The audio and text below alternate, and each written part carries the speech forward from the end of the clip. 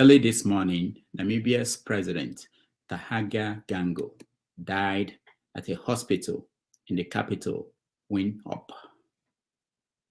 He was receiving treatment for cancer before he passed away.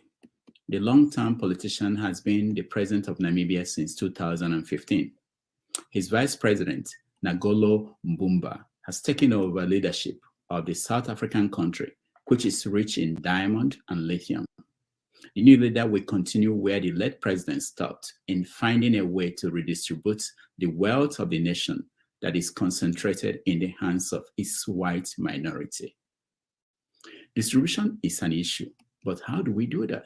The late president once said, "We have a racial issue here, a historical racial divide. Now you say we must grab from the whites and give it to the blacks. It is not going to work." He made a statement after his government declared as unworkable a policy that would have made it mandatory for white-owned businesses to sell a 25% stake to black Namibians. In Senegal, President Macky Sall has cancelled an election slated to happen in 3 weeks. He blamed the delay on the tension resulting from the country's constitutional ban of a presidential candidate from participating. He did not set a new date for the election. Opposition leaders are kicking against the cancellation. They see it as an effort by the president to extend his term in office, using the constitutional matter as an excuse. Writing on X, Osmund Agbo, a researcher with Amnesty International, declared, "For the first time in history, Senegal has just suffered a coup d'etat." In Abidjan, Nigeria and 3 other African countries have made it to the semi-final of the African Cup of Nations. Nigeria defeated Angola to grab one of the final 4 spots in the competition. The other countries fighting to play at the finals are Ivory Coast, Democratic Republic of Congo, and South Africa. If Nigeria wins the competition, it will be the first time since 2013 for Africa's soccer powerhouse. It is 5:30 p.m. in Lagos, Nigeria, 11:30 a.m. in New York City, 4:30 p.m. in Abidjan, Ivory Coast, and 7:30 p.m. in Nairobi, Kenya. Wherever in the world you are watching us, thank you for joining us. This is 90 Minutes Africa. My name is Rodolfo Okonkwo. My co-host Chido Onoma is on assignment. On our show today is Dr. Osmund Ugochukwu Agbo. He's a physician, a writer, a real estate developer, the CEO of the Enugu Technology and Innovation Center, and founder and co-publisher of IkengaOnline.com. He's currently an attending physician at the Department of Critical Care Memorial Hermann Hospital in Houston, Texas. Dr. Agbo is the author of Black Grit, White Knuckles, A Philosophy of Black Renaissance, and co-author of This Life No Balance with Professors Farooq, Koerogi, and Moses Ochonu. His soon-to-be published novel is called The Velvet Court, Courtesan Chronicles. He writes a weekly syndicated column published across Nigeria and abroad. Dr. Osy Agbo is joining us to discuss Ikenga, Western medicine, and wrestling with spirits. Please join me in welcoming to the show Osy Agbo. Osy, welcome. Thank you so much, and thank you for having me. It's wonderful to have you. Thank you so much for making the time. And we will start with a look at the story South of Africa. So the story today, breaking this morning, was the death of the president of Namibia. He died in a hospital at the capital. Now, it's significant because most of the time African leaders die abroad. But he was diagnosed with cancer and he's been treating it in the past few weeks. And he was in the capital of the country in their own hospital. What do you make of this? Yeah, thank you so much again for having me. The good thing about it is he didn't die abroad. He died in his home country, in the capital of the city of Windhoek in Namibia. Normally, a country of just 2.5 million people in a continent with 54 members wouldn't make such news. After all, he's superintending an area that is not even more than the size of Shomolu local government in Lagos. But the death of Winnie Hope has what do you call him? Jingo. Yeah, that's what you call it. Yeah, his death has is of some significance to what is going on in Africa, and especially in the sub-region. And why do I say that? The man died at the ripe age of 82. So by that very fact, he's become a poster child of sit-tight leaders in Africa who don't want to relinquish the throne till God calls them to life beyond.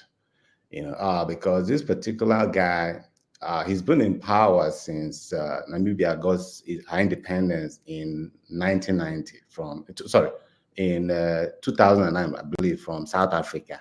I think it's 1990, but was it 1990? Okay. He's been in power since 2015 as president. President, but he was South Africa. He was a two-term, prime minister for that same country. Yeah. It was only in 2014 that he now mounted the saddle as the commander-in-chief. Yeah. So throughout his whole life, he's been, throughout the time he's been at the helm of their affairs. And this time that he died, he was actually in the middle of his second tenure. And you start to wonder, what is wrong with us? What is wrong with our people? Because despite whatever little achievement we have made, Namibia, a country of 2.5 million people, has an unemployment rate that is about 1/3 of the whole population, and 40% of the population lives below the poverty line. So he hasn't conducted it very well. And that part of it is because at the age of 82, you must have passed more, you must have gone beyond the vibrancy of your youth. In a country, especially in Africa, where you have a lot of young people with ideas, and then you have an 82-year-old guy piloting the affairs, that is not optimizing our human resources. And it's not just, and I say it is not just Namibia. You can say the same thing about Paul Biya in Cameroon. You can say the same thing about Nasimba Ayadema in Togo. You can say the same thing about this other guy in Equatorial Guinea, Nguema Mbasogo. These are all almost octogenarians, but they don't want to relinquish their position till either they are removed in a coup d'etat or something like this happened. That's one thing. Then the other thing interesting about him is the fact that, yes, he was diagnosed of cancer. In fact, the news was that just three weeks after he had told his country that, they found some abnormal cell during a routine colonoscopy, and then he passed away. I can bet you with my life that this guy has been going through this for a whole long time, much longer. Because being a physician, I know that colon cancer don't present like would make you die in 2 weeks, no matter how aggressive it is. But this guy has been battling this, and they've kept it under the radar for such a long time because they want to maintain his grip and power. So that's another terrible thing that, happens with our leaders. There's always their health status is always shrouded in secrecy. So these are important things that is not just applicable to Namibia, but the whole of continent of Africa. Now, you can also extend it to give us your view on Nigeria's president, who is currently in France. They didn't tell us he was there for medical treatment, but he's there for 2 weeks on what is called private visit. And what do you think about presidents of countries going for medical treatments abroad? Just think about it. You're a doctor here in America. If a patient comes to your clinic and is coming from another country, leader of another country, what are the implications? Yeah. So on the face value of it, there, as a physician who's, treated patients here in the US, and some of them have come from far away, even advanced countries of Europe and Asia, it's not necessarily a terrible thing that, somebody decides to seek care at a place that he feels will be able to take care of his medical condition. Remember, we're talking about health. But that being said, there's a huge difference between a private citizen seeking care and the head of a nation. And I say that because the head of a nation is the repository of a country's secret. So there's always going to be a concern of, okay, what are these people up to? What happens? This guy goes under anesthesia. Is he going to start to spill out some of the secrets? You know, those kind of things. There was a time, I remember when I first came to the US, I was working at the Methodist Hospital here in Houston. And there was a very popular surgeon. His name was Debeki. He was like the #1 thoracic surgeon all over the world. And the Russian president, Mikhail Gorbachev, at the time, was having this heart problem that he feels like Debeki was the only one who can fix it. Now, they didn't fly him to the US to get treated. What they did is that they arranged everything and sent Debeki to Russia and take care of him. That's because they know, you know, even from the standpoint of, you know, the pride of a nation. I mean, when the whole president of a country leaves and goes to somewhere else to seek care, then it said something about the state of healthcare in the home country. But in Tinubu's case, we're not just battling, Tinubu and some of them, we're not just battling about the fact that he's going out doing that, but even, you know, being truthful about it, because we're told it was a private visit. And remember that just prior to his inauguration, he went to the same France. So we wonder what is going on in France that it has become a favorite tourism spot for the president, you know. So the secrecy, the secrecy that everything is shrouded, you know, is what is always very troubling outside of the other things that we talked about. Now, let me get your view on this.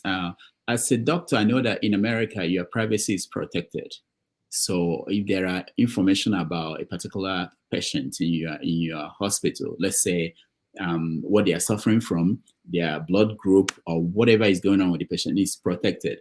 But we also know that if the patient is a big fish, like a president of a country, that protection might not work with intelligence agencies. So let's say the intelligence agency of America is interested in knowing the blood group of the president of Namibia, and he came here for treatment, or they can get those information. They get those information from the, not officially, but they can find a way. And what do you think about that? Because that's absolutely, because you know, if the president is you know, coordinating the activities of the country in an encryption system, when you move from your country and go to another place, then you're going to rely on the medical record of the hospital that you are on. And I mean, you're in closer proximity with the security agencies of these nations. So whether by hook or crook, what they want to obtain, they can. And we've seen the national security agencies. I'm sure you heard about when the NSA was sniffing on the chancellor, when Angela Merkel was the chancellor of Germany and the whole lot of that. So if they can do all those things, then think about a situation whereby the president is now here with all the vulnerability. So absolutely, yes. All right. We are having this conversation today, and the whole of Africa actually is focused on what's going on in Abidjan. That is where the African Cup of Nations is going on. So let me show this video before we continue.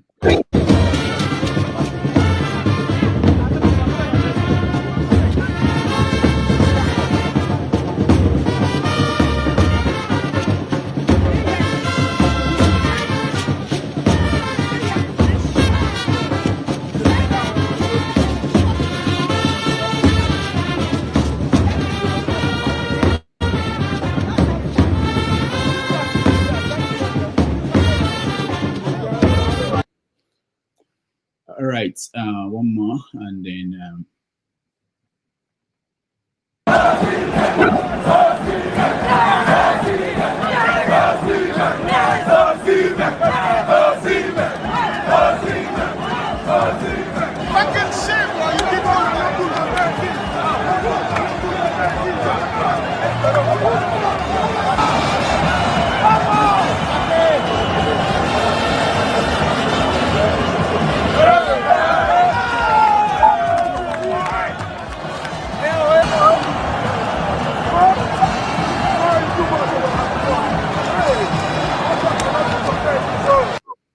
All right.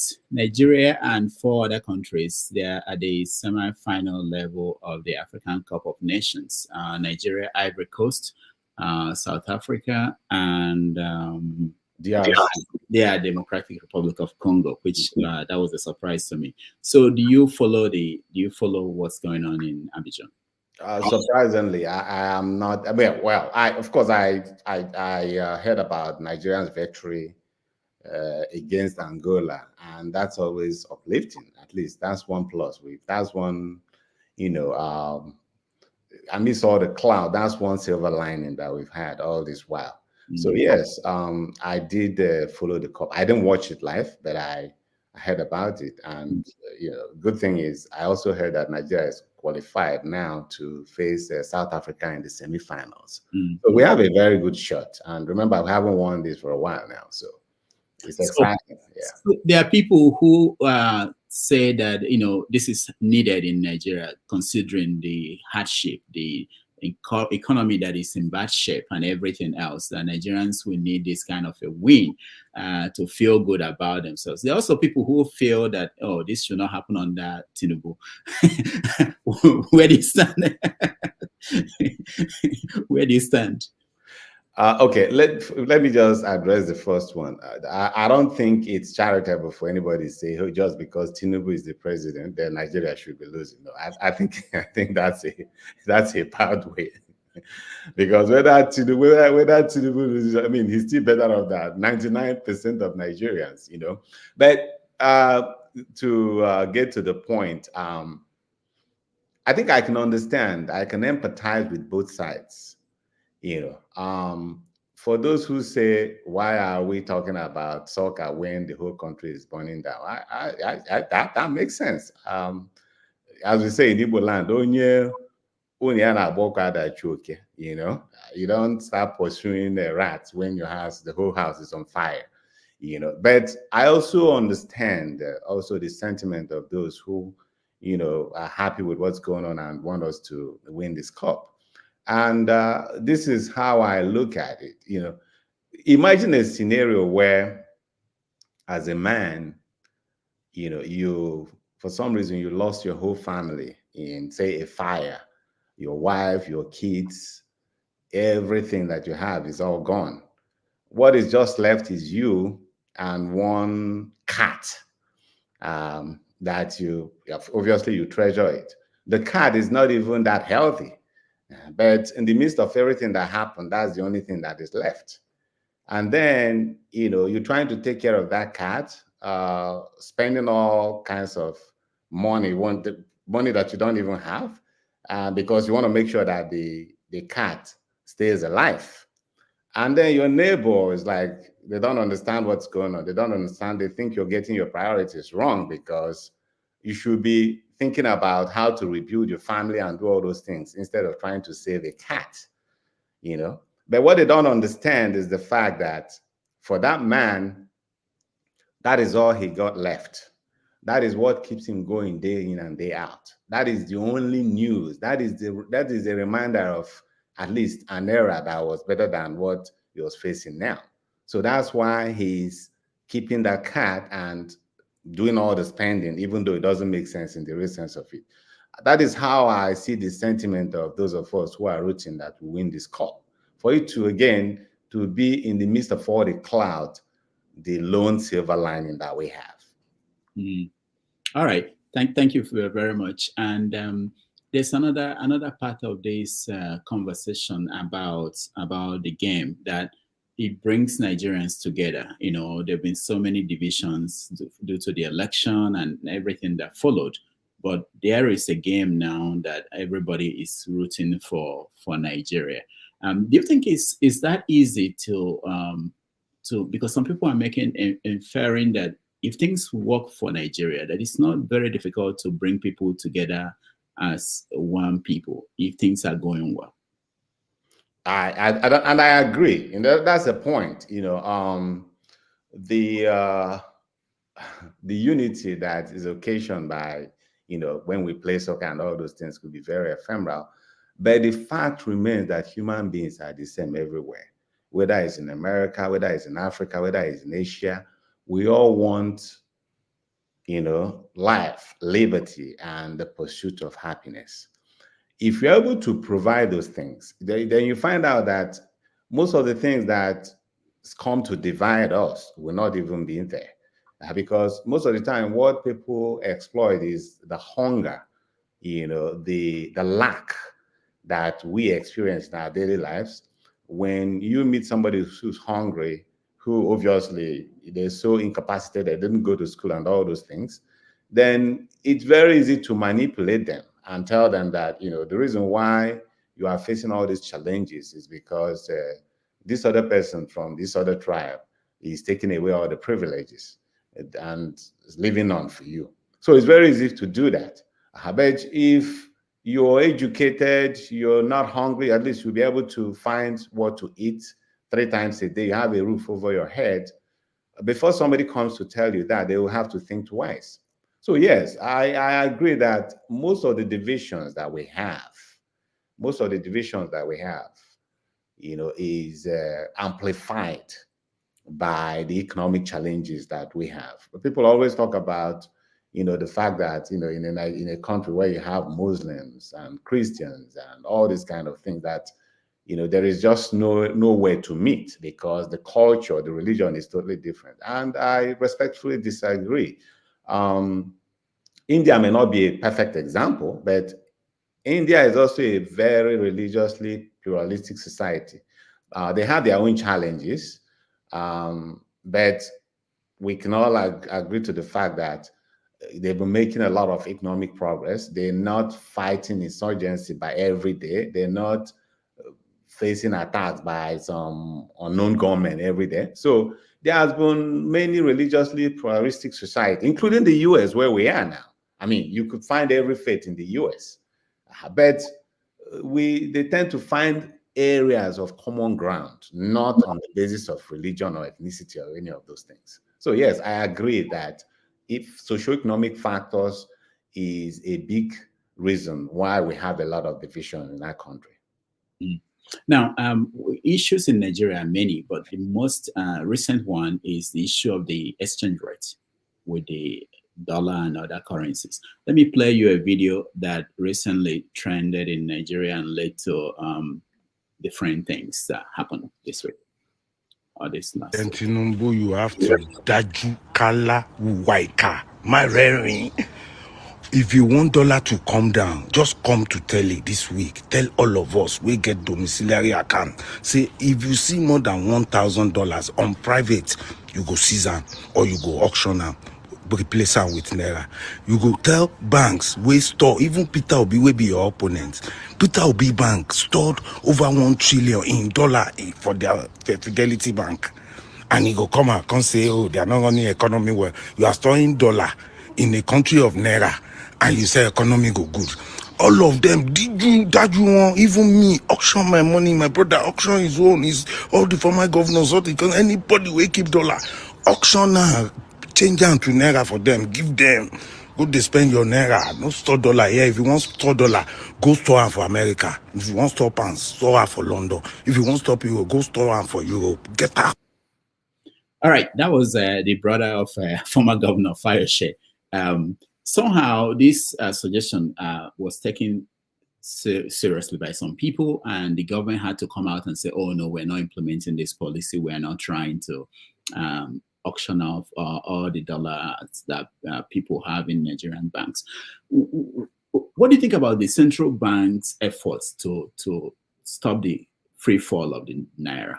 And would you think that this will have worked? Because of course, what will have happened is that according to, forget about what he said about $1 trillion in the bank, but what actually we had from all the sources is about $30 billion in Nigerian banks. So even if you auction that out, what it will do is that people will not bring in any more dollars to Nigeria if they cannot be sure that the dollar will remain there. So who will lose? Yeah. Okay. Thank you. So first of all, I'm not an economist, so let's let's get that out of the way.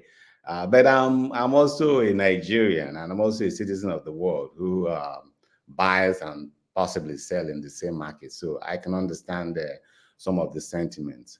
What the theory, the guy is propounding, for me, is more like abracadabra economics. And I'll tell you why. It reminds me of what was happening during the heydays of the Buhari Diabo administration, where soldiers would just come to the market.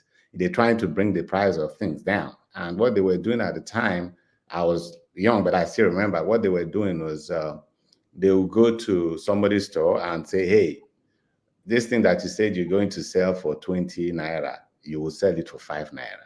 And the public would cheer, But what the public don't want to contend with is the fact is, how much did this person buy it? So there is no way. So I think to address that problem, you have to go to, why is it that these people are selling like this? At the end of the day, it just boils down to the market, what the proverbial market forces, which is the forces of demand and supply. Now, why is it that the naira is in a free fall? And free fall is an understatement, because since January, naira has lost about 40% of its value, and then we hear such things as floating and all whatnot to be the cause. I have a simple explanation to that, and what I'll say is just go and visit Apapa Wharf. Sit down there, maybe in a day, look at the number of ships that comes to the Nigerian shores with goods, and look at the one leaving. And the one that is coming in, it carries goods that we purchased with what? The dollar, which is the international currency. And then the one leaving is the one that we hope to make dollars selling.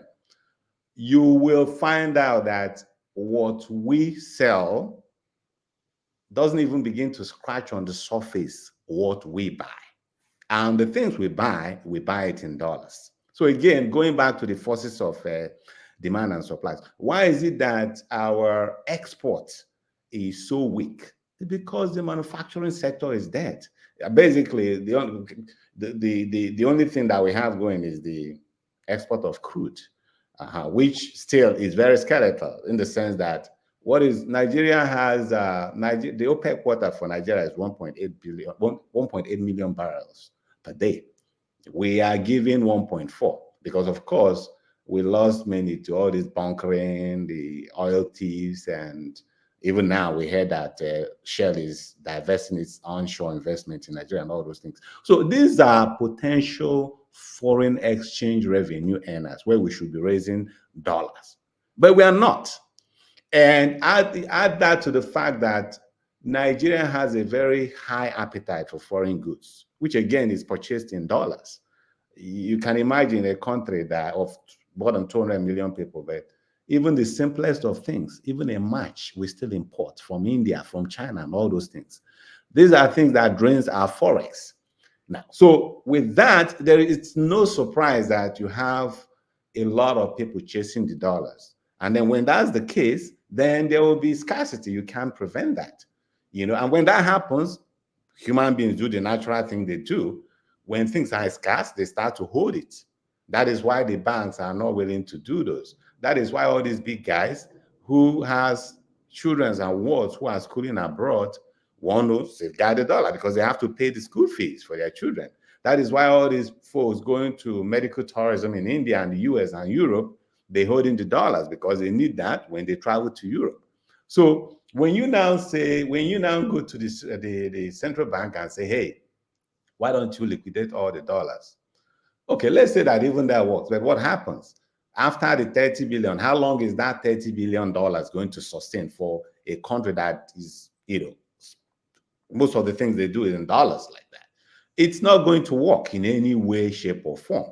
And the point that you made also, makes sense. The fact that those who have domiciliary account and are wanting to keep dollars, even though there are not many of them now, I could tell you, because I was one of them I actually have an active domiciliary account, but it doesn't, in Nigeria, nothing works, because when you send money in dollars to your domiciliary account, and then when you need the dollars, what they will do, they will tell you that there's no dollars and that they would rather give it to you in Nigeria, in Naira. What they do is basically dollar arbitrage, where they collect that your dollar, go to the Bureau d'Echange, change it and pocket the difference and give you naira, But anyway, that's a topic for another day. But yeah, I do not believe that forcing the banks to release the 30 billion, because that is a product of scarcity. And no matter what you do, if you don't correct the underlying factor that is resulting in that scarcity, it will continue. It's just like those who are holding oil. If you make oil available anyway, why would somebody go and store oil in one underground tank and leave it full? No, that won't be necessary.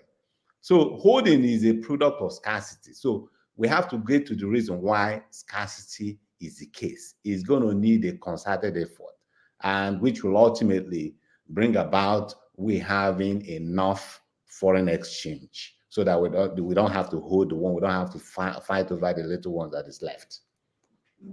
I know that you were in Nigeria recently. I think December, you were there for the book launch that you had with your other co-authors. We'll get to that later. But the issue of insecurity, how did you travel across Nigeria? Well, I have to tell you, I'm not very brave. I for the past several months, even though I've been going to Nigeria, but I haven't been brave enough to get to my village, and I miss my village so much, because like every woman, I was able to stitch in some dollars and and then put up some structures there. So I want to go there and enjoy it. I haven't been successful in doing that. Why? Because I come from Imilike. Imilike town is in the Nsukka area, and going from Enugu to Nsukka, you have to move across this wooded, this forest, which has of late become a den of kidnappers. And since I only have one life, I don't want to gamble with So I didn't go there.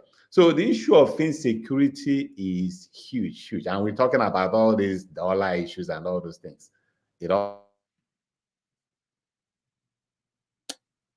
All right. Our guest is having technical. Okay, can you hear me? Yes, I can. Okay, go ahead. You froze for a moment. Go ahead. Oh, okay. No, I was saying that insecurity is one of the biggest denominators of the problem we're having in Nigeria. And of course, something else brought insecurity, corruption, nepotism, all those things. So it's just going to be a question of which one came. Is it the chicken or the hen? The chicken or the egg? Yeah. So, but yes, insecurity is a big part of our problem in Nigeria. There's no sugarcoating that. Now, it's gone from, before, if you remember, Rudolph, during the time of Jonathan, when we had that Chibok incident, and then later Jangebe, it was an international sensation.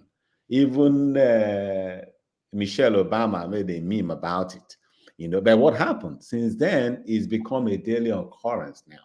That even the other day, in far away, is it Ekiti or Ondo State, that school children and their teachers and all those have been abducted. I don't even know that they've been rescued up at this point. So it's become such a daily, quotidian occurrence that now we're all been numbed. The international community, nobody talks about that, because this is the daily occurrence. So people have heard so much about it that it's become aware of life, which is very unfortunate.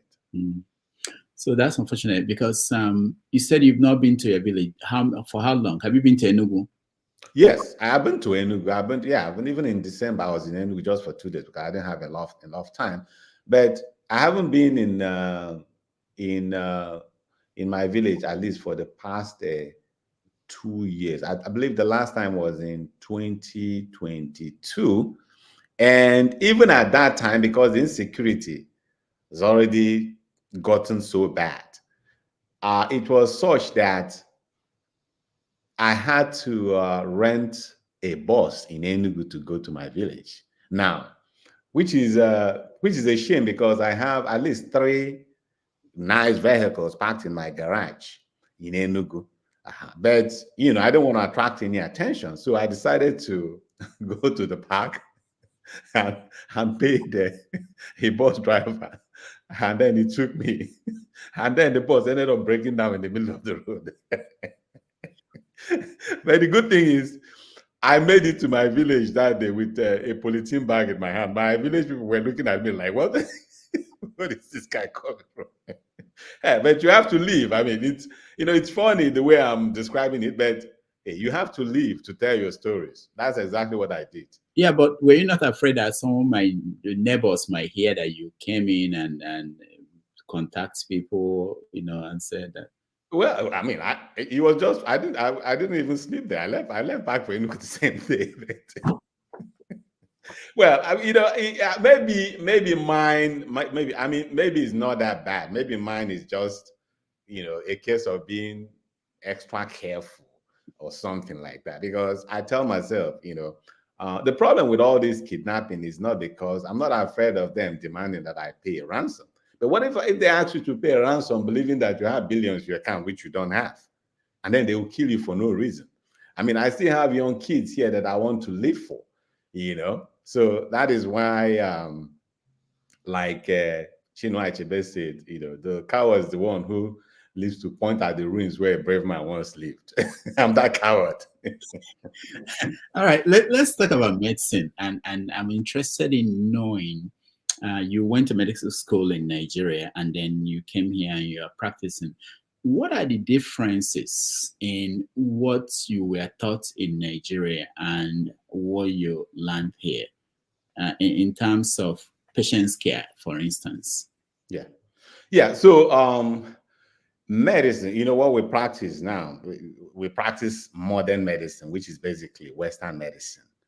And Western medicine is not so different in Nigeria or in UK or in the US. Maybe there are some local adaptations, of course.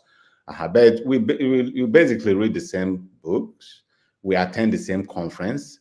We all practice using established guidelines, internationally established guidelines. So in theory, it should be the same.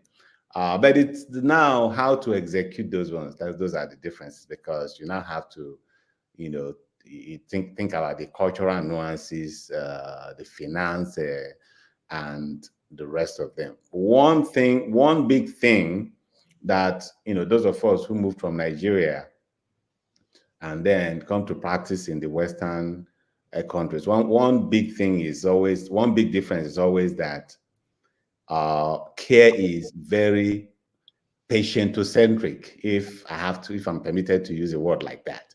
That doesn't mean that the patient is not at the center of our care, even in Nigeria, but there is an emphasis of the customer is always right.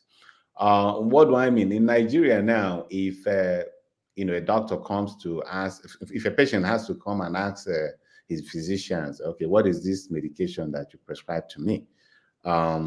It's almost always an insult for the doctor. They'll be like, just take your medication.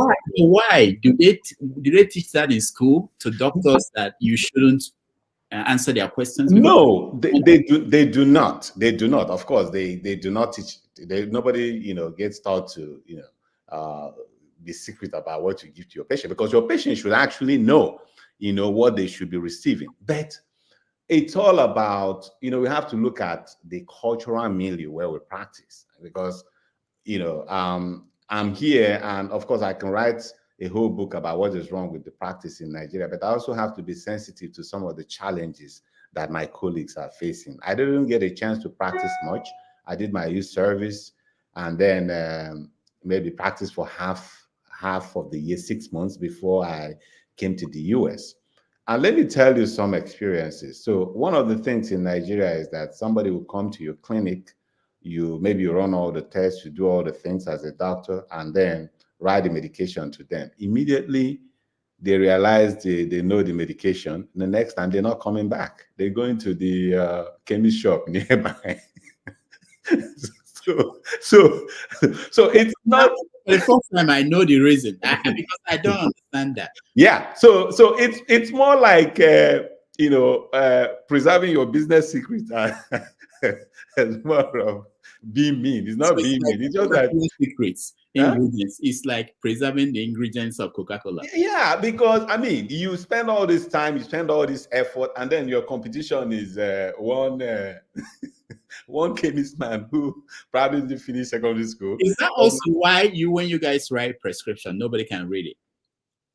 Well, no, that's not. I regard that as bad practice, because even in the US here, I mean, I remember during my residency, there was this guy, the one endocrinologist. You can never read even as a doctor, I couldn't read what he wrote at the time. So each time I was his resident, and each time he writes something, that was the days we were using paper charts. I just bring the paper chart and then I'll call him. I won't even try to read it because it's impossible to read.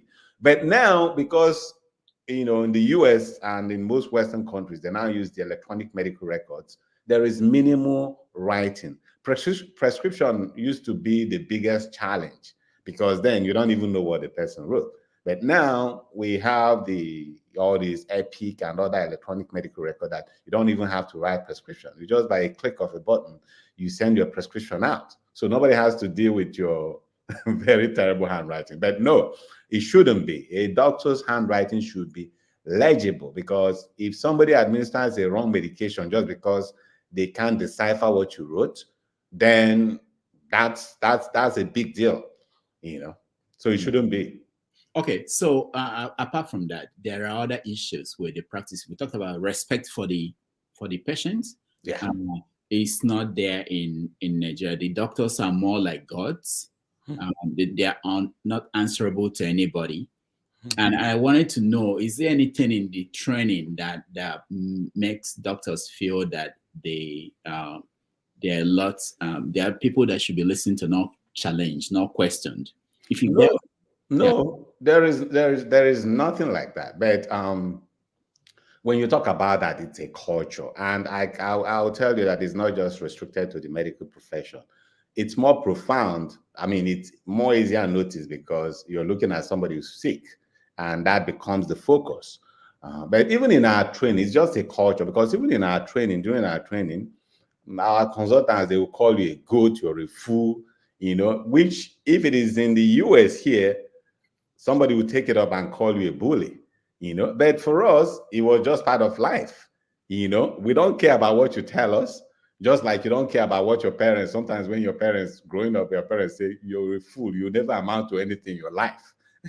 If it is here, if I should tell my kids here, I probably will get a call from Child Protective Service. So it's just a culture amongst our people. I suspect that it probably is getting a little bit better. But I will also tell you that it depends on who you're dealing with. I bet if Tinubu should be seeing any doctor, they're not going to be trying to do that. So it's a power play. That's just what some people up it. People just like everybody else. So it's an individual thing as well as a cultural thing.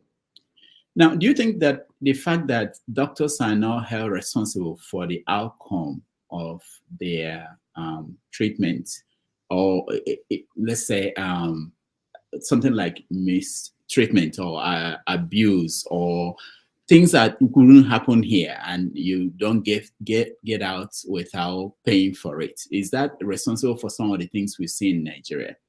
To some extent, but again, what I want to make sure is that we have to discuss everything in totality, because in a country like Nigeria where you have judges dispensing judgment but no justice, okay, you have what I'm trying to say is that every institution is a counterfeit of what it should be. You're not going to expect to have a stellar medical practice there because it's still the same individual buying and shopping in the same market, So you're talking about the doctor who, of course, I mean, and I'll tell you that even now, there's been lately, unlike when we were starting out, now there has been some measure of accountability, because I remember there was a case, somebody tried to consult me. It was in Lagos. It was an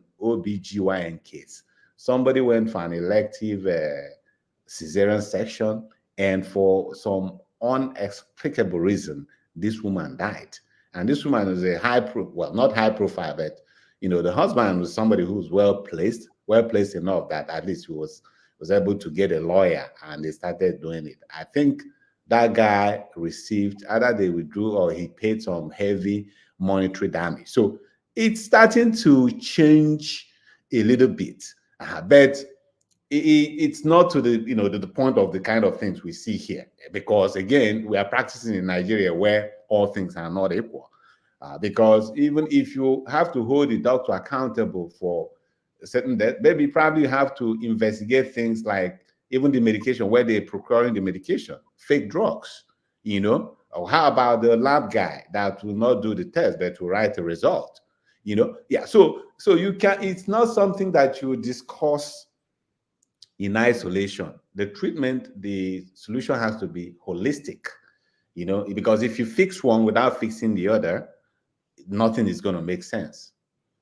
Now, how many doctors do we have in Nigeria? Do we have any idea? Ballpark number, and how many? You know what? I don't. All I can remember is that the ratio, the doctor to Patient ratio. patient's ratio, is something like 0.4 to 10,000, which is among the lowest in the world. And of course, there's been a huge exodus of doctors since all this problem. Nigeria are bleeding doctors every day. In fact, those ones who are the ones that are there is because they're warming up for an opportunity. And I can tell you that even as I'm here, most of the requests I get from my colleagues is, so how do I make it? How do I do this? How do I do this? So yeah, it's dire. The situation is there. And it's not just medicine. Nigeria is bleeding high-level, high-skilled manpowers. If you come to the US here, I mean, Nigerian doctors could form a community of his own. That is how huge we are. And the same thing with UK and even Saudi Arabia. We're losing doctors to Saudi Arabia. Saudi Arabia is coming to Nigeria now and recruiting doctors. Yeah. So that's the situation we're on. So yeah, it's the patient-doctor ratio is one of the lowest in the world. Is there any solution? As a doctor, if you're asked by the government, what is the solution to that? What will you recommend? Solution is treat insecurity, treat the economy. Because I mean, these are just the things. I mean, it's easy for me to say maybe increase their compensation. That would be like just treating the symptoms and not really the disease. Because at the end of the day, if you increase a doctor's pay by 50,000 a month, and then next month the things that he could buy for 50,000 now 150,000 because the naira is floating and the value crashed, it's not going to make any sense. So at the end of the day, you will still you've ended up with more naira in your pocket, but you have less of your purchasing power. And with that, it's still not going to be an incentive to stay back home. So when things starting to improve, because many of us, even as I am with you, my plan has always been that if my kids get to college, then I'll quietly go back to Nigeria, and then I'll be shortening between Nigeria and the US. That has been my grand plan. But I also remember that when I first came to this country, there was a professor that we went and did a Sandford for. I went to a grocery shop not too long ago, and the man was pushing his cat. But that's the reality. That's just the reality. So we want to do things. Nobody wants to. I think there was this poet, I forgot her name, but she said, nobody leaves home except home is the mouth of a shark. I mean, if the conditions are favorable in Nigeria, many of us will leave, because at the end of the day, Nigeria is still our place. And we feel more at home, and we have that connection. We have that family, So the only thing to answer to get to your question, yes, people will there will be a reverse migration when the situations that prompted the mass exodus starts to let up. That's the long and short answer to it. And that's what I'll tell the government. Okay. We are going to soon let people join us, but we still have to touch on several topics. Your books, Yeah. You do a lot. I don't know how you do that. You have develop estate, real estate. You publish books. You write novels. You write essays. Where do you find the time to do these things? I think I should be asking you. No. Because I mean, anyway, I mean, I look at you and I am humbled, and I say that with all modesty, because I don't know how you host shows Saturdays, Sundays, because we've done in Ikenga, we've done some town halls, and we know how difficult it is to even get somebody to come, and then the preparation that goes along it. Yet you're doing Saturday show, you're doing this, you're posting. So yeah, it's I'll say this to you, you have to have a passion in whatever you're doing. You don't know how much you can push till you start pushing. There are a lot of things that we say we can do. Somebody actually sent me a message via WhatsApp yesterday, and it was like, I've been wanting to be a writer, but I read some of the things you write, and I just feel that there is no way I can get to that. So in my mind, that's not the way to go about it, because honestly, I didn't start writing and then got so good at it, at least the way, made the progress I've made so far. When you just start doing things and make sure that at least you're having a little bit of fun, which means that you actually have passion in what you're doing, you'll be amazed at the things, because it becomes work if there is no passion.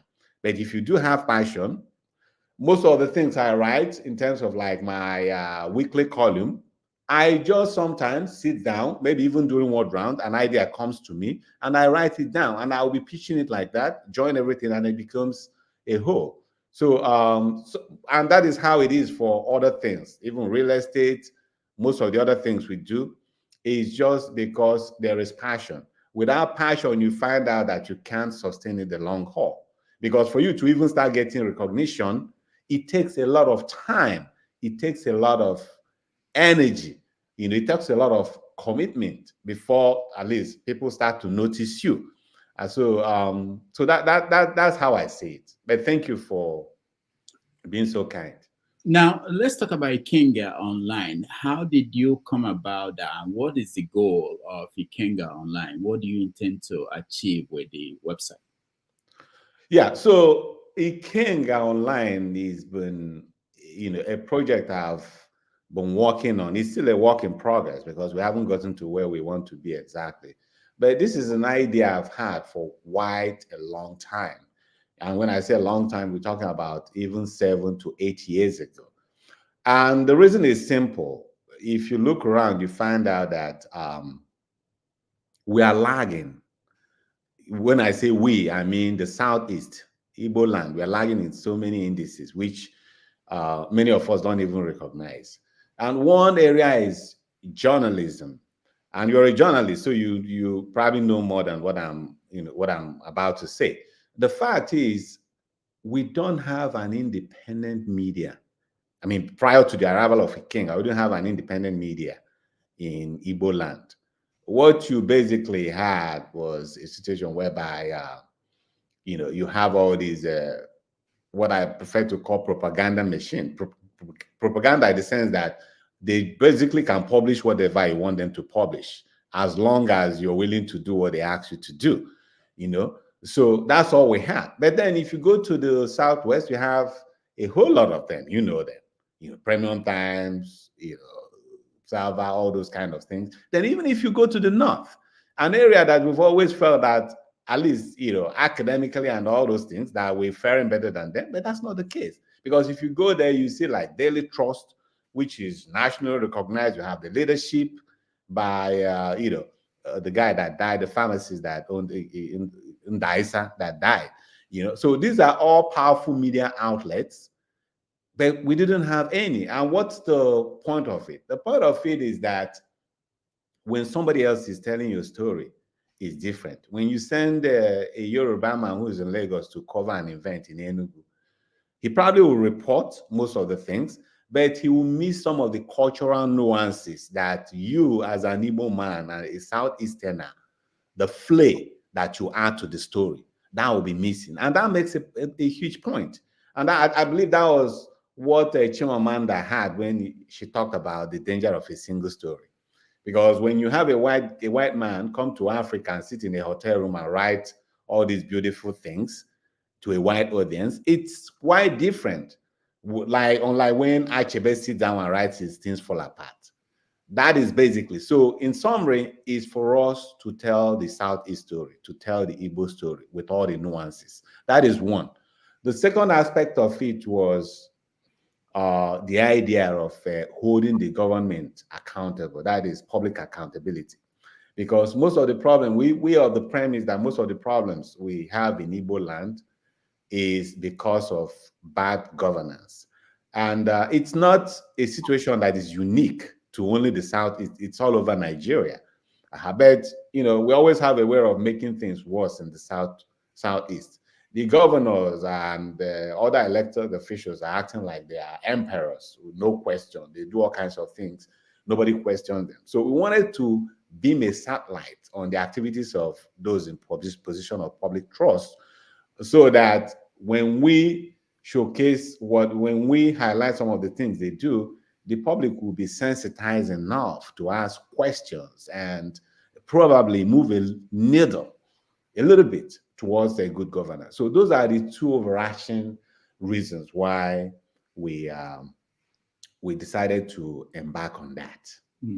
How is it going? Well, I could tell you that we've made a lot of progress, more than actually I expected. In some ways, we've had some wins. We are still having a lot of struggles. Win in the sense that, we're able to tell the story like I told. We have, our Ikenga online, which is the daily news. And of course, we have, editorial once in a while. As a matter of fact, a few days ago, I think 2 days ago, we just published another editorial. It talked about, I think the title was Shopping for Gods, and we basically bemoaned what is happening in the Southeast now, where young people are gravitating towards satanic worship. You see young people going to all these big shrines and, have no shame about it. So we talk about stuff like that in the editorial. And we also have the investigative arm where we do investigative reports. Up till now, we've done more than 20 investigative reports. And what we do in the investigative report is basically look at some areas, like the plight of widows, people living with disabilities, the case system, sometimes environmental issues like where, some industrial practices that tend to be harmful to the environment of our people. Those are the things we cover in the investigative report. So those ones we've been doing very, very successfully. Now in terms of the other aspect, which is promoting good governance, we haven't done that. We haven't been so successful. And again, it has to do with the mindset of the people. You were going to ask me about our report card for the governors. You'll be surprised that, of the humongous amount of work and effort we put into doing it. I mean, Ikenga spent almost like 10 million naira, doing this report, because we have to collaborate with a data company called DataFight. They are the one that were able to crunch the numbers and get all the things that we need for us to do the report. So we spent all those money, gave it a lot of publicity, but we're not getting the attention. Like when you send it out, people don't even look at it, and I could tell you that because the article I wrote the other day, which is the one you just clicked, that talked about, the title was, You Think Marriage is All About about love. It got more attention than the report on the governors. We shouldn't be, because so those are the areas, because when we start sensitizing people enough that they start to pay attention to those ones, that is when the governors and other political actors will know that, okay, people are really interested in what they're doing, and they will start to sit up. and we had in mind of, this one is just, end of tenure report, but we had in mind of like every fortnight, well, sorry, every quarter we publish the state of affairs of the governors, and we'll be able to rank them and say things like Hall of Shame, Hall of Fame, depending on the performance. These are things that we feel like is going to ginger people to sit up and do the right thing for our people. But we need a buy-in from the Southeasterners, everyday Southeasterners, to tune in and see what we're doing so that we'll be able to be more effective in carrying out this campaign. Yeah, you said buying in. What do you want them to do? Do they, what about the visit to the website? How is it? How many people visit the website? I have to get our technical guy to actually, I haven't checked lately. But I could tell you right off the bat that it's not like Premium Times, our AdSense and all those things. But there has been a significant uptake, so we gaining ground, but we should gain more than what we have now, being the nature of what we do, being that we're not out there to make money. We are basically out there for public goods. And what we mean by buying is just tune into our activities, read our reports. If we write about our governor, ask questions. Maybe if we share about the report card of the governor, share it out. Because we know that at some point, the governors will be able to see. If they see what they are getting in their report card, they probably may sit up and want to improve on their governance activities. Those are the buy-ins that we are expecting people, And, if you feel like what we're doing is something that resonates with you, then people should also support us, because we need support. We don't accept brown envelopes like the other propaganda media arms. No, we don't. We were intentional when we started out that we're not going to let the governors give us anything, because then when they do, we'll be compromised. So we need not just the goodwill, we also need support in cash and in kind. Right now, we're able to do what we do because MacArthur Foundation is supporting us. We have a staff size of about 10 to 11, and our budget last year was like 21 million. So it's not chicken change. Before Ikenga came, before MacArthur came, I was actually self-financing the whole thing, but there's only so much I can do and for how long I can do that. So when MacArthur gave us a lifeline, it changed everything, because we're able to hire more hands and we're able to, undertake some activities that normally we couldn't have been able to do. So support in reading our materials, and as well as people who can spare us a change, send us something. We'll make sure that whatever is given to us is properly accounted for. That is 100%, guarantee. Mm. Can you briefly give us a summary of how the doctors, not the doctors, the governors are doing? Like Governor of Anambra State, who will go for re-election very soon. The one in Imo State, who won re-election. How did that happen? So let me just say this. So we use certain parameters, to do the assessment. I think it's about 8 to 9 of them. And these parameters are, we judge the area of security, infrastructures, adherence to the rule of law, finance, gender inclusivity. And then in some certain areas that we know there are some critical deficiencies, we try to assess that. Well, how do I mean that by that? Like in Ebonyi State, one of the biggest challenges they have is human capital development. So that's one of the criteria that we had to judge. Then in Enugu and Abia State, there was also a problem of water and environmental sanitation. So we also addressed it. Then in Imo and Anambra, the issue of security is one of the topmost in the list. Now, in the aggregate, all of them performed poorly, I have to tell you. The person who scored the most was actually Soludo with about 44%. That is pass rate. followed by the Ebonyi governor that scored 33%. Of all the parameters assessed, the former governor of Enugu State failed, except in one, that it was indeterminate. When we say indeterminate, is that we don't have enough fact to sway us into fail or pass, but he only scored one in the indeterminate. But the worst was Okezie Ekpazu of Abia State then. He failed everything from A to Z. We couldn't even find any way to salvage them. Now, one of the biggest things that they all failed from A to Z is in the area of local council autonomy.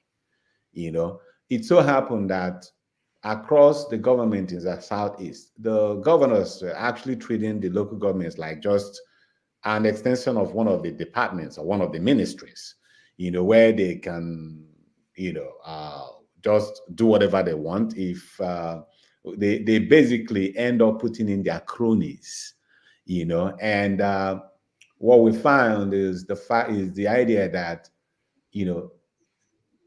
most of the money that should be going to the local government, in one way or the other, find their way back to the coffers of the governors. If you like, call it plausible deniability. They're not going to sign anything, but they make sure that they have cronies that most of the money comes back to them. And I actually had one of them, whom, of course, I can't mention his name, but he confessed to me that what happens is when this money comes, the governors will tell you this is how much you bring to them, and that you will decide how to retire that money. It's not their business. What they know is that, they gave you this job.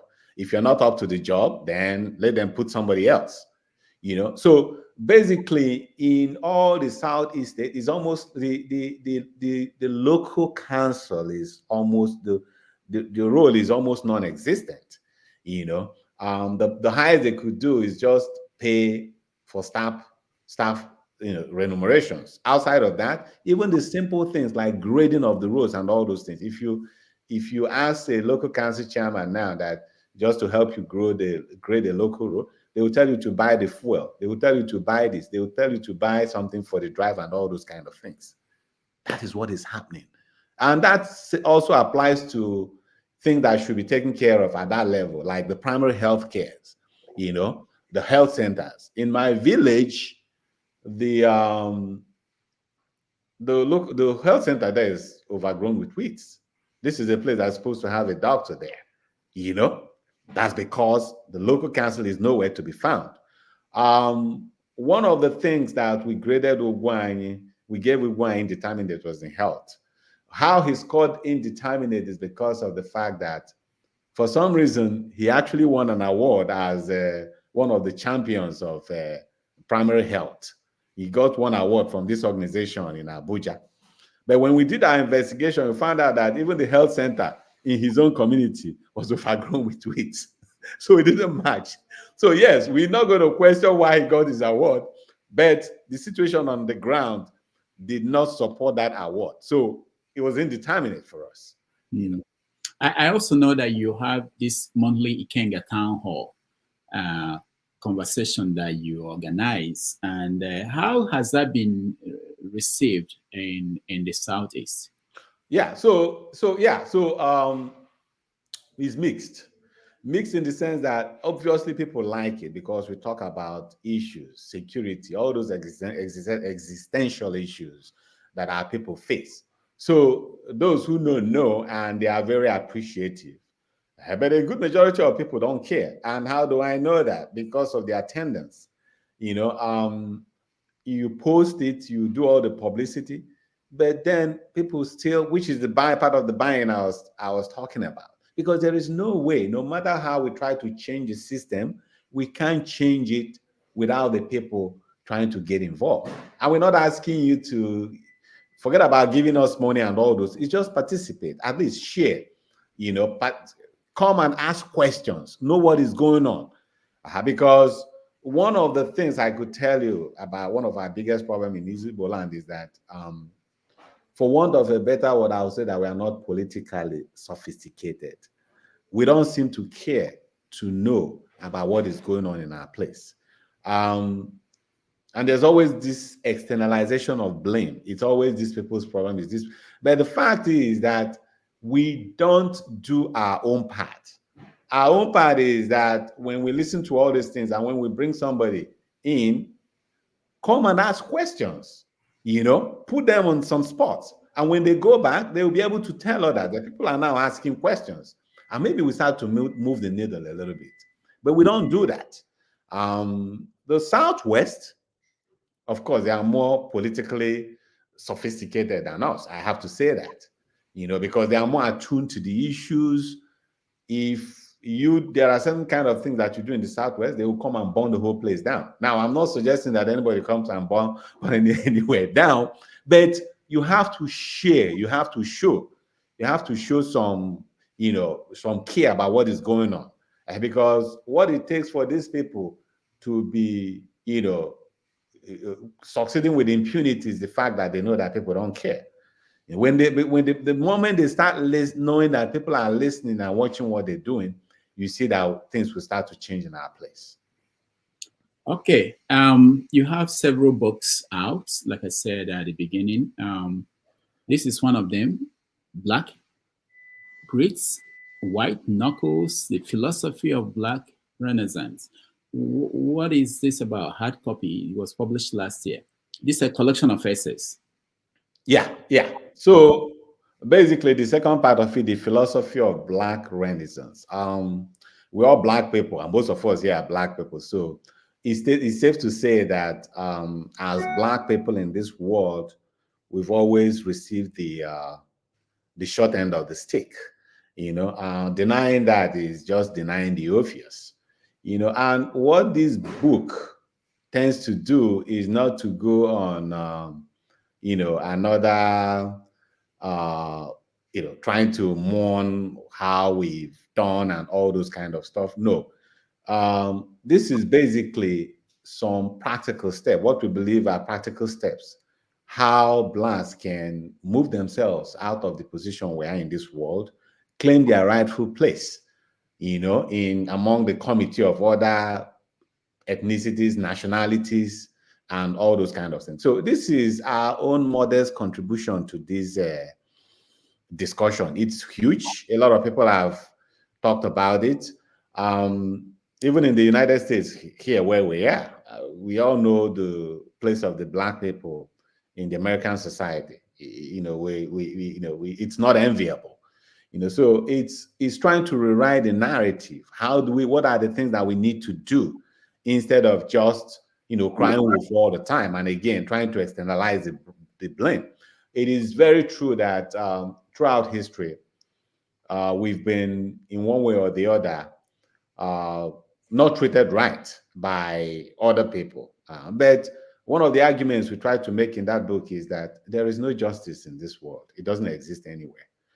So the moment we as Black people realize that there is no justice, then we start trying to find a way of carving our own niche for ourselves.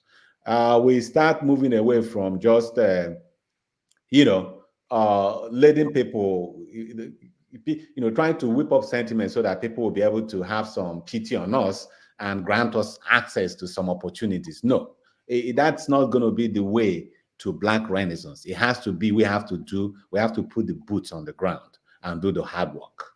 That's what the book is about. Okay, good. There's this one that you wrote with Professor Moses Ochonu and Farooq Koerogi, This Life, No Balance. We had them on the show recently. And so how did you come about this? How did you guys decide that you have to write it together? Okay, yeah. So it was actually my idea, and that's because, of course, like you said, I've been writing for the past 3-4 years weekly, and that's because of the fact that I am appalled by the situation at home and most of other things happening, not just at home, but even in the world, So those are some of the things that, I write in my columns. And because Farooq, of course, Farooq is very big, and his presence in Facebook and other social media is huge. So I've been always following his writings. Same with Professor Ochonu, who has his own body of work that is very well renowned. So we've been friends, and at some point I saw this idea of coming out with a book, and where from my own vantage position, and I say that because as an Igbo, I'm on one side, and then Farooq is from Kwara State, and then Ochonu is from Benue State. So in some way, there is some diversity in our background, even where we came from, as well as socioeconomic and educational backgrounds. Farooq is a journalist, communication expert. Moses is a historian, and me being a medical person. So we came from different backgrounds with different perspectives, and we felt like we can actually come together, write a book that will showcase all those experiences and how we can harness it to address some of the existential problems we're having in Nigeria. That's how. So when I sold the idea to them, they thought it was a good one, and that's how we went into writing the book. And you recently had a book launch in Abuja, which was well attended. This is a question they ask me whenever people do a book launch. How much money did you make? Anyway, that I think we have to have but the honest truth is that we haven't really even had all the collection. We haven't even collected all the things that. Is it that you don't need it, or that because if you guys don't need it, we can form a collection agency that will collect it? I guess we have to collect it. Well, let's finish collecting all the money, then we can now decide if it is too much for us, and we now can give it out to people like you. Now, I happen to be privileged to read your upcoming novel, The Velvet Cuts, and I'm amazed. First of all, how is your interest is so diverse? You go from essays and novel, and how are you doing it? When do you write? So what I tell people is I write on the go. If I used to travel a lot for work, and if I'm in an airplane, that's one way to make sure that I use my time effectively. So I write even when on an airplane, as long as it takes. And I don't sit down and write things in a long stretch because I just don't have that time in the midst of busy medical practice. But so I just write it, and then at some point I'll be able to piece it together. And when I'm off to actually have time and sit down, then I'll be able to go through it and make some edits. And that's how we've been pushing it. But I guess it's not just me. That's how I don't know of anybody who has that kind of time that they sit down and all they do is just write and write and write. Well, maybe there are, but not in my neck of the woods. All right. So we are, thank you so much. We are going to bring in people. Our people are waiting, those who want to join us in this conversation. But I think we've done an hour, 19 minutes. Maybe we take a break, I think. So when we come back, we will get them to join us in the conversation. Sure. All right. Thank you.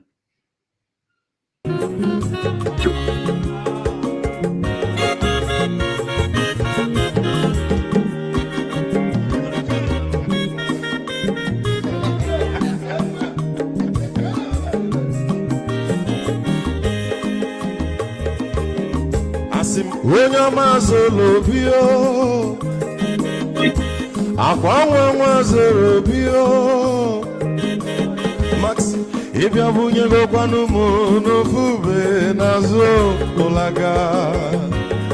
olaga ni biazugo mmanwu olaga do ni biazugo akwa nwa wilochi o biko rapuzoro kona bazia Onyo mazoro biko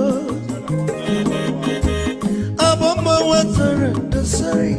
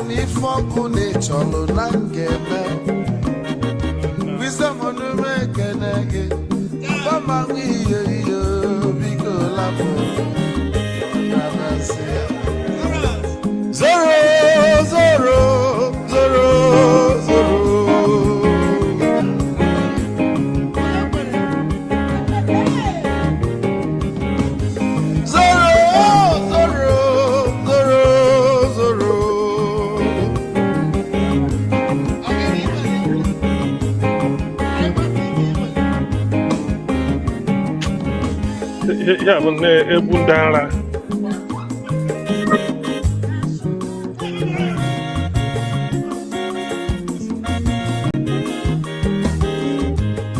Geduru joy na bugwu Hausa Sokoto Ujembe nwilo anụ solo nwe ma n'ọfịa na-ara onye nwụrụ zuru ike.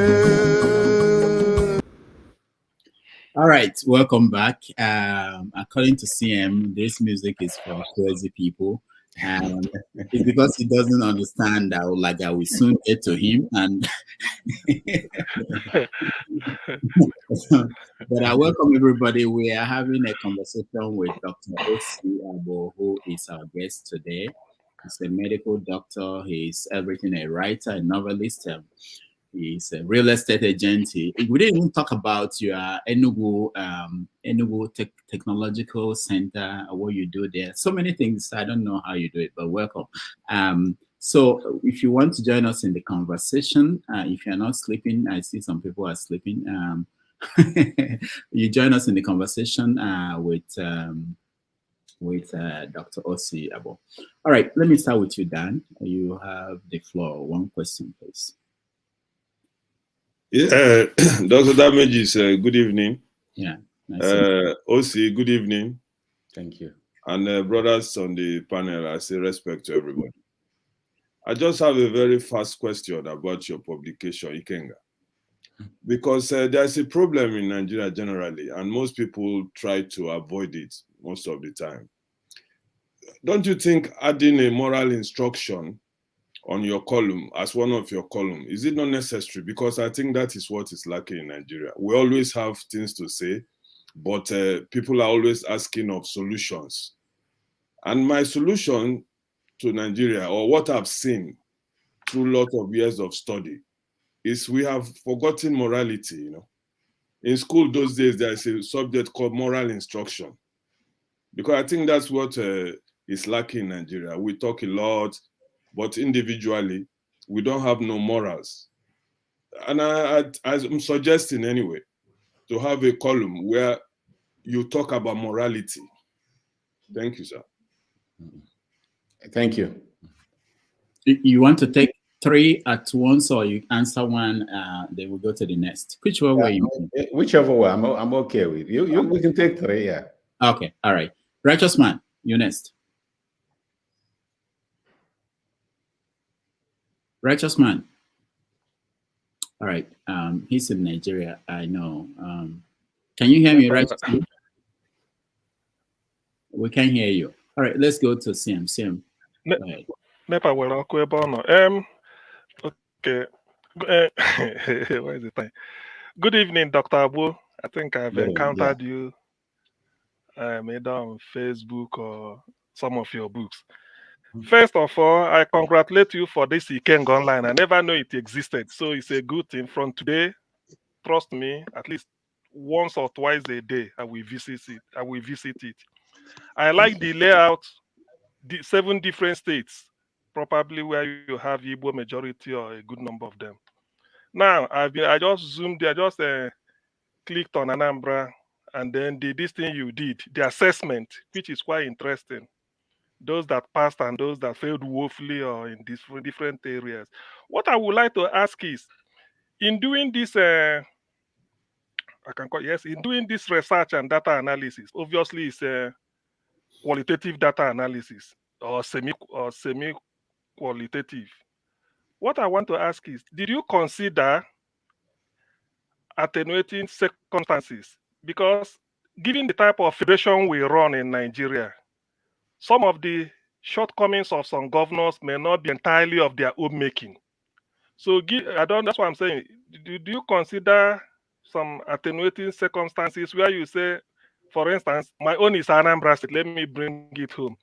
When you say where the report card reads rule of law indeterminate, given you know what justice in Nigeria is all about, then local government autonomy I can understand, finance indeterminate, and then health indeterminate. Gender inclusivity, I don't know why Soludo should fail there, because I know quite high profile appointments, particularly in education in Anambra State, is dominated by women, and even justice and some other things. I don't know, but let me just put it this way. So was there any part of knowing some extenuating mitigating circumstances that might make some governors not perform as expected or make them to fail woefully? Because I know if you speak to Okezie Ikpeazu of Abia, he will tell you that this report, he won't take it, he won't smile. He will say that maybe he will accuse you of not being a PDP or that you're APC. So something like that. Let me not waste time, but at least you've got in the question. You've known where I'm coming from. Thank you. Yeah. All right. Thank you, CM. Next is who's next? Okay, Mazi Prince. Good morning, Dr. Rudolph. Good morning, Osy Agbo. Dr. Rudolph, would I say welcome back from a little vacation that you had? Yeah. Because we didn't see you yesterday. However, that sounds good. Let me try to take my mind off politics per se and go into medicine. You know, Dr. Agbo, do you ever, would I say, in as much as I don't want you to dwell on the philosophy aspect of it, but have you ever felt, when they say, oh, some people they do you from your village, probably they came to rescue you because you are sick and you have something going on, and then they attribute it to some diabolical means and all that. Does that exist? Have you ever thought about that? All right. Thank you, Mazi. So you can take this three and then we go to the next. Okay. So thank you so much. I guess I'm going to approach it in no particular order. Okay. CM talked about attenuating circumstances, what we prefer to call confounding factors in our analysis. Yeah. So let me say this. What you said made a lot of sense. Okay. There are some factors that no matter how much you try as the governor or a political actor, you're not going to be able to address it because it probably is something beyond what you can do. And even if you are succeeding, maybe to some extent. And we did think about stuff like that. And I'll give you an example. Soludo that you mentioned, actually, people thought that we are very, some group of people think that we are very lenient with our score, that they felt like you should score less than that. One of the things was the issue of security. They said there's no way Anambra State Soludo will score a pass in security with all the things that is going on in Anambra State. And talking about all these confounding factors, what we considered before we gave him that score was, what was it that he met on the ground? Because at the time of his swearing in, remember, all these unknown gunmen, they were actually claiming territories in Anambra State, to the extent that, many people just don't even want to come home because of the degree of insecurity. Now, that hasn't disappeared. It's not like Anambra is now a heaven of peace. No, it's not. But he has made significant progress to the extent that instead of claiming territories, what we have are just all these criminals who are coming mostly from the Imo State, the boundary near Ihiala. They will come and launch the attack and then go back. So he's been able to mobilize resources, efforts towards doing that. Now somebody could say, okay, probably he's not the only one. Like in the case of Nnewi, I know the activities of Ifeanyi Ubah and the rest of them. They had to raise a whole lot of money. I have my friends here who are from Nnewi, and they talk about how they were able to achieve some relative peace. So somebody might say, hey, okay, this happened not because of him, but in spite of him. But at the end of the day, he's still the governor that created the enabling environment for that to happen. So the long answer to your question is yes, we did take into consideration the fact that Anambra is not a heaven of peace, but because he has moved the needle, at least in our own estimation, significantly, that gave him a pass. That doesn't mean that he still doesn't have a lot of work to do. He does, but we give him kudos for the ones. And that is how it is for most of the other things. You talked about the gender inclusivity. We looked at, and because we actually have people on the ground who went and brought out all. I can't tell you. Maybe probably you go and read the report. You get more information, but they actually look at the number of sports, because there is actually a designated number of or percentage of women that should be in every government. Okay, but apparently he didn't meet that criteria, and then he couldn't have passed. But I assure you, when you go and read the report, you get more information than the snippet I'm giving you here.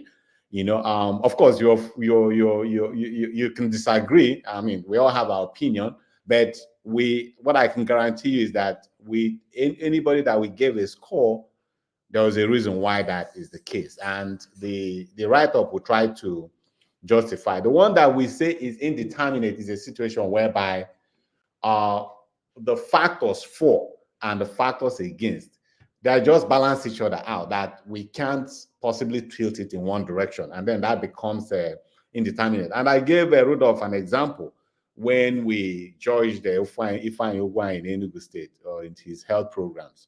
one organization, one NGO gave him a very good score in terms of primary health care, said all the things, beautiful things that he did, some of them which might be true, but just a simple visit to his hometown in Oba by our team looked at the health center there, and the whole place was overgrown with weeds. So yes, we're not going to disregard some of the good things that he did, but there is no way we can score him a pass when even the local health facility in his own, very, very close to his house, is overgrown with weeds. So those are the factors that we considered, and we like to think that we're as fair as possible because we're not beholden to any political interest. I can tell you here 100% that we, as a matter of principle, Ikenga decided that we will never take shishi. We don't take brown envelope. We don't take any of those things because we believe that's the only way we can be independent. And that's the only way people can take us seriously. That's by the way. Then Mazi Prince talked about diabolism. Wow. Yeah, I mean, we're Africans, and you cannot totally rule out conversation about medicine and all those things without those local nuances. The only thing I could tell you is that, of course, I don't have the expertise to actually, tell you now in authoritative terms whether or not that is the case, because in medicine we deal with empirical evidence. I don't know how to prove that one, but do I hear about it? Obviously, I do. All the time. Even my folks sometimes, when each time I want to go to village, they keep telling me, "Oh, make sure you don't eat here. Don't make sure you eat before you go." Don't. So it's alive and well. Then Dan talks about moral education. That's a very important point because I believe most of the things, a big chunk of what we're suffering in Nigeria is because of a precipitous fall in our value system. Things that we used to, I tell you one thing. Growing up, I remember if somebody just out of nowhere comes home with a brand new car, somebody who maybe in the preceding few months, he was in the village doing nothing. A lot of people will question that, But today, not just in Igbo land, but in the whole of Nigeria, when you do that, they'll say, "Oh, this guy is a sharp man." It doesn't matter that you went and used somebody for rituals or that you killed 100 people in armed robbery to do that. For them, the end just justified the means. So there is a very big need to harp on the morals. And I could tell you that even though we don't have a dedicated, column for moral instruction, that is one of the core tenets of Ikenga. The last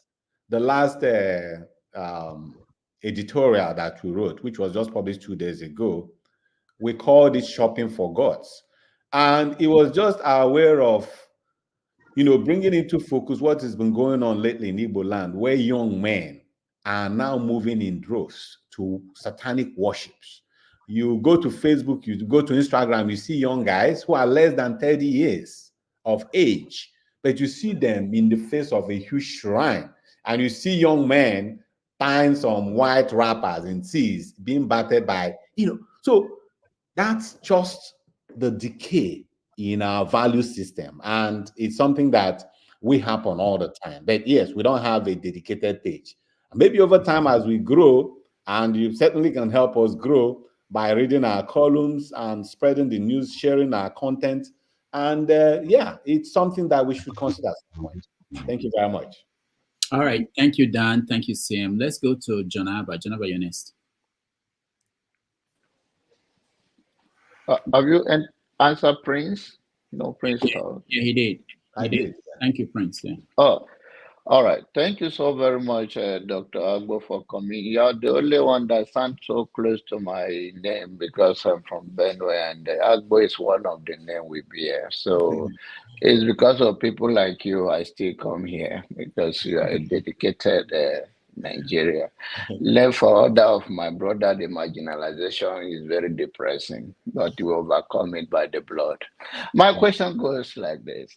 what do you think the cause of the people going to the worship of the satanic, and why do you consider it satanic based on that activity? Can you explain to me? All right. KJ, you're next. Thank you so much, Dr. Damages. Thank you for coming, sir. I was able to follow your presentation since, and I kind of enjoy it. You speak very eloquently about the things, and they're quite acceptable, especially your use them, choice of words, and the work you have done, speaks a lot of volumes, and I so appreciate that. I have never visited Ikenga, but I've heard about Ikenga, and now I'll make it a point of duty to go there and also read up what you are doing. Thank you. And I also like your understanding of what's going on in Igbo land, especially the fact that sometimes we maybe underjudge the activities of the government in the East. But I have two questions for you. Sure. And I don't know if they are going to be questions, but maybe you can also, share your ideas on that issue. I sometimes feel that the elders, and by the way, let me also acknowledge the fact that, listening to you, what makes it more interesting for me is that your choice of the proverbs that you throw in. I mean, I have had a good, listening this evening. It reminds me of when they're talking to, a core Igbo man. You don't go away without having one or two proverbs given to you to go and, go and chew. So I've taken some and I'm chewing it. I've dug off my Chinachibe book to go back this morning and read it up again. So it's quite refreshing. Thank you so much for that. Thank you. I feel that there's a disconnect between the elders of Igbo land and the youths. The reason why some of what is going on. Because when we were growing up, like me, when my dad was alive, and each time we had the opportunity to go to the community, he makes sure I follow him to meetings. He makes sure when he's discussing with the elders, and that's how I got some of the things I know about the Igbo land. I'm always there, So somehow the tradition, the custom, the ethos of the community is passed down to you, knowingly or unknowingly, just by being present. How things are done, you get to know it. Okay. And I feel right now that has been lost in Igbo land, or gradually getting lost. And secondly, I find it also difficult that Igbo leaders hardly come to the defense of their young ones, like other nations we do. The Arewa Constitutional Forum can come out and defend the Arewa Youth Council actions, and even go a long way to insist on what they want to be done for the North.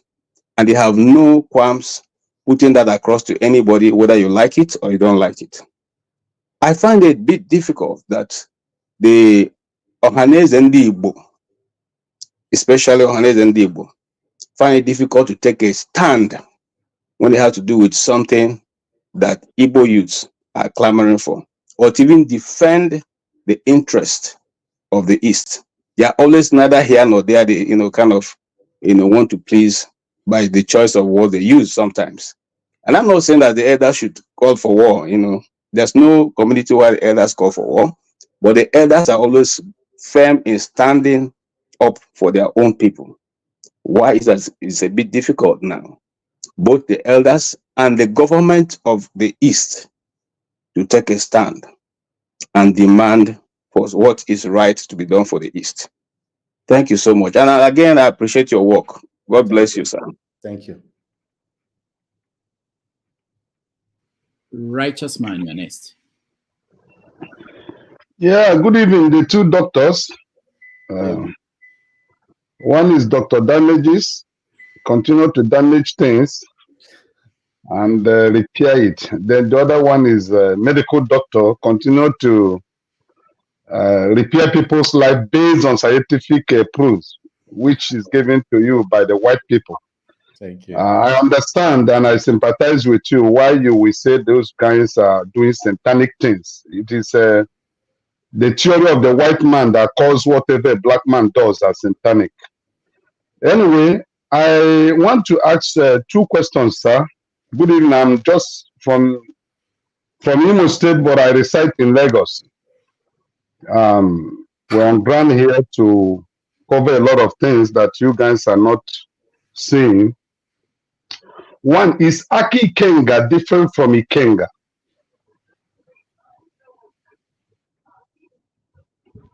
Can you hear me, sir? Yes, I can.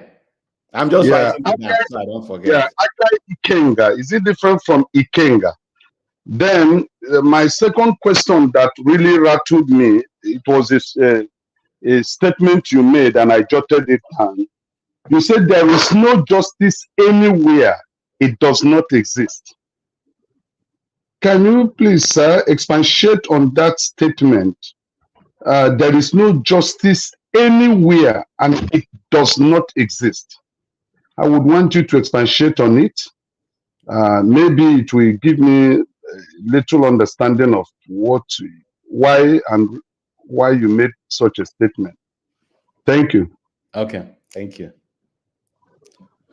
Okay, thank you guys so much. I actually enjoy this.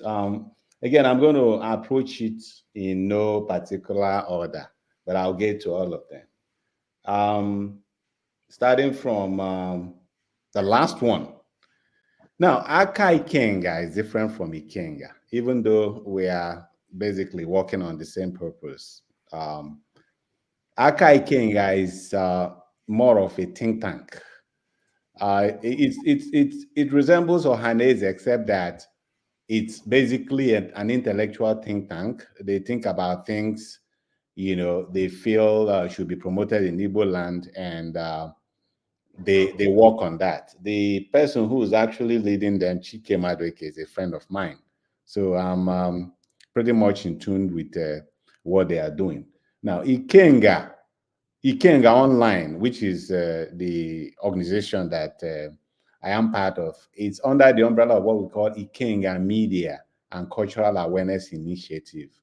I say that we are related with Ikenga in the sense that we're all looking to improve our lots in Igbo land. Ikenga Online is out to promote, give Igbos a voice. Tell our Igbo story, tell our Southeast story. That is what it's about. And basically, Ikenga is doing something similar. So we work towards the same purpose, but no, we are different organizations. Then in terms of no justice, that would be, there is no justice anyway. No, that would be an absolute statement. We have to look at the nuances.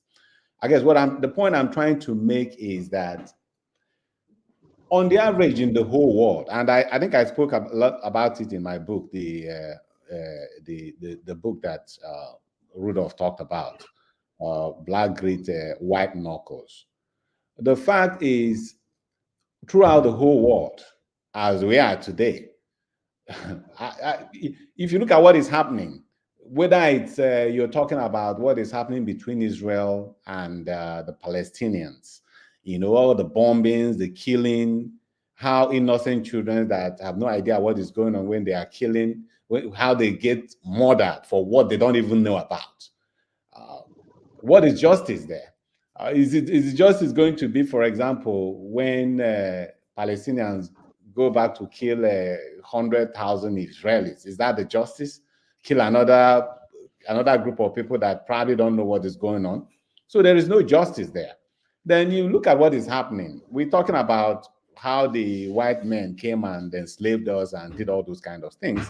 But the fact remains that even before the white men came, we had slavery. And even today in Igbo land, we still have the Osuke system. So where is the justice there?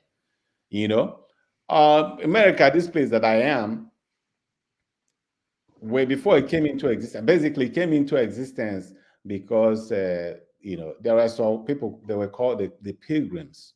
They left England in the 16th century because they felt that there were religious persecution. So they came over here. And then, of course, when they got here, there were Indians who were already living here at the time. What did they do? Indians helped them settle down, and they started killing Indians and displacing them and taking over their lands. So the same people that ran away for injustice, came to another person's land and took over and tried to kill them all. Where is the justice? So it's when we look at all those things. Of course, every now and then you see a semblance of justice, but in the overall picture in this world, there is no universal justice. Even all these Western countries, the US and the rest of them, they tell you that they are promoting democracy. As long as it comes to the point where their interest is not protected, even if it is a democratically elected government, they will topple it. Meanwhile, they're preaching democracy all over. And that was what happened in in Iran. The Shah, when they had the Shah dynasty, the Shah was, an American guy. He was doing everything they want. In fact, for the whole Westerners.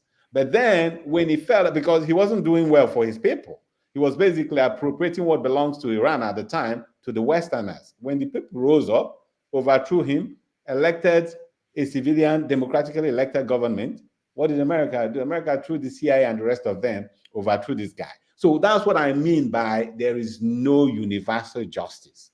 Of course, you're going to get, once and here and there and all those, but in the end, if you have to, live by, like black people with all the things they did to us, if you ever think that there's a time that white people will say, oh man, these people have suffered so much, we better leave them, we better wait for them to come up so that they can, join it's never going to happen. It will never happen. That's what we mean by when we say there is no justice. Then John Abba talked about satanic worship, and I think Righteous Man also did mention it. Look, I am not one of those who will come here and tell you that everything done in Igbo land, even before the coming of white men, of satanic. No. Even in my little community, they still do all this masquerade and all those things. And even the church is not in opposition to that. But it has to follow certain standards. When you start making, calling some wooden object your God, and then not just that, you start making some kind of sacrifices, some of them that, start to require things that we know shouldn't be, then that is a deviation. But that doesn't mean, after all, our name is Ikenga, that will tell you how we value the Igbo culture and tradition. If we don't value that, our name is not going to be Ikenga.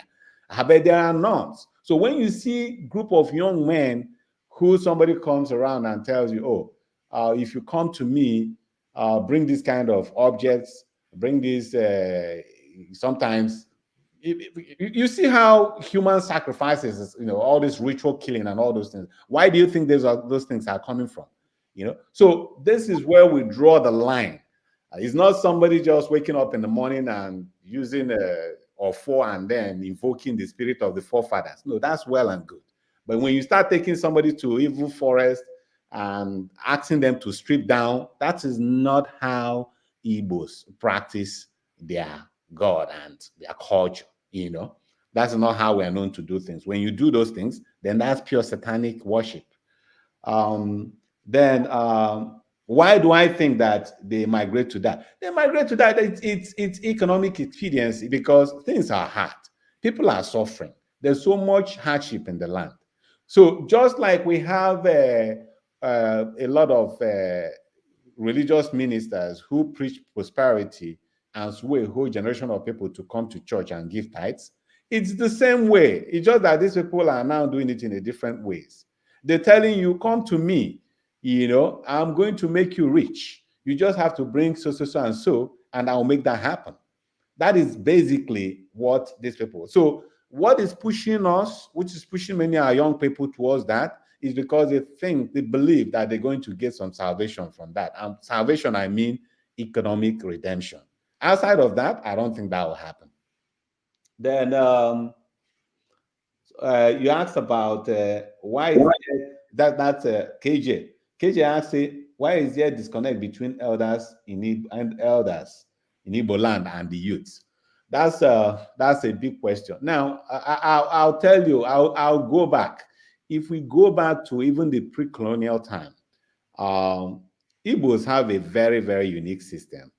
where, remember what they usually say that Igbenweze. Igbenweze meaning that not that we don't have people leading us, but what it basically means that during those pre-colonial times, decisions are made by a council of elders. That was how Igbo land was governed at the time, which means that there was a lot of respect for older people. But things changed with time. And a watershed moment in our history was that Nigerian Biafra Civil War. Because what happened was, at the end of the day, after the war, we lost all. Not just that we lost about 2 million of our men, but we basically lost all opportunities. Remember, before the war, the Igbos were leading everywhere. Business, people like Ojukwu's dad, academia, people like Enedike and all of them were like VC in the University of Lagos. Even the first VC in Ibadan was an Igbo guy. So we were all over the place. Now, after the war, we lost everything. You remember every woman being given $20. And what that did was that everybody got impoverished. Every person started to scramble on how to get back on their feet. Education took a backseat because most people can't even afford to pay for education. So they took to all these boy, and the rest of them. What they did was that, the even before now, the most important people in Igbo land are people who didn't go to school. Business people, Ekenga, and all those kind of people. So, and then it becomes, our value system started to change. Because, like they say, he who pays the piper dictates the tune. The guy who has the wherewithal is the one who we're going to follow. He's the one, if you are going to learn something in your town, you're not going to rely on the professor who will come there and speak all the grammar. And you look for the business guy who, though, probably may not be morally in tune with what is being done, but who is going to support what you're doing with a lot of money. And that's when our value system started to chip away. That's when the respect for the elderly, the respect becomes now more to, okay, how much can you bring to the table? They will still tell you that the grammar doesn't build structures. That is when our value system started to chip away. And that is a big part of the divide. Now, but if I stop like this, it would seem like the elders also didn't have a role to play in this divide. They do, because the elders also started to jettison the values for which they are known for. We've seen a lot of cases where people of questionable characters will come home and then they will receive chieftaincy titles, even when it's clear to everybody that this guy is a criminal. So what I'm trying to say in essence is that, it's from both sides. The elders have a role to play in that. The young people have a role to play in that. And that is how the solution is also going to come. Everybody has to come back together to how we used to live our life in the, before the Civil War and pre-colonial times. Now, the second question is why Igbo leaders don't come in defense of youths. Well, I think there is, I'm not sure that one is totally correct. I say that because when John Nyanwodo was the President General of Ohaneze, I had the opportunity to talk about certain things with him.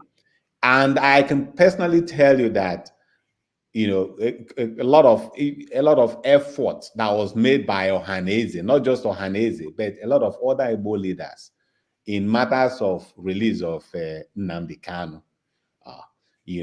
Sometimes some of these things don't come out in the open because they tend to do it subterraneously. And when you talk in terms of what Ohaneze did, it was during one of those times too that, he was able to organize a PANDEF and the Afenifere. They all came together and demanded the federal government that they should try to move in the direction of restructuring. It was actually the Ohaneze that led that effort. And that effort that was led paid off to the extent that, if you remember when Obi came out for presidency, Ayo Adebanjo, one of the chieftains of Ohaneze, he came out openly in support of Obi, saying it's the turn of the Igbos to produce the president. Those are all leg work from Igbo elders led by Ohaneze. But I guess some of the issues we face in Igbo land is we just don't, the source of some of the messaging we get, they're not just correct. But because they appeal to some of our sentiments, we just accept them as true. So Igbo leaders, the Ohaneze, for example, had their challenges starting out. There's no doubt about it. Many of them saw it as a ticket to get some leverage for personal advantage. But over time, they also evolved. And I could tell you that Nwodo did a whole lot of things. And Iwanya that is here now, he's also doing a lot. We've had him on the show. But, you know, like they say, you probably will not see it because the result you expect to see, you haven't seen it. They've been doing a lot. So we just have to acknowledge that. In terms of the government, well, honestly, we don't have a lot of trust in most of the governors, and part of it is because of the fact that they don't feel like they owe us anything. Why? Because many of them came to power not from the people's mandate, but by powers that resides in somewhere outside Igbo land, like Abuja. We know how somebody who got the third or fourth position ended up becoming the governor. He knew it wasn't the people that voted for him. So he's not going to do things. He's going to, like they say, he who pays the piper dictates the tune. He's going to listen to the guy who he feels is responsible for his position. You know, in Enugu State, we also know what happened, you know. So all those kind of things. So that's why it's difficult for us to rely on any of the governors. During the last dispensation, when Umahi was the chairman of the Eastern Governors Forum, he made every effort, at least we were told, he made every effort that we didn't establish a regional outfit. That was when Yorubas were establishing Motekun and the rest of them. He refused because, you know, obviously his people in Abuja didn't like that and he didn't want to offend them. Those are the kind of governors we get in Igbo land. You know, and that's why Ikenga is out to expose some of those things so that the people start to understand where our problems are. Thank you. All right. Thank you so much, Dr. Osy. Let's go to Alaba. You're next. Yeah, I welcome Dr. Agbo, and greetings to all panelists and Rudolph, everybody. I greet you all. My question, firstly, I want to address the fact that I think from your last statement, I think your Judeo-Christianic bias did come out in terms of labeling the traditional religionist as being devilish or satanic. Why do I say that? Why you rightly condemned the act of sacrifice, I think that approach should have been from a human rights perspective. Whether you're doing it for religious purposes or you're doing it for whatever purposes, nobody should be sacrificing anybody. No.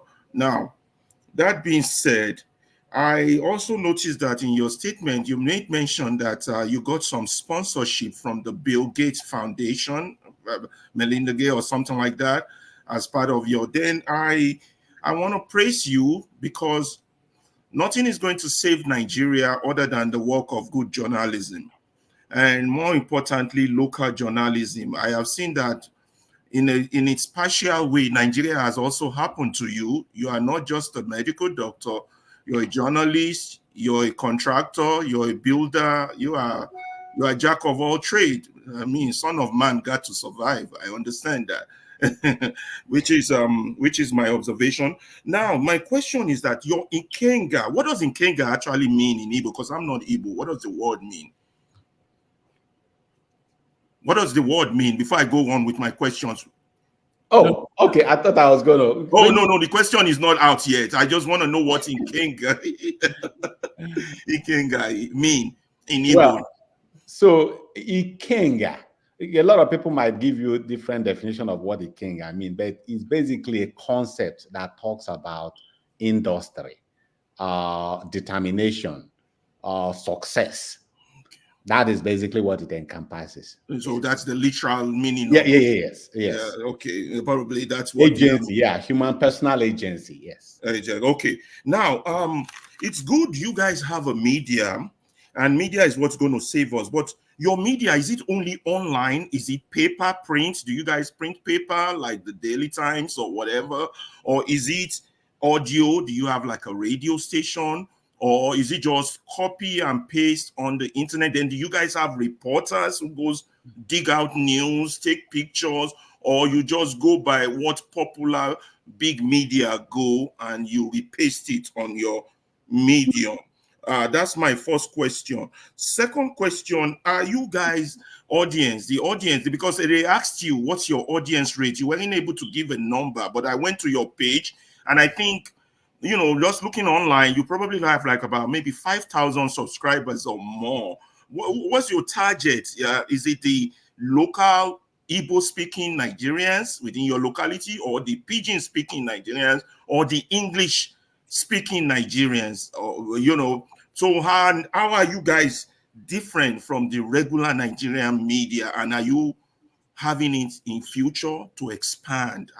If you don't have a radio, to have a radio station, to have a TV station, to have reporters. That's why I drafted my question in that context. You know, where are you now? Where are you guys going? What's your focus and things like that? That's my question. But it's a good thing you have a local media. We need it. We need it. A million. We are 200 million. We need 1 million local media if we hope to change that country. Thank you. All right, thank you. You're doing a great job. Thank you. The Blackstone. Good evening, Dr. Damages, and good evening, Dr. Osy, and everybody on the panel. Thank you for your submission. I listened to you right from the very beginning, and all your submissions, answers to the question were very interesting. And I do appreciate all that you are doing. That you are not only in one area, you are diving into different areas that are very important to human life, and things like that. Yeah, I just have just 2 questions for you, right? I'm going to focus on the medical issues, right? With the breakthrough in medicine today, with the advanced technology and things like that, but today we still find many deadly diseases like increase in cancer and other untreatable medical issues, right? And my question related to this, that what is the cause of these major deadly diseases that medicine have not been able to find a solution to, right? Is it due to the way we live, or due to the food we eat, or what are the actual reasons, what are the things behind that result in these diseases? And we know today in Nigeria, the increase in cancer and other deadly diseases are rampant, deadly on increase, right? That's one of my questions. The second question is this: I don't know what you know about the Nigerian law regarding organ harvesting. Because I know today in Nigeria, organ harvesting is a big problem, and things like that. I don't know what the government is doing. It's like become a major trade, and so though some last year I heard a video that the law is very the legislation regarding organ harvesting is not very protective, or is like it is not really in favor of the people, but give more right to doctors and things like that. They can easily harvest people's organs, that even letting them know what they are doing. So I don't know what to know about that. Thank you. That's my 2 questions. Thank you. Okay. All right, Dr. C, you can take them. That's Okay. Thank you so much. I think I'll start with Ferreira. Yeah. So on the issue of sacrifices, I think I made the point that we are very much respectful of Igbo culture. In fact, we promote it. The name of the organization, which Ikenga is one of them, is called Ikenga Media and Cultural Awareness Initiative. So there's a huge part of us that try to emphasize Igbo culture. And Igbo culture recognizes such things as our chi, you know, like I actually say that if you're with your chi, you can move mountains. So we recognize that. And I made mention of the fact that even in my local communities, when they're doing all these Mao and the rest of them, we all enjoy it. And I made sure that my kids come to experience what I experienced growing up as well. But there's a fine line between that. When you start delving into if you come here and bunyegike and all those kind of things, and then bring a woman's breast for sacrifice, you know that is not Igbo culture. You know, it has moved to some other kind of realm. And that is the area that whether it's done in a church, whether it's done in the forest, those are the areas that we're against strongly about it. Yeah, we do receive some grants from MacArthur Foundation, not actually Bill Gates. They've actually given us a lot of lifeline, and we just hope that over time we'll be able to maintain our operation, because like I said again, we don't accept money from the government. So our resources is very limited, you know, because we want to maintain that, because we want to maintain our independence. That's why we are very, very anal about who gives us money or who doesn't give us money. In terms of how we're doing on our spread, yeah, so we are, after all, we are a media organization that is in Nigeria. So there is no way we can operate, you know, in a vacuum, because what affects Nigeria, of course, affects Igbo and vice versa. But in terms of our focus is on the Southwest. And part of it is not because we are provincial in outlook, it's just that is one area that has suffered so much. I did mention before you guys came on that in the Southwest, you have tons of them. You have the Premium Times, you have, you know, a whole lot of other ones, the cable in the North, you have Daily Trust, you have the Leadership, and a whole lot of other things. We didn't have any in Igbo land before Ikenga came on. So that's why we decided to take that niche, so that, again, you know, instead of somebody else telling our story, we are telling us. We still have a long way to go. Part of our restriction is the financing, because it takes a lot to have a good media organization. We have about 11 people active on staff being paid. I founded the organization. I don't receive shishi, you know, because we want to make sure that those of them that help us, thank God, at least I'm still able to sustain myself with what I'm doing as a medical doctor and other things. But those are the people we pay. Our budget in the first year was 21 million. That's not chicken change. If not because MacArthur was helping us, we couldn't have been able to afford that, you know.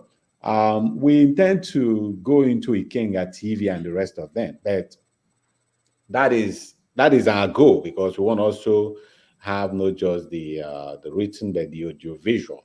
But as at this point, we haven't been able to start that. Our hope is that over time, as we solidify, as we gain more readership and all those things, then those are definitely area we'll venture. But I appreciate all your help and support and all the good things you said about us. Thank you. Then Blackstone, you talked about that with all the advances in medicine, how come we still have a lot of cancers and other deadly disease? That is actually a very hot topic, even amongst us in the medical community. What is not clear is what we feel like is an increase in incidence of cancer. If it is just that with better technology now, we are diagnosing it more, you know, than before. It's just like some of these gory stories we see on Facebook and all those things. Those things were happening in generations. It's just that Facebook and all these other social media, where somebody can now be in one corner and take a picture and send it, everybody can see it. But it's not like most of the things we see now, they've been happening years before now. That is the same thing with cancer and some of the other deadly diseases. With advances in technology, science, we've been able to even identify cancer early. I remember growing up, even in my little village, people would just die, and then either they say the village people killed him, or sometimes somebody just probably is making a speech in the public square, and then he collapses. He may have had a stroke, he may have had arrhythmia, but because we don't have the expertise to make those diagnoses, we just label it one thing, and then they say somebody died. So that's the conundrum here. That's the confounding factor here. So it may just be as well that there might still be some of the practices, some of the things we do, like some of the processed food that we consume, that contribute to increase in incidence. But we also have to not disregard the fact that with increase in technology, we're diagnosing more. But it's not all dooms. Why I say that is because actually in the last decades, there has been an increase in longevity. I could tell you that in the Western world, the longevity is going up. In Africa, it's a different ballgame, and we can have a full discussion about that, because that medical services in Nigeria, for example, is not just worse in the world, but even in Africa. Nigeria is basically a basket case. I tell you that because in 2001, there was the heads of state of African countries under the African Union came together in what was called an Abuja Declaration and said, hey, health financing has to be at least 15% of the budget. That was done in Abuja. Well, that's not the case. As I'm speaking to you now, Nigeria's health spending as a percentage of our GDP stands at a whopping 3.8. Even by African standard is low. South Africa stands at like 8 point something. Kenya stands about 7 point something. So people that be dying in Nigeria not because of just because of lack of access to care. But overall in the world, people have actually been living longer. So in essence, the world hasn't been doing bad, even if Nigeria is doing. Then in terms of the organ harvesting that you talked about, the one thing I could tell you, as in medicine, as in every other thing, is Nigeria's problem is not always for lack of having the legislation. No, it's actually the fact that every legislation in Nigeria, no matter how well intentioned, is always honored in the breach. I tell you that because whether it's the COVID protocol, whether it's organ harvesting and all those things, we always take a page from what happens in America. We basically copy it. Yeah, so I'm pretty sure that the law is not the problem. The problem is that in Nigeria, if you have money, you can bribe your way through. If I could tell you now that if you have money, if you go somewhere and tell them that you need a 16-year-old virgin's breast, they will get it for you. It's sad, but that's just the truth. Because those folks know that, as long as they have the money, then even if they get caught, they will have their way out. So that is the problem we have with urban harvesting, because, there is no law, there's nowhere in this world that anybody will tell you it's okay. You have a patient on the table, they come for appendicitis, and then they end up losing their kidneys. No. If it is in the US here, the repercussion will be terrible. But that's not in Nigeria, So it's just a part of the bigger, broader problem we have in that country, unfortunately. Thank you. All right. Thank you, Osy. I will give anybody who has any extra question a chance to do that, to ask him. But let me ask you this. You said you have an investigative arm of the publication. And I was thinking, have they published any story, broken any story that is big, that is that nobody can ignore? Because sometimes what we see is that, I know it's a difficult thing, but if you have a breaking story, something that is investigative reports that people cannot ignore. Let's say there was an incident, a story of bodies found somewhere in Enugu without heads in one market, I believe. That's all that we heard about in the media. There's no follow-up, and sometimes the media in Lagos, they don't have the resources, they don't have people they could send there to get deep into these stories and find out what happened. So you are investigative, because when you talk about buying in by the people, it's also, that's how they buy in. When they see that this media outlet is breaking stories, is coming up with things that they want to know more about, then they will look for them and they say, okay, let me see what they are doing. Is there anything like that that is going on? Yeah. So of course we can't be everywhere in one time, but what I could tell you is that we do. And first of all, before we approve any story to be investigated on and release the budget, you have to give us a pitch. And you give us a pitch, you tell us the nature of your investigation, why you think is of public importance before we do that. One of those was, there was somewhere in Kanu, near Enugu, where there were some companies that were just pouring some of their industrial effluent was pouring into a river that was consumed by the people. So we did the investigative report on that, made the presentation, shared it. Even sometimes we try to reach the people who are close to the government. But again, the problem is that you do all those things, you share, and you think that it's going to generate a lot of attention, and people don't even read it. I'm telling you, that's the biggest challenge we have. And what do?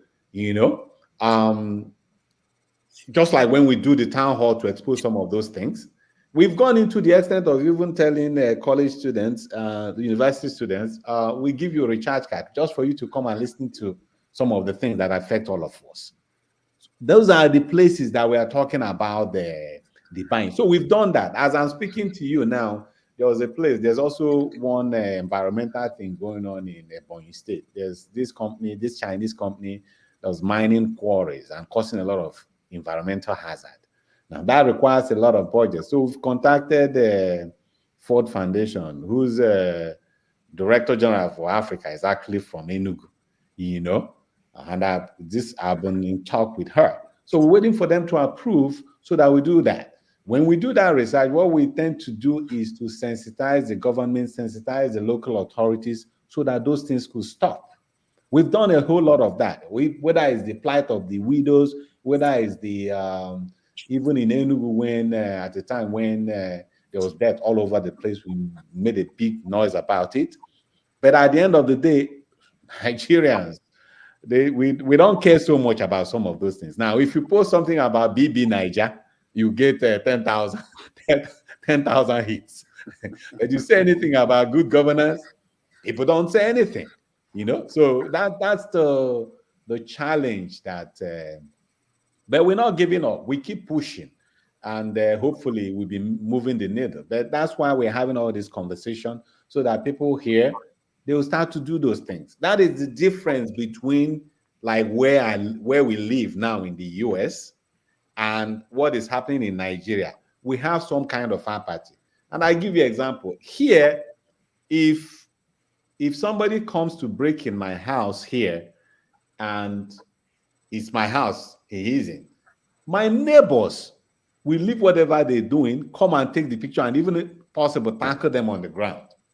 Now, let's say it's the situation in Nigeria or the way we are programmed. If it is not happening in that another person's house, probably it's not their consent. They'll be like, oh, how am I going to be the one trying to, what if this guy killed me when I'm trying to save this guy's house from being broken into? That is the sense of community. That is what is one of the things that is lacking in us. We forget to realize that the white person who's tackling the thief knows that after my house, probably his own or her own house will be the next target. We haven't gotten to the point of thinking in collegiate terms like that. All right, thank you. Yeah. Anybody else has a follow-up question for him? Okay. Yeah, Dan. I have one. Dan, go ahead. Okay. Brother Osy, I wanted to just ask you one simple professional question. Sure. Medical doctors in Nigeria, like yourself, who leaves Nigeria and goes to America, do you go through another test to be employed to work in America, or they just respect that Nigerian medical certificate? That question has been in my mind for a long time. I wish they do. I wish they do, because I couldn't have spent another almost 7 years, doing some other training, going through residency, going through fellowship. No. So the answer is no. They don't let you. They don't just say, hey, here's your stethoscope. Go to one village and practice. No, you have to go through the training. But I have to say that it's not just in America. Even if you train in America and go back to Nigeria, you still have to go through some tutelage, but of course not as extensive as what they require us to do here, because the medical system in every country has to weigh your certificate, has to see how you're doing, because this obviously is not like building roads. You're actually dealing with human life. So I think it's a necessary thing that they do that. It's just that for those of us coming from places like Nigeria, in fact, for America, coming from anywhere, it's almost like you're going back to start all over, to some extent. Not from the scratch, but you come in, you do your residency, which depending on the specialty is 3 years. And then for somebody like me, that after my residency, I had to do fellowship in 2 areas. That was a lot of years. Yeah. So, but yeah, that's how it goes. Yeah, it's a long way. Thank you, sir. Thank you. Mm-hmm. Yes. Also, okay, I have a question. Hold on, okay, okay. Go ahead. Go ahead. Yeah. Right. Okay. I want to follow up with what you said previously, that when the difficulty dealing with Nigerians, but once they hear about the Big Brother, you see them spending money, buying credit, watching the Big Brothers, right? And also KJ do ask about the moral aspect, the moral delicacy in Nigeria, right? So my question to you is this: as the social media, the entertainment world, has it helped Nigeria moral attitude, or is it destroying the people's way of thinking of morality, right? So I know that every aspect of what people embrace, either they learn one thing from it, either positive or negative, right? So the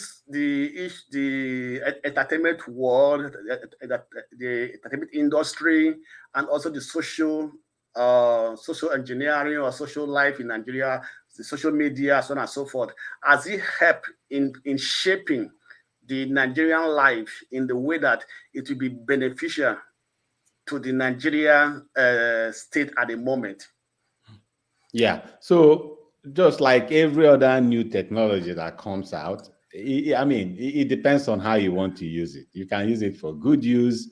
You can decide to use it for nefarious activities. I think that is how it is for social media, because there is no doubt that, even the fact that we're sitting here and talking when I'm in Houston, Texas, and you're somewhere remote, it's all the power of, technology enabled by social media and all those kind of stuff. And people are sitting at home now making tons of money. One of the booming things helping Nigerian youth is this nursing technology. You hear about, the other day I learned that they have like association of content creators. That's huge, because that's a huge revenue earner for a good number of people who probably may not have that kind of opportunity. So in that sense, yeah, it has. But has it also had some deleterious effect? Obviously. One of the biggest challenge of this century is misinformation and disinformation everywhere. Because even as a medical doctor, each time I open Facebook, I see one advice from an Indian doctor. Say, if you do this, you live long. And people share it to me and tell me all those kind of stuff. because it is in the internet. It's true. So a lot of garbage is also there. But that's why God gave us that ability to be able to independently investigate things and know that it's not everything you see in the social media that you will accept. We have that ability to decide on how to use it, either for good or for bad. Thank you. All right, thank you. Anybody else has any question? Well, based on the first question that I asked you earlier, I think I never went far in explaining much why I said that. Okay. Currently in Anambra State, there is some kind of brouhaha between those, would I say, overseers, in the person of Mbaka and the other one, what they call him, Ebuka. So Mbaka now is claiming that that there are some people who they call see all, do it all, that it's all RNG work. And those people are known for telling people there is somebody from your village that causing you to have this symptom. Maybe the person is suffering from cancer or something of that nature. So that was my main reason of bringing it up in that way. Yes. Okay. Yeah. I mean, again, I don't, that's one area that, I lack the expertise, because there are things I just don't know. But I'll tell you this, on a personal level,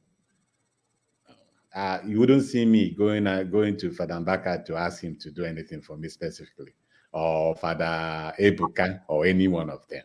The little one I get every Sunday in church is good enough for me. I don't understand what they do. I don't think I'll ever understand what they do. But it is what it is.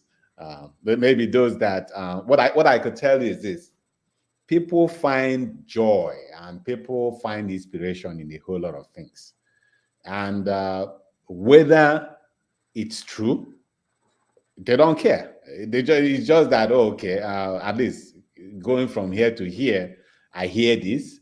There are some religious ministers here in the US that are more like motivational speakers. And if you listen to them, you'll be motivated. Somebody like Joel Austin and the rest of them. I don't see anything bad with it. As long as you're doing that, where it gets slippery is when you start causing problem by telling people that is those people in the village that are killing you, or those kind of things. I just happen to believe that nobody has that wisdom or vision to do that. Most of the time they are charlatans, so I don't believe in them. Yeah. All right. Anybody else? Okay, go ahead, Alaba. No, this is a big one. Do you have any suggestions on how we can improve Nigeria or change Nigeria? I think we need to call those babalawos. But I think Rudolph and I talked a little bit of it. The rot is just so humongous, and I'm sure this is like singing to the choir, because we all know. But I think there are two principal things that we need to get right in that country. The rule of law, corruption. Of course, corruption and nepotism is at the front and center of everything we do. What I tell people is the fact that even in the US here where we live, it's not like everybody here, politicians walking around are saints. No, they're not. If you create the environment for them to steal and get away with it, they will, and they won't care. That is just human nature, But they don't do that because they know that the system will catch up with them When you know that the system, when you know that that your action has consequences, then you have to wait. Unfortunately, that's not the case with Nigeria. You know, the case with Nigeria is that the more money you make, the more you'll be able to evade the law. In fact, if you're very rich in Nigeria, you can kill a whole town and get away with it. You know, so we have to get leadership right. Leadership, rule of law. And that leadership, you know, we often talk about, oh, Nigerian leaders are corrupt. What about the people who are led?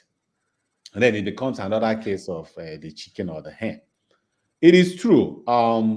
We can all it say that we all get the leadership. Every country or every people get the kind of leadership they deserve. That might be partly true because our attitude, our value system is part of what throws up bad leaders, and we don't do anything about it. But I still believe that for us to start to make a difference, for us to even start to rebuild that country, it has to start from the leadership, you know, because if you don't change leadership, then every other change is merely cosmetic with no effect.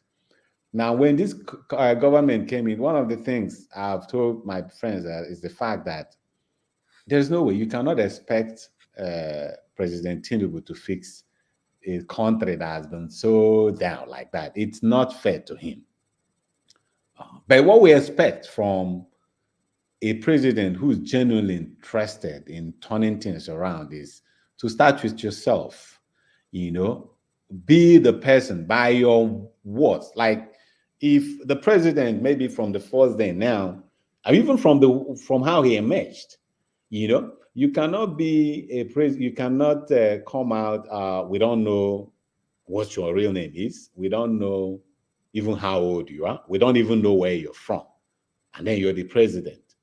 And then you come out and then you're fighting corruption. How do we do that? You know, how do you approach that?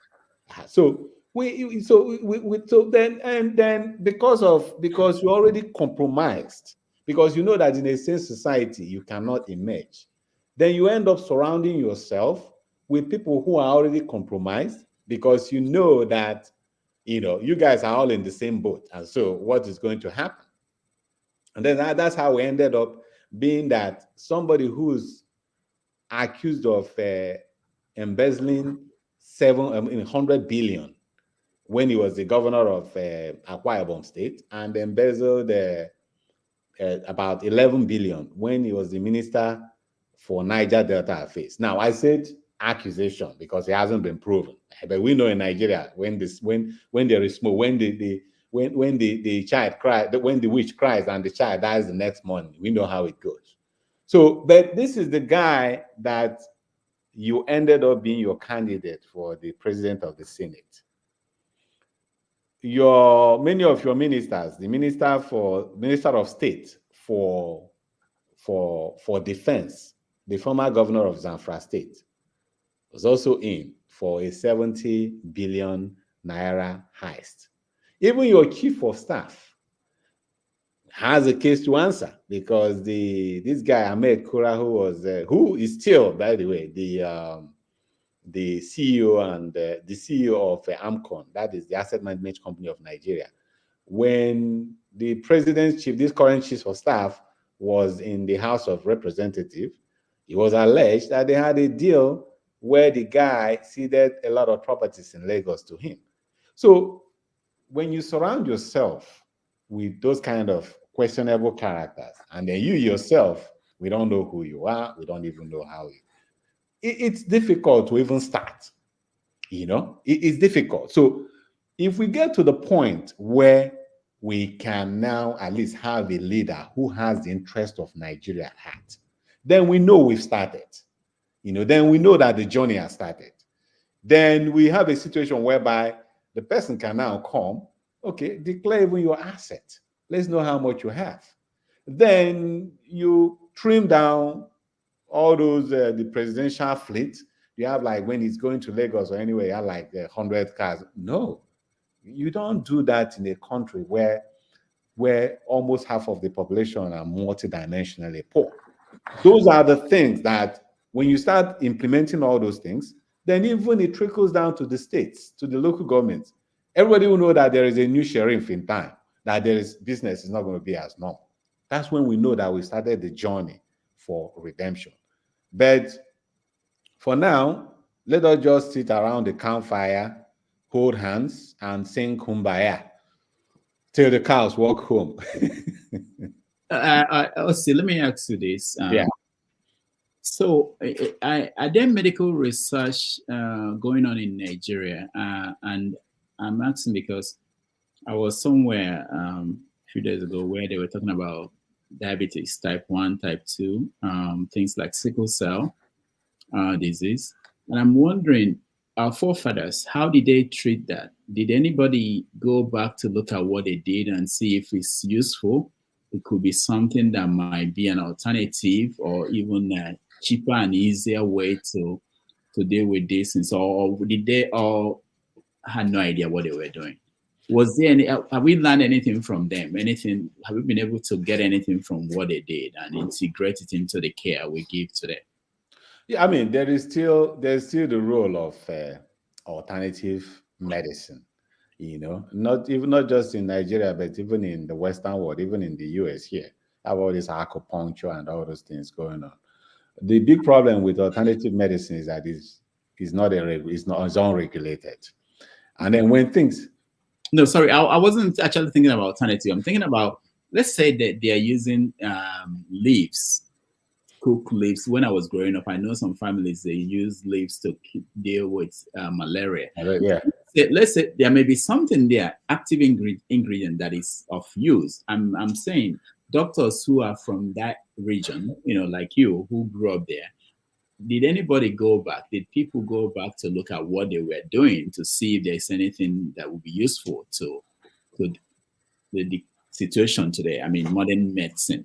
Yeah. I'm not talking about alternative, but the modern, to integrate into the modern practice. Yeah, I mean, I don't know exactly who's doing what, but I am sure, because each time there are research papers, you know, being pushed out, some of which I have private, and we know that things like malaria is still one of the biggest killers, you know, in Africa and even some other parts of the world. So there are researches going on, but it's just like everything else. Even if you budget money for research in Nigeria, half of it might end up in buying the cars and other things, that unless, so most of the things, unfortunately, most of the researches you see, even in malaria, I know the Bill and Melinda Gates Foundation, they actually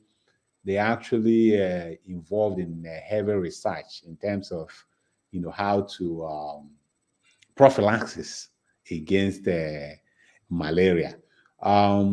People have written papers about some of those leaves you talked about, dogonyaro. I think that's what you meant. All those kind of stuff. But many of them hasn't been subjected to like rigorous scientific proof, just because, you know, we at our level of development, we can't even sustain simple things.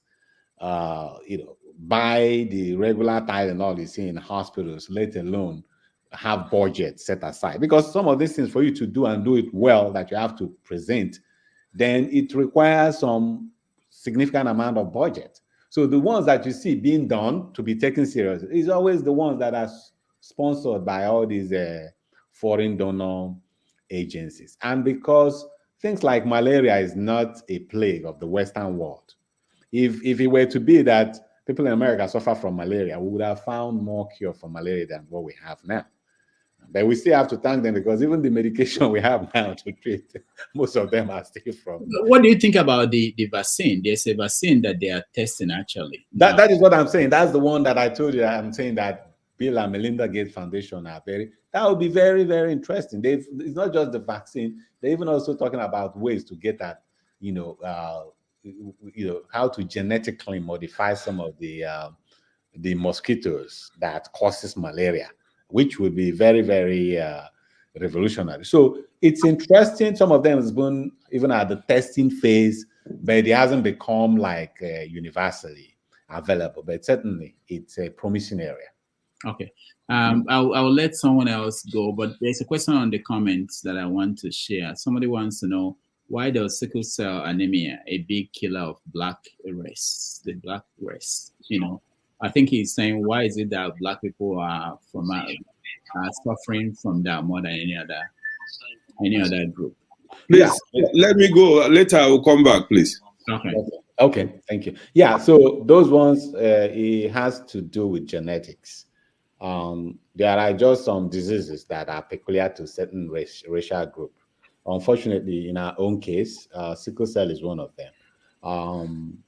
Not just sickle cell, even disease conditions like sarcoidosis, it affects the lung, sometimes affects other organs. So it's just a matter of a genetic predisposition. Now, there are tons of other diseases that white people suffer from that we don't even get, something like cystic fibrosis.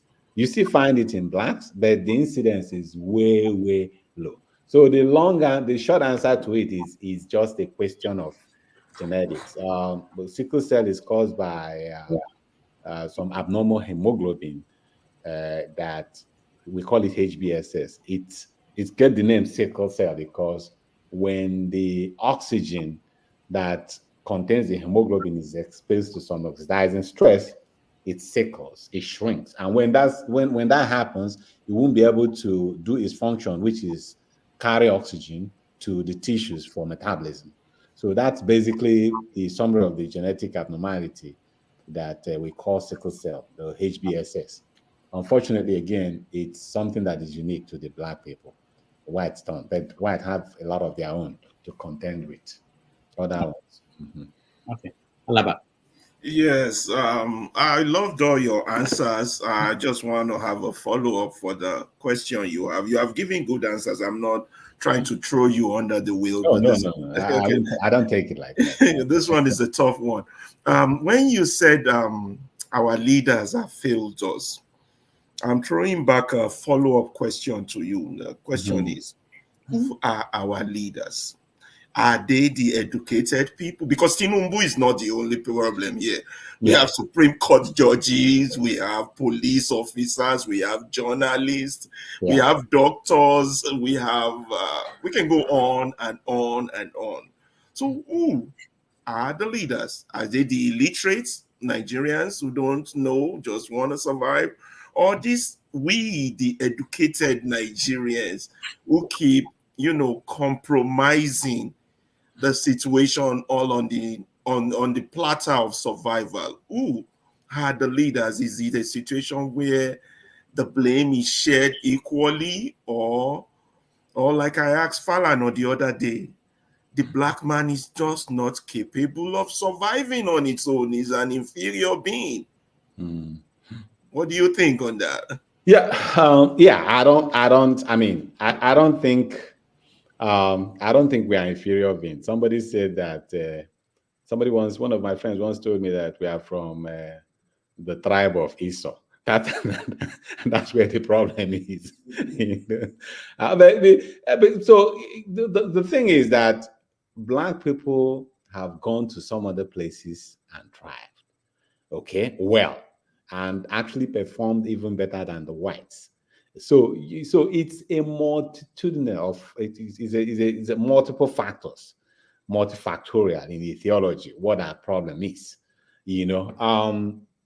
So that's so I don't believe that we are in any way inferior. And when I say leaders, you're right. I mean, we are all leaders in our own right, whether it's in the home, whether it's in the church, but in the and we all have our own part to play. I started by making a statement that every society gets the kind of leadership they deserve. That is to say that we all have a role to play, but in the broader context, I meant like, say, the governors, the president, and I mentioned them not because we all don't have a role to play, but because, the impact. Just imagine, like I just pointed out, just imagine that, okay, as the president of Nigeria is now, that he decides to actually come true with actually EFCC investigating these people conclusively in the open where everybody, and whoever is found guilty will liquidate the asset, bring it back to the National Treasury, and they go to jail. Imagine the repercussion it will have, the domino effect will have, because like I said, if we do that, then at least the next chief is going to think twice before doing that, because okay, the guy that stole it is in jail and he doesn't even have the money that he stole. That is where I'm talking about. Those are the top of the chain.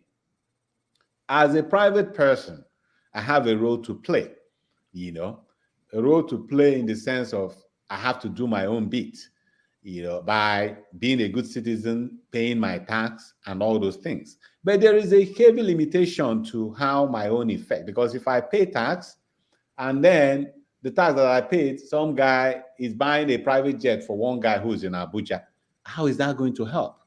It's not going to motivate me or anybody else to pay their tax next time. That is why it has to come. We do our bit at the base level, but it has to come there. Now, the other role that citizens will play is when we are sensitized, we know exactly what is happening on, then we'll be able to hold the leaders to account. One of the things that is very perplexing is the fact that with all the things going on, Nigerians don't even come out in the street to even express their grievance. Now, I'm not saying that they have to shoot guns and do all those, but at least walk around with placard and say, oh, do this, do that. No. Everybody just gets up in the morning and goes about their business as if nothing is happening, as if everything is good. That is part of where the average citizen of Nigeria is dropping the ball. I tell people that what precipitated the Arab Spring a few years ago, the condition is not even up to half of what we're enduring in Africa, in Nigeria. Yet, those guys rose and did what they did, but we're still sitting here. There is a sense in most of us in Nigeria, what we do is, again, externalization of the blame. We all look at the other person, okay, I'm not the one who is going to die. What if I go and demonstrate and then they shoot bullet and then I get killed? And everybody is feeling that way. Then nobody does nothing. That is where we have the blame. And that is where I say that every group of people get the kind of leadership we deserve. I wish that we'll be more politically savvy and get off Facebook and all the BB Niger and come. If these leaders see Nigerian walking on the street, it makes impact. And SARS, as short-lived as it was, created a lot of impact. They made some changes. It didn't last long because Nigerians relented, but nonetheless, it was significant change. Those are the kind of things that will help us. All right, thank you. Let's go to X0. We have about 8 more minutes. Go ahead. Yes. Good evening, guys. Good evening, Doctor. Good evening, Dr. Rudolph and everyone here. I didn't want to come into the panel because I was enjoying the conversation, but as soon as it got into the medical sphere, and a question on my mind that's been baffling me for a long time, I decided to come here and ask it. I don't know if you know one Dr. Abalaka, the one, yes. In the medical practitioner, they used to say that there's this way they treat viruses. When there's a viral infection, they use the infection itself to culture the vaccine and then use it on people. And then that's how we came out with the vaccination that prevents further infections. Why didn't it work in the, I don't know, did the Abalaka case work, and why isn't that route followed in the cure of diseases like, say, HIV, which are virus? Oh, okay. So I want to make sure that I understand the now in Abalaka. I remember Abalaka then. I think we were in medical school then. He claimed to have found a cure for HIV. Just like it wasn't just only him. There were a whole lot of people that claimed that they have cure for HIV. But again, the thing is that the way medicine, at least the way we practice it, is not just saying, oh, if when you say you have a cure, then people expect you to come and prove it scientifically. It's not just a question of, oh, believe me, I know this works, you know? So that is the problem with Agbalaka. That is the problem with another doctor in near South Africa. Where is this country that the capital is in Tenerife? So the doctors there claim that they found a cure for coronavirus, COVID, you know. But again, prove it. They cannot prove it. And people, even over there, were dying in their droves. Those are the problems, you know. Those are the problems. Now, you talk in terms of live vaccine. I think what you're trying to say is about the vaccine technology. There are two ways. There's the one we call a live attenuated vaccine, and then the one they call inactivated vaccine. These are just ways, because so what vaccine does basically, okay, let me go back. So when you have an infection, let's say you suffer from malaria, or let's say you suffer from flu. Normally, after suffering from flu, it's difficult, at least within the season, for you to suffer from flu again. What has happened is because when your body has a natural defense of its own, so when it gets exposed to any organism, it starts to, you know, activate its defense system to try to kill that organism.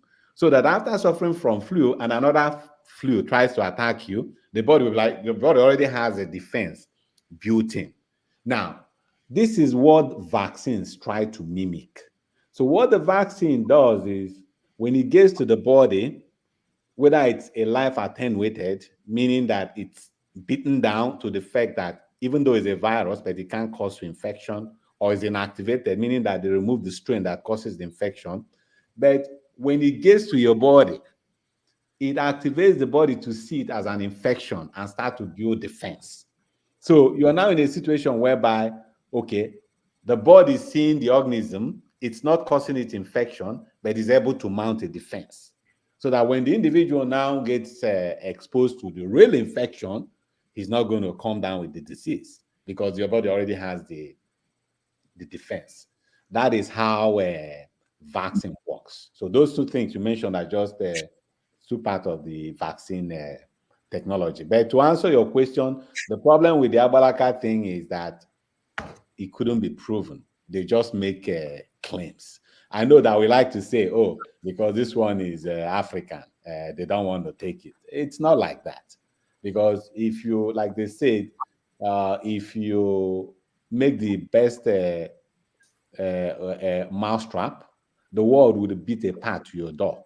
If an African makes something that, even if they're not going to give you the credit, there's going to be companies that, when they see that you're on the right path, they will come and buy your patent and pay you off and then answer the name. But we always try to believe that, oh, it's because we're Africans, they don't want to take our invention. It's not like that. All right. I'll go to forefathers, but before then, and the Black Sun. There's a question on the comment section. I think it's something to do with COVID, and I think this is the question the person was trying to ask. Why is it that the predictions about what COVID would do in Africa did not happen? And why did people die mostly in the West and not in Africa? Do we know the exact answer now? Because there are so many questions and nobody's actually sure is what happened. Yeah, I am not sure that anybody knows exactly, you know, the reason. But there are, of course, propositions. One of them is the environmental factors. Africa is naturally warm, you know, and we know just that here we suffer from flu. I don't remember when I was in Nigeria suffering from flu for the most part, you know, just because of the weather. It's cold here.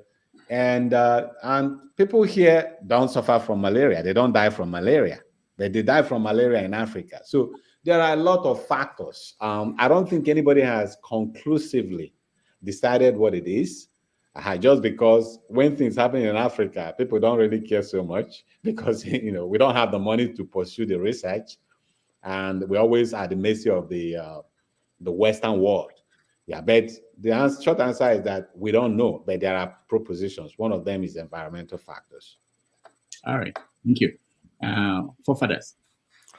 Yeah, thank you for having me, Dr. Rudolph. Greetings to everyone on the panel, the chat and the viewers, and special greetings to the guests. And thank you for coming in to entertain our questions. My question is about how the elite class in Nigeria, their way of looking at the society. Because what I've noticed recently was the comment that the president made about the people jackbarring overseas, and that there's no problem with that he's going to train more, and if necessary, he was going to supply more people to those overseas countries to work for them. And then you have a situation where you have to convince our officials to use locally manufactured vehicles or goods, and you also have a culture where they don't discourage the use of foreign currencies in Nigeria. They actually encourage it. So I heard that the government wanted to sell their private jet and insisted on selling it in foreign currency.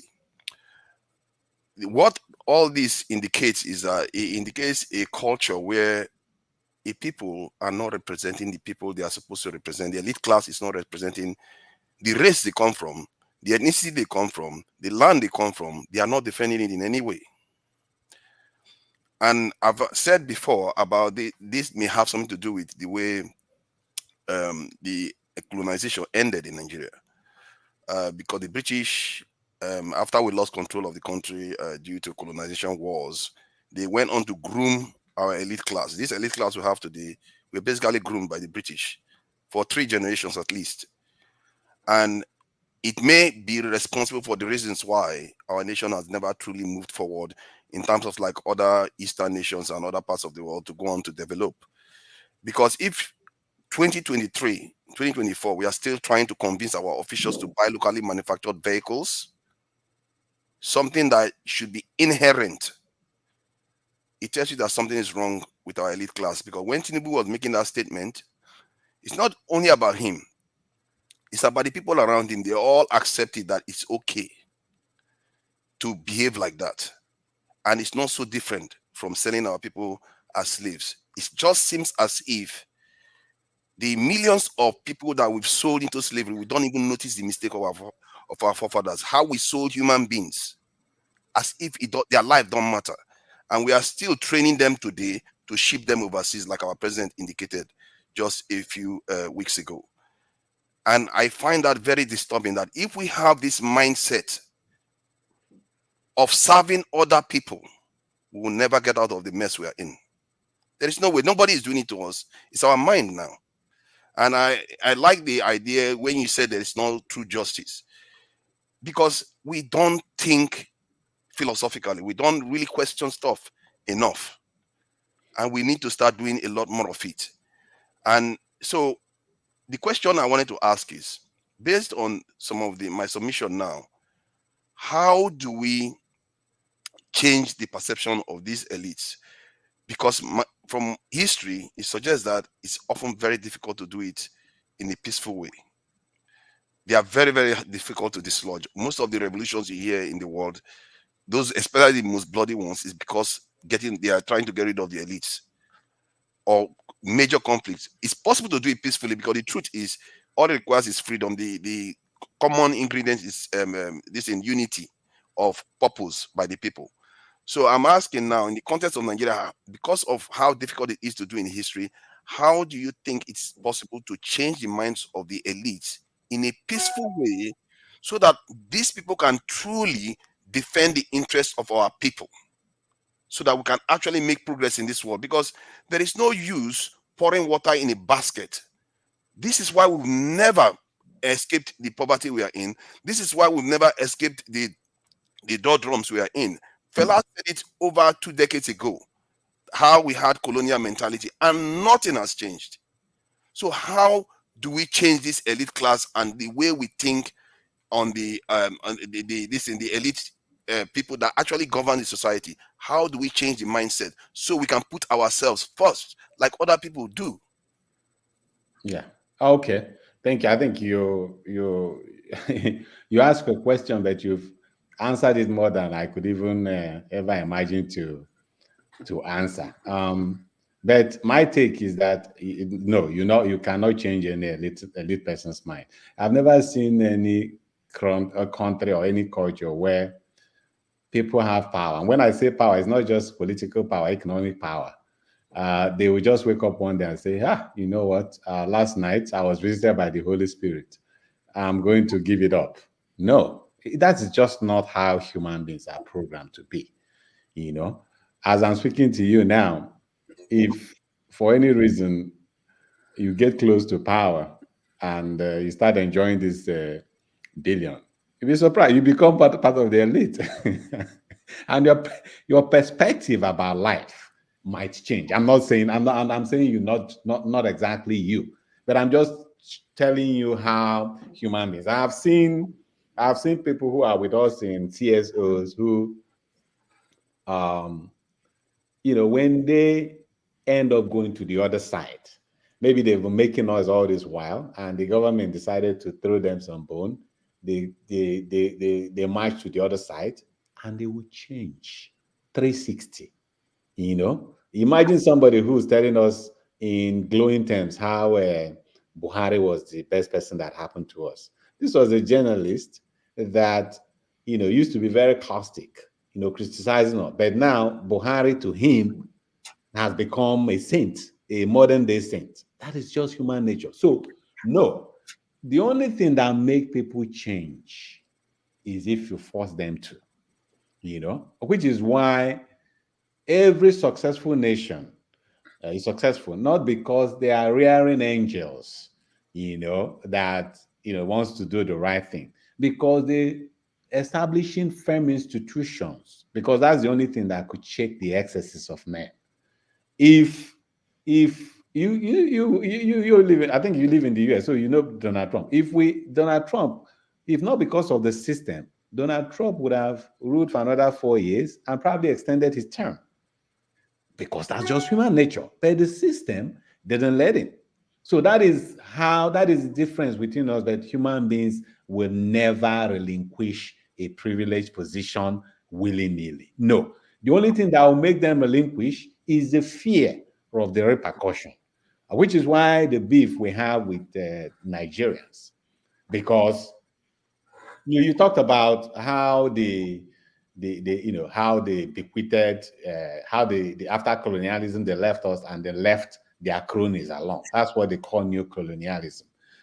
But what we also forgot to mention is the fact that the same thing they did to us is what they did to India, to Bangladesh, to all these countries. Why is it that they are moving forward while we've refused to read the cloak? Why? What is the difference? And the difference is just because our people have their own way of doing things. We blame the whites for what is happening in our place.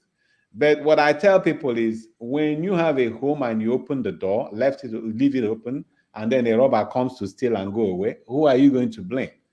The robber who is trying to take care of his own business, or you that left your door open knowing that the robber will always come? That is the situation we have with all these people. Why people are doing their own things, trying to protect, trying to grow their own country. Because believe it or not, we are in a competition in this world, competition for resources, competition for power, competition for positions. Most of us, Black people, we fail to recognize that. And we continue to hope on the benevolence of men to change. No, it is that time that we now rise up and say, okay, enough is enough. If somebody is a governor, when IPOB and the rest of them were doing all the things in terms of lockdown, I say, okay, we know where some of this problem are. We know the problem we have with governors.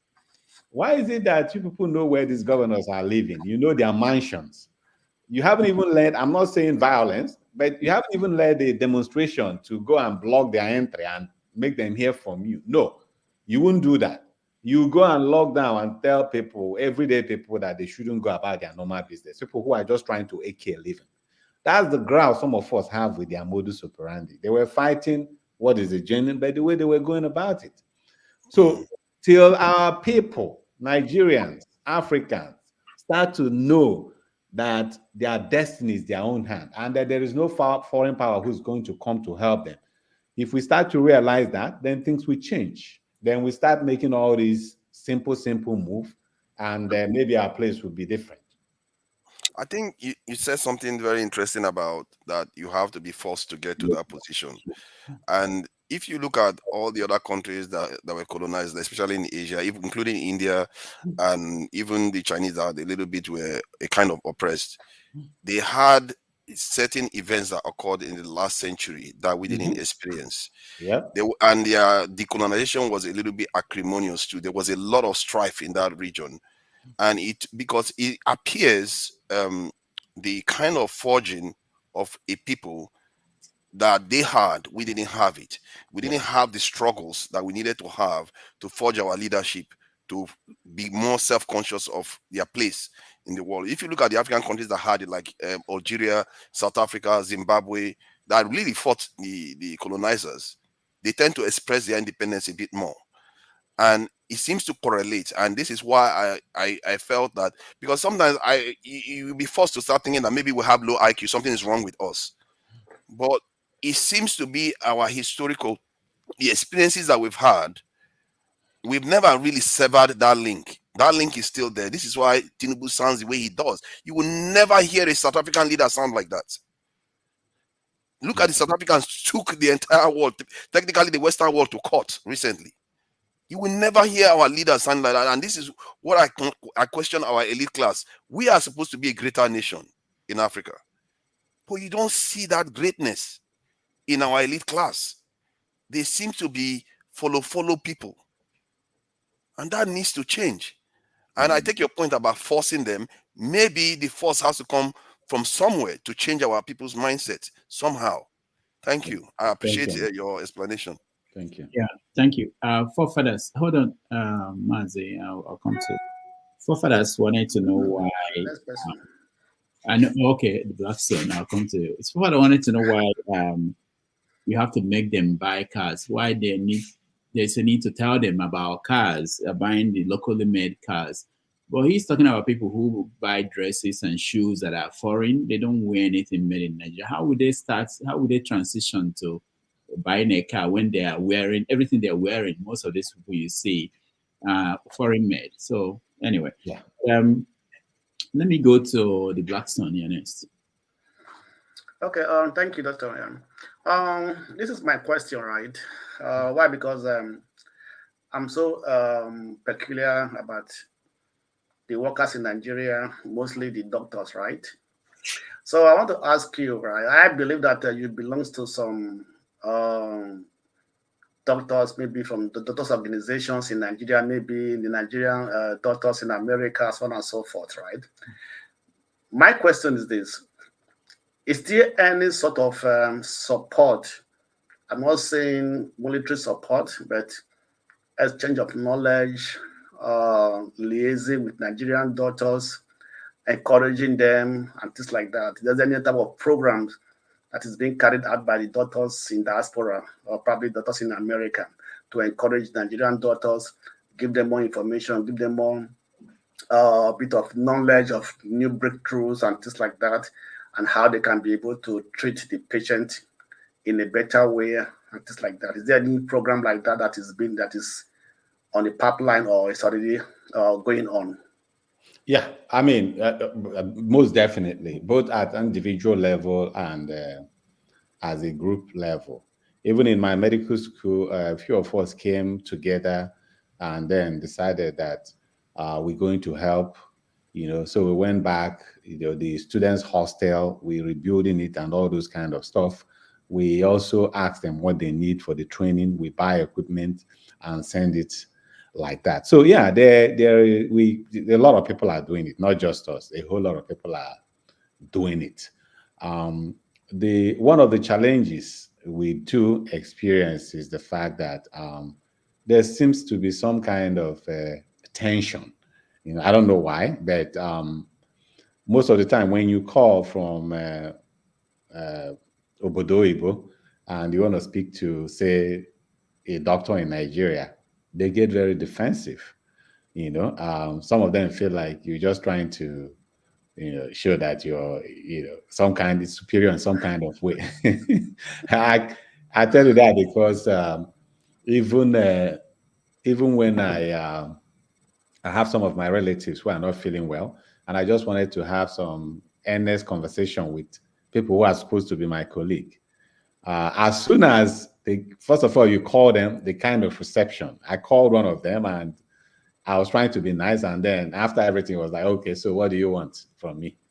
That was the kind of response, So I don't know why that's the case, or maybe I have an idea. I don't know. But those are some of the challenges. But despite that, I could tell you that, the diaspora were actually doing a lot. It's not just in the area of medicine, everywhere. Perhaps you might interest you to know that the remittances from diaspora in 2023 was $20 billion. Now, compared to that's what they're targeting now. Yeah. No. This well, yeah. Now, compare and contrast it with our budget, Buhari's budget 2023. It was what, 44 billion. So, and out of that 44 billion that was budgeted, most of the money, it was based on revenue projection that never materialized. Because of course, nobody's going to tell you that somebody is not even remitting the account from the NNPC to the central bank and all those kind of stuff, But I'm just trying to put in perspective the kind of things, even with all the jackpot, that we also have to see it from the other side, which is the fact that remittances is one of the biggest foreign forex earner for Nigeria. More than half of the budget of Nigeria came from the remittances. So those of us in the diaspora, we are doing our own little bit, despite all the challenges that we meet. I mean, most of us here are probably in the diaspora, and we all have one or two stories to give. All right, thank you. Hold on, if you have asked a question before, let me get to the people that just joined, because I don't know how much longer that Osy has with us. About two will be, because I have an appointment. Okay. All right, the flagship.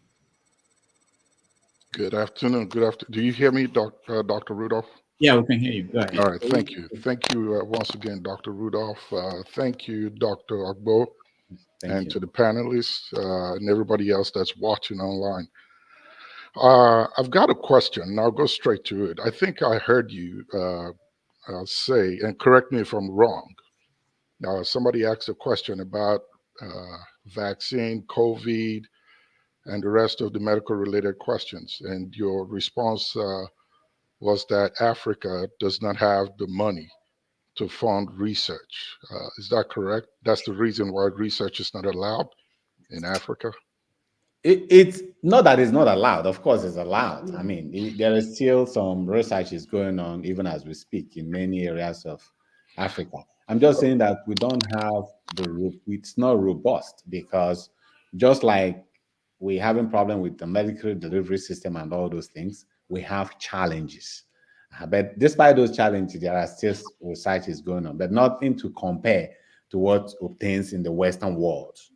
So the reason I'm asking this is it's a touchy subject for me, because that's my area of expertise. And when I heard you say that, I felt I should come on. I've been watching in the background, and I wanted to highlight something. I'm not sure if you're aware of this. The politics in medicine is a big factor that has really restricted the African space and medical practitioners, research scientists that we have, both in the medical and pharmaceutical aspects. We have been really restrained, not because we can't do it, not because we cannot build the facilities, not because we cannot make it robust, but it's highly controlled. And there's a lot of politics involved in it. I've seen it firsthand. When COVID came, the US government estimated to spend about $10 billion to come up with a vaccine. of which they spread around the big pharmas that are here and biopharmaceutical research companies that were working on that. $10 billion. Nigeria can cough that up with one eye open easily.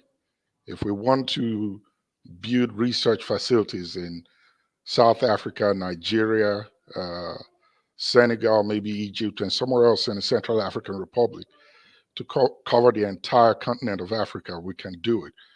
But what I have seen firsthand is our hands are tied. We have smart doctors. We have smart research scientists. I've worked with a few of them. Not only the Chinese or the Russians or the Lebanese, Jewish people, Indians, Africans pull a whole lot of the weight. But we are not being given credit, like you rightly said. And I was thinking that money is not the factor. The politics is what it is. For those of you that are in the forefront practicing, isn't this something you think you should be pushing for within the ICH GCP community and the entire global research community, maybe as far as to the World Health Organization, to at least have them to allow Africa to practice research, though under the guidelines globally, but of course they are all tailored and country specific when they design these guidelines. Money is not the problem. It's just the politics in it. And Africa has been thrown in the back burner, not because we can't fund it, not because we don't have the brains, but it's highly, highly controlled. And to the question that the other viewer asked about COVID, with respect to the postulates and projections that were given for Africa, which never came up, they were all scientific projections that were given by the West, and how Africa was categorized or projected to have or will have its citizens die as chickens on the street. I heard that firsthand from the Bill and Melinda Gates Foundation when they spoke about COVID in 2020 when the lockdown began. But we have not really pushed to say, give us the freedom.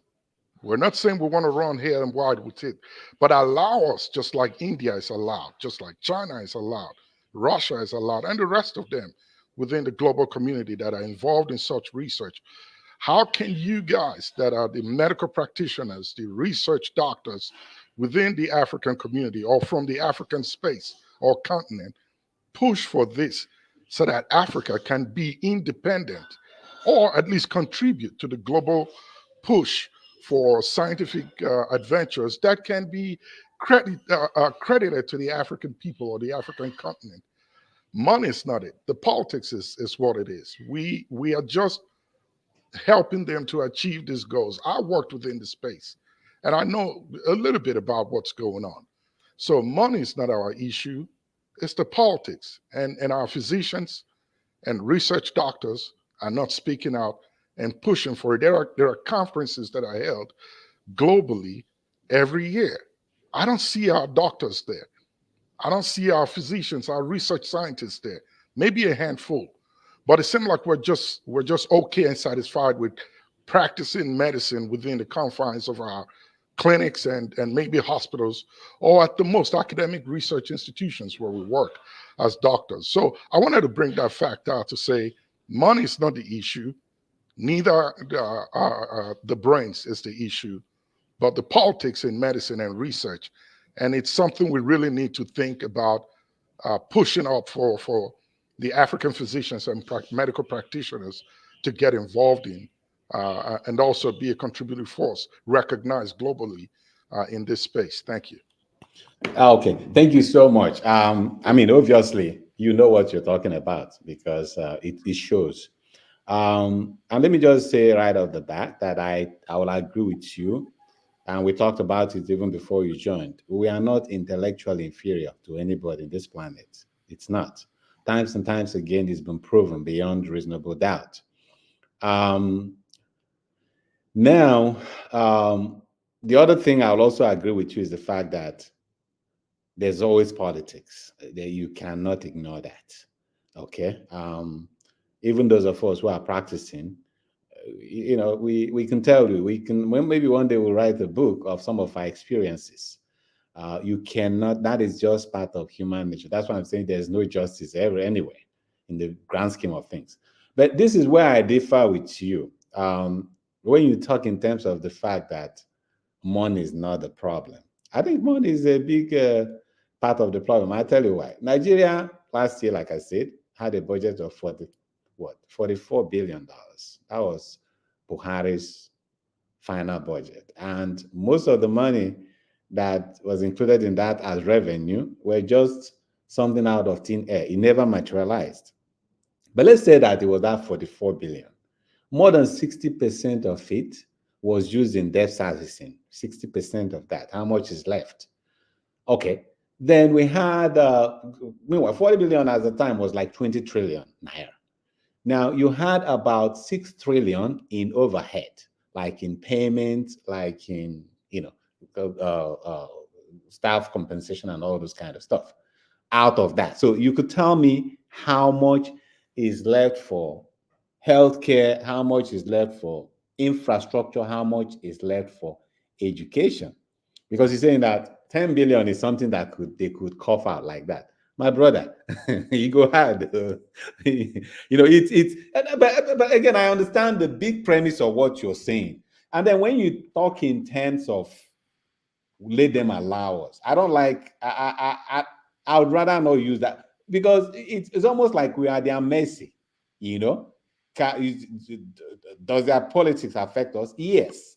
But we have to get to the point that where we'll be able to do things, because we have that agency, because we have that Ikenga in us, to be able to do things. And damn it, because we have to assert. If you don't assert like that, you look for the time when Americans will say, oh, okay, now we've sat on your neck for such a long time, you can now go and begin to do your things. No, it's only when you get up and, like you said, make a good budget, take this one for research. But we're talking about the healthcare system where doctors are not even paid a livable wage. There are things that sometimes are luxuries, not because they are luxury in this real sense of it, but because we have to take care of other pressing needs. A country where you're grappling with paying the staff, you don't even have enough staff. The whole thing is, we're talking about a country where if, say, I'm in Nigeria and I'm sick now, I need to be on the ventilator. Almost in the whole of Enugu state, I don't even know where you'll be. Maybe you go to UNTH. That's the only place. And then the country that cannot afford that, how are they going to offer the kind of money we're talking about in some of these ground? Because even the research, we need, the logistics, So, of course, we can do some research. There is no doubt about that. And it's been going on. People like you are helping a lot. But yes, we have the ex-brain. Yes, there is politics. No, money is a big challenge. And most definitely, in the scheme of things, because of other challenges we have, it would be very, very difficult convincing anybody that if they can't afford simple medications, that they have to budget 10 billion in research, for example. Sorry, let me just support some of his point. Forefathers, 1 second, sir, please. Okay. 1 second. I totally agree with you, Dr. Agbo, that misappropriation is a big, big issue for us, Africa. Well, my point actually is we have the money. If we have a good government that thinks and reasons and thinks potentially we have the money. Potentially we have it. Yes, it's just that it's not appropriated rightly. Our folks do not think globally. They do not follow the trend of advancement. What's happening out there? How can we meet it, match it, or supersede it? They don't think that way. That's why healthcare suffers in Nigeria, because they can hop on a plane and jettison to France, London, wherever, the US, Saudi Arabia, and get that care that they need. I've always said that it is not that Nigeria cannot afford health care for its citizens. Yeah. Nigeria has hospitals, but they are abroad. The presidents and senators and the rest of them are the only ones that are allowed to go there to go get treated. We have the money. It's just that it's not been appropriated properly.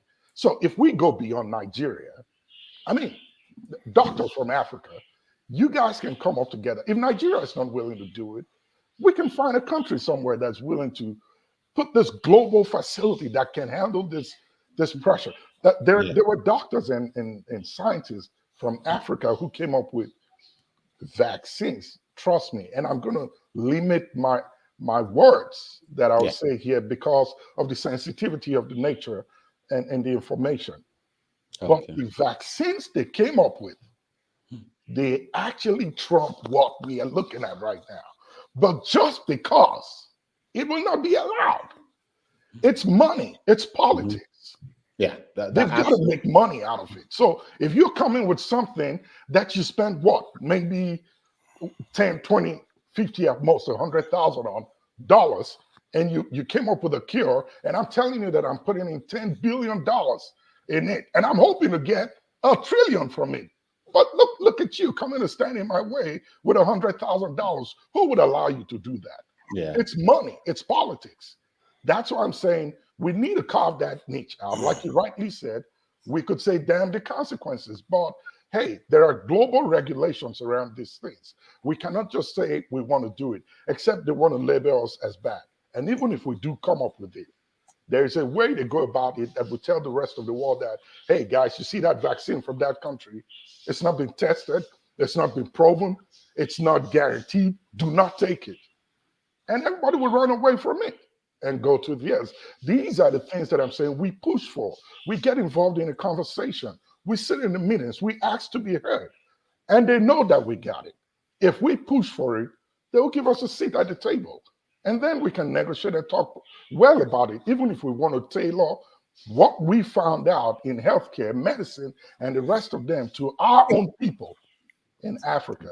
I think we'll make a headway. That's what I was trying to arrive at. Not that the money's not there, but yes, it's being misappropriated. And our folks don't think far ahead beyond where they are. As a matter of fact, their thought is way behind where they are compared to global events in medicine and healthcare with reference to the people and how it's been appropriated generally worldwide. Sure. Thank you. I'll stop here today. So Thank you. All right. Thank you. Let me just quickly support what he said. Hold on, Forefathers, hold on. Our guest has to go. He said he will take only one more question. I don't even know if he has time for that one question, but there's a question on the comment section that the guy Ugochukwu has been posting. It's something about that doctors in the diaspora are coming together to set up a standard hospital in the East. Have you thought about that, and what is preventing that from happening? So that even if it's expensive, those who can afford it will have a standard hospital they can go to. Forefathers, you can throw in your own, then he will take it. Yeah. When he said something about that, it is politics, and I think there is some truth there, because the WTO TRIPS protocol that they have, I found out about it due to the COVID-19 pandemic, where African countries had the capacity to be able to manufacture vaccines, but they were not allowed to, because they were going to violate other countries who claim to have the intellectual property rights to it. And if they take you to court, do you see Nigeria being able to compete with them? No, not even close. These guys are billionaires, and some of them, the countries behind them are worth trillions. So you can't win, and you can see how that kind of oppressive system can lead to lack of motivation for this in research within our countries. And the only way to break out of this is why we don't even understand the chains that are holding us down. The Chinese, one of the ways they did it, first, you have to sort your security position out first. Then when you go and do these things, they challenge you, you go ahead and do it anyway. They will punish you, they will sanction you, do all kinds of things. You saw that they were accusing China of stealing their intellectual property rights. And the same thing went on with this currency manipulation accusations. You have to go through these processes to emerge. And to do that, you have to be strong to withstand the pressure that they will put on you. And that's why I always go back to my original question. Our people don't seem to be ready for that kind of approach to life at all. We don't seem to want to hold our own. It comes down to politics, and it comes down to our ability to defend whatever you want to do. Your research, you have to defend it. Your loans, you have to defend it. Everything, you have to defend it. Otherwise, they will take it from you. That is what has been demonstrated in history. It took South Africa, Nigeria, Senegal, and Ghanaian president to force them to allow us to actually start manufacturing vaccines in Africa. That is the problem we face here. If we don't know how to confront the TRIPS protocol, nothing will ever work. Thank you. All right, thank you. Okay. Yeah. So I think starting from the guy that asked question, if we can come together and build some standard hospital in the East. So this is one of the questions I get asked all the time. Like, when am I going to, come and establish my hospital in Nigeria? And I have to be careful when I say this so that I don't get misunderstood. It's almost like this, when you're rich, and then you have your brother in the village who's struggling, and then you want to make him feel good and all those things, and then you go and buy him a big old Mercedes and take it to the village. Everybody gathers together, eat, drink, clap hands, and it disappears. Then your brother will drive the car. Of course, he has a fuel, drive the car a day, a month. And then after that, he found out that he has to refill the tank. Now, he doesn't even have enough money to refill that tank. After a while, the car breaks down because, he just doesn't even have the basic money to do the maintenance. That is how it is for some of us when we think in terms of having like a standard hospital in Nigeria. Because let's be honest, without any pretension, managing hospital is a very, very capital and labor intensive business. Even in the US here, we are. Even as a doctor here, if I don't have medical insurance, if I get ill, if I take ill, it might be difficult for me to pay out of pocket. That is how expensive healthcare is. So the question is not just about building these humongous state-of-the-art hospitals. The fact is, how are you going to sustain it? Unless you are prepared for the long haul, that is maybe a charity organization, you have enough in your pocket to be able to maintain it, pay all the bills, make sure the generator is there 24 hours and everything that a hospital needs. If not, then you find out that you've built this big old hospital in a population that is so impoverished that when you ask them to pay the basic things, it will scare everybody away. They would rather be going, and you know that in our place, people go to hospital only as a last resort. It's not like a place you go for, I have to make sure that I'm up to date in my health maintenance, prostate, and all those things. No, people go to when they go to hospital only at a time they've done everything, taken Tylenol, pharmacy has mixed all the medications for them, and it fails. They die. Now they have to come to the hospital, and these are people who can't even have, because they're struggling to either have food on the table or go to the hospital. Which one do you think they will do? Somebody has to eat first. That's the dilemma we have with those kind of issues. That is why most of the time you see all these hospitals, it's on the news, and then the next day you go there, it's a skeleton. The maintenance, everything, because it's just we don't have. Now, the people who can afford the services, many of them, even when they take ill, they're not going to be in Nigeria. They will be in Europe. They will be everywhere, except in situations of emergency. That's when they will. So you end up not getting those clients that you think you might attract. Those people that you're attracting cannot pay for it. It's not a sustainable business model. Healthcare is so expensive. So that's the reason why by the time when we get to the point that the economy improves, people have more purchasing power, then you see that even the hospital you attend the quality will start to move like that. But you cannot buy, you cannot buy a Rolls Royce to a guy who's in the village. It's not going to work like that. Then, go ahead. No, go ahead. Okay. Then the last one, yeah. So again, I agree with you, Flagship and Forefathers, that you guys made a good point. There is politics. There's a whole lot of it. But I still maintain that we are going to be the one who will help ourselves. It's not we're not going to, after all, okay, some of our practice guidelines, they will tell you this is the American Society of, say, Critical Care Medicine. But they will say, okay, but this is the protocol of the European Respiratory Society. Okay? They may look similar, but there are some subtle differences. There are medications that are allowed in Europe. The FDA doesn't approve of it in the US. The same way, we can have our own African guidelines, but we do not.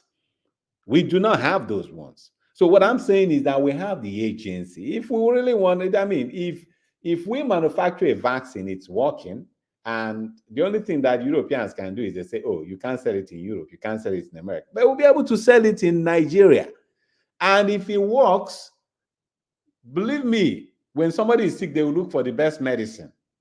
There are some, as we are here, there are some Oyibo people that they look at you, you're a black, and then they'll be like, oh no, I don't want to see this guy. But when they are very sick and they tell them this is the guy, they say, please go get him. That is the same way it is for healthcare.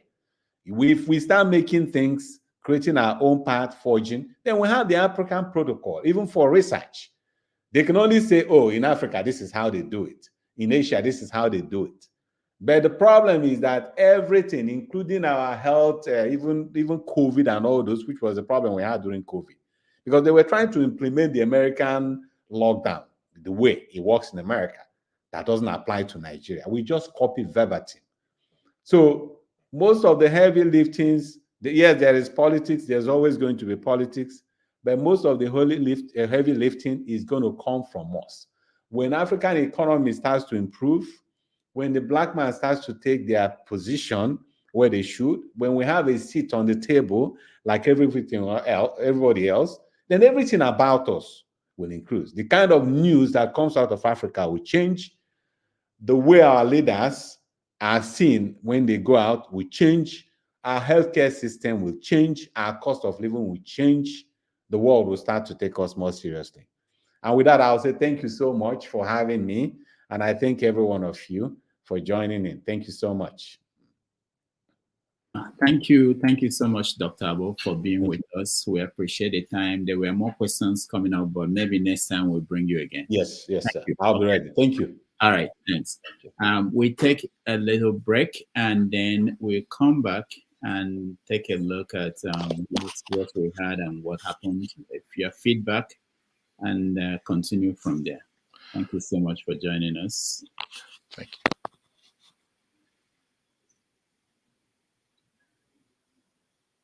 Mohammed Airport, Nigeria, and today's date is the 2nd of February 2024. They have just taken the light at the airport. There is power outage at the airport, so you can imagine what it looks like. At an international airport, there is no power running, no light. What a shame. What a shame.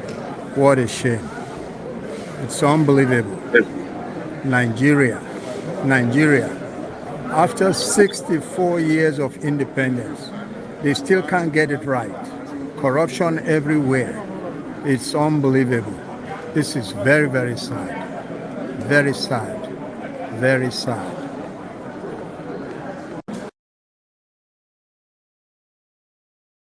His network television debut. This is his most recent album right here. It's called Spirit of Love. We're very pleased to welcome Majek Feshek.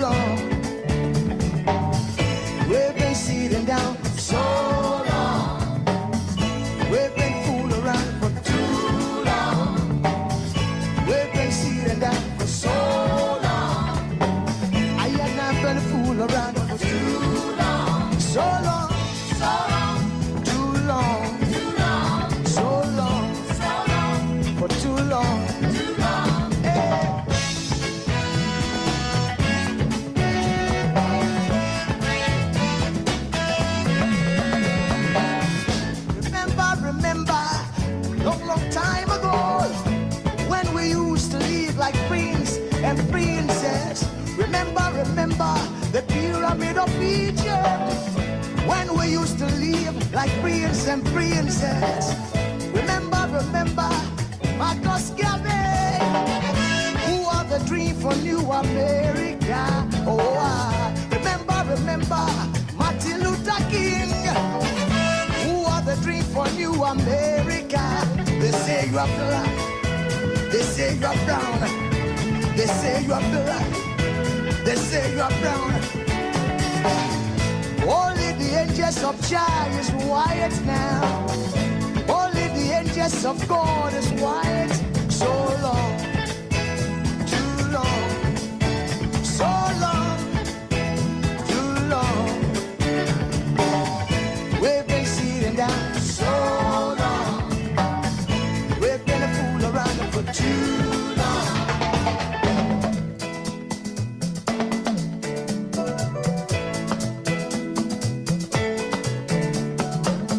Arise from your sleep, Africa. Arise from your sleep, America. There's work to be done, Africa. So much work to be done, America. But if we unite, hey, we will be free so long, too long, so long, too long. Pressing down for so long.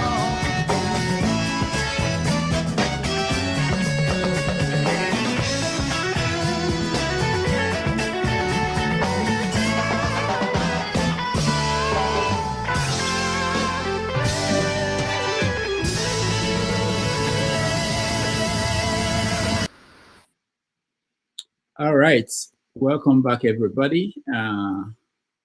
Nice to see you all. And we'll just go quickly and get your take on what our guest said today. Let me start with you, forefathers. I didn't watch him completely, but the areas I listened to him was when he talked about, whether there was no absolute justice. I think that's what he actually meant. I appreciated that because we don't tend to have these type of conversations. It's more of a philosophical conversation. We don't tend to have that. And I think we do have them in Nigeria. They say they are in universities, but they don't tend to highlight them on the news or, advising and talking about societal stuff. And I also, he tends to approach stuff. He's not very obstinate. He's quite an intellectual himself. So whenever you present an idea to him, he honestly tries to, rationalize it and accept it for what it truly is. Because from the last point that Flagship made, that was something that if it was some other guest, they might push back and say, "Oh, it's not politics, is it?" But he understood that there are nuances to these things, that there is politics involved. There is also other aspects that we can take charge of. So I do appreciate the way he came across, and he seems to be doing all the right things, and he answered the question directly too. Some guests, they don't even answer questions. You tend to have to badger them.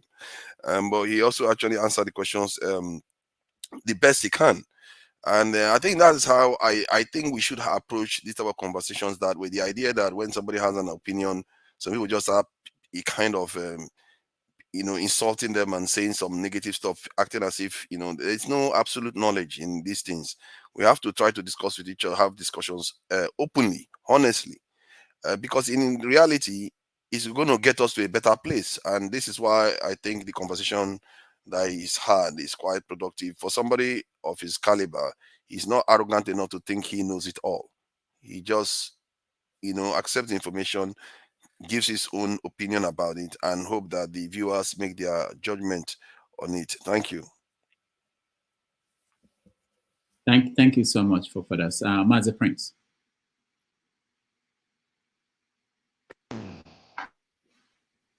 Okay, thank you, Dr. Rudolph.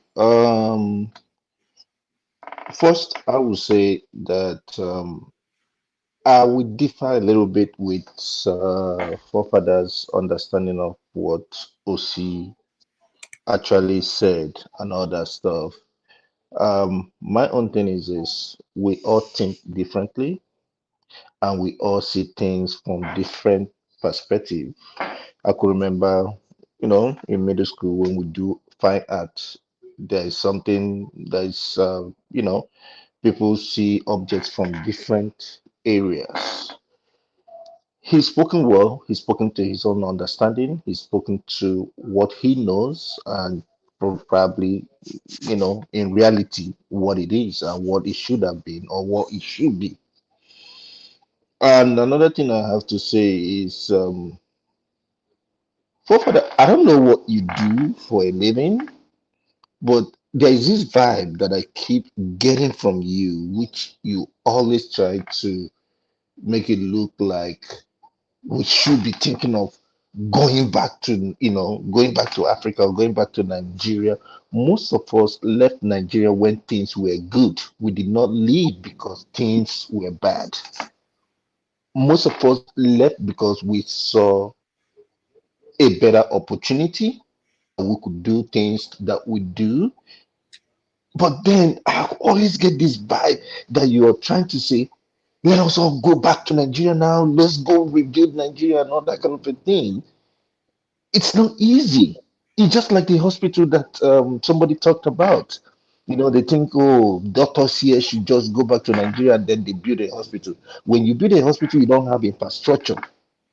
When you build a hospital that you're serving the people that can't even pay for paracetamol, they've not even eaten yet. When you build a hospital where there is not even a road to the hospital, most of the governors said they built hospital. I could remember that of Cross River that said he built a German hospital in Obudu. And today, from what I heard, somebody told me, my wife is from that area, that place is bushes. And if they tell you millions and billions that they spent in building those things, so that's just what I can say for now. But we'll just look at things in different places. And I love what I do. I love the people here. I don't see color. I don't see anything. Please, I'm not enslaved. I work and I work for my employers. I love them and I love what I do. Thank you. All right. Thank you, Lava. So yes, sometimes it's been that was a very good guest we had, very knowledgeable, intellectual. He's doing his own best. I think he lives in the diaspora and he's trying his best. He has a what do you call it, a media house in Nigeria with employees. He's contributing. We all should. I can't fault that man in any way. He's doing his little best. A little bit mixed up with the Nigerian setting also. He understands it. He is pragmatic about possible changes and what we are to face regarding it. So the question still boils back to all of us. I still think, and I will continue to repeat like a broken record, that those of us in the diaspora, we have to do more. We have to do more because the rot is deep. I know we are divided in terms of philosophical ideology, in terms of should we divide, should we stay at one? But that rot in that country is deep. Even a medical doctor, you heard, he has to put all hands on deck. He's a contractor, the man has to eat now. They'll stay away from this corrupt system engulfing him. You understand? And then, the people's helping him with his media organization like the Belinda Gates, these are not people who have our interests at heart. I keep telling all of us who are educated, those white folks are not going to solve our problems for us. It is us. It is us. And I think what we need to fall back on, although Dr. Damage's medium is not the medium there. The other day, Ovie identified some key powerful people, not identify them in, like pointing to them, but he says, and I agree with him, that our financial wealth currently, as bad as there got to be some of them with a sense of conscience to say, this country is going down the drain.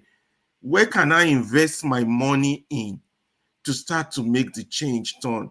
And those of us who come here and contribute our intellectual contributions, But we should be forming networks, and I'm not talking networks to champion one party after the other, like Chelsea versus Manchester United. No, we should be connecting. I don't know why, at least if it is just once a month, we shouldn't have a meeting with people like Rudolph, people like Mayegun, people like Dele Faro, me, all of us all gathered just to brainstorm on what's next. What are we doing next? Because whether we like it or not, it's not a question of changing people. We have to find a way to destroy that system. That system is the one that's creating the rust, and we are not doing enough. We're not doing enough in terms of technological usage, reaching out to people, things we could be doing here that would not have hindrance from back at home, things we could be doing here. We're not putting heads together enough, talking about the problem every day. Man, you guys just look, let me just tell you guys one thing. 40 years ago, that man that was smoking Igbo put everything on a CD. That man smoking Igbo. Go and listen to all his songs. It will be as if you're listening to the news that just came out yesterday. That man smoking Igbo fella. Go and listen to all. It's as if you just heard the news just this morning. It was just as if the news Rudolph just read this morning about this president died, that one died, this one was attacked. The same. So we know the problem. So we're agitating, discussing the problem, getting mad at each other. I like the description. Someone described it. It's like all of us are sitting on one big sheet, one big shalanga sheet. Boo-boo. But we are so busy pointing fingers at each other that one fat, but meanwhile we there on top of shit. Big shit or real boo-boo, really bear. But we are busy playing that one. Atomic bomb fat. Do you know? But we are all on boo-boo. We are sitting on boo-boo. We know we got to do. And Rudolph, try and bring Dele back. Maybe I can direct this to him directly. Bring Mayegun. We got to do just more than what we are doing. This is unacceptable. Just us talking every day, every week. That man was a very intelligent. People like him, all of us should be on the table. If it's our little penny we can put together, identify a few rich people in that country who still have a conscience. Talk to them. Come and put your money here so that we can save our country. All right. That's all I got to say, Dorian. All right. Thank you. I just wanted to correct that the people who are supporting Ikenga online is the MacArthur Foundation. And earlier on, I think last year, I interviewed the director, country director, West Africa director of MacArthur Foundation. And I can tell you here, Alaba, just so you know, without MacArthur Foundation, Ford Foundation, maybe Bill and Melinda, I don't know if they support the media. Without them, you won't have Premium Times, Sahara Reporters. You won't have almost everything you depend on to know what's going on. Media is expensive, very expensive. You keep throwing money, and so it's okay to question their intentions and the source of money and everything, but without them, you just have Vanguard and Punch. Yeah, but the question then is, what is the intention of these foundations? No, forefather. Let's not question their intention. Let's accept Why their not? gift. And not now. Their time. Let's accept their gift and move on.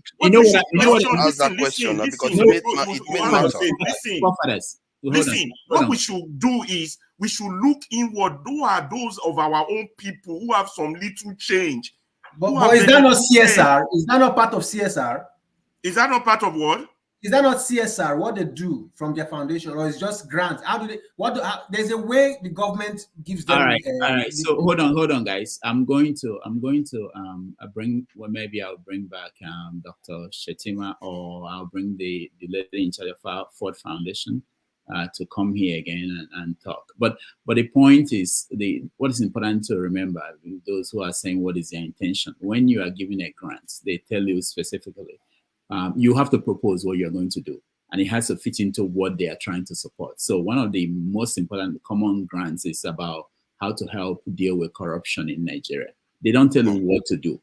You decide what you want to do, and it will fit into their goal. If, for instance, they say they want to help, the grant is for female education in Nigeria, and whatever you're doing is in that line, they give you the grant to do that. You report back to them. So it's not as nefarious as some people think. It's okay. I understand how our antennas are always up about anything to do with foreigners and all these things. It's not that way. But I can tell you that today, if you remove these foundations, your papers are done. Everything is collapsed. People will just pack up. I think that sometimes just because somebody is doing something that appears positive doesn't necessarily mean their ultimate goal is positive. And I think we have to also reason like that. If you think we are paranoid, we are not even close to being paranoid compared to them. And if you look at the West right now, the way they are behaving, that tells you that they don't care about free speech or anything like that. The idea that they are trying to fund you for free speech, you don't necessarily know whether we are being a useful idiot. And they coined that term, being a useful idiot, or whether we're actually doing good. And this is why it's good to ask pertinent questions. Their help, because apart from that, we have nothing. We are not even as we are here. We don't even contribute $100 to set up a media for ourselves. And the little they are giving us, are giving people like Ikenga or Sahara Reporter that are still giving us some little basic news. We still want to complain. I say we take it. I think you have to ask yourself now. Forever. See, Can we go around the? Can I continue? Okay, go ahead. If you want to say something, you can say something. Let's go around. Yeah. Let's go around. Yeah. Now, you see, I was quite. It's my turn, please. Please. It's my turn, please. Let's go accordingly, please. Yeah, right. We were talking about media organizations. This magazine I'm holding right here is our efforts in Europe here. Afro Community, it's called. So sometimes when I come here to discuss with you guys, I try to listen so I can garner more knowledge. But this is our effort here, and we're trying to spread throughout of Europe. There's no European magazine that's going to put Black people on the cover, and that is why we started this. And I think Dr. Rudolph, you have our website. You posted it here the other day. Yeah. So I'm back to the topic. I enjoyed the conversation with Dr. Agbo. I wanted to ask him about Paulo Macchiarini, but there was no time. And I thought that the other man here, the other one who was a doctor, was going to give me a little headlight, because there are so many Paulo Macchiarinis in Nigeria. You find that you send your wife to the hospital for treatment, only for them to confirm her dead in the next couple of days. People go in, they don't come out. There are so many doctors who are performing, pioneer tricks, which are not acceptable in the medical practice, but they can still be allowed because they are pioneer. But they don't make the patients understand fully the implication that this might work or it might not work. Instead of telling the patient, look, I'm not capable of doing this, you can go to the next place. They simply try this experiment, and we have a lot of casualties. I would have loved somebody to answer that for me. I hope that this other man, whose wife is a professor, will come here and answer it for us. But by and large, I like a person who has the mentality of the world is not there's no justice in the world. That means you are ready for whatever life brings to you. That means you are ready to face life head on. That's my take on that. All right. Thank you. KJ. Okay. Thank you so much. Dr. Agbo brought in a new perspective, into today's, as far as I'm concerned.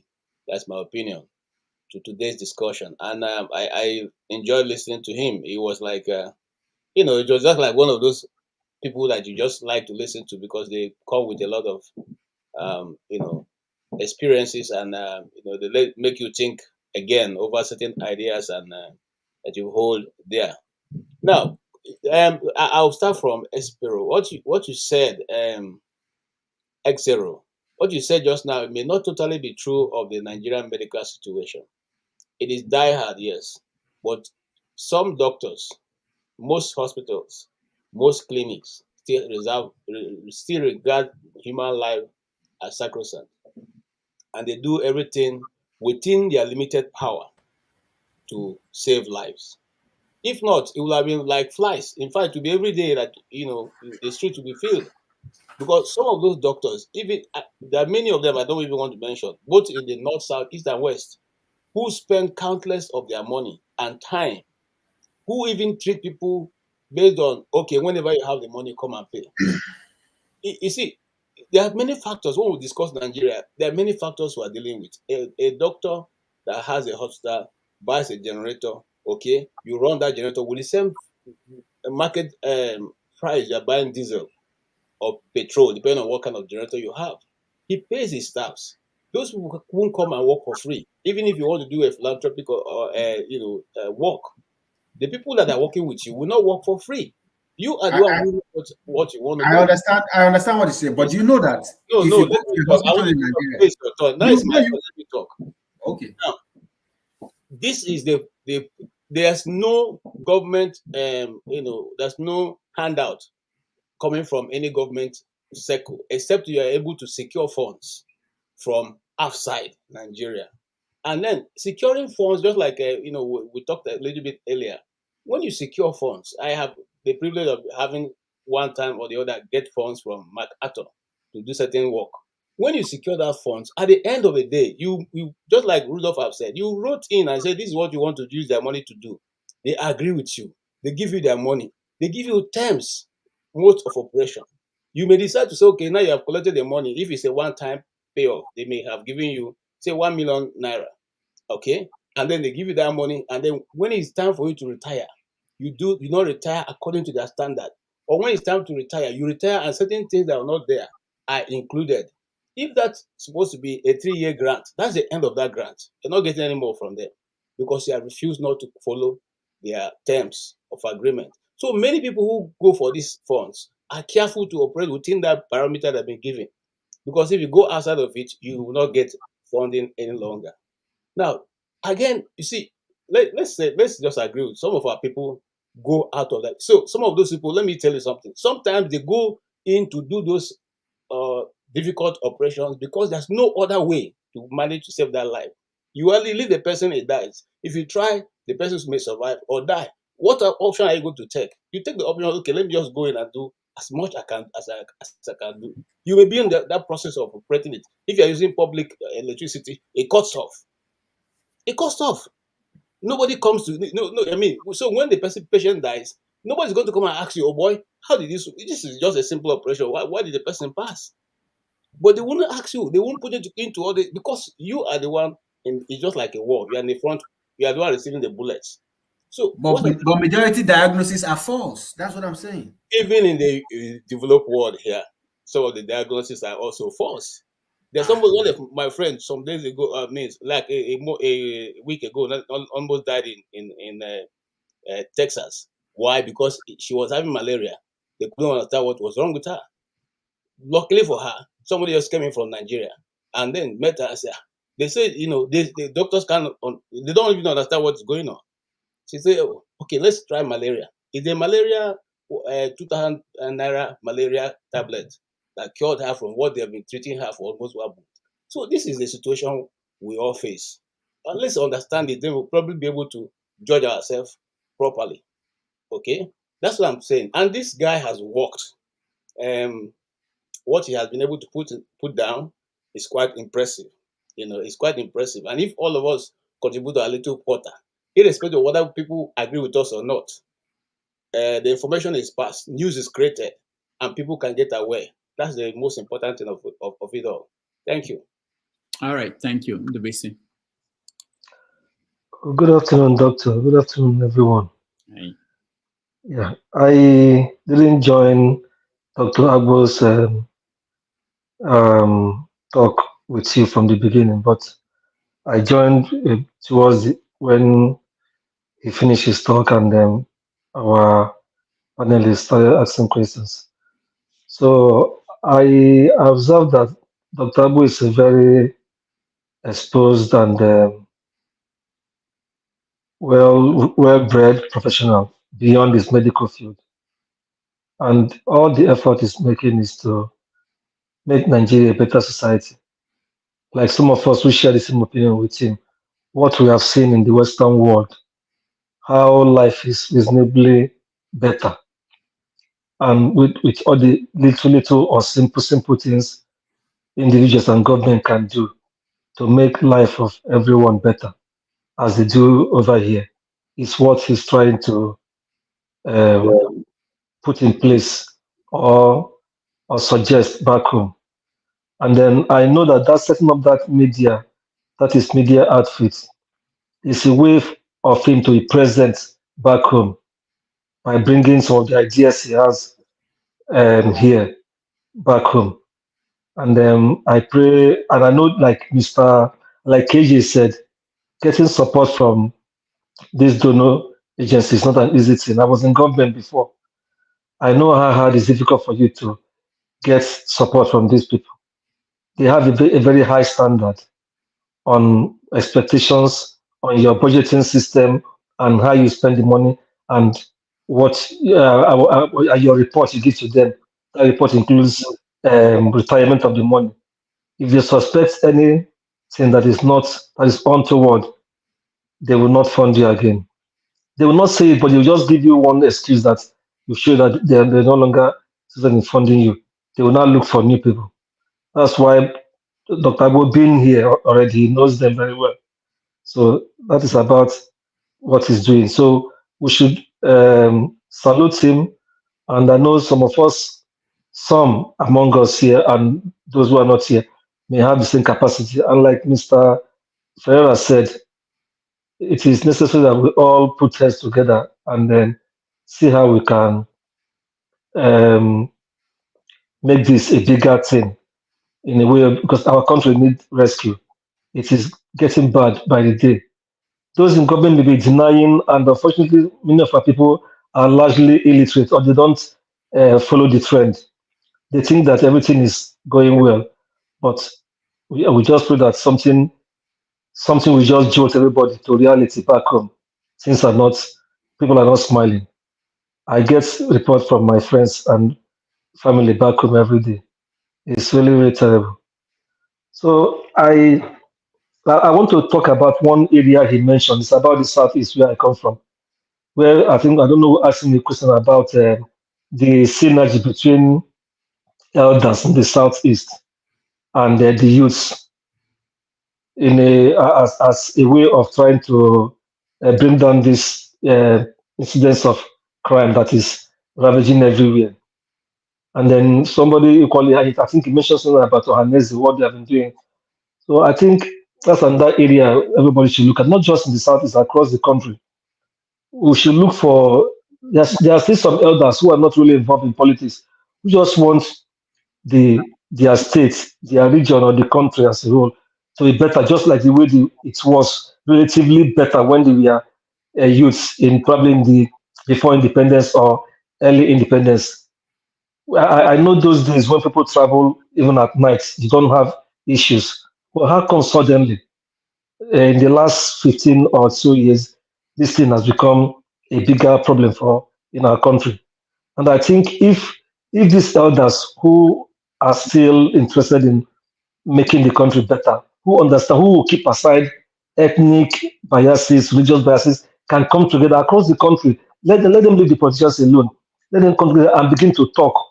I think these politicians, they will know that this is getting out of hand, and then they will not equally talk to the youths, because some of our youths back home, they have gone haywire the way everybody wants to make quick money, and they copy what they see from some of these elders or politicians, or even some people who are even, I don't even want to go to religious or traditional rulers, because many of them are like that. Even though I know some are nice, some are good, but it appears that the most prominent ones among the religious leaders and traditional leaders are all emerged in politics, taking sides, because probably they get protection.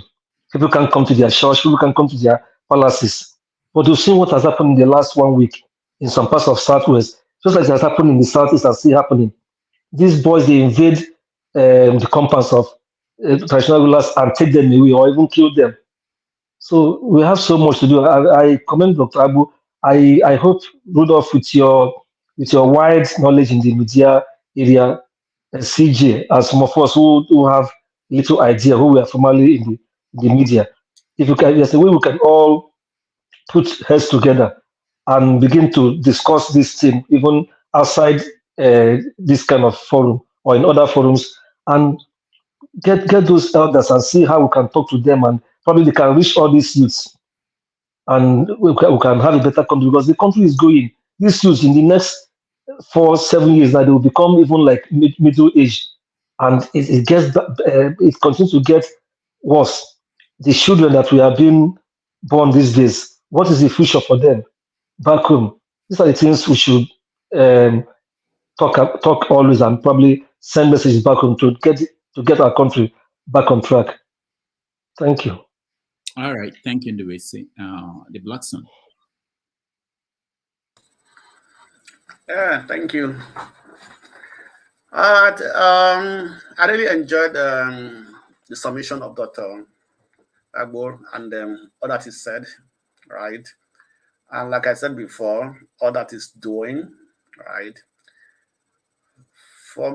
It's not easy for anybody to go into a venture in Nigeria, right? And doing what it's doing is involved in the medical services, involved in the estate business, in publication and awareness, right?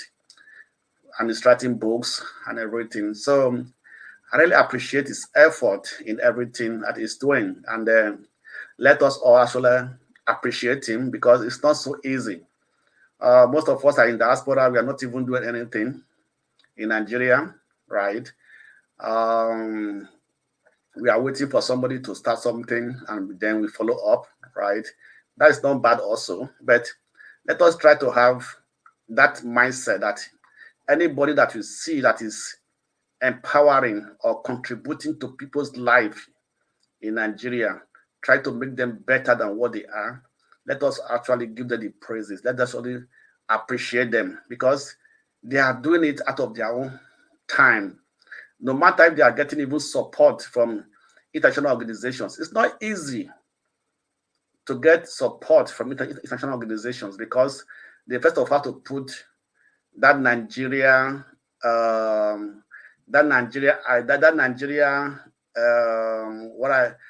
have to put that Nigeria factor into consideration, right? Because I think every international organizations look at Nigerians as corrupt, and before they are going to go in partnership with you, they have to be very sure that you are trusted, and that you are a worthy person, and they can be able to work with you, and you won't fail the conditions, right? Because all these people, in fact, let me put it like this: the condition they will give to Nigerians might be different from the condition they give people from other countries, right? So that, because that perception of Nigeria is bad all over the world, and so if you are dealing with international companies, they know what they expect. They are giving you a very high standard, that you have to meet these conditions. Right, so anybody that is doing something from diaspora, helping Nigerians, give them hope, at least some effort, trying to improve their life and everything, we should all appreciate that person, right? Yes, he's doing his own part. If we can support him, let everybody want to support, we can support him, right? All of us have a part to play in moving Nigeria forward. Each and every one of us. We can start doing something, right? When you start doing something, people can back you up. People can start following you, right? That is the way I see it. And he has done what he has presented this evening for me was very interesting to me. It's one of the one of the best guests I've actually enjoyed so much, because he presented all his answers to the questions in a way that it touches, at least it hit the point at the right place. Right? And so if anybody have anything to support him, let us support him, let us give him that support. And I will say that it's not only by talking, let's start doing something. If it's one person you are happy to take out of the street, put into a school in Nigeria, you are paying the school fee for that person, it is something you are doing, you are empowering the people, right? There's something all of us can do to help the people in Nigeria. It doesn't have to be your family members or you who you know, you don't know.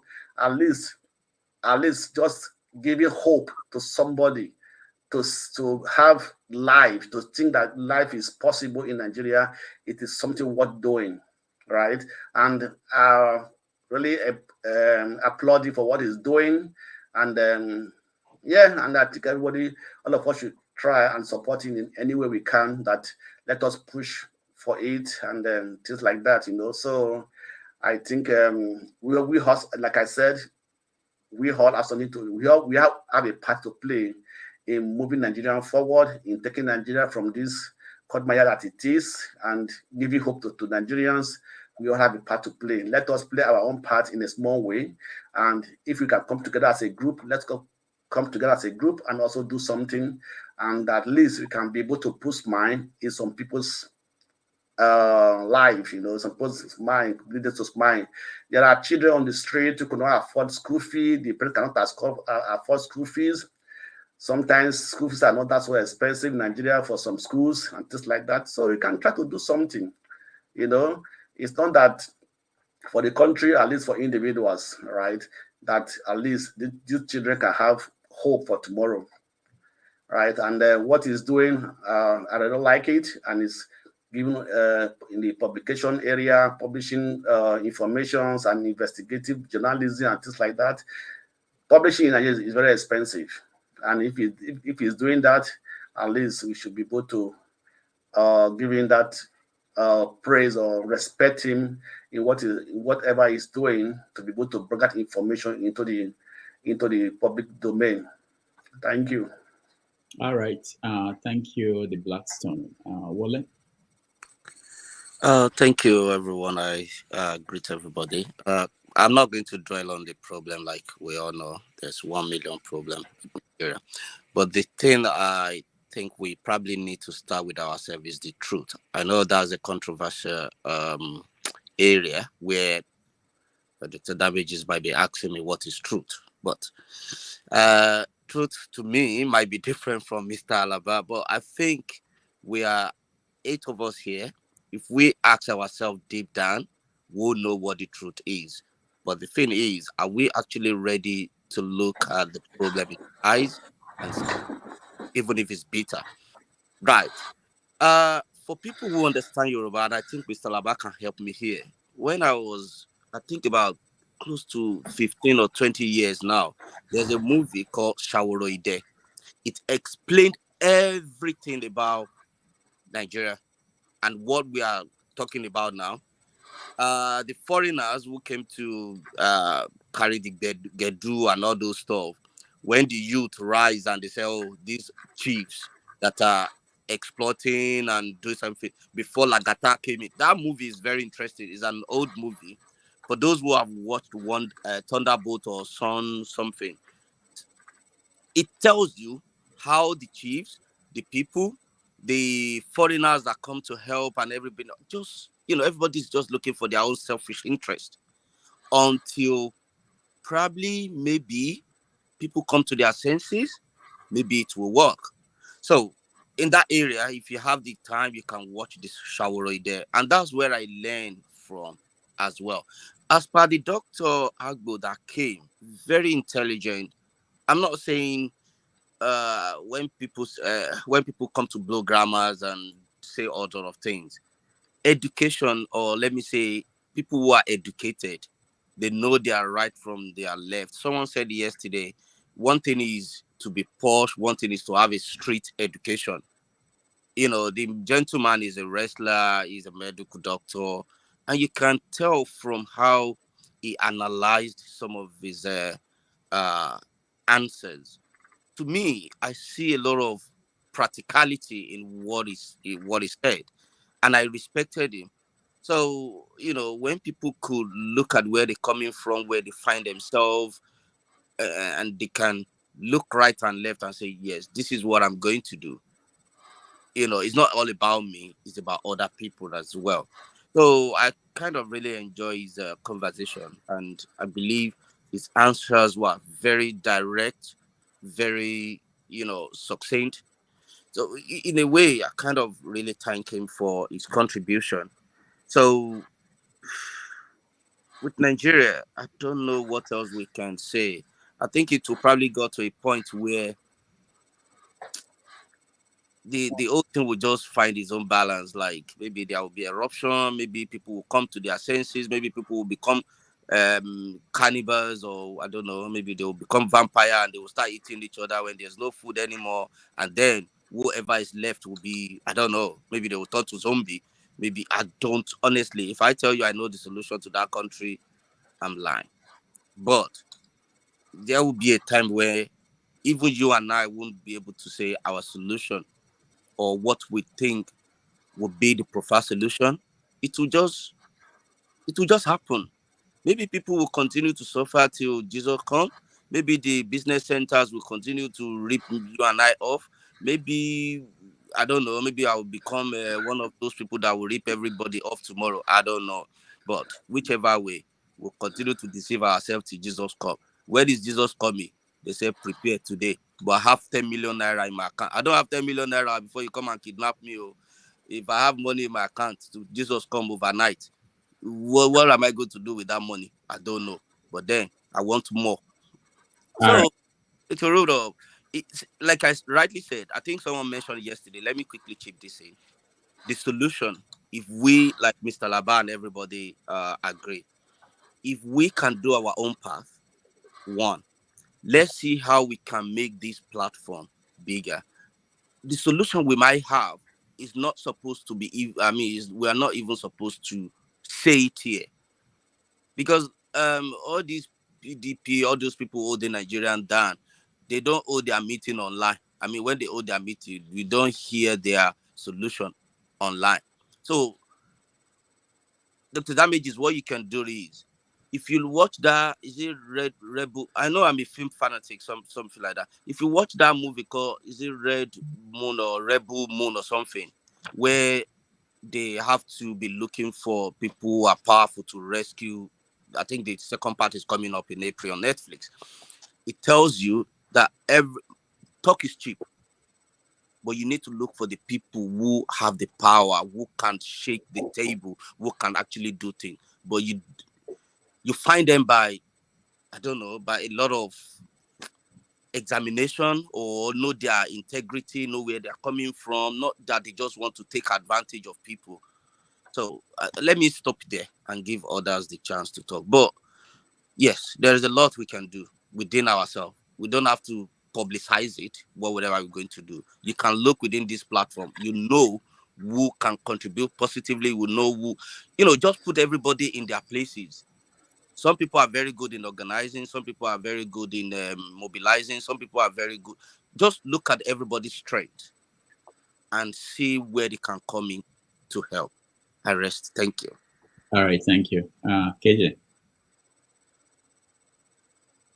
Thank you so much, Wale, for your contribution. Thank you also for giving me an opportunity to just chip in a little bit. Yesterday, a gentleman was saying, talk is cheap. Wale here talking. That's what I want to try to address. Sometimes people mistake this platform for a place where strategies are profile, and then no, this platform is just a discussion platform like any other news media that will open, Hermann Paul, the rest, they all holding talks and all that. This is a place to hold talks. And if we want a place where ideas can now go from holding talks to something else, that's done. But I think, for my understanding, this platform is just established for us to be able to cross-pollinate ideas, talk about issues, raise awareness. This even talking about is enough awareness. And that's what I don't think that in Dr. Rudolph's mind, he was thinking of organizing a place where now you harness idea and begin to build a political party or have a a social platform that will become an NGO. I'm not sure of that. But I just want us not to continue to hammer on that, because people come and they think, oh, we talked about this, they were talking here, we only talk. No, if you are invited to any of the social platforms on the TV, you're only going to go and give your idea. What they eventually don't, you're not going to force the TV house to go now and begin to establish NGO because you have spoken. But if anybody who is listening out there is interested in your idea, they can contact you, and they can make use of that is totally out of their own control. But for them is to give voice to what you have said. If your idea is good, someone will pick it up. So let's, because of people keep coming every time somebody will, maybe even before today, and somebody come and say, people have been talking, both those in the comment section, talk, no action, talk, no. AJ, what are you scared of? Sorry? What are you scared of? You hear the guest. Oh, I'm just saying, you see, Aneke, Onweke, that's Igbo language. Work is divided. Okay? We divide. You don't want to hold the bull by the horn. No, there's a time to hold the bull by the horn. People like Ferrari can hold the bull by the horn. Or you understand? People like Rudolph is to generate the position. It's like when you go to the village, when you have a village square meeting, you're not doing it because you cannot stay in your house to have that, but just to create that communion. I don't know how to put it, but where ideas are expounded and people can pick it up. Okay, I'm not afraid though. I'm a bros, now. I'm not afraid, but let us not begin to force this man into the mood he's not. He's a journalist and he's doing his own part. This is the part he's doing. The Rudolph I saw in Nigeria can do anything. No, but again, that's where I'm going. X0. This place is just for us to meet, discuss, and then people of all kinds of, a lot of people will listen to this, whether it is live or it's being repeated and all that, or they even stumble into it on the internet. But not for us now to force him now to become an NGO overnight and begin to look for who will sponsor the next political party on his behalf. I don't think that's the reason why we're here. If I'm wrong, please correct me, Dr. Rudolph. Thank you so much. My takeaway from the conversation is really that something I've always been talking about. You don't have to be a journalist to own a newspaper. You don't have to be so many things. Anybody, if you're passionate about something, you can actually push for it. Like some people felt that, you can get rich people to support media organization. You can set it up and just get the money from rich people and use it to support media. You can do anything you want to do. And he proved it. He writes novels. I used to think he was just writing essays until he sent me his novel that is coming out, and anything, he's a real estate developer. He's into tech.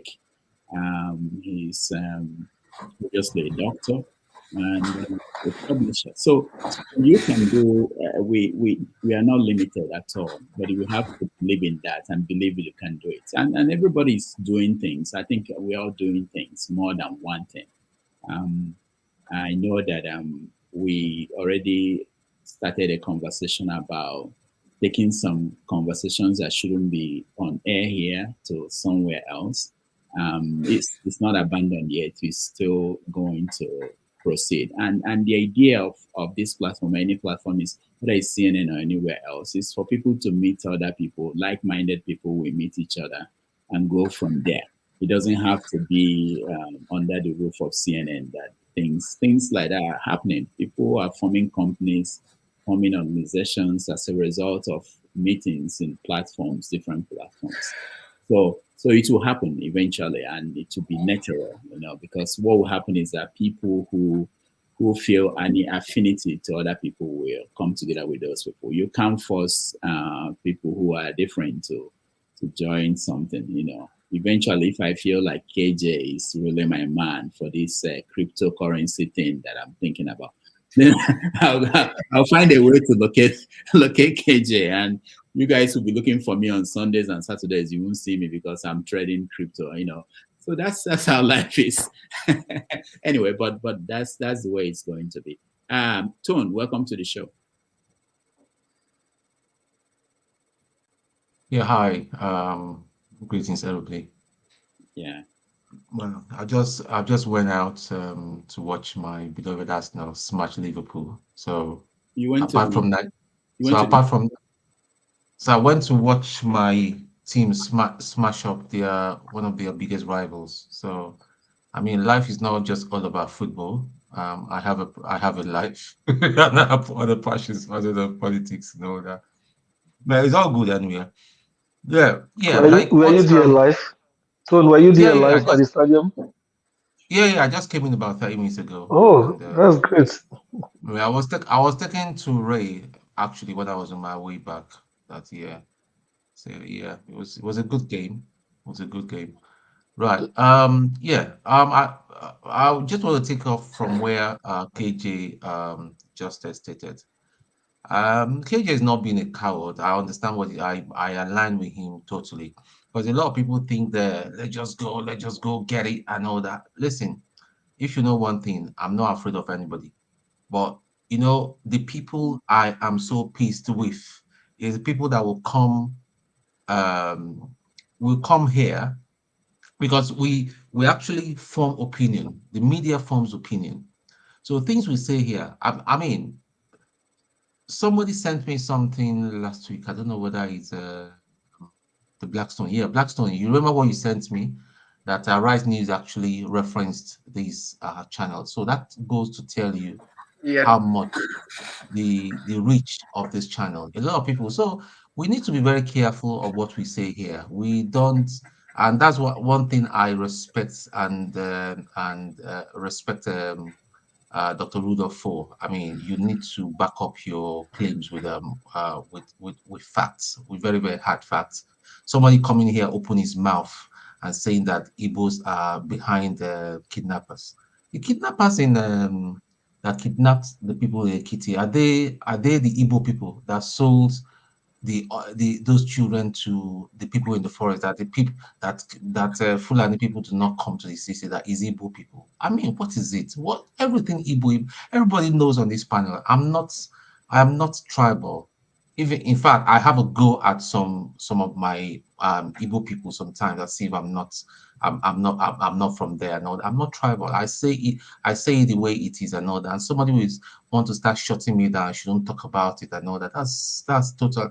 I will not be sitting here and you say something wrong about Igbo people or even Yoruba people or anything. You don't do that. So we form an opinion here. The reason for this panel, like KJ was saying, is to create that awareness and shut down wrong narratives and to correct, realign wrong narratives, because a lot of wrong narratives that are flying about. A lot of people in Nigeria are misguided. They don't even understand. I was talking today with my fiancée. I was telling her about, even though she's a Yoruba lady, she doesn't even know that somebody from their two of us from their state have been kidnapped and killed. She doesn't know. I was just telling her this evening. We're just having that discussion our way back from the match.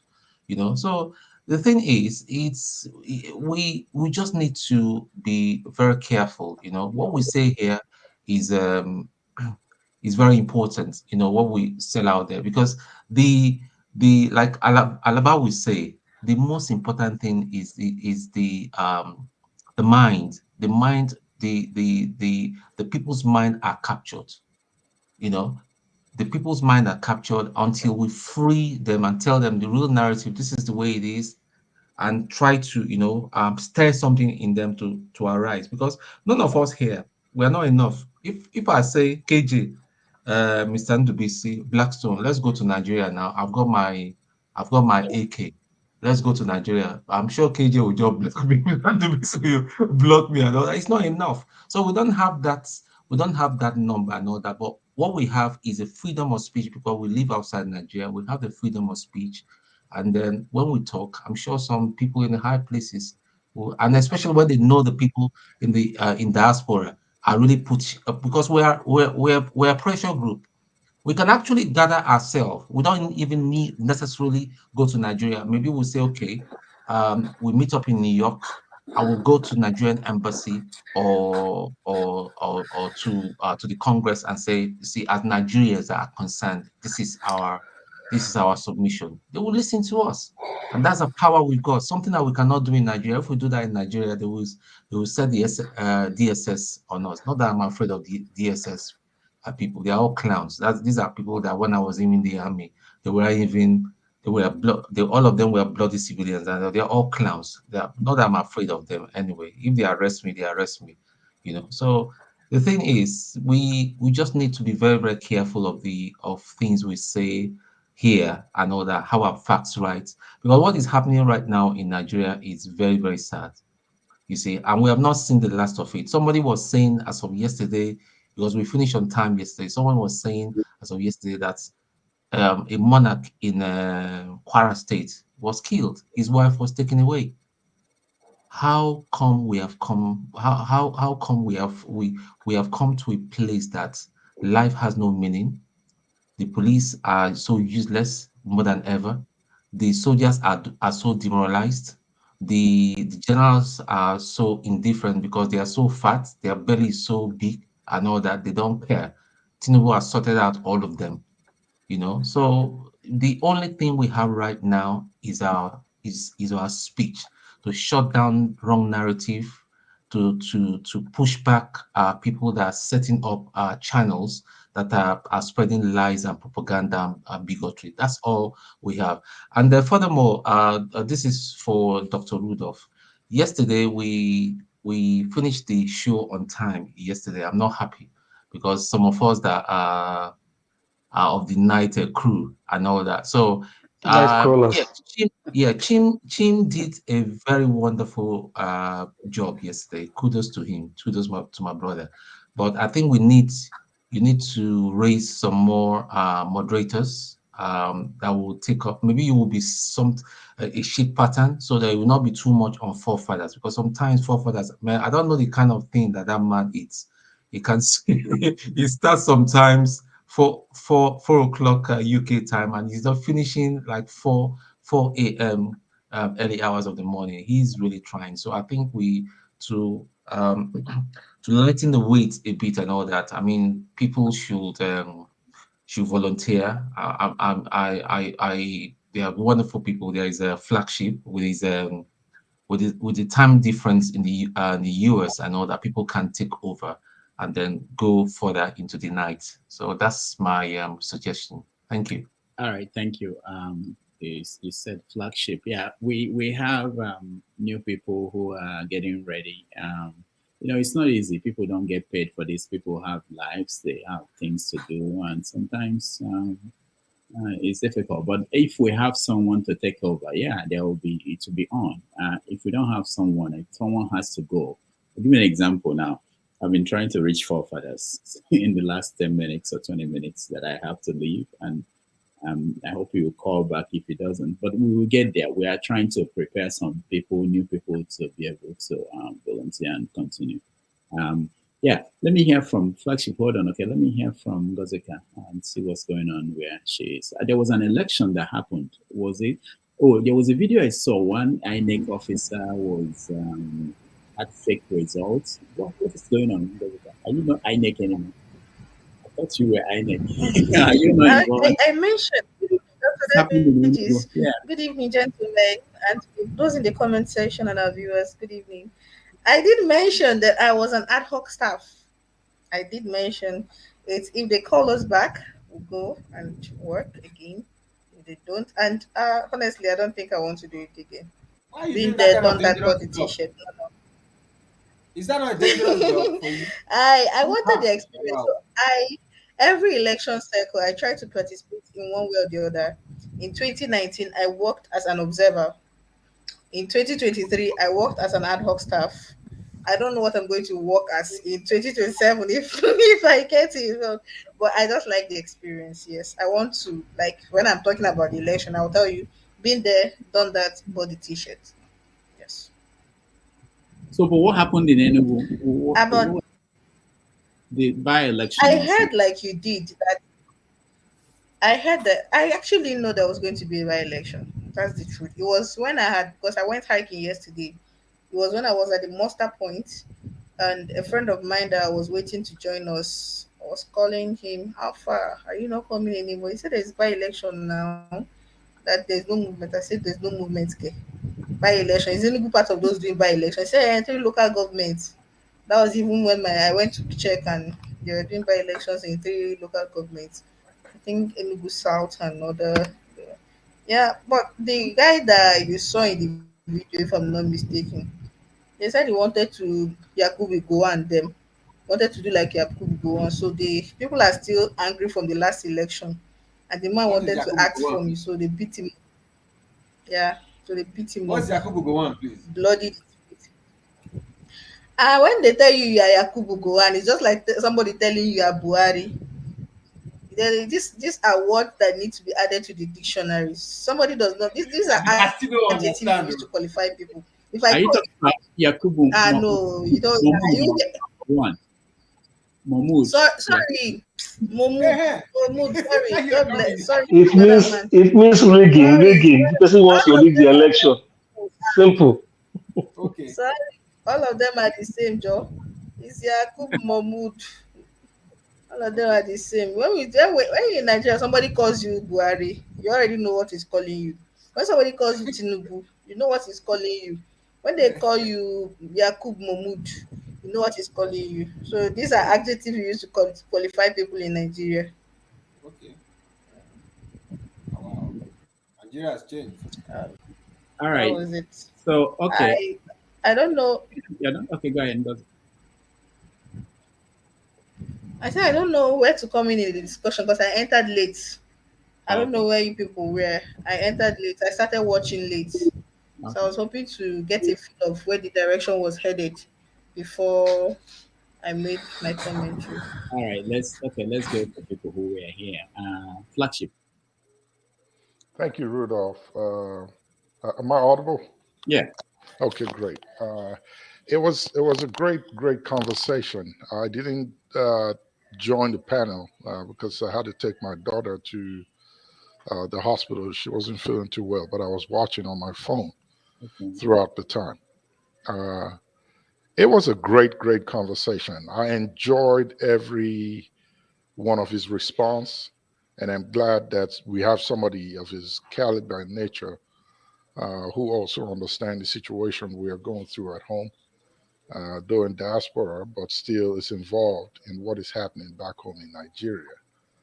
I was a little bit, he touched a topic that's of concern to me, and it's something that's been bothering me for so long, for the many years that I've been involved in it here in this country, and how we have been marginalized. That's why I came on to ask him. When I heard him mention money, in my opinion, and from what I've seen, from the angle that I've seen it, money is actually not what is involved.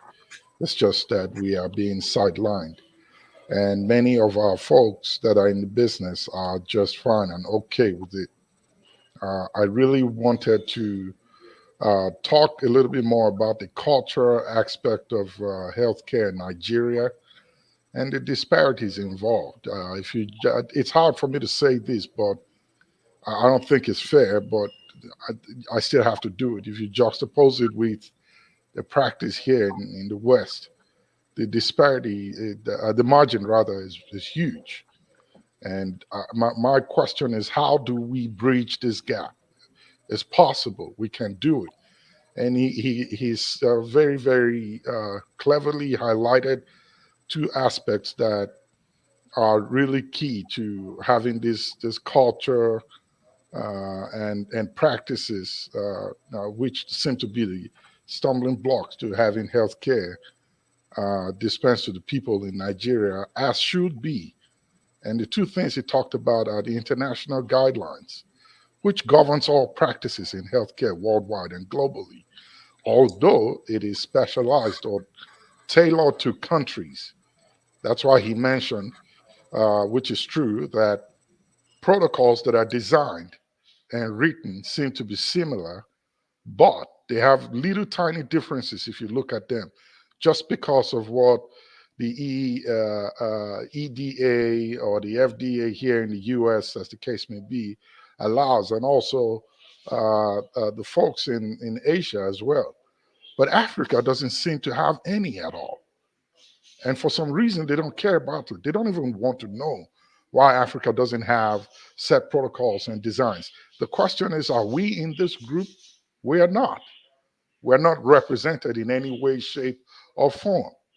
I've been opportune to attend some meetings right in your city, Rudolph, where they discuss these matters. And the things that I hear is just, it shocks me. And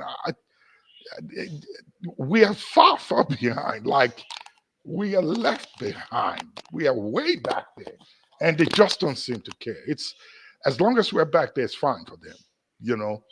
But when we get on the table and we start asking questions, then they begin to think that, okay, well, perhaps maybe we should listen. Tell us why you think we should include you. These are the responses they are asking. Well, we have never heard anybody say anything about it from your part of the world. You can't wait for us to do it for you. What do you want? How do we be of help? You know, what designs have you put in place? And where do we come in?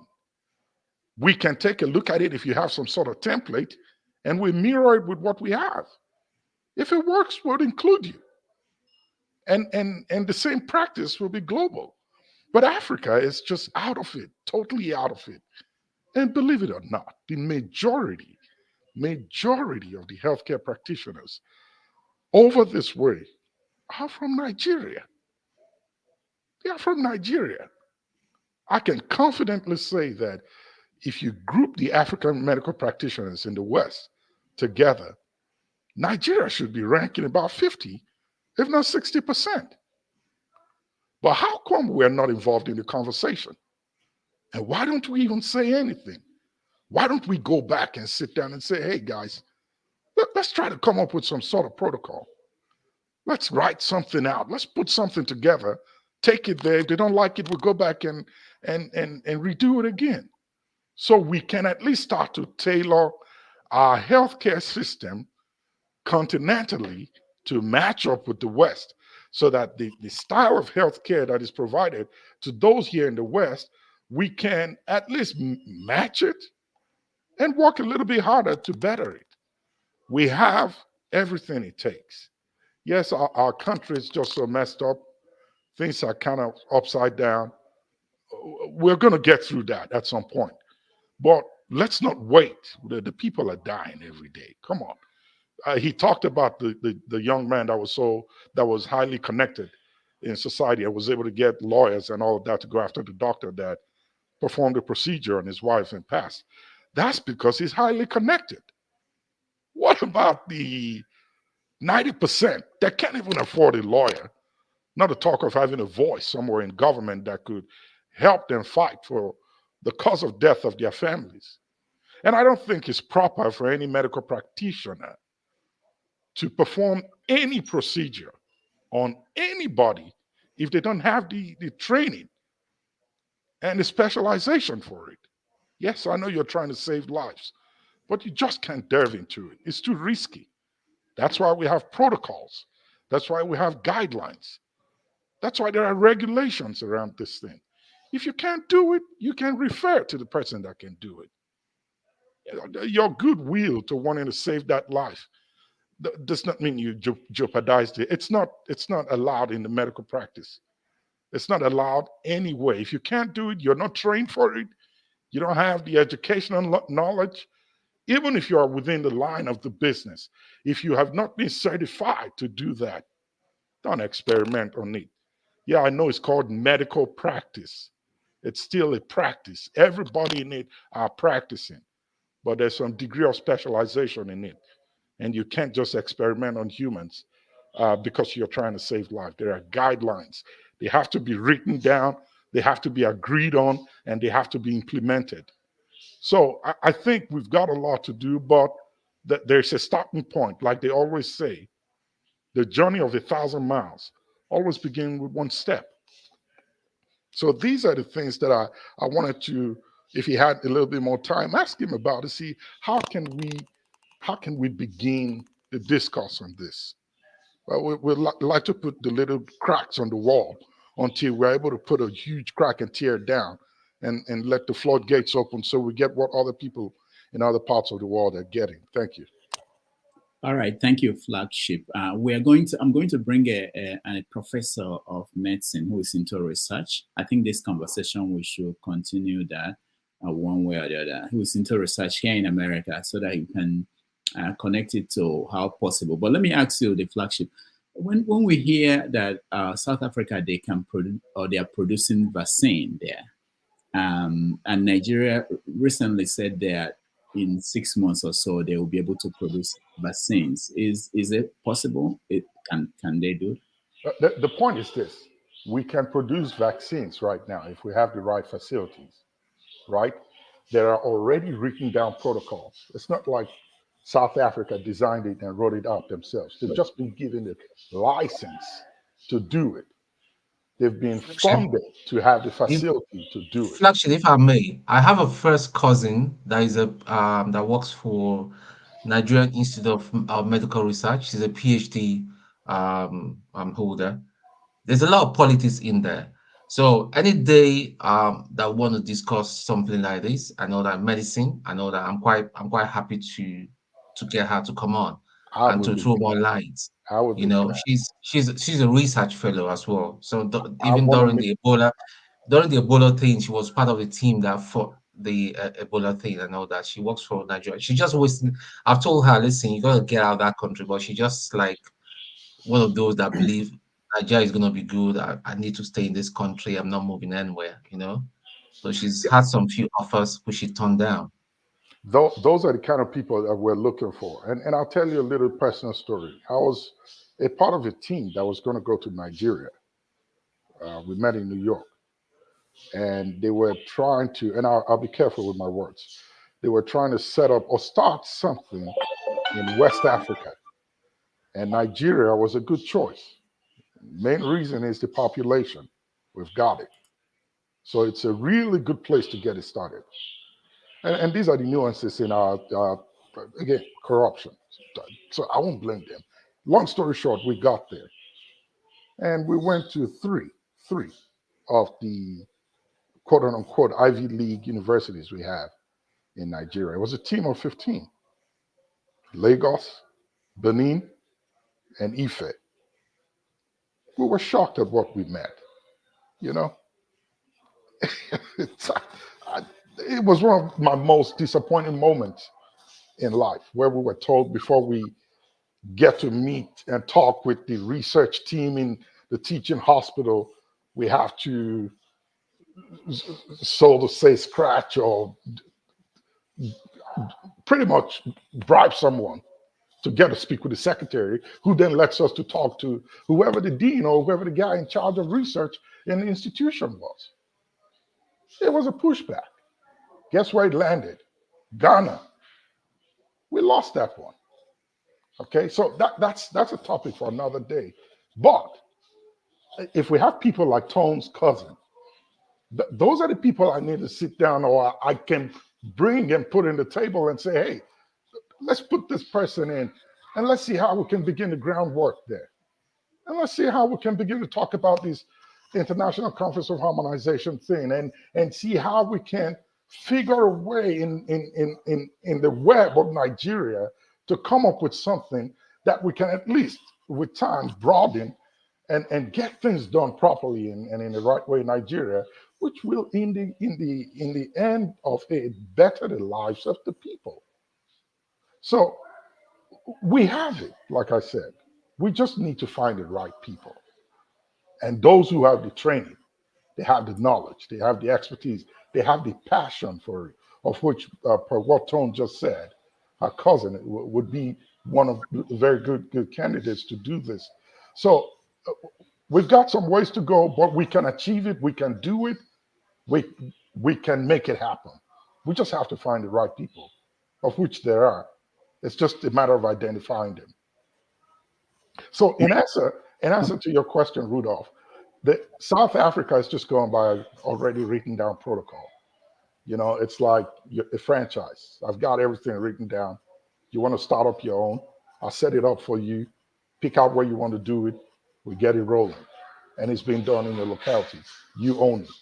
But that's what it is. They can't just get up on their own and say, hey, yeah, this is what we have. We're going to make it. It's going to be used for Africa. And I wanted to respond to Dr. Agbo, but for the sake of time, even if we come up with it and say, damn the consequences, let's forget about what the rest of the global community says about this. We found out it works. It really works. But they have not given their approval to it. It's a tough, tough battle. And until we get involved in there, sit at the table where these policies and guidelines are being drafted, and we're a part of that discourse and conversation, no matter what we find, it won't fly. What will happen is it'll be locked up in the freezer, and that's where it belongs. I've got one, mine, locked up in the freezer because they came to buy the rights. And I said no. My professor said no. We're not going to sell it. Guess where it ended up? Russia. It's being used in Russia today. But there's so much regulation here. There's so much politics in it. I mean, when I say politics, I mean politics. Like, you'll be shocked. And you'll be, this is not to save lives. I thought it would be allowed. But the politics will not allow it. If you're not at the table, you don't stand a chance. So that's where we need to be. And we've got the people with the brain, the intellect, the knowledge, the expertise, Nigerians who are in this field that can comfortably sit at the table and have these conversations. All right. Thank you, the flagship. I will hand it over to forefathers, but before then, let me see. I wanted to ask the flagship a question, but I don't know if there's time. Yeah, hold on. You do that, you get a chance. Because okay, you wanted to say something. No? Hello? Yes, I wanted to say something when Mr. Flagship was talking. Yeah, fine. He mentioned something about research, and I remember saying on this. Who's making a call? Yeah, I muted him. That's okay. So the thing you said about something that the research center that would have benefited Nigeria being moved to Ghana, I am not surprised, because even if they had managed to find a way, oh my God, what happened to it? Even if they had managed to bring it down here in just a little while, politics would have taken over and it would have been run to the ground. I have seen it happen one too many times. The only way to prevent it is to have the people who initiated it being part of the management. Have a stake. When I say stake, in the day-to-day running of it. I'll give you an instance, and I don't know how to relate it, but let me just say this. I will go back to this example. I was doing a research last year, and some of the people, I remember I counted more than 3 students. What is 3? More than 3 of them. They had similar research topics, very similar research topics about the Civil War, different aspects of it, but very similar. It all had to do with the Civil War. And whenever they came in, the main what do you call it? One person was looking for newspapers that were in circulation from 1957 to 1960. No, from 1967 to 1970. Within those 3 years, I kid you not. Some of the papers were no longer there. The ones that were there had been so eaten by termites and molds that once you try to flip a page, it just falls like flakes. Falls like flakes. And I remember sitting down and I was looking at one of the girls. She was so frustrated. She kept asking the archivist, "Sir, don't you have any other document? Don't you have any other newspaper that this?" I said, "No, we don't have anything now. These are the only ones we have. You should be able to say, I can't find what I'm looking for. These ones are falling apart. He said, the other ones, I don't know. She asked for a particular document. He said, we don't know where it is. You don't know where it is. Did it grow wings and fly out? And you find this in every sphere, like every sphere, every department, every parastatal, you find this kind of habit. Once you're not there to see today, the day-to-day running of the place, they'll run into the ground. They will bring their incompetent relations or friends, and then they won't be able to supervise them. Their friends will be taking archival materials outside to go and photocopy, carry archival documents outside the archives to go and photocopy, and sometimes they don't make it back. Sometimes when they carry these documents outside, they mix it up. You are looking for something in something about health. The people that carried it outside to go and photocopy, to go and put it in the place of education or technology or commerce or something, and you come back to the archives next time and you're asking for the same document, they're telling you they can't find it, and there's nothing you can do about it, and that document is gone like that. Only God knows how many times they've been beaten by the rain. They'll carry it outside and they'll be beaten by the rain with their car. You can imagine documents that are 50, 40 years old being beaten by rain. It's just sad, and I don't know how they're going to stop it. I just don't know. I don't know. If such a thing was ever to happen and you are involved, please tell the people involved that the only way forward is to make sure they have one of those people that initiated it run it, being part of the day-to-day running. That is the only way it will be sustained. If not, in 2 years' time, you're not going to believe what your eyes will see. You won't. All right, thank you. Before I go, let me Thank hear you. Janaba. Yeah. Go ahead. Janaba, is that your camouflage? Are you going to Odumoga with it? Killing my people enough, so if I wear camouflage to go fight, I don't think I'm wrong this time around. Can you try that in Nigeria? Yes, I do. All right, Janaba, go ahead. Thank you for having me again. There's a noise. Okay, so I think it's okay. Rudy, you are a wonderful man. My head doesn't work well sometimes, but I manage to work with you. Even though the only day I make sense, you say it's not me, it's Paul, but it's okay. It's all part of being a minority. Oh, your life is a good life. You brought good people all the time. Sometimes, Agbo is a good guy. He's very deep. The only thing that I was trying to follow up with him will be the satanic worship. I was trying to he define it in a way, but I don't think he really give me the answer because he said we all know what is the norm of the worship. So I wanted to, if it is a sacrifices of human life or those things, I was trying to let me hear from him, or that kind of sacrifice made is out of norm. But also, uh, the question of what make the society going towards looking for such power or such belief. I want him to share more light on it, and I want us to have a conversation in a broader way that uh, everything that we all worship is whether image in our head or image they present to us or image we crafted. So all the story they tell you. So we could have expand on it in the sense that we can always channel something and make it better. It's not that it's just the fact that people are looking for power or people go to shrine. I don't think that is the problem. The society, the youth are craving for something that they feel maybe they go to church, pastors scam them, scam their auntie, scam their uncle. It's a scam.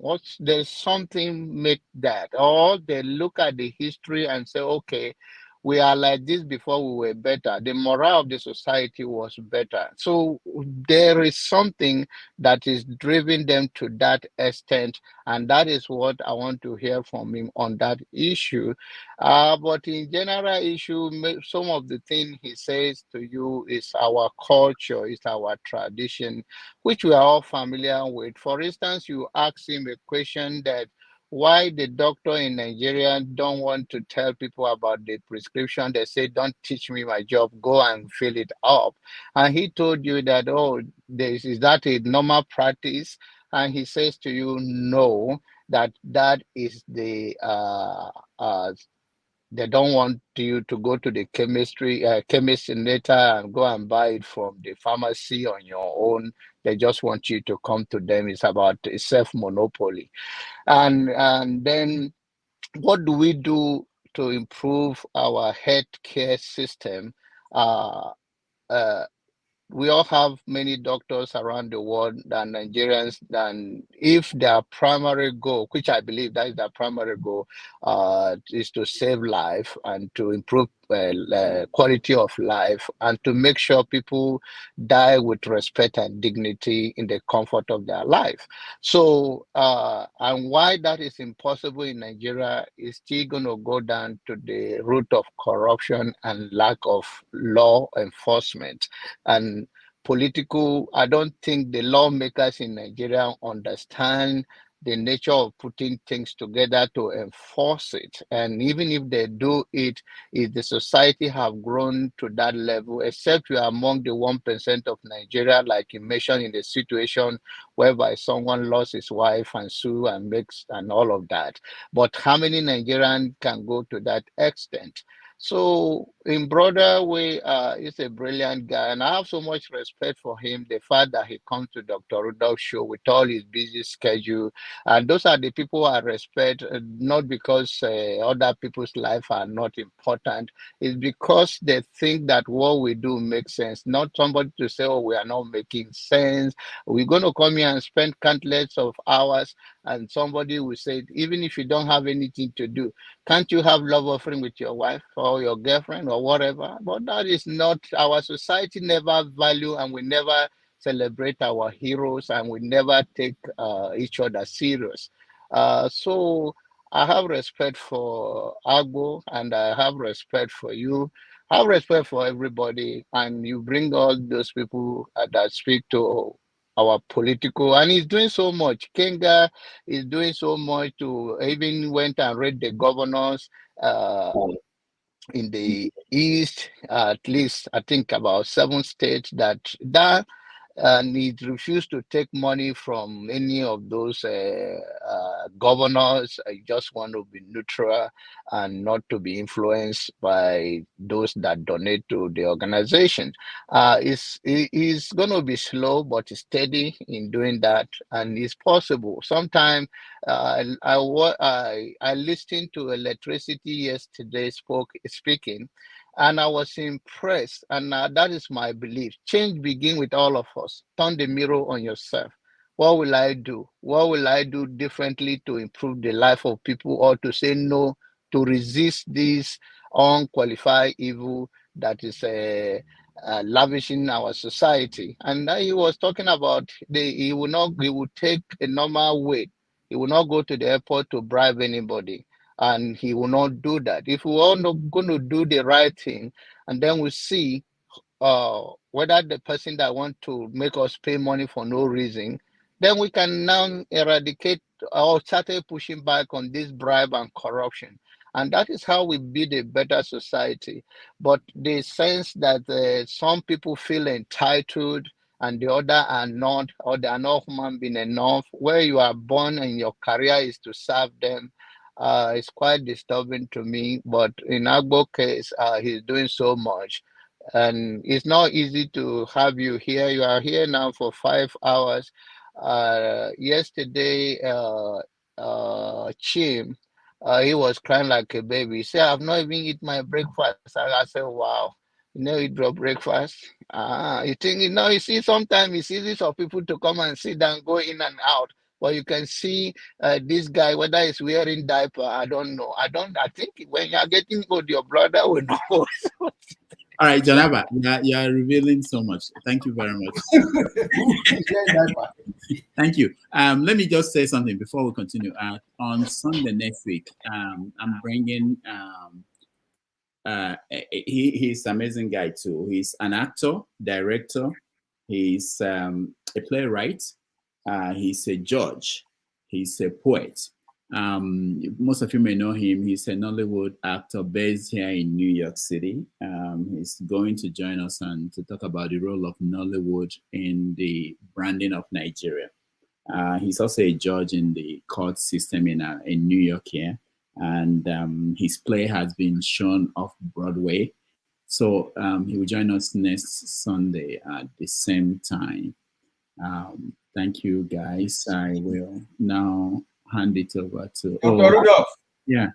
Before you go, I want you to give us a prediction. Do you watch the Grammy? Oh yeah, I have to watch because between Davido and Burna Boy, who you think is going to win a Grammy tonight? Between who and who? Burna Boy and who? Davido and Davido and Burna Boy. You always wanna overtake somebody. But KJ was about to speak here and you shot him. Yeah. Mazi, you speak. I'll let you speak. But I think it's I'm rooting for either Burna Boy or Ashake. Is it Ashake? Yeah. Okay. I don't think Davido will win. Well, thank you guys. Okay. I don't think he's good. Dr. Rudolph, before you go, Dr. Rudolph, I've just spoken briefly to her. Is a yes. So we'll talk in the background. Okay. All right. Even if you want her to be on for this Sunday, she'll be available. No, I already have somebody Sunday. So. Yeah, but it's a yes. We'll talk in the background. I'll call you later, perhaps tomorrow. If you just let me know when the best time to call you, New York time. Just send me a message to my phone. I'll do that. Thank you, everybody. I will see you next.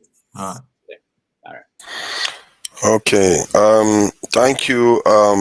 So where were we? So who is next? I was supposed to ask a question to Dr. Falagan, but I think he's left. Dr. Falagan. Oh, he's left. I think Mazi wants to say something. Sorry, Mazi. I told Rudolph that I wanted to ask the flagship a question, and he said after Ngozi can speak. Before then, I've been raising my hand. Okay, you can talk. You can talk. John, I wanted to ask John about something, and my question goes like this: when we talk about Satan and all this stuff, I wanted to ask: is there any of you here who is in the diaspora that doesn't shop at Chinese store? Another Asian store. I believe we all shop at the Asian store, right? We don't not shop at the Asian store. There are not that many of them to be ignoring them. But some of us do go there. You're talking about Indians. You are referring to Indians. Speak for yourself. I go to the Chinese shop. They have some special things there. They sell. Good. No. It's not a special thing that they sell. What I'm saying in essence is that we all claim to be Christians, right? And when we go to those shops, you see that they have shrines in most of their stores. As a Christian, why don't you say, oh, because of those shrines that they have there, you're not going to eat anything that comes from that place? That's also to show you, that's also to tell you that this church of a thing, Christianity of a thing that we talk about is of the heart and not of a building. Nor is it of, it's just the heart that you have towards others or the things that you do just to be, Christ-like. You don't discriminate and you do all that. Why I brought it up, Janaba, is when you start talking about Satan. I know some people worship Satan. That's them. I don't care. That's their business. As long as they don't bring it to me, that's their own. But I cannot say, oh, because you worship Satan, then I won't talk to you or I won't associate with you. Your own thing, as long as you keep it away from me, it's all good. And then we also Tone, I was gonna say when you talked about where's Tone? Oh yeah, you see here. Please do make it a priority that when you finally say yes to the person, that will be the first that you invite to your wedding and will graciously attend. Hmm? That would be so nice of you. If you finally arrange everything, we'll attend to support you. So, did anybody get to hear what this guy was saying today? Is it Yule Doche? Good. And yes, you know he has a ministry today. And somebody could open his mouth and say that his testimony is that after listening to Yule Doche, that his testimony is that he used to be a 1 minute man, but now he's a 30-minute man. So is that what they're preaching in that church? You understand what I mean? See, the thing is this. I'm trying to, like, let us live in reality of life. I'm just trying not to go into politics because the politics is depressing. I'm just trying to live in reality of things that people do, that you start questioning yourself and said, what did I just hear? What just happened? You know? Jesus Christ. Yeah, you just ask yourself. And for me, I think we all have different reasons why we're on this platform. I'm not here because I want to go and fight part two. Is it World War III? No, I'm not here. I'm here to listen to people, to learn, to get informations, and the ones that I can support, I support. The one I can use to also support those in Nigeria, I will, pass on the information to them. So yeah, that's my contribution for now. Thank you. Yeah, thank you. Yeah, KJ, go ahead. Oh, okay. Bros, Mazi, um, um, religion, or should I say worship, the act of worship, whichever form you choose, is a personal thing. And we are not going to go as a practicing Christian. We're not going to go and find out what the people are, what they have said. Or, I mean, that's how we're not. It doesn't look. If we as Africans, like I said, an elderly man schooled me, on Friday. If we as the Africans who are supposed to be the cradle of the earth, who are the beginning of the beginnings, there's something we know that the white man don't know, and that thing which we know that the white man don't know is what is keeping our communities running even till tomorrow. Because if you go into the forest and you cut your hand, your cutlass or whatever you're using, cuts your hand. There's a leaf. I still know the leaf. You just plug it, squeeze it, put it there, and it cuts off the blood flow. Do I have any way to go and explain that on medical terms that this is how it is done? No, I don't. I may not have the medical understanding, okay, but I know based on my living, and I have experienced over and over and over that these things happen. If you go to Genesis 1, it tells you every herb is given for you as a medicine. Okay, for medicine is there in the Bible. So the practice of local medicine, which the doctor will not agree with me, it is very real. If it's not real, majority of our people would have died. Tomorrow, if I have malaria in the community and I don't have anything to do, I'll go and pluck the goyaro leaf and I'll squeeze it, put it in one cup. I drink in the morning, drink in the afternoon, drink in the evening, and malaria is gone. Do I have any medical proof for that? No. Do I have to do some abracadabra before I drink it? No. But this is what our people have practiced over time, and it has worked for us. Let us not accept modernity and throw them away, because those things don't work. Now, if you look at it in the first place, I'm not a doctor. I'm not going to be one, not in this life at least. But if you look at it, even the word pharmacy, the pharmacare, is what?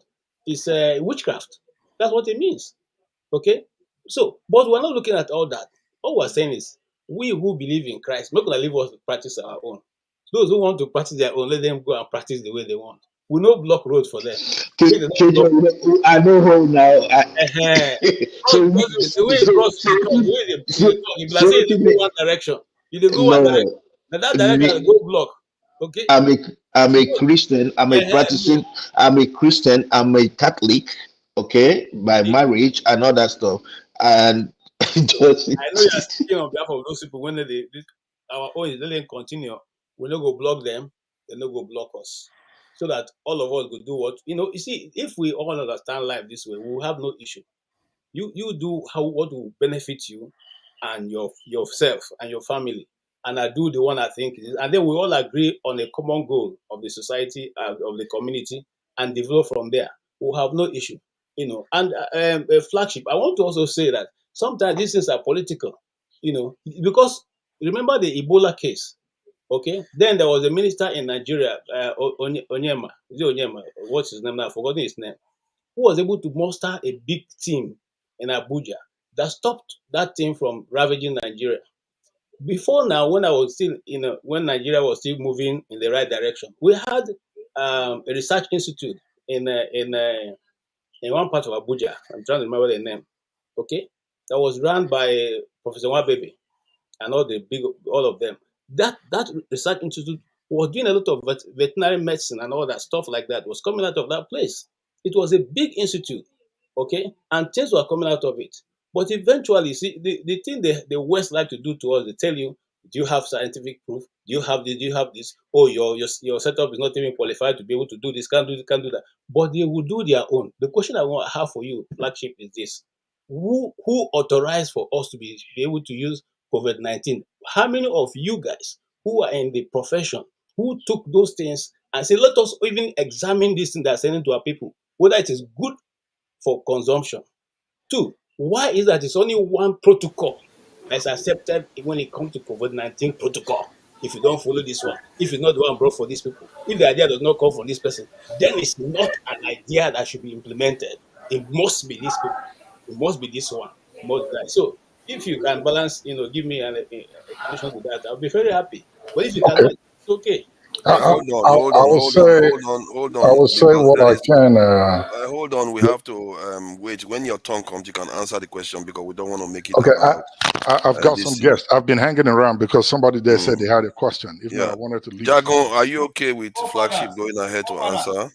Forefathers, we wanted to ask the flagship question because he's also in the medical field, and the guest that just left is a medical practitioner, and because he left, we wanted to throw the question to flagship before we continue the rotation.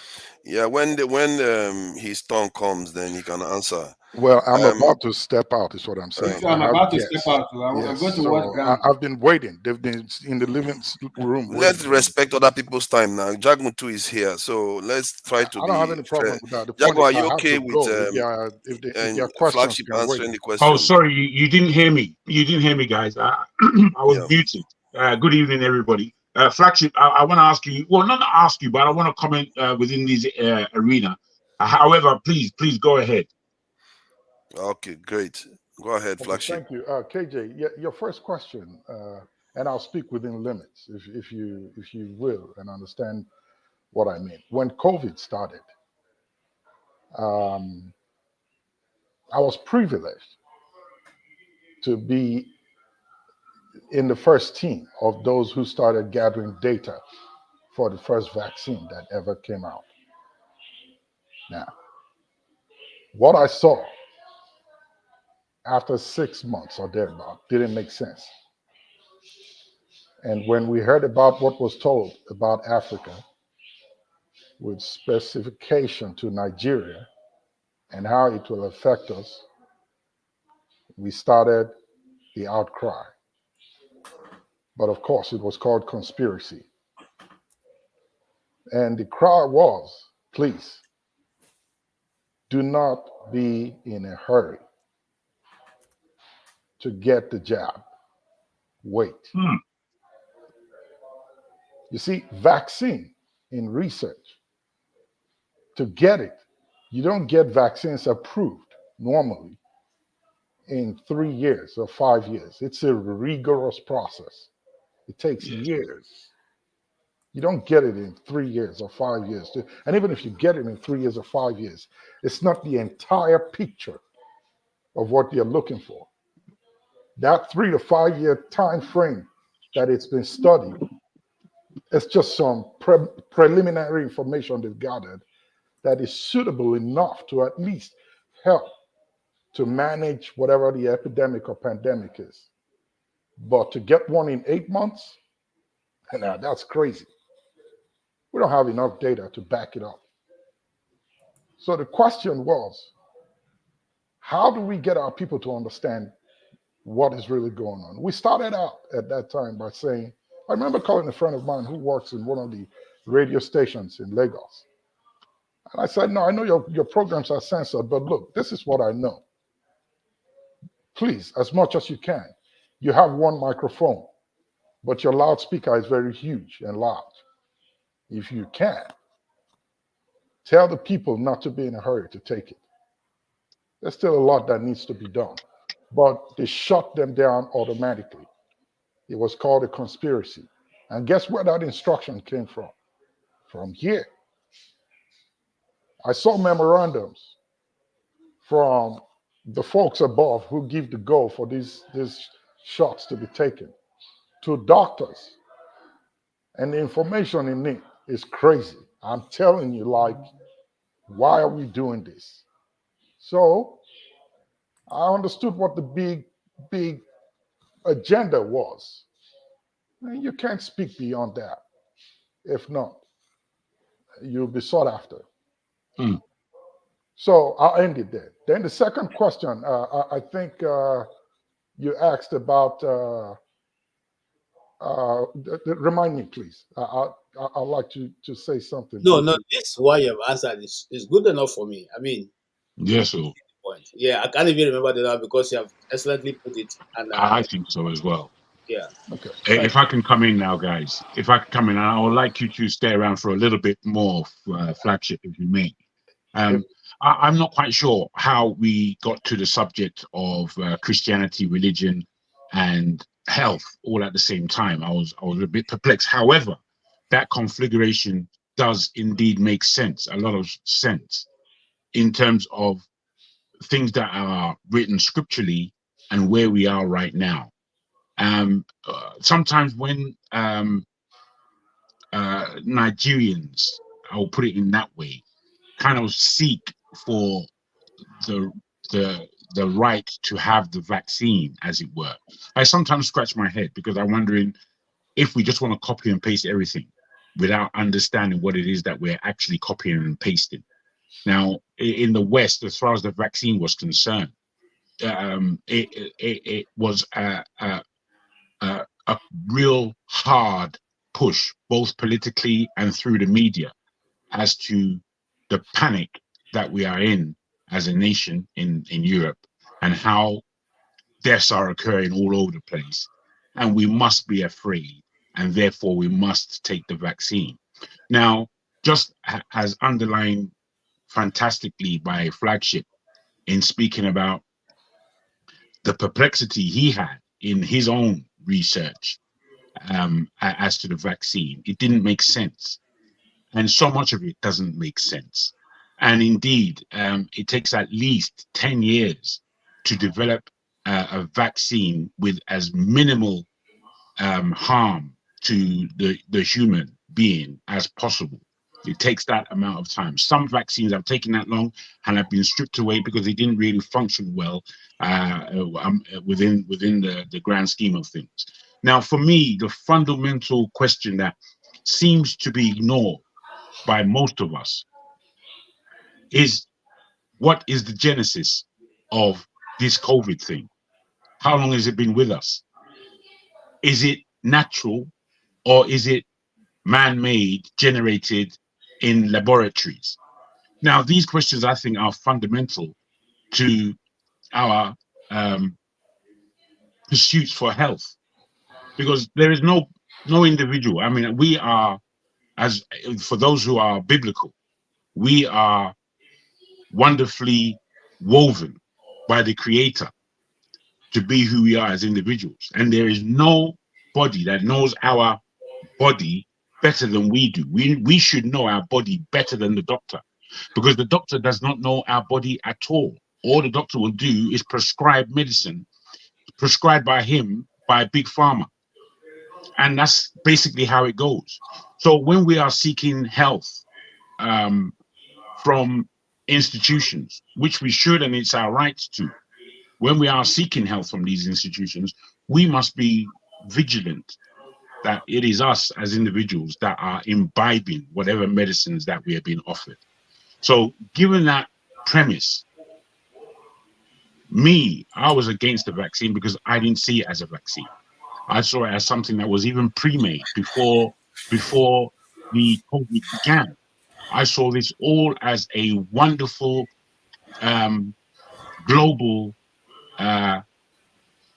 experiment where they can see what's what and where they can go as the WHO, if you like, the World Health Authorities and other global authorities. So I'm just saying all this to say that we can and should already have a wonderful healthcare system in Nigeria, given the nurses and the doctors and the medical staff that are coming out of Nigeria and are in all places in the world. In the UK right now, the amount of Nigerian nurses, both male and female, in the system here in the UK, it's a great number. It's a great number, and these numbers should be back home teaching our people back home within the industry, so we make ourselves a robust healthcare system. It has been said, I go on just a little bit, Forefather, if I may. It has been said that health is extremely expensive, and surely it is extremely expensive. But it is an expense that a country like Nigeria, with the kind of workforce it should have given its population, we in Nigeria can easily afford a great healthcare system. It is all down to organization. It is all down to the positioning of the most talented in the most sensitive positions, so that we can see for ourselves that we are caring for ourselves. Because if we leave ourselves in the hand of the Western hegemony, if we leave ourselves in that direction, I think we leave ourselves at great risk. So I'll leave it there. Thank you. I think there was something KJ said about witchcraft, being linked to pharmacy. I think what the Europeans did cleverly, I mentioned it before, was they separated some of all these things, superstition from empirical evidence in science.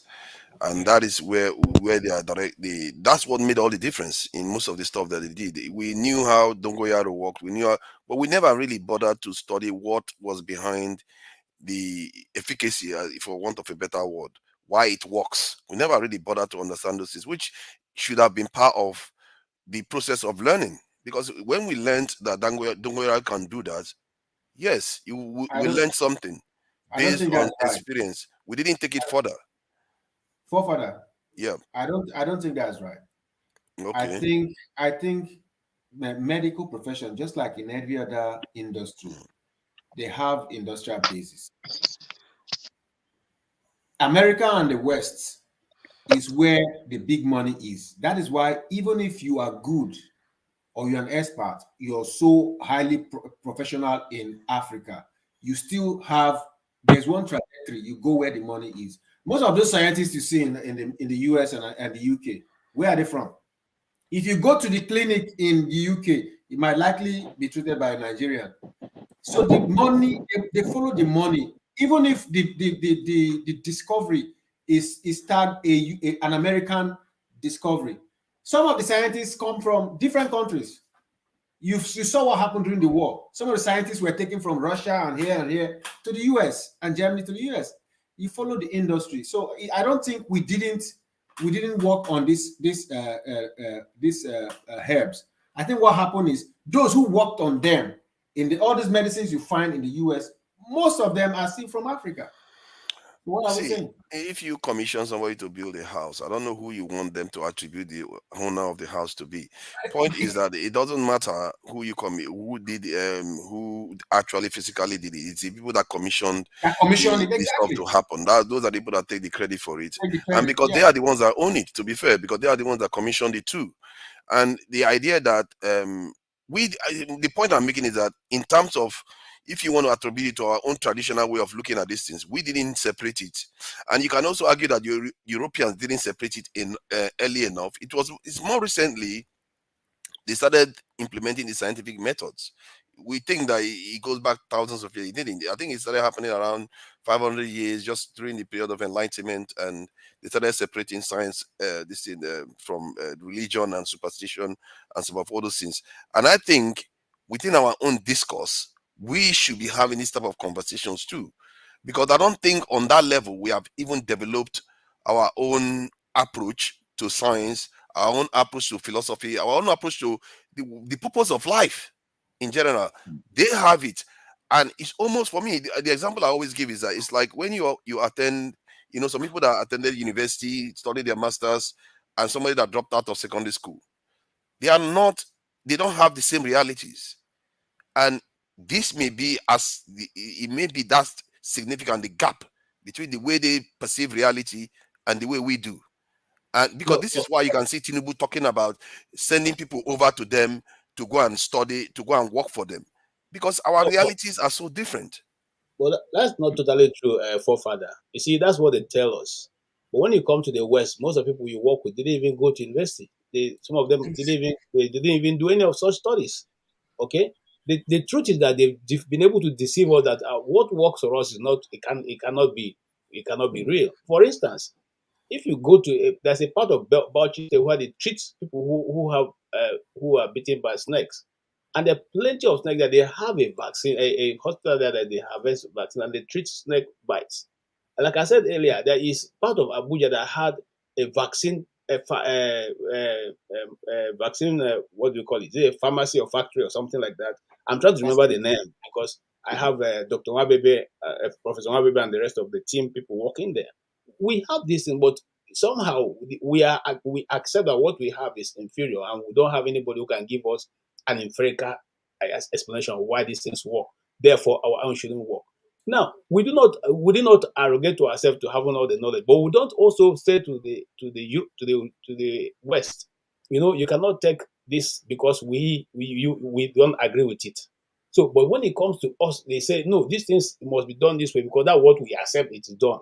You see, it goes a long way. If you look at it, there's so much of politics into it, much more than trying to explain because from what you said that we have these things. The problem is that most of us still think of our science or our knowledge in terms of these things in the traditional sense, because you gave the example before, or we go to inside the bush, you take dongoyaro and all those things, but you never brought up these people that learned how to create vaccine for snakes and actually did it in a more scientific manner. If I can, real quick, guys. Oh, sorry, I think KJ, you don't necessarily understand where forefather is coming from. I think, if I'm right, because I understand it in terms of we have to have an approach to medicine. We have to, and that's what forefather is saying. We don't have an approach to these things. We just are seeing it from the eyes of the West, just in general, right across the board. Patient or doctor, and what it is that we have to recognize that there are things that we have done in those as Africans that pertain to Western medicine. We were doing open heart surgery before it ever happened in Uganda. We were cutting the baby from the womb and giving what's that kind of, I've forgotten the birth that is coming from cesarean before the Europeans, and they watched us doing it. Yet still, we do not have an approach to sciences, and I think that's a very valid point. I think we need to really register that. We can't just be saying, "Oh, we had it. We didn't have it. If we don't have it now." If something of purpose was there and we allowed it to vanish, then again we have to look at ourselves. You see, as much as we can blame the West, but the real blame is with us, man. We need to really take responsibility for what we are doing in that country, for what we're doing as Africans. Can I come in again? We say, for instance, forefather is that doctor that was performing those cesarean section in Uganda, and then America comes in with their billions. You think he's going to refuse the money?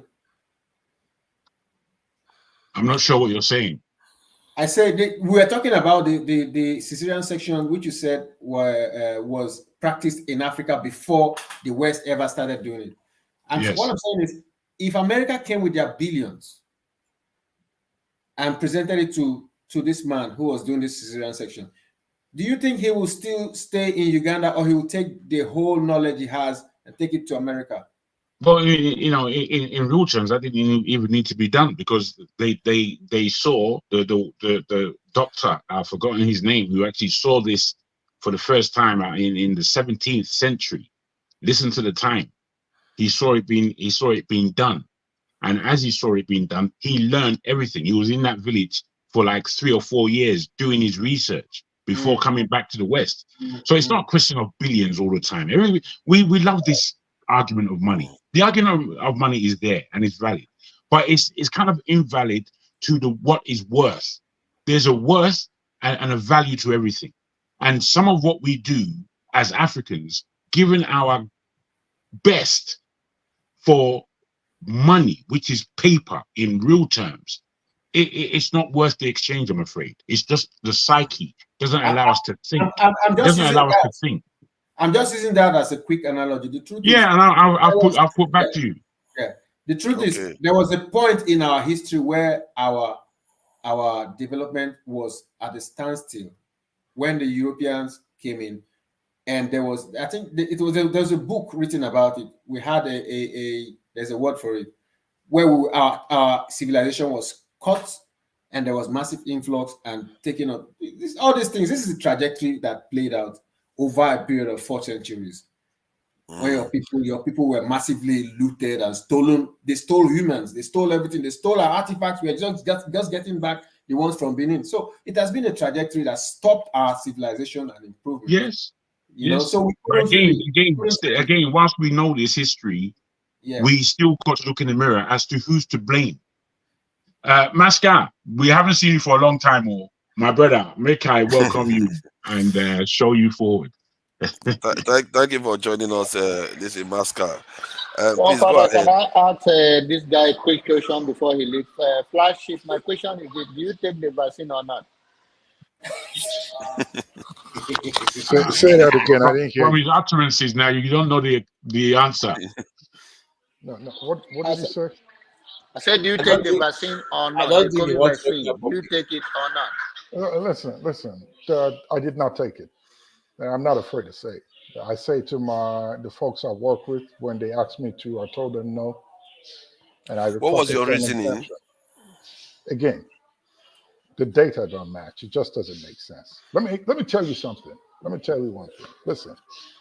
So when COVID came, and this vaccine story was on, over here in the US, our senators and House of Rep members will make phone calls in their districts.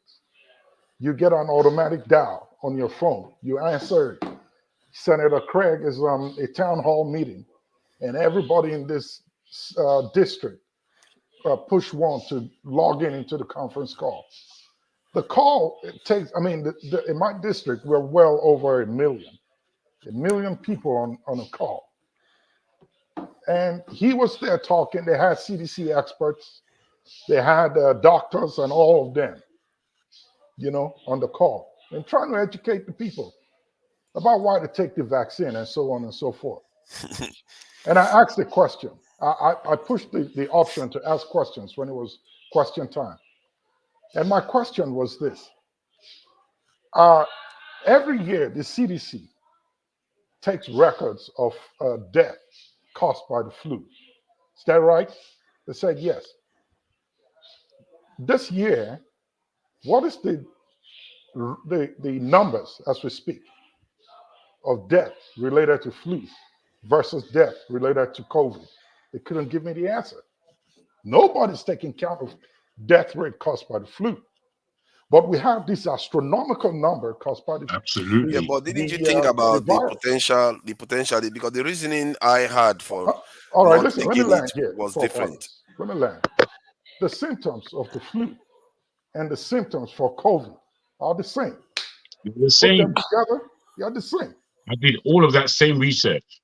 So why are you asking me to take this vaccine that's out in 8 months when you don't know much about it? Exactly. Yeah, but Let the question I me wanted to answer ask, it. the question I wanted to ask was if there was a potential. You heard about the numbers of people that were dying and all the rest, and you felt that okay, yes, I have my reservations, but you still have to be concerned that okay, what if this stuff hits you, and even if the vaccine it may not have been tested, is it not better to stay alive than to die? What Listen, was your man. reasoning for dismissing that argument? Listen, I dismissed it because I know. If I did not know, then you can ask me that question. But But I know. did you dispute that people were dying? Forefathers, listen to me. There are some things I can't say here in this forum. Like I said, I saw things. I saw data. Part of my job is data. I look at data and gather them, begin the process of analysis, and hand it over to those who do the actual analysis on it. From what I saw, it didn't make sense. There's no way. This doesn't add up. So when they shut down the entire country, my job involves travel. I'm everywhere within the US and Canada and part of Western Europe. When travel was cut down, a lot of those within the team of thousands of people that I've worked with chose not to fly or travel. Yeah, but when you look But I at did. Italy, though, when Listen, you look listen at to me. Italy, people were dying. The question I'm asking is that because at that Forefathers, listen to me. time they claimed Listen people to were me. dying, so I need an explanation for those deaths. Listen And to me. what was your reasoning to dismissing those deaths? Again, if I take comparative analysis of the data they are presenting and the data that I have, which I collected, it doesn't match. My question is, where did you get this one from? I'm collecting the raw data. I'm looking at it. I put it together. Forefather, all you Then have I to hand it do. over to you.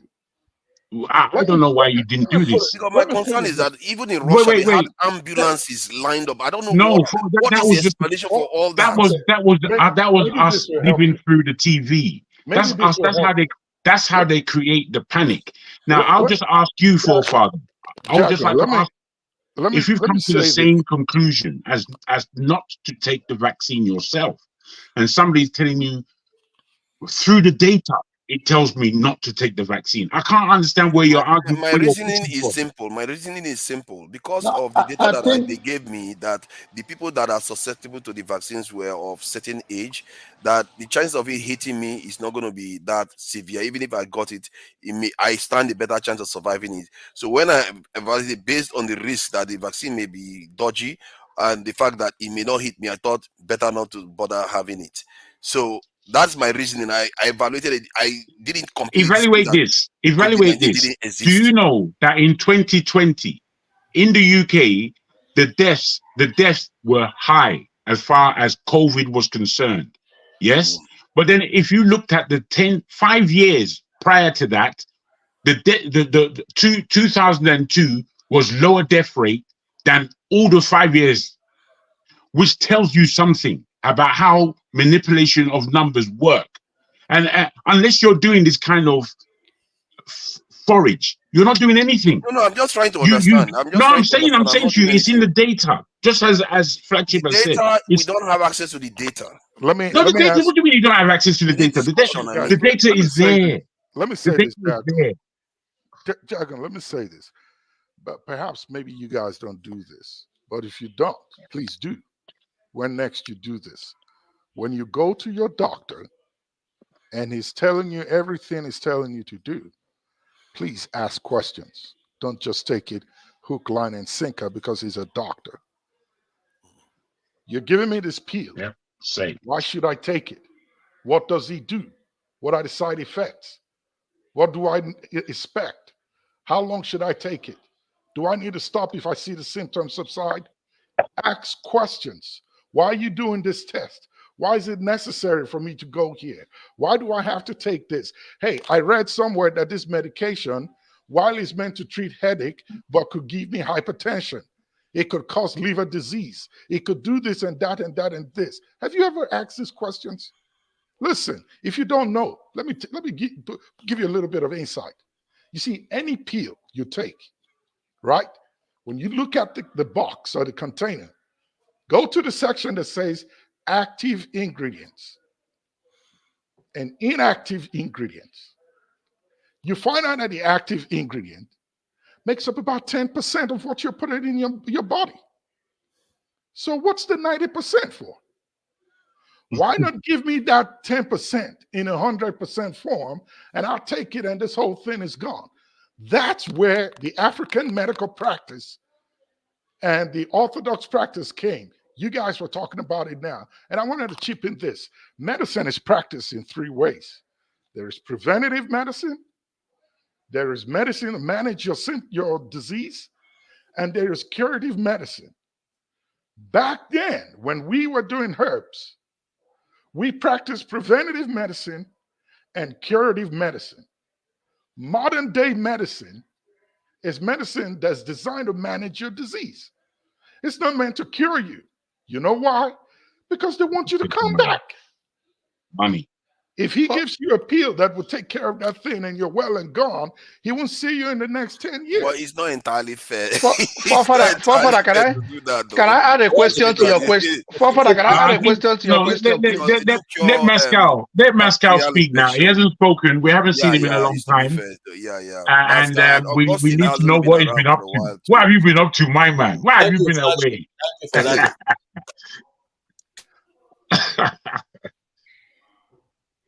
Welcome, Mascot. Oh dear. I didn't know that. Does he still have that problem? Don't worry, we can hear you. You guys can't hear me. We can hear you, Mascot. Okay, so good evening, everybody. But I will single out KJ, Austin, and Tone for respect, because these are people that I know have been in my corner even in my absence. So thank you, guys. Okay, guys, can I log off? I'm sorry to interrupt. No, please, just a moment. Okay. Yeah. Okay, just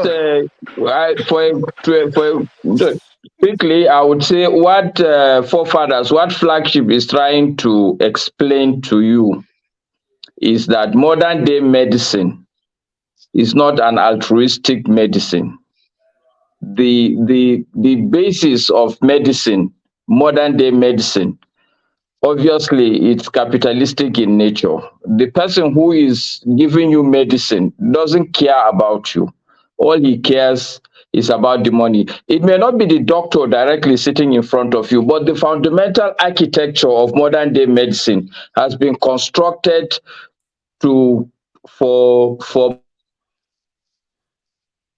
Oh, sorry about that. Your audio is gone. It's the internet. It's the internet. I think you guys should allow flagship to go before he. Please, I have a question. I have a question for him, please. I have a question for flagship. The discussion is getting interesting now. Hold on. Before you all just start asking questions, hold on, because I'm not going to let some things just run away like that. See, hold on now. Jesus Christ, let me just say my piece. You will not let me talk. Father, let Mascot speak. Let me say my piece. See, the idea that medicine is all just about making money sometimes is a bit unfair. We have to. It is about making money. Hold on now, please. That's the bottom line. Father, I think you are being unfair. We have a man of knowledge who is. Can you Exero, please let me talk, please. Let me talk too, because he the man of this thing medicine also said you should question your doctor. So why can't we just question him too? See, point is so my point is that medicine has led to life expectancy basically doubling within a century that they've had so far, and we know some things are actually being cured. If you have infection, penicillin actually cures you. There are curative ones out there, and there are chronic diseases that they haven't found cure for. You can argue that maybe they could have dedicated more resources to finding the cure to some cancers, but to say that the whole thing is entirely cynical, it's about making money, is not fair. They've preserved more life to the point whereby we have 7 billion people on the face of the earth today. So let's be objective about so it. let me make a comment to that. Forefather, can I just bite a bit before he leaves? Let me make one comment, forefathers. I'll let you know this. There is no disease, mark my words, there is no disease known to us as humans today that doesn't have a cure. Even HIV/AIDS. That's a bold statement too. Trust me. It's a solid Do statement. you have the I cure? like that. Do you have the There is cure? no disease known to Listen now. science today. Again, mark the words. Known to science today that doesn't have a cure. But you have to. Okay, then you are arguing that some of all the richest people that are dying in the world today, either they're now actually dying and they're escaping somewhere, or the disease, they deliberately keep the cure away from them so that they will die, so that just to deprive other people of health. People are physically dying. Some of the richest people actually die from diseases. Father, can I ask you my question? Well, I don't now, understand. please? How do you square that? Forefather, can I put in my question so you can jump? Please, Augustine, I've been here waiting Exero, leave Augustine, Jare. Exero, you've been asking 1,000 questions. Let Augustine talk. Augustine hasn't even said anything. Exero, you go now. What is wrong with you? Let other people ask questions. Exero, sorry. Thank you. Sorry, my question is just direct. Flagship, I'm thinking that what you're saying is also conspiracy, because you belong to a school of thought. And when you say you have your raw data, which hospital are you working, and how did you collect your own data? Because also I have privilege of also working in a hospital, and I also have access to their own data. And I've seen COVID patients, and I've been with them. But to address the question where you're going, I would have loved you to address the question Jagu asked. Is COVID a laboratory invention or a disease from somewhere? If it is a laboratory invention, then why are you telling me that the process of providing the vaccine had not started before they release the COVID? So these are also the questions I want you to attack on this. Thank you. All right, I'll ask you to read up about two things: lobbying in medicine and politics in medicine. Get on Google when you have time, read about those two topics. I bet it would answer your question in a broader view. And I do not work with one hospital. I don't gather data from one hospital. I oversee hospitals nationwide in the US, parts of Canada, and parts of Western Europe. And I'm privileged to look at data globally from other continents. Come on, man. Privileged to sit in meetings where this data is discussed. Bro, it's a privilege to be here with you, man. So Simple. When I say what all I these say, people, I know you what guys I'm talking believe about. logic has no this thing privilege. I'm Stop telling it. you reality. No, why can't he be pleased? I mean, this is somebody that Because he we have. says those things doesn't make him right. On So he has not addressed the talk. question I asked. Let him address the question. Thank you for your work. Listen. Thank you for your work. We appreciate what you have done, what you are doing, and please keep doing the good job. Please, can we give my brother Masca an opportunity to also put across his own idea? I hope you have not answered my question. He wants his question answered. He has already answered your question. You know where to go and look at. KJ, you're not the one they asked. Flagship, let me ask my question, please. Flagship, let me ask my question, please. Go ahead. All along, we were talking about when the guest was here. We were talking about how he was giving us his ideas about how things work in the medical profession. Then I wanted to ask a question that we have this doctor in Sweden here. He was finally found out to be a fraud. His name is Paolo Macchiarini. He was doing surgeries, bronchial surgeries, with plastic made ones to replace people's worn out bronchitis or something. So he was stitching these things inside. So after a while, those things they rot, and the patients died. He was using the patients as lab rats, and he did this internationally in several countries. until it was found out. These are things that this is the question I wanted to ask, because you are in the profession. A lot of people go into hospitals in Nigeria and are given diagnoses that turn out to be false, and they later die. Or sometimes you hear that somebody went to, there's this popular place called Igbobi, and they say, okay, they must cut off his leg. When, if that person was taken maybe abroad, they would have fixed the situation. From your knowledge and your experience in the profession, how vast, how many polo macharinis do we have in this profession? Relax. Well, I will speak about, again, there's what they call regulation. You see, the US does not just allow anything, no matter how smart you are, no matter how convincing your findings are, that this thing is going to work.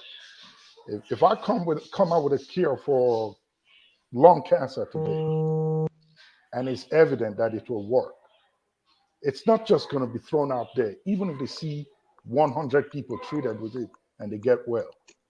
There are regulations, strict regulations. That's where the FDA comes in. You can't just bring anything out that they accept. It has to go through a series of checks. In Sweden, in Europe, I'm not sure what, I can speak for them. I don't know what their regulations are and what kind of leeway they give. He was doing what they call a pioneer treatment. That means they were allowed, patients are allowed to test with him. We have that here, and it was banned until Trump came and said, let's give the doctors who have these pioneer discoveries a chance to try. I mean, what would he do? If the patient is going to die or being predicted to die, they will die anyway. But if they think this will work, let's try it on them. He made that open during his time in office. But it's not what is allowed here in the US. They talked about it. Was it allowed? I'll go back and check again, but I'm not too sure. So in Europe, they have their own regulations. We have ours here. And that's what I was saying initially. Africa doesn't have none. In Asia, they have theirs. There are things that are allowed in Asia medically that are not allowed here, even if they are working. I was involved in a project with one of my professors back in the day here while I was at school. And two sentence hypothesis he gave to me and said, go read up on this. Come back with the data you find, and let's see what we can do. It's on breast cancer. I went and I did my research and findings. It took me about 6 weeks.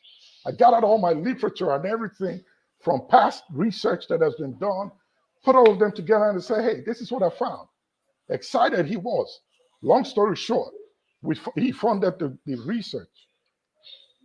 3 years down the line, we came out with a possible cure for breast cancer. Possible cure for breast cancer. It works. It works. Excited we were. I took it to Galveston with 20 other universities to present at the symposium. I was sitting with Harvard students and the rest of them. And mine actually came up tops of the 21 invited schools to this research facility in Galveston, Texas. And because I met a professor there who came actually from North Carolina, where one of the world's most secretive and topmost research facility is located outside the one in Wuhan, in China. He walked up to me and said, do you know what you have? I said, well, I'm excited about it. But he said, look, this is phenomenal. It's first of its kind. You need to take it up. I went back to school, talked to my professor. We sent our documents in, FDA and the rest of them. We were invited to Philly to come sit down and talk. 2006, this was. That was when I found out about lobbying in medicine. That's why I asked you to go read about it. Listen, they know it works. They see it. The data is there, but they don't want it out there. Hey, how much will you spend doing this project? All right, listen, we'll give you X amount of millions. Give it to us. Don't talk about it again. We don't want to hear you say anything about it. That's the end of it. If you don't want to give it up. We don't want to hear you talk about it again, ever. We were surprised. I was shocked. My professor, he's from Russia. Guess what? Took it out of here, ran to his country with it. It's working up there. They allow it. But the US does not allow it, even if it works. So what I'm trying to say is this. There are many of those, that guy you spoke about out there. They may be in countries that allow such novel or pioneer procedures that have been discovered to be tried. But here, it's not done. I don't know about Asia. So Africa does by not that have it. logic, then So in are Africa, people you not can dying do of it as breast much as you cancer in want. Russia? Then are people not Excuse dying me? of breast cancer in Russia? Sorry, say that again. Are there no deaths from breast cancer in Russia since the cure you found So cures breast cancer? let me give you a little bit of education about it. You see, cancer, that's my specialty. All right. When it expresses itself, it's in different forms. Right. I worked with a strain called HTN21. You can read about it. Right. And what that does is, when breast cancer expresses, every human being on earth has a potential of developing cancer. Every human. But the way God designs our body is this. There are enzymes that are put in your body that work like your police in your community. They check crime. So these enzymes check these cells up. As at that time, there were two that we knew. The first one is called endonuclease G, and the second one is called ribonuclease DNase 1. I'm sorry, DNase 1. Nobody knew nothing about endonuclease G having any relationship with breast cancer. That's what we found out. So what we found is that these two enzymes, if one is low, the other one, if it stays up and high, that lady will never have cancer. If both of them are high, they stay good for life. If both of them are low, yeah, you get cancer after a certain age. So think of your car battery like this. What we found out is this. This enzyme, whether you are low on both of them, as long as you are before stage 3 and you get injected with these for 6 months, it can jumpstart the enzyme production in your body that will make you fight off the disease, even after stage 1 and 2. Now, after stage 3, our studies did not go beyond that. We stopped at the end of phase 2. So we can cure breast cancer after it's been diagnosed. If you're at stage 1, you stand a good chance. Stage 2, you stand a good chance. 3, we need to do some more work on that. But then it's not a pure cure. Then it's not a Hold total on now, cure. hold on. Listen, I'm trying to give you some knowledge. All right. Now, when you have this expression at any of these stages, and we try this enzyme on you, you've got a 70 to 80%, and that was the question we were asked, 70 to 80% chance that it will work. And what they threw back at us is, what about the other 20%? What is going on with it? That's what we needed to take back to our drawing board and work on and come back with an answer before they provide. We've got the answer. It's just the duration of dose. I'm not disputing the idea that there are there is politics in in pharmaceutical I know clearly they do buy out potential competitions. They buy them out and kill their products. That is happens in tech industry, happens in all industries. I know that, but the question I was trying to get to was the fact that you said that there was a cure, and I wanted to say to Xero that you have to be careful when somebody tells you that so and so is true, but you have to also think that there are also larger amount of experts that are saying the opposite, that are also just as credible as the flagship here.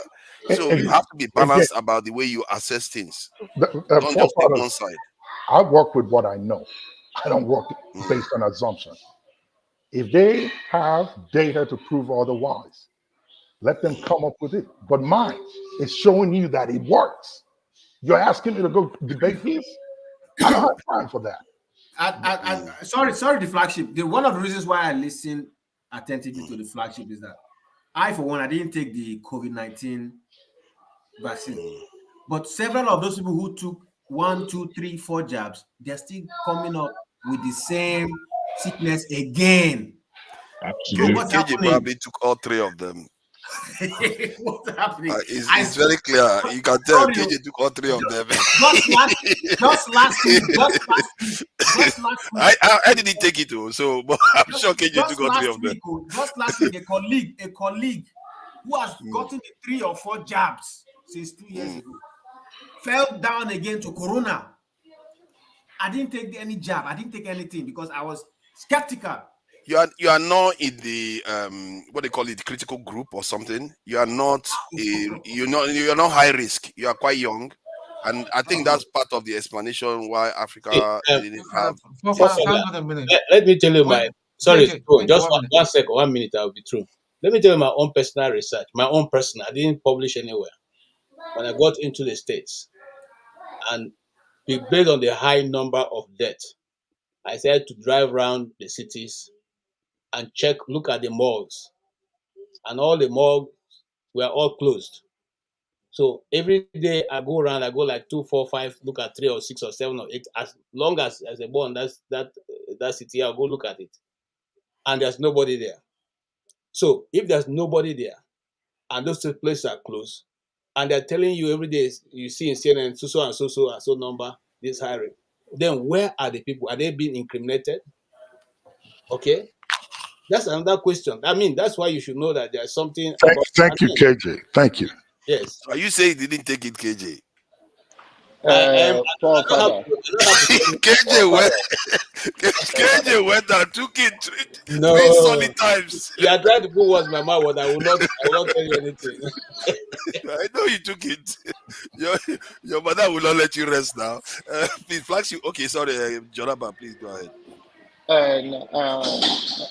I think flagship, of course, is very knowledgeable about what he's talking about, but from every indication, he's a Republican. Thank you. You can see, what has that got to do with this? Because the Republicans tend to be more skeptical about that was a good one. That was a good one. I speak the truth. I think Flagship, you wanted to say something. I wanted to ask him something before he goes away. You don't want me to talk. You keep talking and talking. Go ahead. Go ahead. Go ask him so he can summarize. Okay.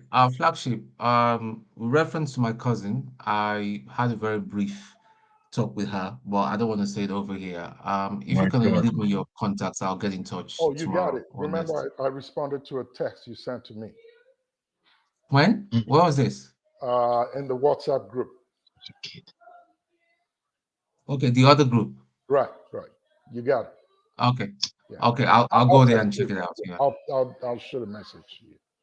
Yeah, I'll drop my personal contact there for you. Okay, great. Okay, cool.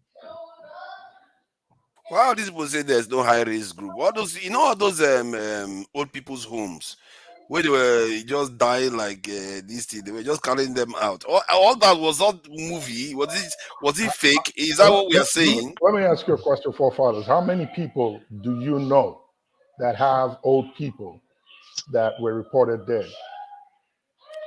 Quite a few actually. And they told you it was COVID. Yeah, and I also know somebody that said she had it, and she even had the after effects of COVID. Some of them, they lose sense of taste. So the point I'm making is that let's say COVID is a kind of flu. If there is a new strain of flu that shows up today, it's going to take a lot of people down, because the vaccine that they normally give for protecting the elderly is not going to be effective. So you're going to find that a lot of elderly people start passing. That could be the conspiracy. That could be the real conspiracy, whereby they just omitted a vaccine for the elderly and allowed them to just start finishing. Yeah, let's let this guy talk. Xero is very interested in this thing big time. No, we're just ignoring people who are coming on you. Let them talk. Suddenly, Xero is very curious. Suddenly, about when you have people like this on their house, and then the topic is very interesting, and you want to learn. The questions just keep coming, and like what? It's true. I agree with you, but you can also learn from those who haven't spoken. I don't know if I objected to anybody who has not spoken. And let this guy speak the truth. Come in now. He's been there just lounging. Sorry, go ahead. Aspiritude is solid now. It does take his time. It does take He's his time. taking his time. He's taking his time, bro. Mm. Taking his time.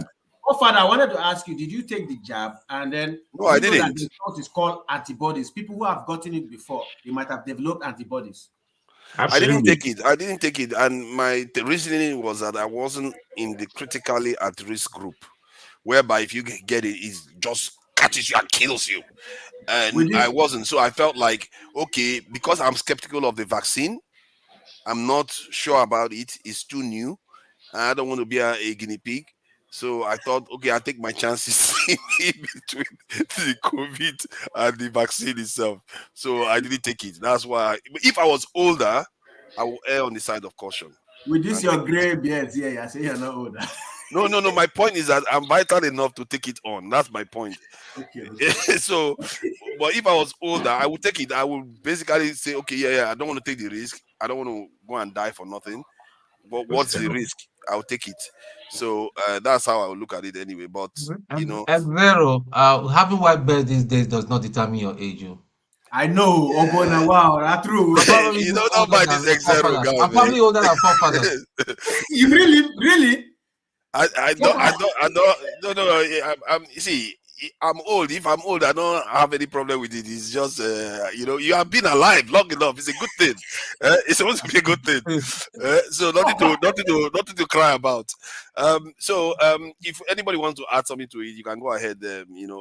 Flagship, if you want to round up everything. I think the convention got a little bit excited. That Flagship, he was supposed to leave more than 30 minutes ago.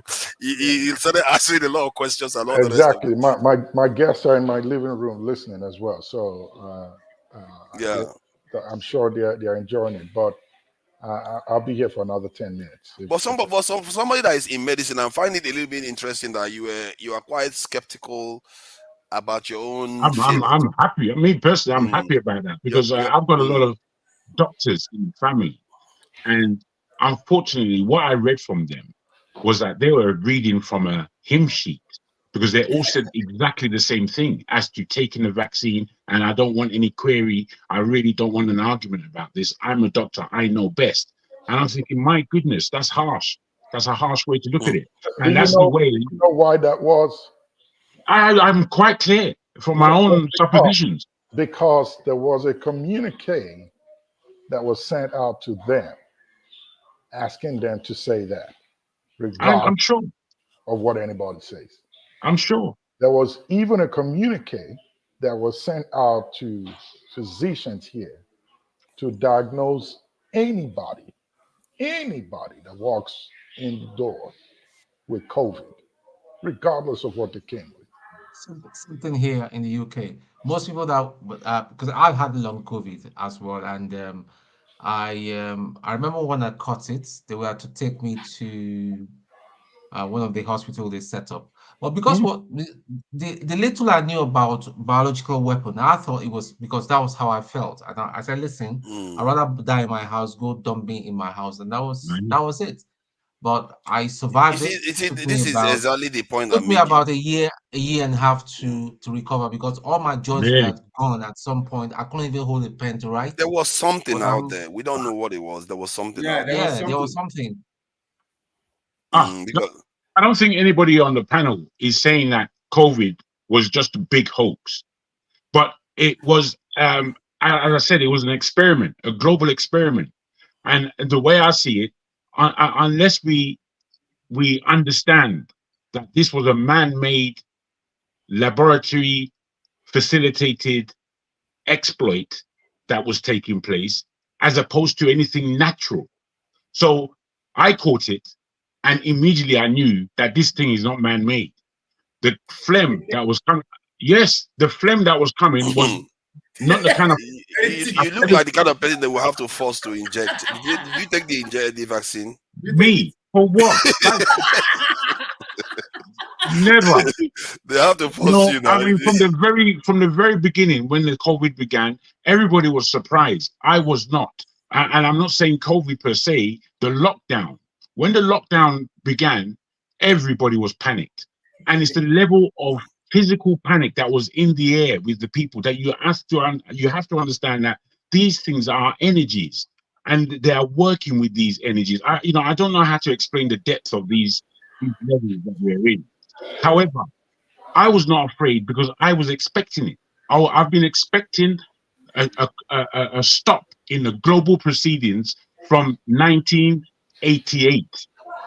I've been expecting it from then, and my expectations came through in a way that I didn't necessarily expect. I don't know what COVID necessarily was, but I knew what this time period was. I knew this time period has to happen, and as it happened, I'm observing things very closely. I went to the hospitals when they told us that the hospitals were full to the brim, and that there was no space, and all these talk, and then we were seeing bodies in photograph, or no, body bags. I beg your pardon, Yeah, not bodies. they showed us We're body bag. seeing body bags, without showing us the bodies, and there were all kinds of ways of death that was happening. When I went to about 15 hospitals, and there are many hospitals around me here, I went to about 15 hospitals.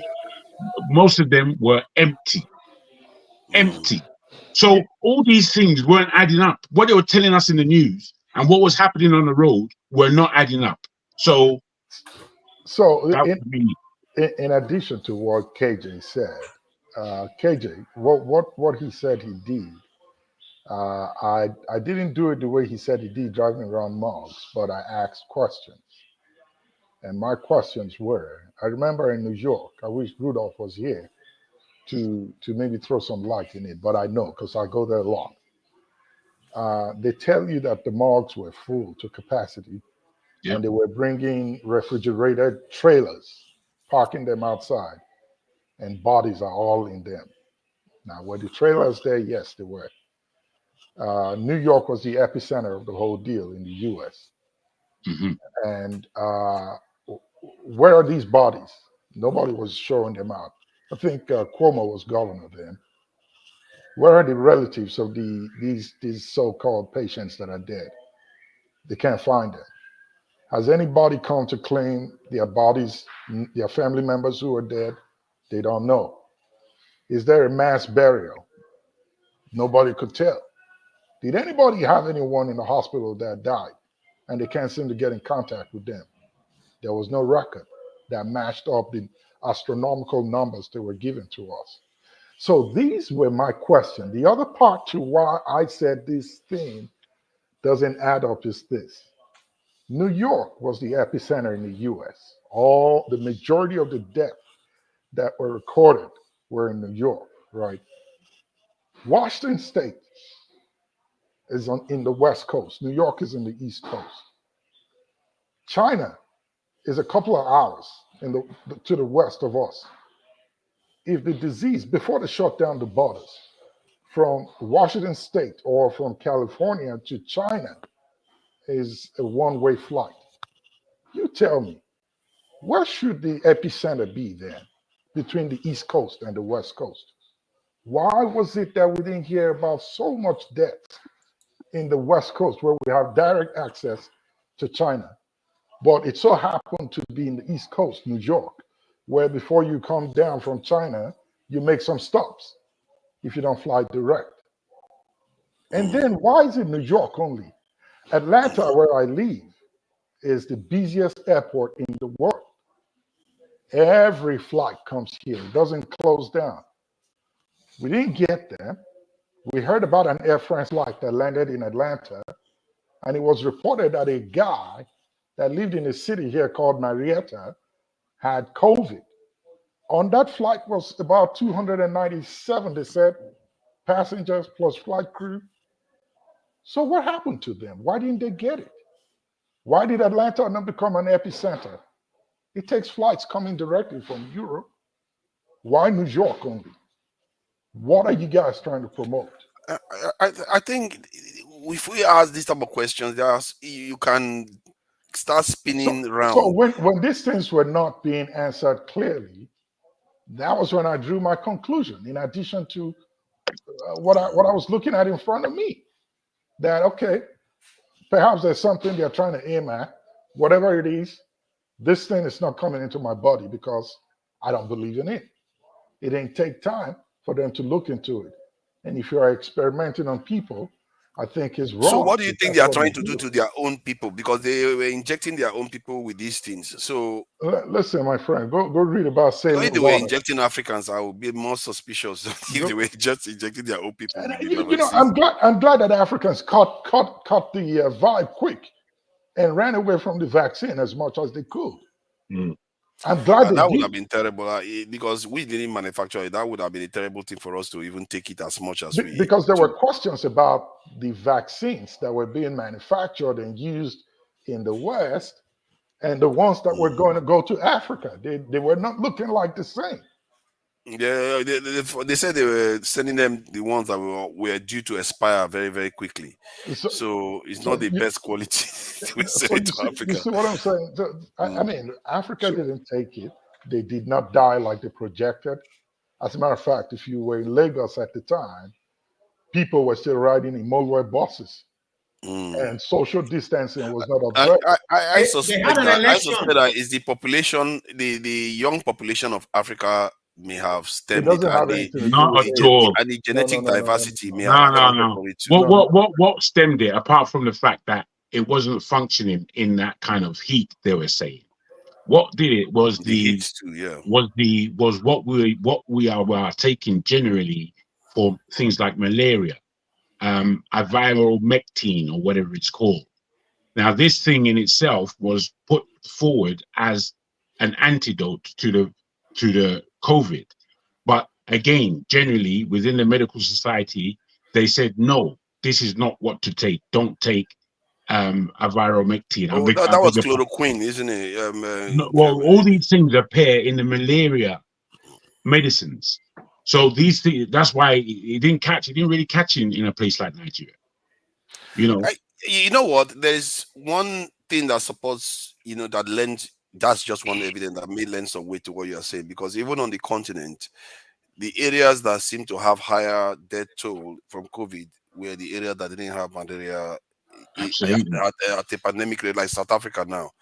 Absolutely. The death rate in South Africa is a little bit higher than other parts of Africa that has malaria, like Congo or Nigeria and other parts of Nigeria, in Africa. But I don't know whether that is the malaria medicine or is just the fact that we have other things killing us. According to one guy, there are so many diseases that want to kill this thing. COVID had to get in the queue. He's back of the queue. They sent him to the back, Joe. So that may be the reasoning. But to be fair, there was one time they were just carrying body bags in I think it was Kano State, where people were just dying throughout that COVID period. That body bag, it seems like they use it to scare people. That's some heebie-jeebies, man. When I saw it in the UK hospitals, and but we don't know what is going on there behind it. But there was something out there, because Tone is an example that has had it. I know somebody that had it here. So as a matter of fact, I think I caught COVID too, and it wasn't like it was normal, like normal flu, but it wasn't. It wasn't it was not nothing. How were your joints after a while? How were your joints? Were you getting weak? I think I recovered fully. I don't think I had any of those other symptoms like loss of taste or all that stuff. It wasn't there at all. Because you test yourself. When you test yourself, this stuff is showing that I have COVID. So that's how you know that you have COVID. You don't go out. Because you've been engineered to believe that's what it is. Depends on the strain. It depends on the strain that you had. The UK was shut down in, if you remember, forefathers was shut down in April, right? Jagun was shut down at about April, and the people that got theirs between April and May, that was when I got mine. It was really because mine was everything, the hallucination. You got it early. I got it very, very late. My own is 2 generations removed. Yeah, that's mine is a bit milder. Yeah, so it was really bad though. A lot of people did die. That's risky. You got it early. Yeah, you got it. Yeah, that early one was mean. People would ask a lot of questions. How come this? How come that? But I think people really died even those refrigerated. They were showing them on TV. People actually did die. It's not. Jagun, you live in South London. Lewisham Hospital. The Lewisham Hospital, they had about 10 trailers, and there were bodies in there. It's not that they told me. I know because my brother, my friend's father. When you talk about Lewisham Hospital, died. Wait. When you talk about Lewisham Hospital, that is it's not my closest hospital where I am, but it's a hospital I know very well. I know 4 doctors in there, and I know a good 14 nurses who work in there. Me speaking to them, they were telling me that they don't really know what's going on, because what's the panic that they're talking about. They said that there is a COVID unit, but it is not as huge as that they're saying it is, and all other units are still working in the main. So all this hearsay, I'm not into hearsay. I'm into finding out on the ground what's really happening. Me, during that time, the streets were so calm and cool. Public transport was still working. I was just going around the whole of UK by myself in complete privacy from the rest of the world. It was so easy. You could get on the bus and the tube without paying, for goodness sake. You just get on there. You understand? Because it was running. And they were saying that for those people who are working, they would have this service. So for But me, then, but then there were time, some couple of bus drivers that died, though. I know one of them that died. look, you keep saying about this thing. I'm not telling you that it's not real. I'm not telling you that. I'm asking, where does it come from? Is it natural? That's my question. Now, if we're asking these questions, we have to go into them. But unfortunately, I think it's likely not to be we natural. are just panicked. We are just It's likely not panicked to be natural by the because news of death. As soon as the news of death comes out, everybody's panicking. People die in this. Wait, let me just land on this. People die in this world. And when I look back at the numbers of deaths in the years prior to the COVID years, the deaths were similar, if not more. So it's a manipulation of numbers. And it's a manipulation of what they're saying that this disease really is. Actually, to be fair, there was a term they called excess deaths, and there was excess deaths, especially Bro, the you're first just place saying when I what they're saying. You're not looking at the No, I numbers. am Go trying to back be and look. fair. You see, No. Go back and look, because you repeating BBC statements to me doesn't mean anything. The BBC is talking to you and so many other millions of others, and that's the point of view you're taking on board. I wasn't lazy. I did check this out just to No, you confirm. didn't, bro. I can tell you didn't. For every 5 people that died, I think they added a 0 to it. That's my own perception. Every 5 people that died, there's a 0 to it. I think the statement is excess deaths, and there was excess Jagu, deaths. what Jagu said, you don't allow BBC to be talking to you. Some of these media houses, what they are doing is talking to you. They're trying to, change. They are twisting and turning things. You should be doing your own research and listening to to professionals in the field.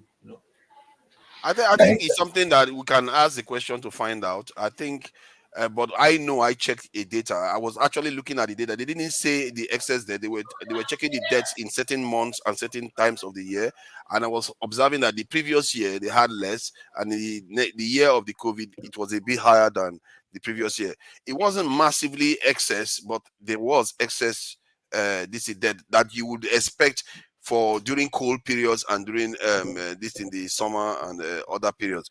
The reason why there was excess death, you can ask, maybe because they locked people at home, that they started dying because they were not exercising and all the rest. We don't know. But the point was, there's always that question. Nobody answered it, but the point is the number was indicating from the one I saw. When you have winter, people are always indoors. Nobody is doing that exercise in the first place in Europe. Because though people go to the gym, but I mean, there's not that kind of, in Africa, you just wake up, you can just wake up and start strolling because the weather is fantastic. You don't do that in Europe. There's winter outside. How many months of summer do we have here? We have just 2 or 3. We have to be careful. We don't go too deep into this COVID thing because from what I hear, they are very, very mean about it. When you talk too bad, they are very. They come for you. And Flagship, you're a medical professional, and we don't. It's not fair that we threw all these questions. No. I think it was always saying that, and that might be important. What's more important is if there's another one, and I'm saying if they're saying they themselves are saying there will be another one. Yeah. I was thinking it may come last year. It is now supposed by many experts. So you're not going to take the injection the next time. What if it was 10% mortality? Bro, let me tell you this, bro. Let me tell you this. Let me just explain this to you. Yes. And I know that many people are afraid. They're not necessarily free-born human beings. In this life, we live and we die. That's what takes place. So if somebody is telling me I would offer you a way to die. I would tell them to fuck off, to straight. You understand? And I don't mean that just to be blasted. I'm just saying that's my attitude. There's a need for medical assistance in anybody's life, but we have to understand where we are in this life right now. And as much as if they came to my door offering me a vaccine, saying that it's to prevent something from happening, I'm saying thank you very much. Go away. If it happens, it happens. If I die, I die. And that's the bottom line. You know, nobody is prepared to die, and that's why it makes our eye wonky. We can't see the wood for the trees. If you like, continue. We should be ready to accept all that life has to offer, including Simple death. thing. Yeah. So the point is that look at some of the numbers that you find out about these things. So the idea that there are no numbers out there are. Please go ahead. In moving forward, you see the story of Aisha, who's being threatened by the DSS. Someone called her to say the DSS is discussing her issue because she's wrote on the X that there is no problem in Nigeria, and that famous journalist, that's the best journalist.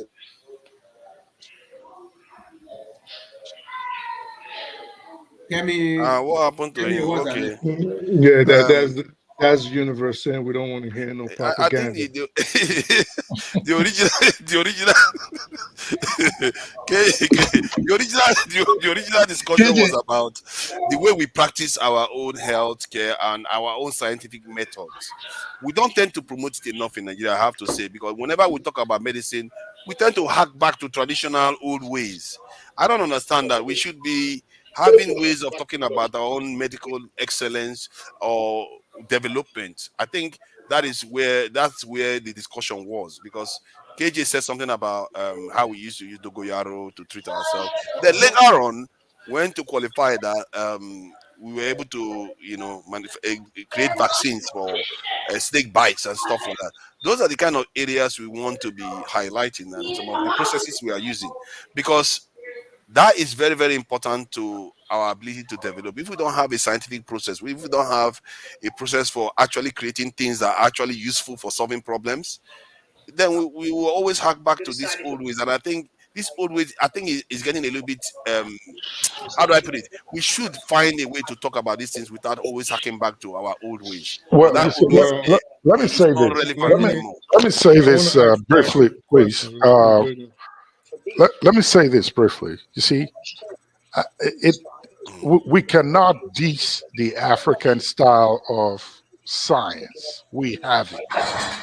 You're saying it's not scientific because it doesn't look like the white man's style or process of the way they analyze medicine and so on and so forth. The African people had their own medical practice, and their medical practice was to prevent diseases. And should there be any disease that pop up, they've got what it takes to cure it. When the white man came to our land, that was one fascinating thing they found. I was opportune to meet with a man, Papa Joe, God bless his soul. He died at 105. I spoke with him when he was about 103. I used to go visit my grandmother where she lived then. And Papa Joe, just like Tales by Moonlight, will sit underneath the tree in front of his house and tell stories. He told me two stories, which when I look back today and coming over here to the West, and I've read the history books, and I've read about how we came here and so on and so forth. Our brothers and sisters who actually today are called African Americans. I kind of saw what he explained from having experienced it personally and from what his father told him and what his great grandfather told him. So that was a wealth of knowledge that he passed and talked to me about. Two things. When the white man came, there were two things that fascinated them: the way we governed ourselves and the way we treated ourselves when we were sick. You fall sick, My grandfather could walk behind the house into the bush, come out with some leaves, rub it off on his hands, squeeze it into my mouth, or rub it on the part of my skin that is infected or affected. And by morning, it's all gone. Or in 2 to 3 hours, I'm sweating so profusely and everything is out of my body. That was fascinating to the white man. They wanted to know, what was that? Where did you get it from? They tried it. It worked. This was something they needed to get. They collected all of these plants. Believe you me, it's part of what they use in their pharmaceuticals today. They've got Absolutely.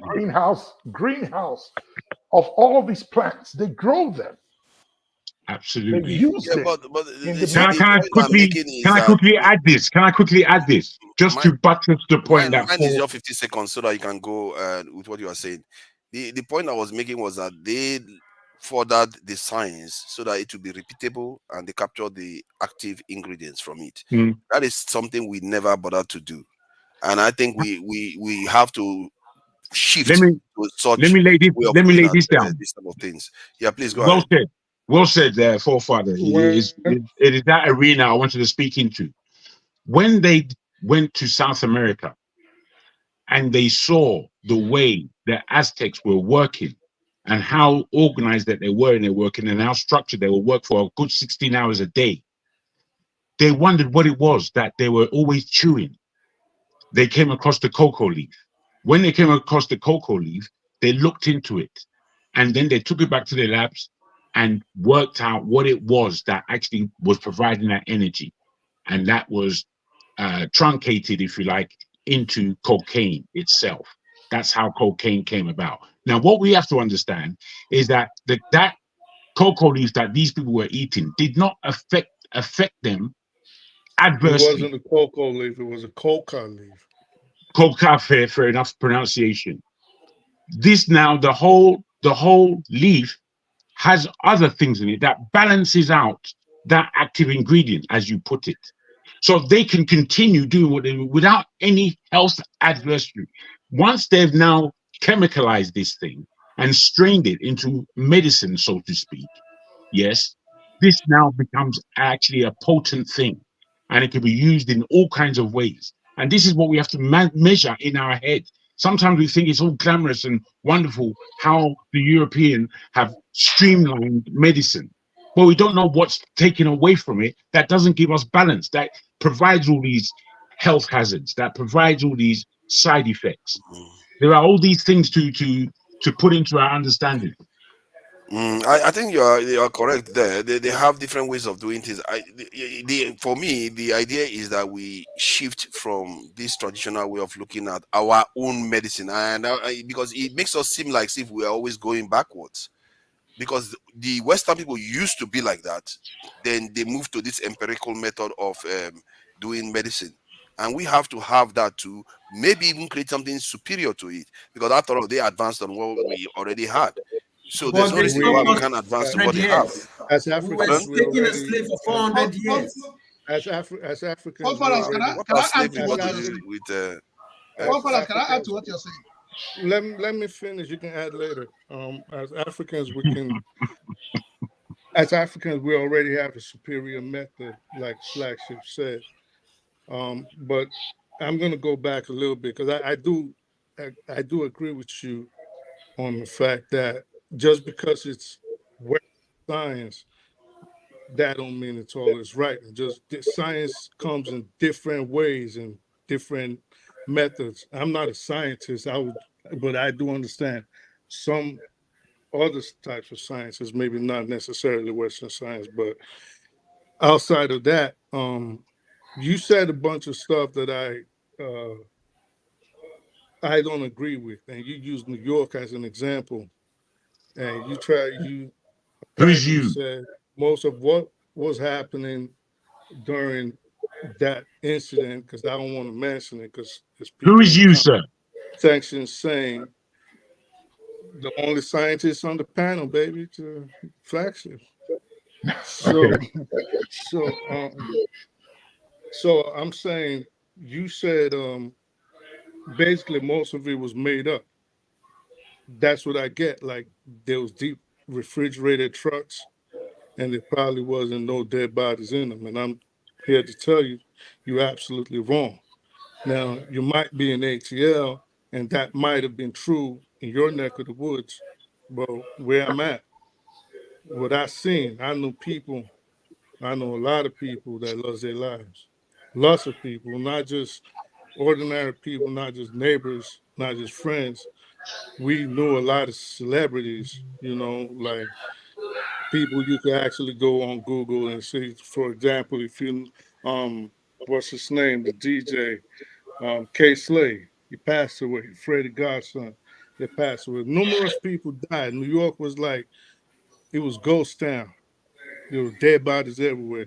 Like you could literally look outside your window and you could see them come to pick up people like they was picking up garbage.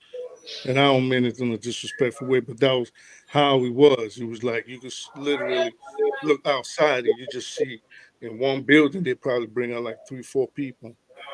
So I understand that there's a lot of conspiracy theories, but I also believe, like I understand some of the panelist submissions saying, you know, there was something else intricate that we as ordinary people do not understand. I get that. But to try to say that it did not happen or the bodies was faked, maybe outside, maybe in certain places, I don't know. But we have, come on, you're from the United States, we have vital statistics here. So you cannot just die and go missing. You know, it's going to be registered somewhere. Someone's going to sign the death certificate. Someone's going to do an autopsy, even though they said they wasn't allowed to do autopsies. But we have vital statistics, like you could cross-check, you could cross-reference, and you could say if it was true or not. But again, not discounting anything you said, I'm just trying to bring this up and say, in my neck of the woods, this is what was going on.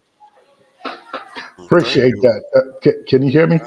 Let's allow Augustine to add then, because I think Augustine is going to add to what you're about to say too. I was gonna say something real quick. 2 minutes, 1 minute rather, to what he said. Okay, take 1 minute then. Go ahead. My brother, listen. Whether, and I agree with what you're saying. I'm not disputing anything. I'm not debating none of that. But whether COVID was real or not real wasn't my conversation to have. My conversation was, whatever it was does not warrant any vaccine to be put in the body of anybody. Wow. That's where I stand. So whatever the data and stats they may have show that they're reading off on the news to me doesn't match what I collected. That's all I'm saying. And because of that, I'm not going to stand in line to be jabbed. And my biggest concern was for the folks in my community, the African American community. I was really upset that we were being offered little to nothing to come take what they manufactured when we said we will not. And they tried to pressure us and we said no to it. They brought some crazy stuff to try to trick us to get it. Imagine. So that's all I'm saying. If Why would they offer? Why would they offer black people weed? They were offering black people weed to come and take the vaccine. I saw them in New York, right? I don't live in New York, but I go to work there. I have meetings there. I saw trailers outside hospitals.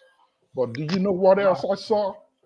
A camera crew that came to report what was not, and they were caught. It made the news, and I'm sure you saw it too. I think we seriously have to be careful about making such statements, because something happened, and Tone can testify to it. We know this stuff. I'm not doubting it. Listen, man. Listen, what I'm saying to you. But then you start implying that they are making it up. That is not. Listen, what I'm telling you. Well, if he's seen that, he's seen it. Like he's not lying. No, he's not lying. It's insinuation. It's what it is insinuating, that it looks like the whole thing was made up. Listen, again. Okay, so that's whether it's real or not. That's not what I'm talking about. What I'm saying is, whatever it is, does not warrant you to get that stuff. Okay, that's I get that's an part, but argument. That's a fair personally, argument to have, because if you feel like it's not whatever is going on didn't merit it, but by saying that, you could also lend weight to the idea that they may not have known that at the time, well, because when they saw that something was happening that they could not explain, they had to act. Otherwise, it could have been, well, what if the death rate was around 10%, or it rose to 5%, or it mutated and turned to something else? You don't necessarily know the decision making that went into the stuff that went on. I'm sure politics got into it, money making, gouging, and all this stuff got into it. But the original reason why they acted that way could have been out of fear, because every 100 years from history, from what they suggest, there seems to be a form of pandemic. We had it with Spanish flu that resulted in a lot of deaths, even in Nigeria, in the early 19-something, 20-something or so, almost precisely 100 years before now. So let's allow Augustine to add to it, because I'm sure he will say something that Flagship needs to respond to again. Please, Augustine, go ahead. Thank you. I'm seeing a lot of gaslighting on this issue. And the earlier Black Sheep chose to accept that he belongs to a school of thought. And this school of thought is not far from any part of the world. There are a group of people in high ups that believe exactly what you believe. But what you are missing here is politics and the reality. And the question forefather have been asking you is reality. Did anything happen? And the answer is yes. Now, the political aspect of it is, how did it happen? Which Jagu raised here? Is COVID a natural occurrence or a laboratory manipulation? This is a question that needs to be addressed. But if you're telling me that the jab didn't work, then I am also doubting your level of research, because your immune system as a Black man is not the same level of immune system with Americans. Their immune system is not the same with ours. We've been taking malaria medicine for a very long time, and it has some deposit in our body. Let me stop you there. Let me stop you there, please.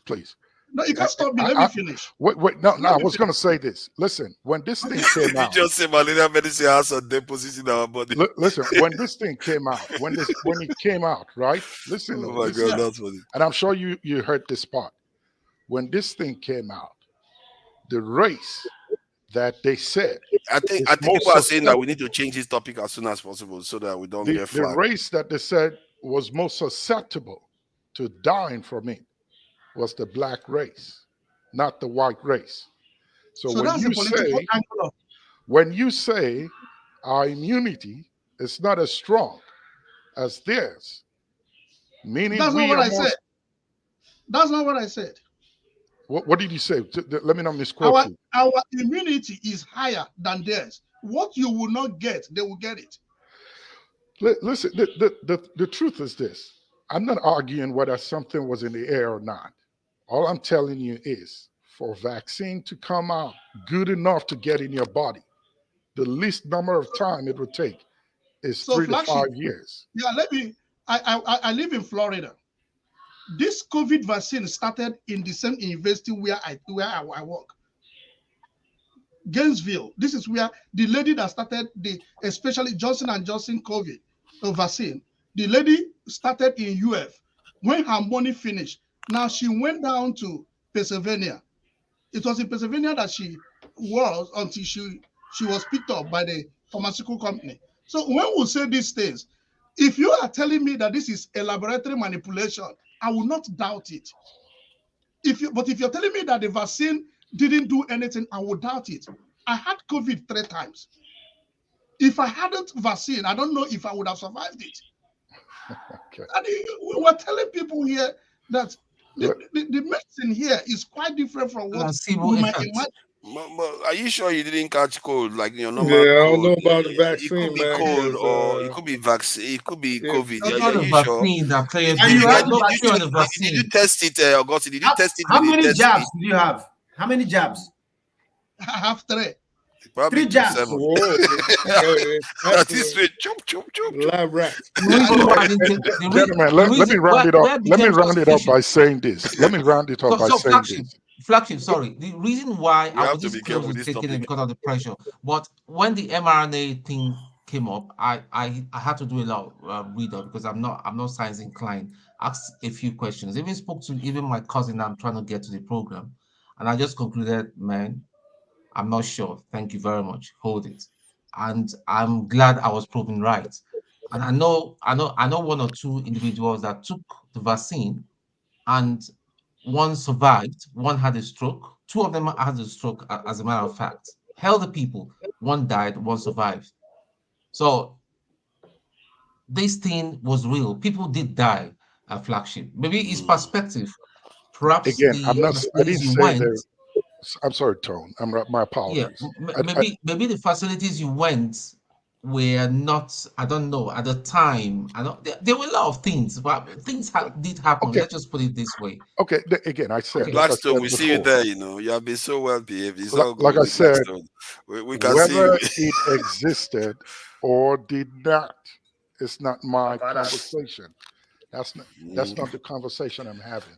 I'm saying that 6 to 8 months was too short a time to put anything called vaccine a out, vaccine. I agree with that too. A lot of people agree with And that. in summary, I'm not telling anybody now to take it. It's your choice. All right. The summary Let's of what try I'm to kill saying this is topic. this. Let him finish talking. Then we'll go back to our own African medicine and our own methods. The Because in summary the of end, what I'm that's even saying more is critical this. to us. When you go to your Before they doctor, go and ban us because of COVID. when you take before you take any Nobody medicine, needs that drama. when anything pops up that you don't know nothing about and they are telling you they don't know nothing about, read about it, ask questions, gather information, make sure you satisfy yourself before you make a decision. That's all I'm saying.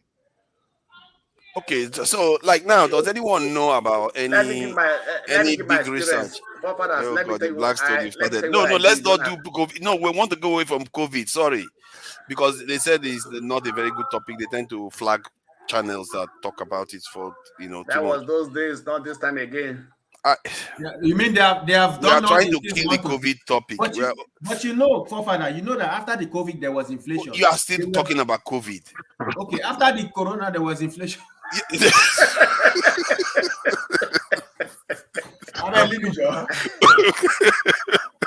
Can we just move on to our own medicine? So I want to ask: does anyone know Can I about just end like this? Let me just let me just cap it off. I will say, anybody who took the vaccine, you are in my prayers. We end the topic. We end the Thank you. topic. Amen. I didn't take it. So Me myself, when I had it, I only took ibuprofen and vitamin D. That was all that I took. Oh, you see, that's good. That's really good. You didn't take medicine. You didn't take a vaccine. I mean. No, I never took the vaccine. Okay, that's so good. What would not happen to that Germany, passport they say in they Germany, want to do? it wasn't compulsory. It's a personal wish. Yeah, it doesn't appear as if you are high risk anyway. You look like a young man. I took ibuprofen and vitamin D, and it was last for 5 days. That was all. They didn't say that you shouldn't take ibuprofen. You are supposed to take paracetamol.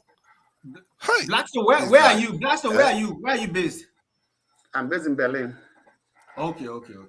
Okay, so I wanted to ask, do we have can we stop the Blackstone? You have been so well behaved. You want to start now? I wanted to ask. I'm coming for you. Don't worry. You see, it started now. Why did I even wake you up? I should have just let you stay there like that. So, do we have like research that is being done? Because we don't talk a lot about the research that is being done in Nigeria and some of the potential breakthroughs that have been made ever, whether there has ever been even. So does anyone know whether in our Nigerian universities, the kind of research do you have examples of research that are happening in Nigerian universities? They have a research. They have a research institute. They have a research institute in Nigeria, and when my cousin comes up, you can fire her all the questions. She's coming up for. Yeah, she'll be coming at some point. I don't know yet. That'll be great. Okay, so let me. Why does it have to be research? Why can't we have our own science and go with it and just improve. If you keep saying improve on it, to me it sounds like when you tell like a Caucasian or European something and they don't understand it and they say, well, why don't you say in my own way? You know, maybe for example, your name or something. So we have our own traditional ways of dealing with these things, whether you believe it or not. And there might be ways that might not be understandable to even Africans, even Nigerians. There might be ways that might not be understandable to them, some of which today people want to label fetish or they want to label diabolical just because someone came from across the Atlantic Ocean to tell them, well, this ain't right and this is not the way you do things, and you got to do this the way I say it. So we have our own medicines. We have things that have worked But do for you us. have an example We of have things that have worked for us for hundreds of do you thousands have of an years. example of the And methods that you are describing that well, you are saying that maybe we can I mean, look into? I said it all.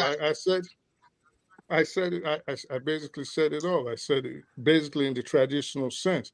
And flagship did. But that is not Uh, repeatable, and that is not you don't well, exactly find out again, that the means you're not listening to what I'm saying. So I'm saying you okay. don't have to always dwell on the Western way of doing things, which is what he said too. Just because science is coming different ways, and science just don't Yeah, mean but you just said the traditional way is the way to go, and I no. try to flesh out what is that traditional way I you are didn't say referring the to. traditional way to go. Well, that's just like asking me to describe the way Flagship was trying to say something. I'm not an expert in these things. I might know a little something here and there, but I am not like a virologist or a cardiologist to now, or you say, oh, a rocket flies this way. I know you say, well, why don't you explain to me how the parts go? And how don't you explain to me how you strain the fossil fuel into to propel the engines? That's not what we're saying. All I'm saying is we do have our own ways. We can go with our own ways. Now, do we have to maybe go back, find out the people that know these sciences and bring them out somehow into the open, maybe fund them? But our ways are not necessarily the way. Someone said something about they give our back in the day, you make his grandfather. I don't know if it was Flagship that said it. His grandfather would go in the back, give someone Yep. some grass or weed and roll it up and mix it and give it to somebody, and they chew it and they start sweating profusely. So why can't we do this thing? We have other methods. You Our can't just say methods you can't just say that. That is not a scientific method. That is not that is not an again, efficient science. method that gets us any further. Let me say this. Let me Wait, You can't hold on, just say they cut grass and they give somebody and the person starts hold on. sweating. What kind of medicine is that? Go crazy for Science, I don't know. I'm not sure. I'm not science, sure why. this. Wait, hold on. Let me. I can handle You this. have to be more. Okay. All right. You have to do something that is actually better than what they have now. Okay, but 30 it's seconds. better. Just Let 30 me seconds. ask you. Let me ask you this. Let me ask you this. Do you believe, for example, something like barrenness or mental illness can be cured without you going into a hospital? I don't It's a know. yes or no. It's a yes or no question. I don't know. Oh, brother, can So I you just don't add know. that? So let me tell you. I don't. You know those pastors? They say they can cure No, not barrenness. them. You know, No, we have all kinds of no. ways in Nigeria. Yeah, not them. They tell. I need you to be specific about what I'm you are not saying. talking That's about why. that. I'm a So when land. you speak, let another person speak for, because you jumped into this, and the way you curve this question, I was listening to you. When you talk, listening is also an art. Forefather said something. He mentioned research. Sir. I was No, sir. I'm coming. No, you can't come. You can't come. You're gonna wait. Sorry, because you interrupted you me. do away research, and you are using ways. So Ways don't and care research. about well, that's your research. So let me So you are land. just You're doing jumping into the same thing. okay. So you're doing exactly what you're trying to pretentiously caution me for. So let me land. You're pretentiously now saying, "Oh, this," but you're doing exactly what you're saying. So what I'm saying is very simple. There are some sciences that no matter how, it's especially if you have a certain way of thinking, or indoctrination, there are some sciences that you will never understand. It will not look, it'll always look crazy to you, except when the result finally affects itself. And let me just leave it at that. Wow. So I'll add to it. You know, that is very concerning. If you think Let me that's add to science that this looks crazy to us is the science we want to be aspiring to. We have to look for something more Let us listen tangible. to the flagship. He wants to say something. Please, flagship. Okay, let me add this flagship. to. You know you had more than enough time, so try Well, to give it He's brief the so doctor that now. the Blackstone. We don't need the speak too much. Blackstone going starting now. Let me add to this. You see, this is what one thing that we Africans do that make us stay at the bottom of the spectrum a whole lot. You wouldn't believe how much respect the white scientists have for the black man who sits in a hut in the bush somewhere in Africa and can come up with medicines that will cure diseases that will take the white man donkey years to study and figure out how to dose it. We have a lot. They marvel at our science. Believe you me, man. They marvel at our science. I've talked with a few of them. They can't just figure out how we know dosing, cure, indications, what leaf to use, how to apportion it. These are things that take them time to study. We have our own science. We say facts. It's not. For some odd reason, think that if it is not done the white man's way, then it is not correct. Listen, we have the only fault I have with our African medical practice is this: we never documented them. Exactly. Them we don't know how many people died from the. No. I'm talking about the medicine. We don't know how many people died from the dosage that they were given before. Listen to me. Please go ahead. Listen to reason. You may learn a thing or two from this. Yeah. What I'm saying is, our forefathers.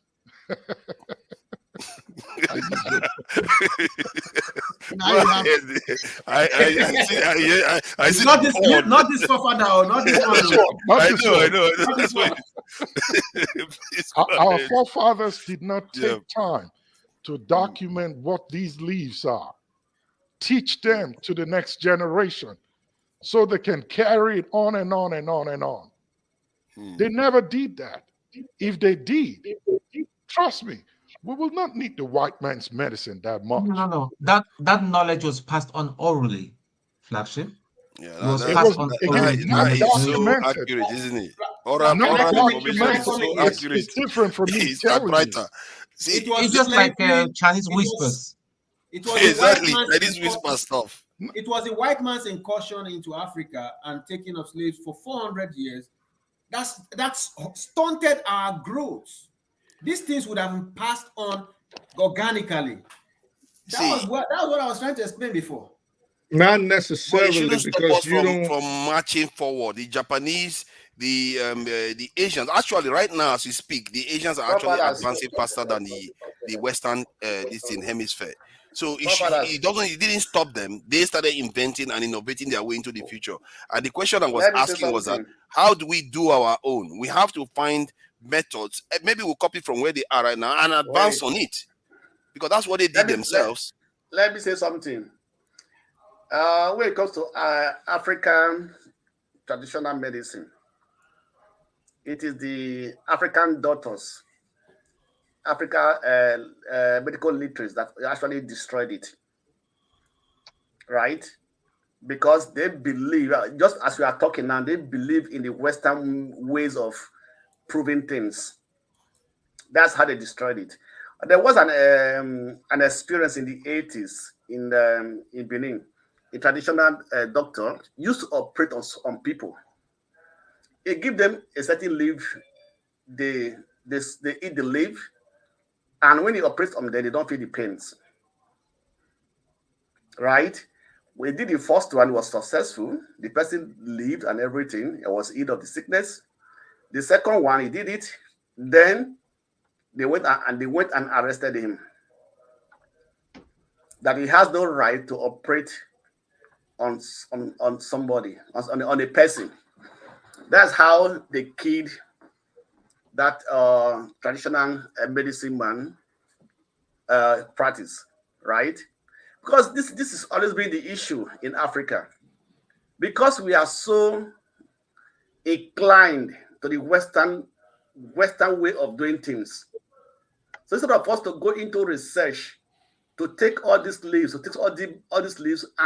research it and try to extract the active ingredient and see how it will be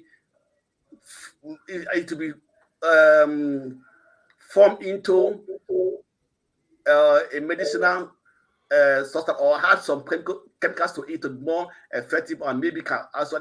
I can tell you that the leaves have no dose.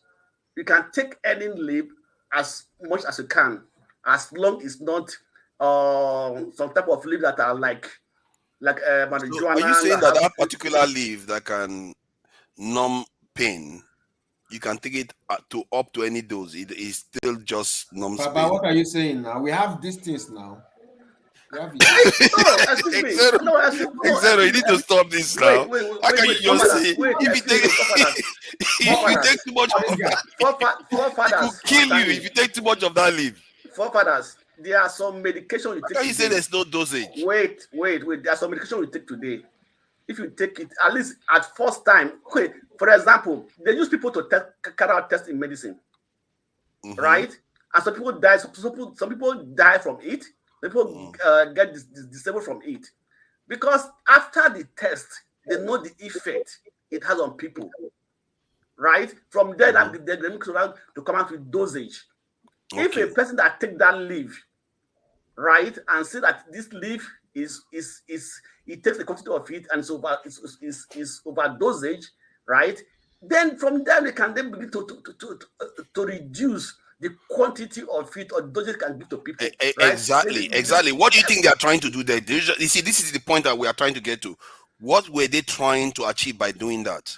Yes, they're trying to it's somehow like a scientific method, but it's not actually a scientific method, right? No, but the people they are just trying to make it repeatable.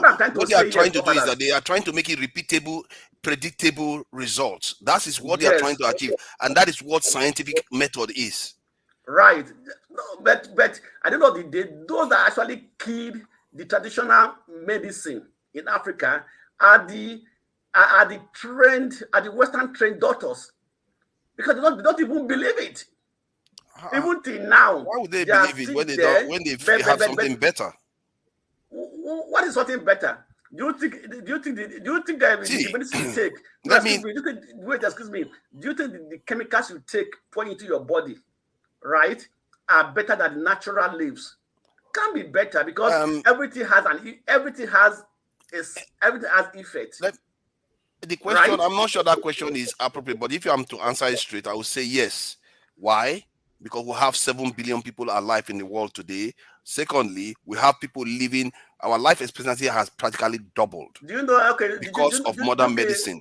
For us to dismiss all that is not fair. Have died? No, can't be the number of people that have died out of this 7 billion are saying now. And this is the decision of the world. How many people have died? I think from what somebody said earlier on, I don't know whether it's still true today, that there are more people alive today that have never lived before. So I don't know whether that is still accurate now. What we are trying to say that something. Let me chip in something. Forefather, have you heard of this herb called? Despite the fact that somebody is lifting hand or somebody. Zero, you are expert at doing this today. You kept shutting everybody down. They want to say something. I saw you doing those. I don't know you were talking to us because somebody. I'm just giving an excuse. I'm just saying, can I talk? I don't have to say it out. Say it out now. Don't make me to be like you. I have to look. No, but I don't know because somebody can just put off his microphone and be. I don't. Yeah? I used to do it. So they are killing my people. They are killing my people too much. So I'm not the great again. Go ahead. Go ahead. Yeah, thank you, brother. It's good to see you, Austin. It's been a while. It has. Your background look like those European background now, like Blackstone. Now those background is looking the same. So, so uh, um, this is a fact. My younger brother's wife, she's a medical doctor. And I'm not trying to, of course, I'm not mentioning her name, but of course, she's a medical doctor. She had a fibroid, and practice their quack medicine, whatever. And she conceived. In between that, the the baby twins died inside of her. And in the processes of that, they still never take the fibroid out. And this is in Lagos. And the point I'm making is that her auntie, after that, I felt concerned. We talk about it with the hospital. Why this is a patient, this is a medical doctor as well. Why do you guys treated her that way? Is it because of money? You're gonna open somebody up, take a feel that is dead, and you didn't take the fibroid. So, but having said all of that, the auntie brought whatever you call traditional medicine, and she came out of her naturally from Ibadan. So the point is that there are those people who prepare, know the dosage. They have done it over and over. There are so many of my grandfather, when I was growing up, I never used any pharmaceutical medicine if I'm around him. He knows what to do. Like you mentioned before, the dogoyaro is one of the things he uses with other herb, and every one of us will be okay. Well, I understand that they're supposed to improve on it to make it that to know the dosage, but those who are into it, they know the dosage, so they know what is essence, and they know how to. Did I agree with the political talking point of flagship all the way? No. But I respect his knowledge in his field, and I told him he's a Republican, so I know where he's coming from on that side. So, so, so that is okay with me. But then say it all, we have our own way, even till today in some remote area. And if you say that this medicine improve people's life, those that do not contaminate their system, unlike me now and other few people now, me, I took that vaccine. So if I die early, it's part of it. It appeared that Dongoyaro is not a cure for malaria. John Dongoyaro Abba. was never a cure for malaria. I think what it treated was I'm not saying symptoms. I didn't mention malaria. I'm trying to say that dogoyaro was part of those leaves that my grandfather used to mix with other herb that he gives to me. I didn't say dogoyaro cure malaria or not malaria.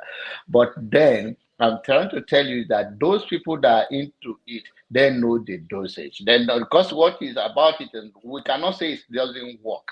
But the concern is that how do we refine it that it will not become XX and just some of the forefathers' question is that I saw a guy that how the calorie of the pounded yam you ate, how many calories?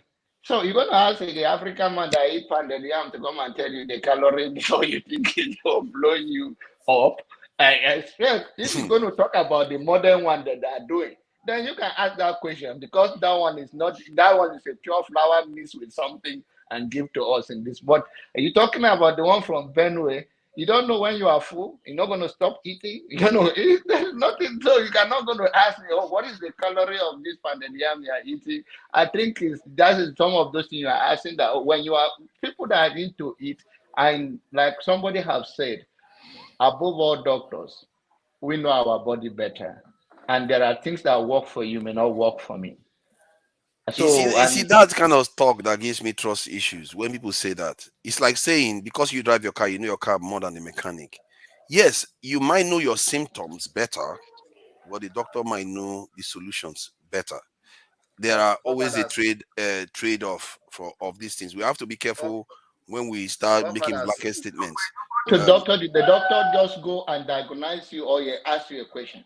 He will ask you, then you give him the information, then he will be able to Then diagnose he will you. use his expert, because that is what he went to school for, and he will tell you this and that. Exactly. And that, right? Okay. Yes. So the point is that when I say you know your body better, I do not say you shouldn't listen to your doctor. I'm not. No, I already make my case clear.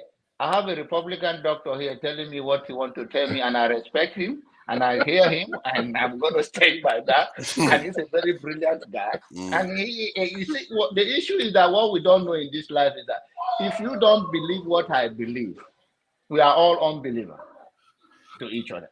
So the way he said it now, somebody else, another doctor can come and tell you the essence of mercy, the vaccine, and all of the other things, and perfectly it's going to make sense.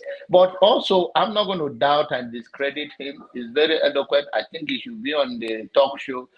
His voice is very authentic.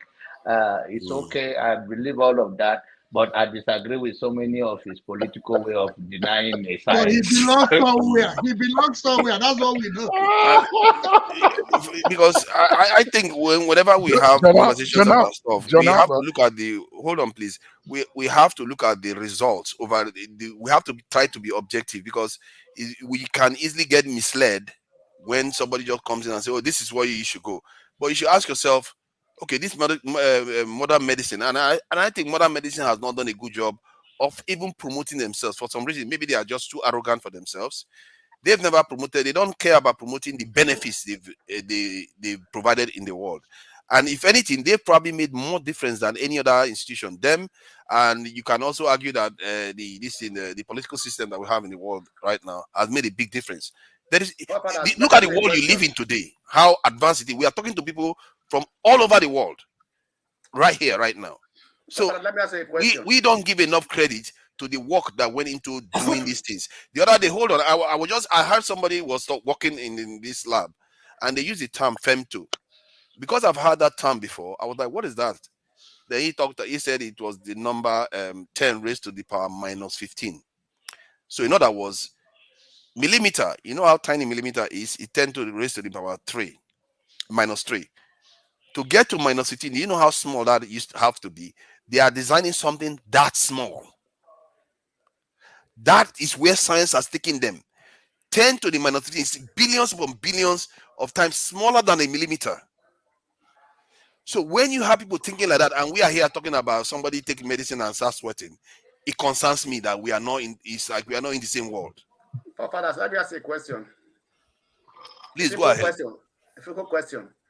Have you seen a medicine that cures one thing and tell you they have 10 or 15 side effects?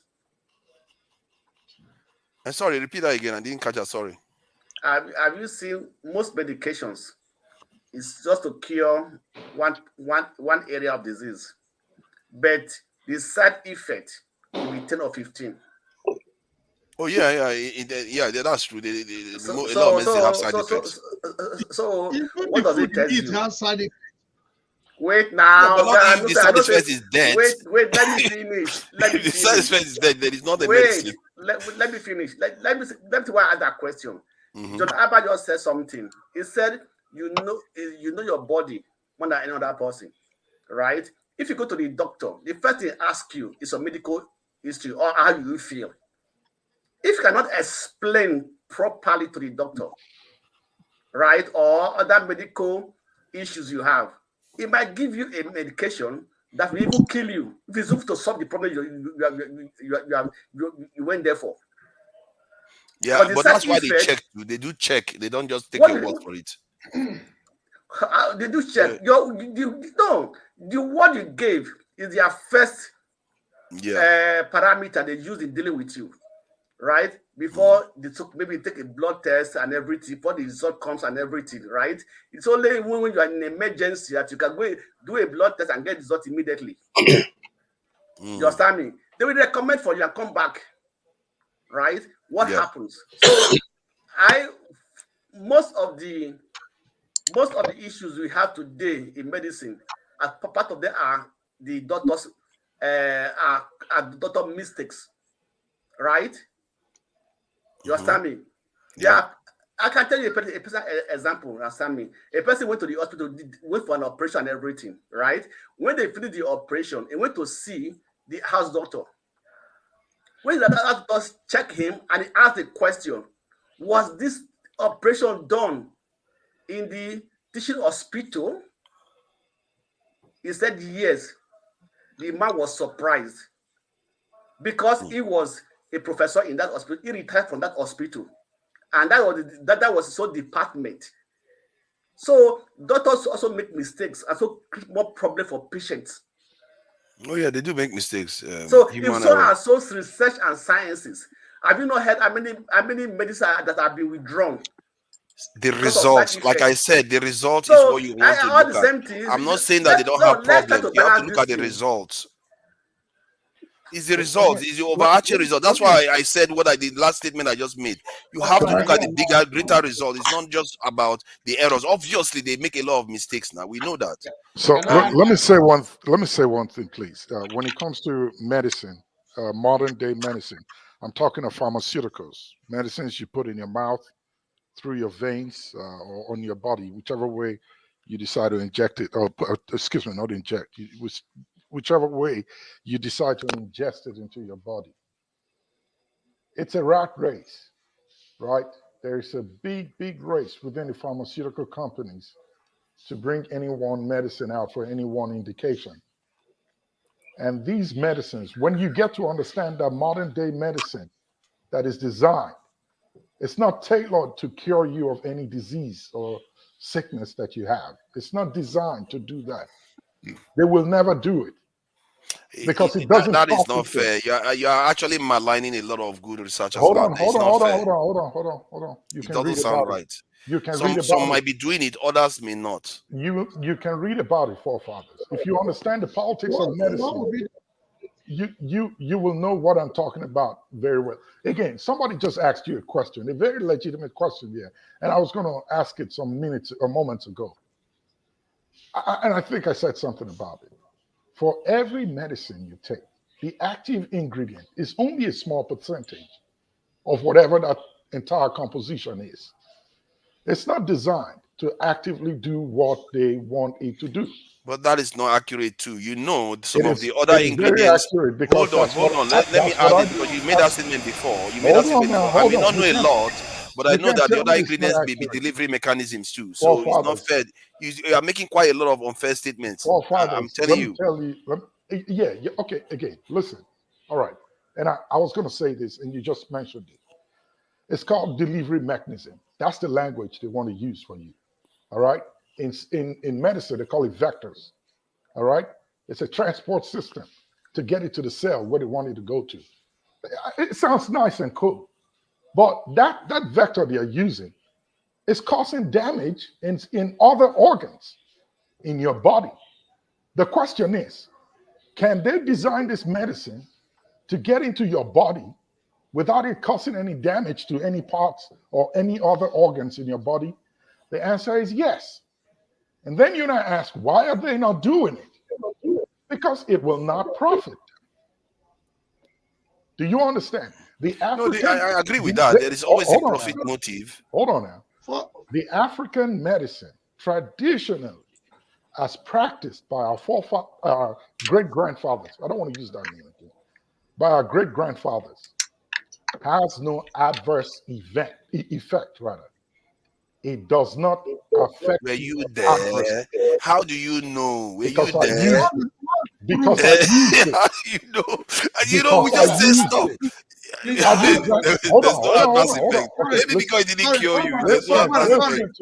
Listen to me. I have a question. Listen now. I have a question. Hold on. I've not landed. Hold on. You all know what they call Agbo in Nigeria, right? A lot of people are drinking it and are having a lot of problems in Nigeria right now. Except it's adulterated. But the original Agbo, when you drink it, it doesn't have any side effect on your body. Hi, the kind of stuff you are saying is dangerous, you know, because there are Nigerians out there, instead of them to go to hospital, they'll go and take Agbo and then they go and die, and needless deaths. Sorry. I don't know what father. What are you saying? What are you saying? No, what he's saying is actually dangerous. He's saying that okay, what does Agbo specifically treat? He said Agbo has no side effects, but you said it is. Of course, it does have side effects. He said Agbo doesn't have side effects. It's a natural herb. Which somebody that drank Agbo and his kidney, his kidney almost packed up. No, I don't know why you keep saying this stuff. Sorry. No, at this point, you want me to be supporting something that is not very accurate? Father, with what Jonaban have mentioned, we need to interrogate Flagship. Flagship, are you a medical doctor? No, I'm not a medical doctor. Okay. What? You're not a medical doctor, and you're just. But I'm involved in the. Listen. Oh my God! Listen to me. You see the information. You see yourself. Listen. You see how you guys. Listen to me. Hold on. Let me see how you guys just accept stuff. You don't question stuff. Let me say question stuff, man. Hold on. It might not be a medical doctor. This guy is saying that he's don't get the word dig at Agbo. Go ahead, Flagship. I listen to you. Hold on. Come on, man. It's not right. It's just not right. Listen. You must not be a doctor. Forefathers. We're all in the same boat now. when you meet knowledge, it's good that you listen and learn. If you don't know, I do learn, but you have to be fair. You have to be fair. You're not being fair. Listen, I did not. I think this guy not is say asking that a I'm a question, doctor. right? We should But give him listen to me. Austin, right? To be fair, it doesn't matter whether you're a doctor or not, but you have to be fair with what you're saying because you're making assertions. Would you allow me to clarify? Generally unfair. Let him finish. Would you allow me to clarify? Yeah, please go ahead, please. All right, and please just pay attention. I'm not a medical doctor, but I'm involved in the process of any medication that your doctor gives to you. Before he gives it to you, it goes through me and thousands of other people. If we do not say it works, it doesn't get on the shelves in the pharmacy. That's where I am. I'm not a doctor. I don't have to write the script for you. But before the doctor can use it, it comes through me and thousands of other people. All right? So get that part. Now, what I'm telling you is this. I'm not asking people not to take medicines. I'm saying that prior to conventional medicine, what we practiced at home had no side effects that are as damaging as your modern day medicine does. Sorry. That's a fact. That is a blanket statement again. Sorry. Because my face is here, your face is here, somebody cannot just come loud and give information. And you live in the Western world. Let him declare whom he is. Because he can be telling me that he must give approval for medication to work. Then who are you? He has just told you he wants. No, it's FDA now. It could be part of FDA. Who that approve drugs. It doesn't have to be clear. Again, you don't have to say more than that. My brother, my face is on the platform. He doesn't have to necessarily my tell brother, you that. I don't have to tell you who I am. I don't care whether he was a doctor. I didn't care whether he was a doctor. I was questioning the rationale of what he was saying. Information. Flagship. He is giving a sensitive. You don't have to take the information. I'm not shoving it down your throat. Proclamations here, because you're making a sensitive proclamation, and our faces are attached to it. Because our faces are attached to it. I was listening to you thinking that you're a medical doctor. Now you are not. Now you're a medical doctor. No, Augustine, if I may, Augustine, wait, Augustine, if I may, guys, if I may, Augustine, wait, if I may. So, if Flagship has come out now and said he's a doctor, so you believe him? That is clear because his face is here. Is that what you're saying? If he has said that, it's fair that they believe him. A doctor has nothing to do with medication. There's pharmaceutical. There is research. Exactly. That's what we don't understand. Exactly. Come on, guys. See my position. He has made a lot of blanket statements, a lot of statements that needs to be verified. So for him to tell me to believe him, and for the millions of people that listen to this platform to believe him, he needs to tell us his background. If not, the information He has just told you. He has just told you to read. He has Okay, just told, he listen, told us listen earlier to to me. read and Listen to research. me. I did not tell you to take anything that I said. Anything. It is up to you. I've always said, go and read. Go read. Go and read. Yeah, My like P2B professor. says, go and verify. Go and read has been a detective. Go and verify. You will get the knowledge P2B yourself. says, go and If you don't verify. like, if you don't believe, you don't have to believe. Quite unverifiable. You don't I have don't know to what is prove going. from me. I don't know Listen. why you are accusing him of making a blanket statement. I don't What know he's what saying he's is But he made a blanket statement. He said, no, hold on. He did make a blanket statement that traditional medicine doesn't have any side effects. Jesus What is the Christ. side effect of traditional medicine? There's a lot of side effects. How do you know that? I What can is take the side effect of eating your food, your natural herbs? What's the side effect? go and drink Agbo now. Then nobody will tell you whether it has side effects or not. Did I say you should drink a bucket of That Agbo? narrative is Okay, then being why would you say driven this? by the pharmaceutical companies. If they say go and drink Agbo, if they say Agbo doesn't have side effects, then you can't then say there is no side effect. That's not the responsible statement of the professional. You can't say there is no side effect. Because even if you eat Gary too much, there will be side effects. The flagship. He didn't say so. You are looking for the something. flagship. He said it doesn't have side He effects. said there is no Please side relax. effect of our traditional medicine. He's telling you this, and you want to believe him. Okay, listen to Flagship. me. The flagship. John Alba, one second, Okay. sir. Please. Again, this is how you get, process, and absorb knowledge. When it is dished out to you, you don't take it at face value. Go back, read about it, and make your decisions. That's how I process knowledge. You don't talk to me on the screen and I take it. It's not everything. Even if Joe Biden comes and gives me an information today, I will still go back and process it. I will take it because gives you. If Trump gives you. All right? I won't take it because he's the president of the U.S. If the head of the CDC today comes to tell me something, I still have to go back and read. I won't take it and jump. Even if your doctor so you gives don't have you to a take what I'm medicine, saying. go and read it. If it is I'm right sharing medicine knowledge. giving you. I am sharing knowledge with you. I am not chugging it down your throat that I you should understand you take it. perfectly, flagship. You don't need to force anybody to understand. It's a conversation, and those who want to understand, It's your If you don't choice. understand, just give your own opinion and then do your research. I like to be more like specific when I'm making my own criticism. I don't have a lot of problems with what he's saying generally, but I have a problem when he starts implying that like people that are conducting research, they are not doing it for curative reasons. I've read this. I knew this already before now. Come on, Exero, come on. Let me see. It's only fair because there are. You see, this is that we do something. We dismiss the good with the bad. It's not I'm right. not dismissing. I'm just saying I knew that already. The medical profession. Hello, folks. Is Hello, corrupt. folks. Oh my I'm God! sorry. I thought I'm that was sorry you have Jago. to- Hold on. I was going to say this. Okay, it's only fair you have Hello, been in. folks. Olumide, hold on. Olumide. Fathers, I want to give you kudos for the first time. Yeah. I'm going to give you kudos Wow. for the way you've handled this discussion and for being very, very rational. You know me, I'm going to say things the way they are. I've not been on the show for a long time.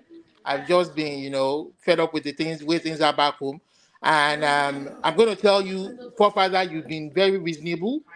You've been very, very objective. Now you know. Especially with this line of discussion that you guys are having.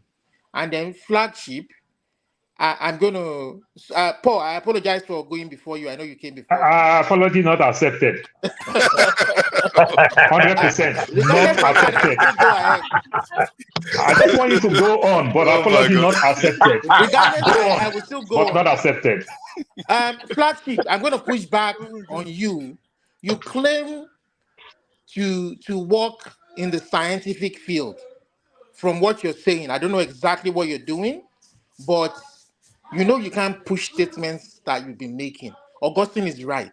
What Augustine was asking you is that when you make statements, back it up with evidence. What they practice in this part of the world that we are in is called evidence-based medicine. everything you do, you have to back it up with evidence. But everything you said, from my observation, is contrary to scientific views. You understand? When we come out with scientific statements or statements that medicine is using today, is backed up by evidence and it is peer reviewed. When you say peer reviewed, you understand what I mean by peer review. We all do. When it is peer reviewed, you understand? These are people who are not biased. It is your peers from every field, every specialty, who have come to scrutinize what you say you have that will benefit humanity. You understand? And then when you come to make statements, some of the statements you've made, it is very unfortunate. I respect you. I respect your power of or your oratory power, but I'm going to respectfully disagree with you with most of your sessions tonight. And Augustine is right to have questioned you. You understand? You have, especially in this part of the world, where I know a soldier, a military. It's in the Canadian news. A military guy, because he refused COVID vaccination. You understand? There were some military guys who were court-martialed and dismissed from the Canadian military force because they refused COVID vaccination. Because what they thought, the narrative they were pushing. You understand? If they had said, you know what, I just don't believe in it, they keep quiet. But they were going ahead pushing narratives that the military thought was unscientific and was unbeneficial to the rest of the forces. And I know doctors who lost their license because of their religious belief, their views they pushed against the COVID vaccine. So I'm not against our traditional or herbal practice, but it has to be evidence-based, such that when you take it to Norway, you can prove that it works. When you take it to Sweden, you can prove it works. When you take it to Angola, you prove it works. You understand? That is what the Western world, the edge they have over us. See, if you look at what the British did, despite the fact that we say the British and the Western world colonized the developing world, Africa and India, Asia, and the rest of it, do you know what they did that really helped us to discover most of this information we won't find out? They documented most of these things. Even what they did that was evil, they documented it and put it in their archives. And if they went in their archives, most of us won't even know everything that our forefathers experienced or how they deceived them. Even the Israeli war and the Palestinian war, the declaration that they named after this British guy that is causing all this wahala today. This guy documented everything, how the manipulation they did to support the Israelis and everything. They document it. That is what we lacked in our own tradition. We don't document. If you don't document it, how do you want to prove to the world that it works? You can't just say it works. That is what we call anecdotal. There's no scientific basis. Thank you. So forefathers is right. Yeah. Sorry, Black Spade. About it. Olumide.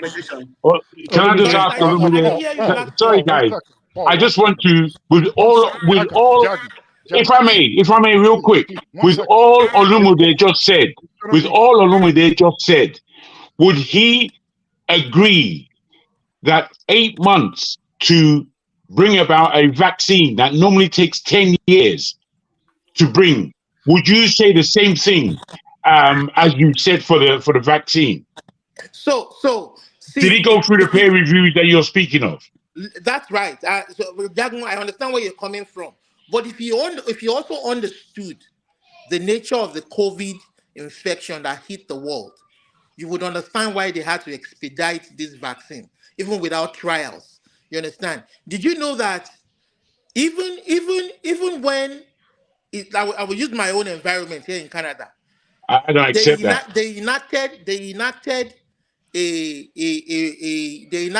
there's a law that during war times, you understand, public health can issue any directive, especially to help prevent the spread of disease or any infection, or in terms of any war, in terms of any epidemic, what do they call it now?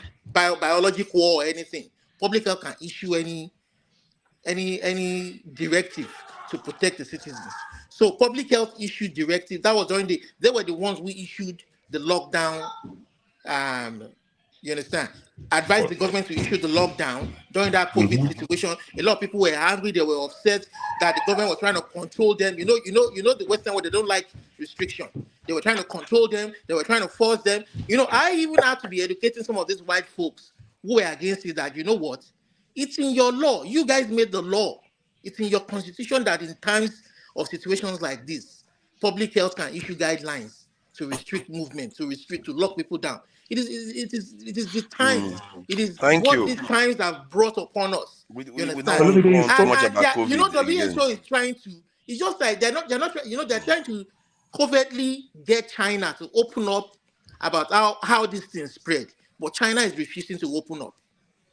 You understand? And you can't force them because it may ultimately lead to war. They're trying to question them. What happened? But China has answers for the whole world. Look at how many millions died, and the vaccine saved lives. You know, my brother. Let's not go on about that vaccine. Okay. They're going to flag us. I think people have been warning us. But you see, can I just say this? I beg everybody's pardon. You see, I can't really understand. I'm listening to this thing quite carefully as we're going on, and there's a lot of pushback where flagship is concerned, and a lot of times we are putting words into his mouth. And then other times we are highly suspicious of his level. And then we go and pronounce even more suspicious levels based on the Western way of doing things, yet we accept these ways. And I don't buy it. I don't buy the fact that somebody whose research is similar to my own, to be frank, you know, we all have to do our... Wait, let me land. Let me land. No, please let me just land. Paul is the one that was supposed to be talking. Please, it's going to be quick. Please, just because I've listened to you to the end. I listened to you to the end. And I'm basing what I'm saying on what you're saying, on what the panel is saying as a group, and what's going on in the comment section. It seems to me that as I said, where flagship is coming from is not really being taken in the depth that it's meant. We're picking points. We're asking him not to be so glib. From wherever point he's talking about on this particular subject, he would have to be careful, no doubt. So we don't even know how he's being careful and what he's not mentioning. That notwithstanding, it seems all of our objections are based on our own bias of being away from Nigeria, to be honest. We believe that Nigeria... Wait, let me land. You can't let me land, my friend. My friend. Let's respect other people's time now. It's not fair what we are doing now.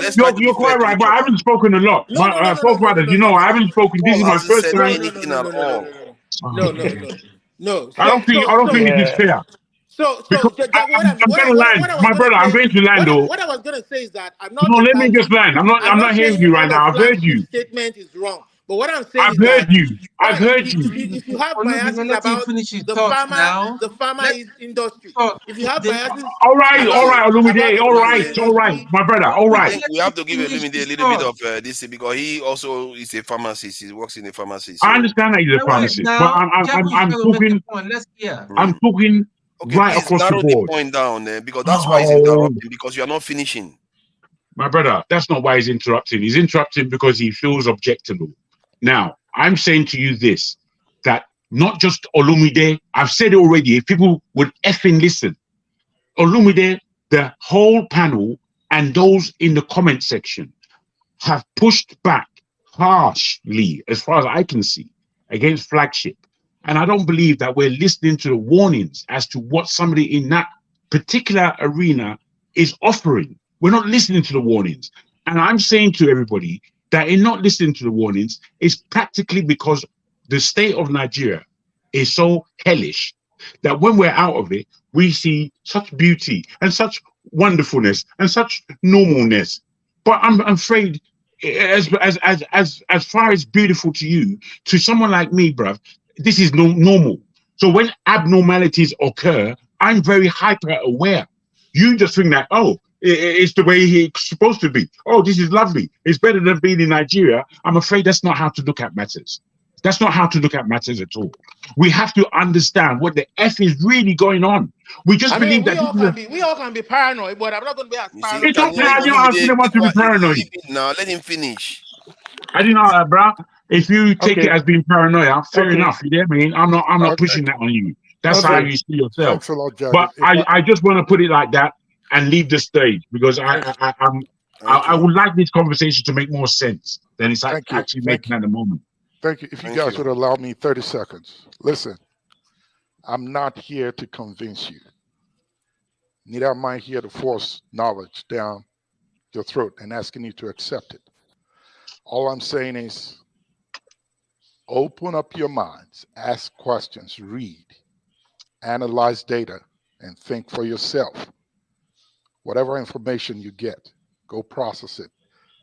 It's not about who's wrong or right. When I get information, I take it and I go process it. And just like Jagan said, he put it in a very good way for me. If it looks abnormal, my tentacles are up and I want to scrutinize it. So I'm not here to say I'm an authority. I'm telling you what I saw and I'm Okay, sharing with you knowledge Can I ask you a question? and asking you to go think for yourself. Can I ask you a question? Which disease condition do you think there's a cure for and they are hiding that cure? Listen, my friend, like I said some moments ago, there is no disease condition that is quote and unquote incurable right now that is known to science that there is not a cure for. Period. And you have information to that regard. Okay, Olumide. Let me come in. This is nothing but hearsay. okay. Olumide, don't do all these things that will make them take you out of the channel all the time.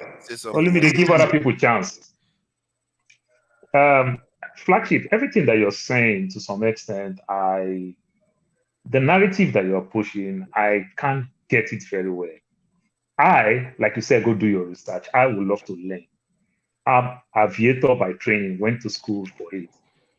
But I can't say I cover the whole of aviation. There are things that I will talk about aviation. I'll keep my mouth shut. And there are things they will talk about the aviation. I can say something. And I will back it up with facts and figures. So sometimes when you say go do your research, I want to believe when we are all in school, when lecturers tell you to go do something, they give you things to go find to do your research on. You understand? Sometimes they tell you, oh, go read this book, go read this book, go read this book. Why don't you give us tangible things for us to talk? Just like initially some other persons think maybe you're a doctor, another person think in this same platform, maybe you are a scientist. So they don't know. Probably they want to believe that maybe they are listening from the place of who is a doctor or somebody who is a scientist. You are a pharmacy, a pharmacology, a toxicology, as the case may be. Why don't you give us something so that we can start our research from that place? I can't just go to Google and ask Google, is it true or is it lie?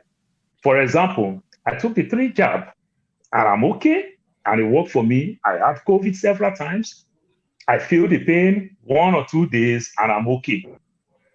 So I will speak from my own place that I think it worked for me. But at the same time, I equally don't know. Maybe if I didn't take the jab, I might also have that same COVID.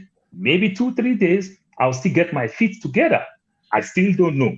But I know from the part of I took it and it worked the way they told me that it's going to work.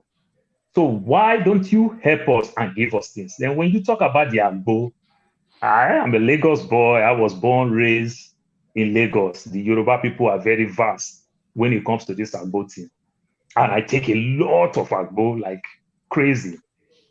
Even the Agbo, sometimes when we blame the West and when we pride ourselves and when we make mistakes, because our Agbo, when we make mistake for our Agbo, they didn't document it. Remember when people take excess dose in some of these things, if they die, we label our wings, we label landlord, landlady, family member. But in the West, where they document it, where people will lose their life here, they'll still do all research. What is the cost of that death? It's still today, as we are talking in Nigeria, it's not there. From hospital, if people lose their life in hospital, we don't know the cost of their death. Anybody lost their life here in America, they will find out the cost of the death before they will put that person down. Those things are not there. So we didn't document our own, like Olumide is saying, but these people document their own. That's why we can pick one or two things where things go wrong. And they document all these things so that they can work better on it. And I want to believe that is the reason today why we have what is called iPhone 1 and iPhone 15, because they are trying to perfect everything they are doing as the day goes by. Then when you talk about the Agbo, there is a seed called, I may not pronounce it very well, maybe Olumide will know. It's called Oworoche, Aworosho. If you take one or two of this seed, this thing going to purge you. You're going to get weak that day. The next 2 days, you're going to be as strong. All your back pain and every other thing will be okay. But guess what? Now I want to use adults and children because you have those. I have been taking that thing all my life growing up. Today, I can take 3. Yesterday, I may not be able to take 3. Maybe my body has started getting immune to it. I used to take 1. Guess what? If I use my mindset and give somebody 3 today, that person will see himself in the emergency. You understand? These are things that somebody will use in the same Africa to say they poison you. Maybe they didn't poison that person, but the way I take my Agbo that I've been taking it for a very long time, I'm having waist pain, back pain, I'll take it. You may not be able to apply up to that capacity. So these are the things. So even in Agbo, the level you can take is not the level I can take. But in the West now, they minimize all these things. They base medicine based on age. Sometimes they even base it based on size. Sometimes they even base it based on other illness that you are having. When I see my doctor, they'll ask you what and what medicine, vitamins that have been taken. So they want to know. And every other thing. It works like that. I take one of my vitamins. I take Wellma. I am 48 years. When my pharmacy advised me to start taking well 50 plus, even when I'm 48 years, I'm not up to 50, but they said no. Said that will even work much, much better than me. You understand? They just put benchmark on everything. But the way they follow me and everything, they said it will be better for me to even take well 50 plus. That's the Wellman, the British vitamins, than for me to even take the less than 50, even when I'm not 50. And I started taking my well 50. Truth be told, when I started taking my well 50, I really enjoy it. It worked better than what I take, but these are advice that my pharmacists give to me. So the West, to some extent, I want to give them that kudo. I want to give them that praise that they document everything. They still, to some extent, challenge themselves. They still see where they go wrong. But in our own part of our world, we don't find anything. So when things happen to people, we just blame family member, blame landlord, blame tenants, blame neighbors, and everything. Or we just use the word God that give, that take it. So if you, in essence of everything, I will want you to give me things to read. If you want me to believe in your direction, if you say go do research, what do I want to go? I just go Google, go ask questions. All the conspiracy theory will come. Why don't you give me books that I will see the level of this research some of these people have gone with some of the things that they've been doing so that I can learn. Like they say, you live, you learn. Thank you. Thank you, Paul. I appreciate that so much. Flagship, I want to say Hold on. Let me respond I just want to say Hold on, Olumide, please. Okay, go ahead. Thank you. Paul, thank you so much. I respect your opinion and where you're coming from. Much of what I've said is public knowledge. What you're asking me for is to give you my data, which is not public knowledge. Now, listen, nothing is different again and inaccessible for everything that we have talked about. Much of this information comes with common sense reasoning and the evidence of the facts that have been presented to us in public media that we read about today.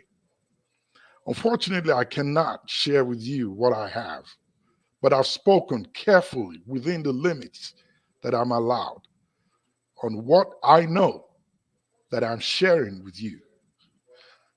That when it comes to documentation, I mentioned a moment ago. That's the fault that I blame our medical practice, African medical practice for. We never documented nothing to pass on to the next generation with reference to dosing, application, what it can be used for, what the types of leaves or whatever the seeds are. These were not documented. These are the faults we have in our practices.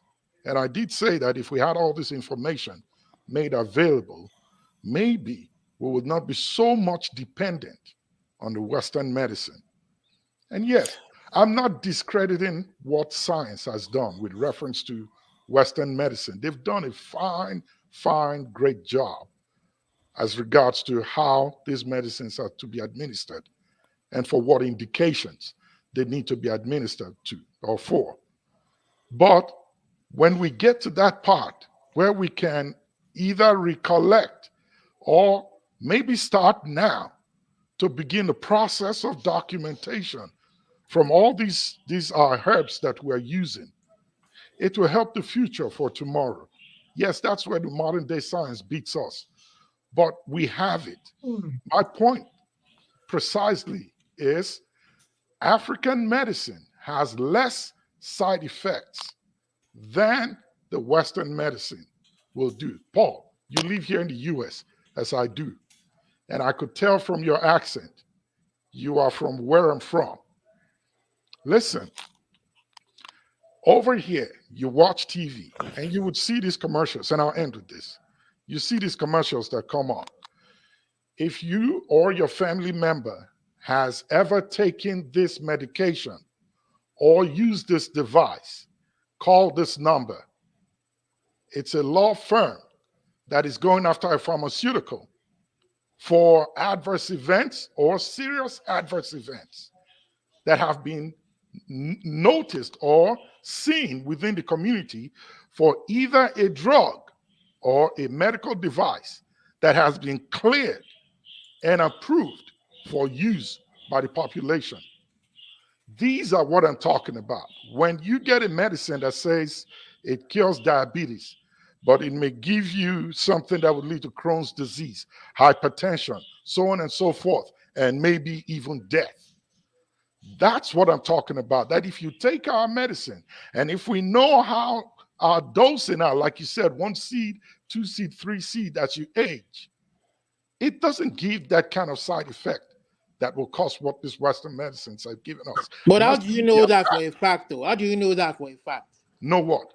Did you collect data with regards to our African medicine? Did you collect data? Did you collect data with respect to African medicine not having any side effects or not having any? I was born in Nigeria. I lived there. I used this thing. That is not evidence. Being born in Nigeria is not evidence. It's my evidence. It's the evidence of that is anecdotal. That is anecdotal. Who are using it? But listen, man. Listen. You can't. This is misinformation. Listen. I'm not telling you that the Western medicine is bad. Let me see the medication you are referring to. Let me tell you. You tend to make blanket statements that leads you to errors. Even if maybe your general point may be correct. You are buttressing the fact that the system in the West works. I'm not having a the system in the West works. That is why you have patients suing doctors or suing pharmaceutical companies. Do you have that in Nigeria? The system works. That is what we call post-marketing surveillance. Hold on. I know you are into pharmacy, but I know hold on. It's like when KJ wants to defend journalism. I'm speaking from the aspect of years ago. Like so that now. Before the advent of Western medicine to defend their own. In Africa, we were used to using herbs to treat ourselves. That's the point I'm coming from. Before the advent of Western medicine, we used all of these things that helped us to either prevent or to cure. Today, it was good for his time, the flagship. It was good for his time, but let's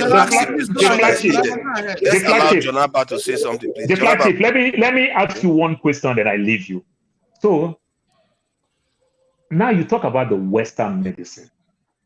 I just want to say something because growing up, when I think about my grandmom and today, my grandmom, you remember when we were growing up back then, maybe your parents asked you to grind pepper, to smash pepper and all those things and every other thing. You mistakenly scratch your face, you feel the heat everywhere.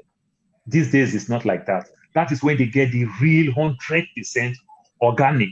These people, they eat. And remember, our food is like also medicine to our body when you eat healthy. So our grandparents eat healthy because they get healthy food. But today, you in the West and the man in Lagos, Nigeria today, we all don't eat healthy food. We, like you and I in the US, we eat more of the GMOs, the Nosantos and the likes. We don't eat healthy. So those things also contribute. So today in Nigeria, you see people who drink this so-called Agbo morning till night. Even here in the West, if doctor give you pill to say, take this medicine 3 times a day, sometimes we take it 1 or 2 times. When we feel okay, we stop taking it. But my brother, in Nigeria, people are drinking this Agbo every day by day. So which means if that pain that they're also going through or that thing that they're going through, if it's working, they won't be taking that Agbo every other day. Something tells you that it's also not working as my so-called Tylenol is also not working so effective because I get immune to it and I keep increasing my dose. The same thing with that herb because the world today, very many of us are not eating so healthy. Few people who eat healthy are people who live in the countries, people who live in the village. You understand? We may cause them, but they are opportune to eat what they plant that end up come out more natural.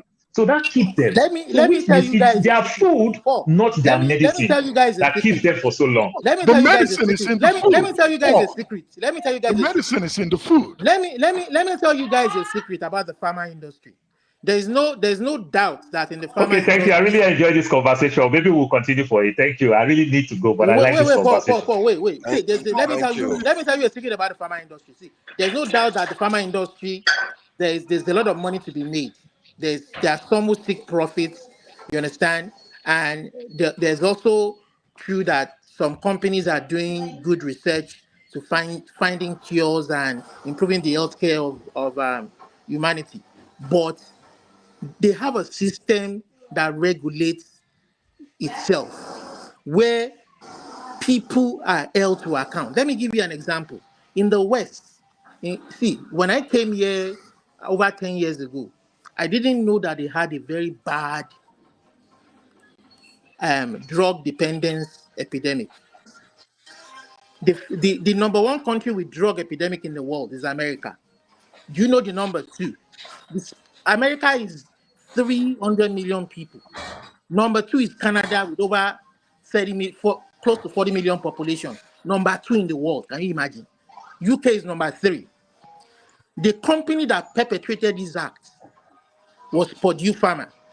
Do you know how much money they are paying in fines that the courts, that the states that have sued them for the drug epidemic that has happened in some of these cities, where there are some cities, some That local will listen. equivalent of The local produce government. farmers already gone bankrupt too because of the same thing.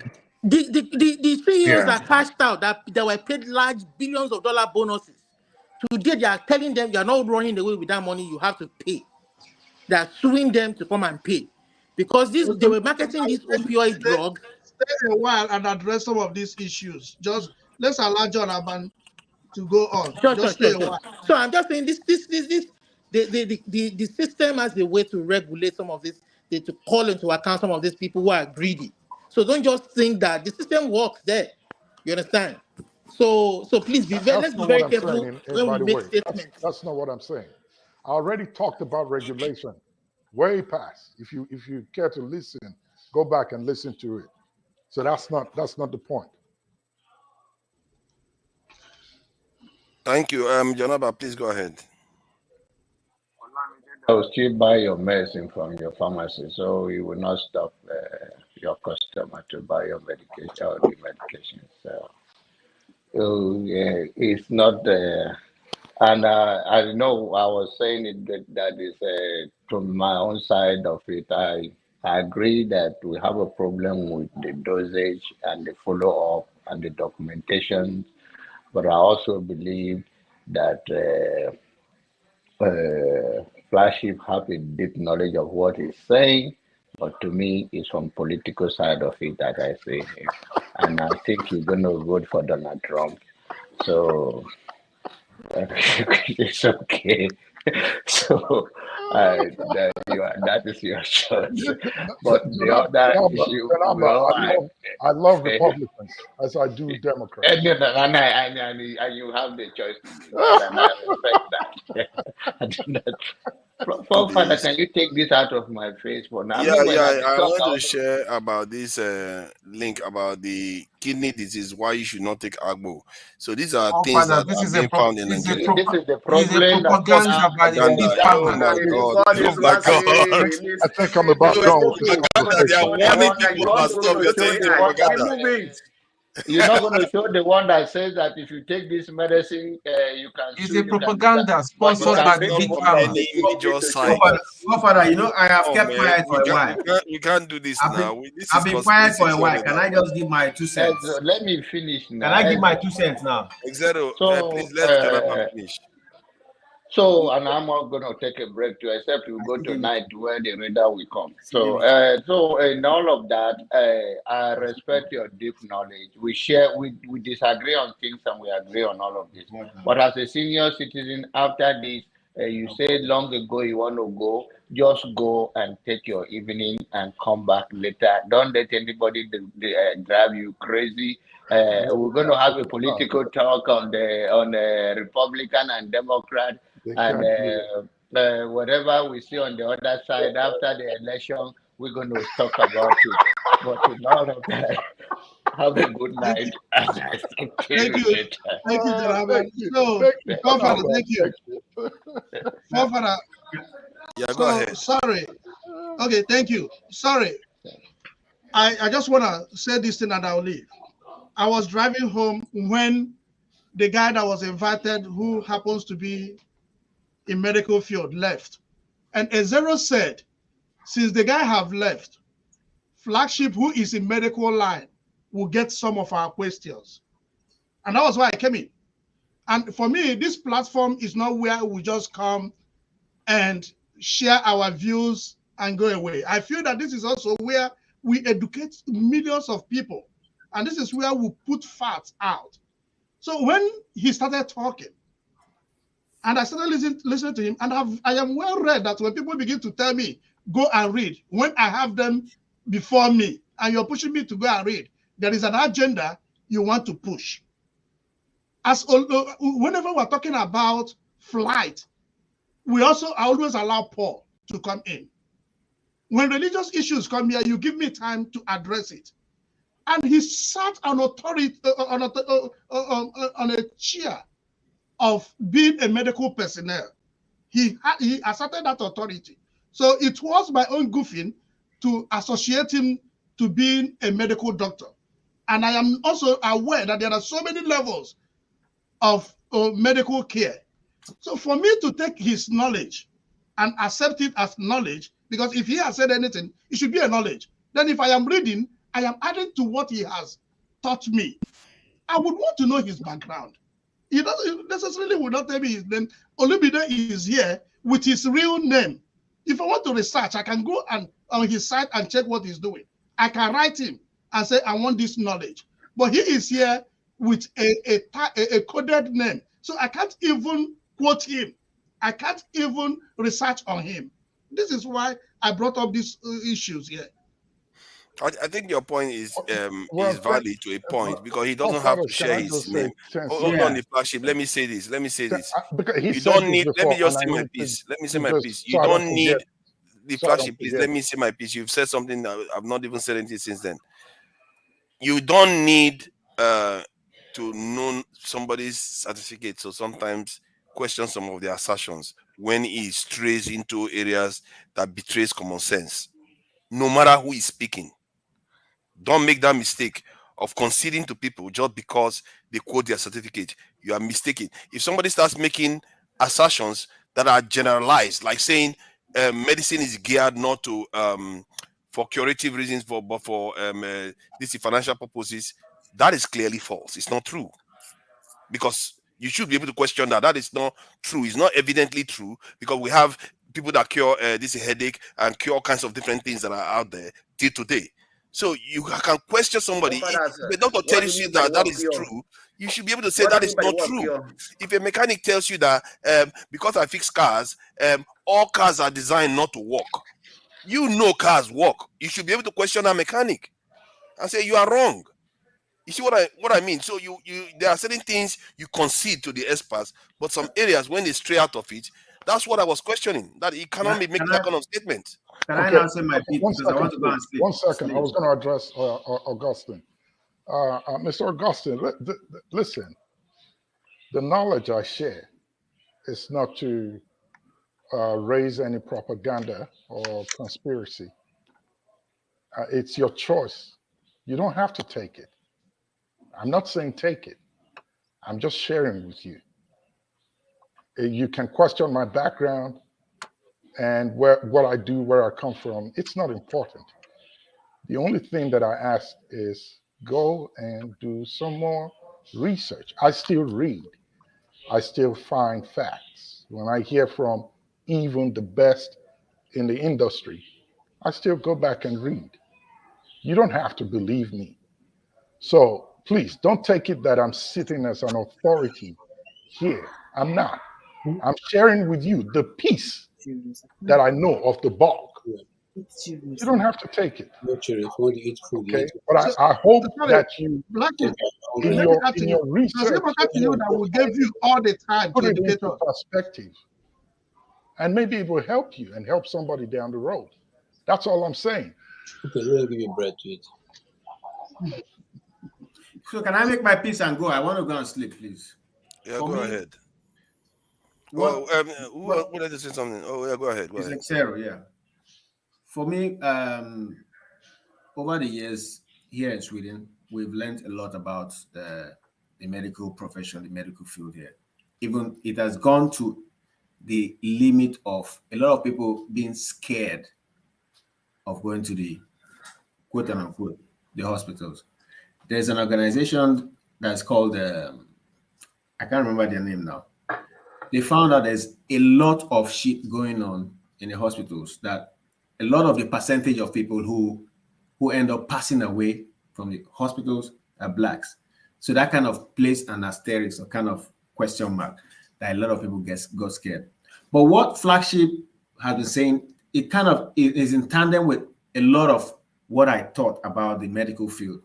For one, I know that there's a lot of medical fraud, and there's this money. Where are you referring to now? Which area? Please, I don't want you to say, come and quote me or this and that. I'm just telling you my own opinion. So don't come and attack and say, put me on when the you say the blacks are passing from, away, where is it in Nigeria? Is it in South Africa? I said me offensor because I don't want anybody to come and quote me, because that we one is a known fact listen, now that there's disparity in healthcare. It's a known fact. If it's a known fact, that's not new. I don't want to be quoted. Please, just if you want to buy in, you buy in. If you don't want, everyone knows that we are trying to keep ourselves, elongate our lives here, So most of what Flagship all these unfounded conspiracy. You just said it's a public knowledge. Now you say it's unfounded again. Baba, cool down now.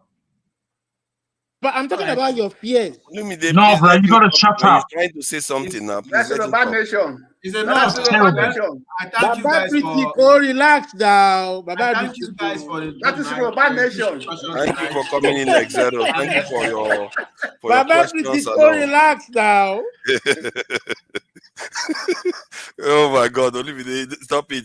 I did say earlier on that Olumide is defending the pharmaceutical industry just like KJ is defending journalism. And immediately I summoned KJ. KJ, what have you got to say something? You've not said anything. I have been listening from behind, and I am. KJ, were you praying before? I saw you do up and down like this. Well, that's my personal business. Now, I was listening from behind, and I want to say something to you, Flagship. You don't have to even put up any defense. You see, this is a platform. It's a public place. I mean, when you put up an information, and anybody who cares to listen or to hear can go and hear. I've always hold one thing when I come here. I don't have knowledge, monopoly of knowledge. However, I'm not a dunce. So when I come here, I give you information. If you feel I have any issue with it, or you have issue with it, you go research. If you want me to give you references, you ask me. You can write on the private chat. Can you give me more, places where I can look up this information I'm giving? If the person is interested. But if he's not interested, you don't need to defend there's nothing to defend. Okay? Absolutely. And having said that, Absolutely. I want to say two things quickly. KJ, One, well, you quote references from Queen Anon, though. hold on, sir. Hold on, Lumide. Yeah, this is a very When so people want to shoot professional. down, they say this is conspiracy theory. And so I'm a conspiracy theorist. I've researched many conspiracy theory.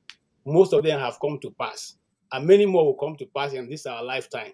So, brothers and brothers on this platform, I, KJ, is a conspiracy theorist. I have seen them; they've come to pass. If you doubt me, you can go and look up all the conspiracy theories in the past.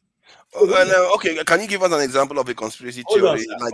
Hold on. That is not Nigeria that come When they to put pass. that into the mix, they want to confuse you. I begin to defend that whether it is conspiracy or not.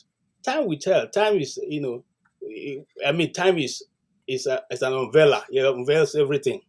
Even what So, we are KJ, tell us the conspiracy. You don't give us your you are own. going to No get examples, no anything. Assertions. Now, Please go ahead. So, conspiracy theory, yes, not a problem. Okay? 2, we have been debating about the African herbal treatment. Okay? And some people, I'm so surprised. Some people come to say Agbo does not work. The term Agbo is a particular tribe's language. But the whole Nigeria, if you call Agbo, everybody knows. Because of the efficacy of the treatment. If you go to Sokoto and say, I want Agbo, somebody will give you Agbo that you will drink and get better. If you go to Maiduguri and say, I want Agbo, people there don't ask you what is Agbo. They already know what is Agbo.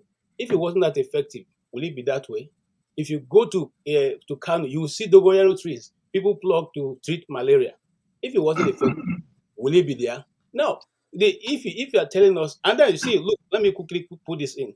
Now the West have gone to Africa, and they've gone to get moringa. They've gone to Nigeria and taken moringa now. They're putting the capsule forms now. Tomorrow you begin to tell me that I don't know what it treats. Even you people who are sitting here come and tell us, oh, you didn't know the efficacy. You didn't know how many Tomorrow they will use to treat 20 million people. You are not using to treat that many people. Hold on, sir. We have been eating moringa. The Hausa people use for soup. These things, in fact, if you come to Igbo land, there are certain leaves that they use for soup, for porridge that helps you treat high blood pressure. These are things that are there available for you to see. The Hausa people have been using moringa for soup for so long, but today the West is putting it in capsule forms. Tomorrow we sit here and begin to debate whether it is true, it's curing, Exactly. No, guys, we are the ones putting ourselves down. If we didn't put ourselves down, they won't be putting us down. We are not. I don't think we are putting. That's not the point. We are making side points. This is not the argument. Let me KJ, laugh. can I ask you a question? Let me laugh. Can I ask you a question? KJ, can I ask you a question? Hold on. This is my turn. I know. I want to ask you a question along the line of what you said. Let me ask you a question. I know good to hear. Do you KJ will not hear you. Just let him finish what he's saying. WHO? KJ doesn't want to hear. Do you believe in WHO? Do you believe in World Health Organization? Do you believe in WHO? Should I answer you? Yes. You answer that question yourself. Do you believe in WHO? KJ, do you believe in WHO? Excuse me. Where was WHO when over 2,000 kids were killed by vaccine in Kano? Did they get paid for it? No, you shouldn't ask that. Hold on.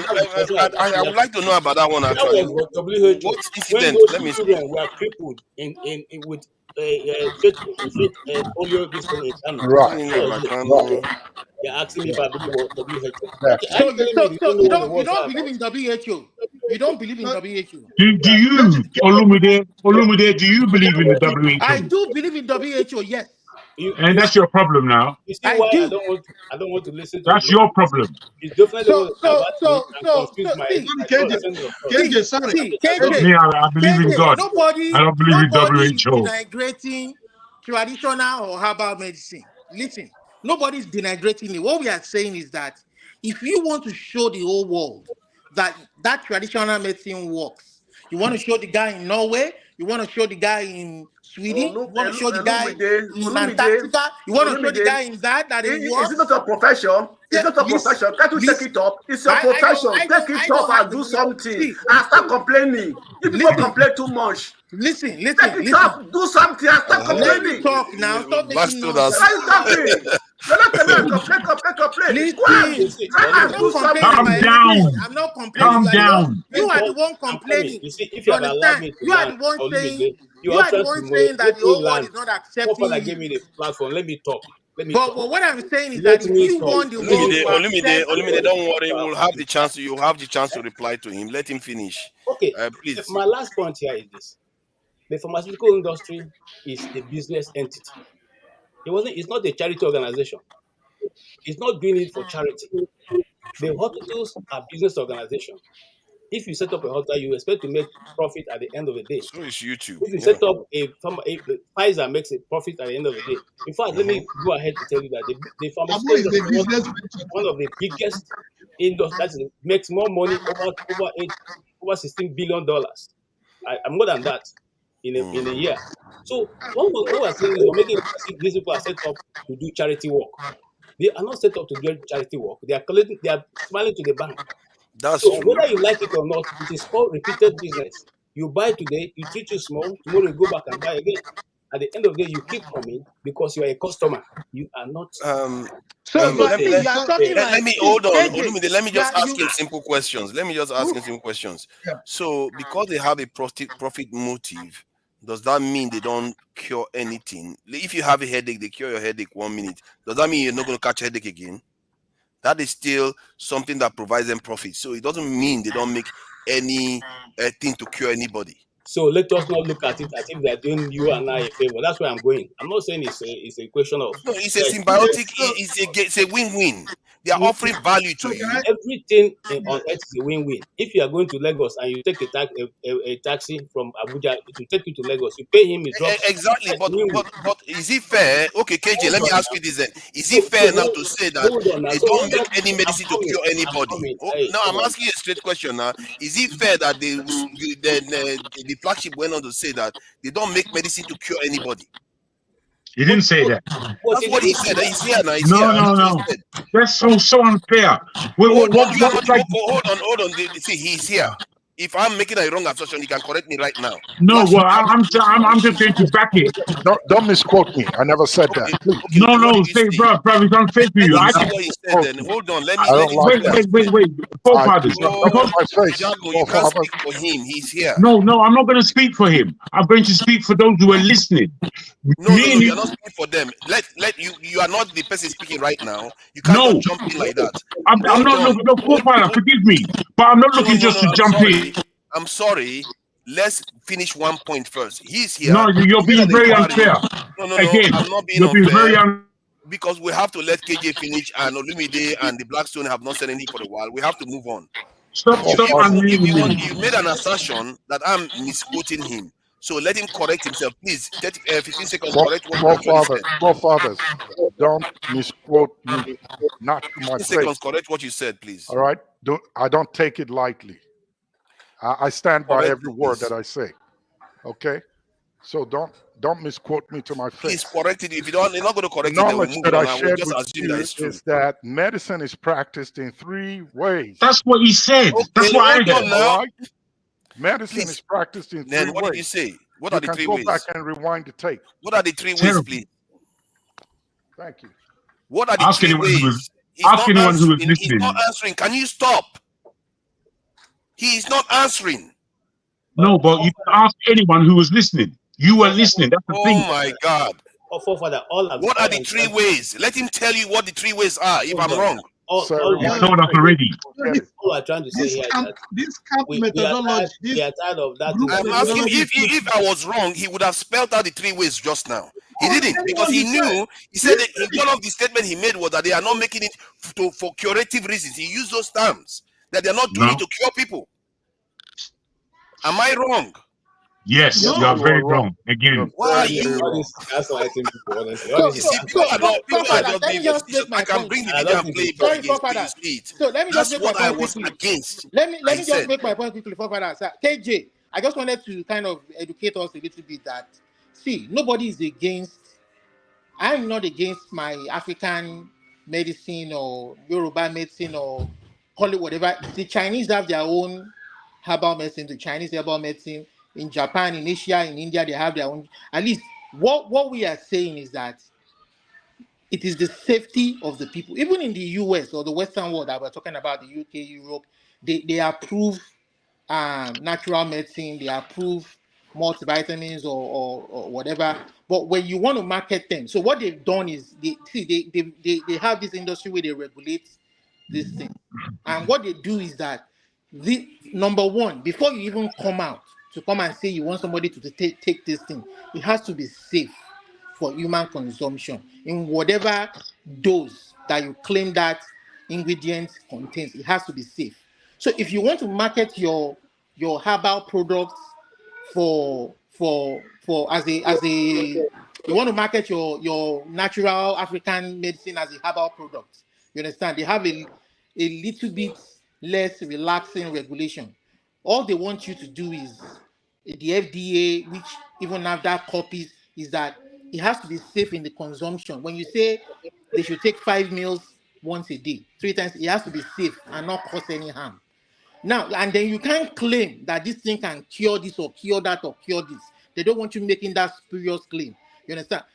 The only time you can claim that this thing can do this or do that is if you have done what we call the gold standard. The gold standard for evidence-based medicine is clinical trials. You understand? You have to do a clinical trial. First, you have to test in animal their faith before they approve drugs, and then you have to do human clinical trials. And then that is when you determine what dose is safe, what minimal dose they say, what maximum dose they say. You document all the side effects that they experience during the trials, and then document, make all that documentation, and then you can say that okay, this medication is. There's no medication that is 100% efficacious. It can be 50%, 60%, 70%. There's always an improvement over time. You understand? So there are certain things that that is why we use the word peer review. And then even when these trials come out, you have to submit it to peer review. So you have to submit it to other sciences from different fields to show that this thing really, to show that this your medication does what it says it does. You understand? And then these things are going to be peer reviewed in different countries, in the UK, in Europe, and then these data cannot be pulled together for what we call meta-analysis. So there's a lot of steps involved in this thing. The only vaccine that didn't undergo all of this clinical trial phase and all these steps was the COVID vaccine because of what humanity faced at that point in time. You understand? So it doesn't mean that they are bypassing process or they are, and there's what we call post-market surveillance. Even when these medications are now manufactured, they collect data over 1 year. There are drugs that have been pulled off the market after a year, after 2 years, because of the harm they've caused over time that we didn't find out during the trials. You understand? We call it post-market surveillance. You can see that when Aquili was there, Aquili was doing things like that, post-market surveillance, and a lot of the pharmaceutical companies were fighting back. They were trying to fight that. So there's so many things that are involved. Nobody is saying, but you know what this Agbo of a thing can cost you in 1 year, 2 years, 3 years down the line. You understand? So we need to know, they have to undergo, because you're going to be marketing this thing not just to Nigerians. If they work, if the Norwegian wants to know how it works, if the English wants to know how it works. We respect let's try a you're an expert. You're an expert. You're a pharmacist, and I respect your profession. But I want to say something to you. Before I got to become who I am, my great grandfather ate palm oil all through his life, and Gary, he didn't become sick. He didn't die from But maybe he did it in complication. moderation. Hold He on, did sir. it in Hold on. moderation. Hold on. Now, in this year, I come to this time, the year 2000, and I will go and get up and tell me the worst oil is palm oil. Don't eat palm oil. So because your own oil is better than my own oil, Abi, This is the same thing that this same policy has been played all Don't think over. that way, And some of KJ. them begin to accept. KJ, you know why I say don't think that way? Hold on, sir. Let me talk now. You are Don't talking think to that almost. way. Why What can't do you you mean just don't allow think me to that talk? way? He's refuting what you're saying. See, your oil is high in fats. It can damage the blood vessels. That is what leads to heart stroke. That is what leads to This heart man, this attack. now, let me. Can we just allow me to talk? KJ, can I add it? There are a lot of The best oil in the world is not even Oyibo oil. It is the It does not Mediterranean oil, matter. olive oil, let's Mediterranean oil.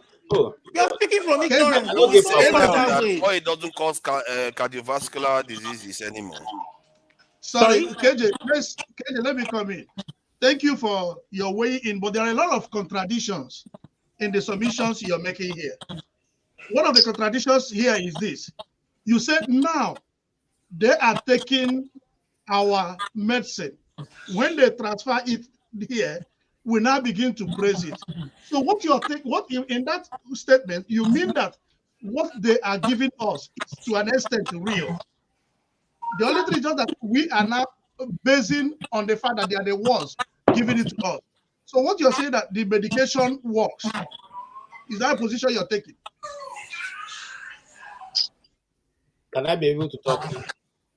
No, so I just want to interrogate the fact. I'm just establishing what you If you said. want me to talk, let me know because I'm not ready to be shouting. It's a yes or no question. He's the one talking, KJ. Yes or no question. But when I was talking, you didn't ask me yes or no question. Olumide. Okay, so He's look the at one the point. asking you. So look at the point. The point here is there are a lot of contradictions here. When you talk about your grandfather taking red oil, he wasn't taking ice cream. He wasn't taking yogurt. He wasn't taking this processed food. So what we are saying here is this. Nobody is arguing the fact that our leaves, our herbs are not medicinal.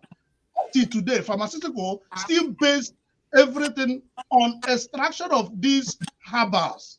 So the problem we have is that we do not sustain what we have. We do not keep record of what we have. We do not improve on what we have until they come to our backyard, they take it away, they possess it. You go to the bush to take this leaf every day. If some other person goes to that bush, bring that leaf, process it and give it a name, he is the founder of that. So the fact is that we've not been able to assert authority to what we have discovered. We allow other people to take what we know and give it a name. And if it is the way we are going, You know, KJ, is there no time you are not on the wrong side of argument? You know, you supported, you didn't support Peter Obi. And now again, you come and you take the side of the guy that is saying conspiracy is okay, and you are saying conspiracy is all right. Father, you know, I take conspiracy exception to has that consequences, statement. you know. That statement you made, I take a very high exception to it. Yeah, but you see, you are the one who have the finger on the trigger, so you can actually cut me off, and then you have the. I'm not going to cut you off. Have I ever cut you off? Say whatever you want to say. Cut me off. I cut you off because I have to step out, different. please, everyone. Thank you all so much. I have to step out. Let me say something here, right? Let me say something here. Thank you for everybody has been talking. I thought KJ wanted to say more there. No, Is that all, KJ, KJ, give me time, Abi. Let me just say something here, right? We have all been putting blame on our forefathers of not documenting, of not keeping record, of not doing this. Now we that knows all these things now, what are we doing about it? Why do we always like to complain and not put our complaint into action? You see, that's the question. That's the original question I came up with, actually. I'm saying that we need to change. We need to start creating our own. What are we doing about this thing now? Now we have now the knowledge. Why can't we now go home and begin to put this in the right perspective? So, last thought, are you going to fund that research? Leave me alone. Don't ask me questions. Don't ask me questions. Are you going to fund find a way and do it. If it's your profession, that's not my area. Guys, forefather, can I say something now when I've been cut off? Can I say something? Go ahead. Finally. You cut him off. I think he said he hasn't finished. Okay, well, I just because go ahead. Thank you, and I beg your pardon. I wanted to say this. There are those of us who are listening, and there are those of us who are not listening. And when we're not listening, we bring up a lot of wasted time of arguments. What Flagship said clearly is that there are three types of medicinal practices, if you like. There is the medicinal for prevention.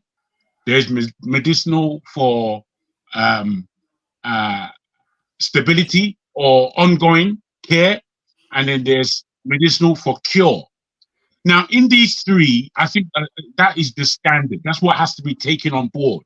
But unfortunately, you either didn't listen to that, or you just jumped He went over on it. to say something else to it. He said those three Sorry? things.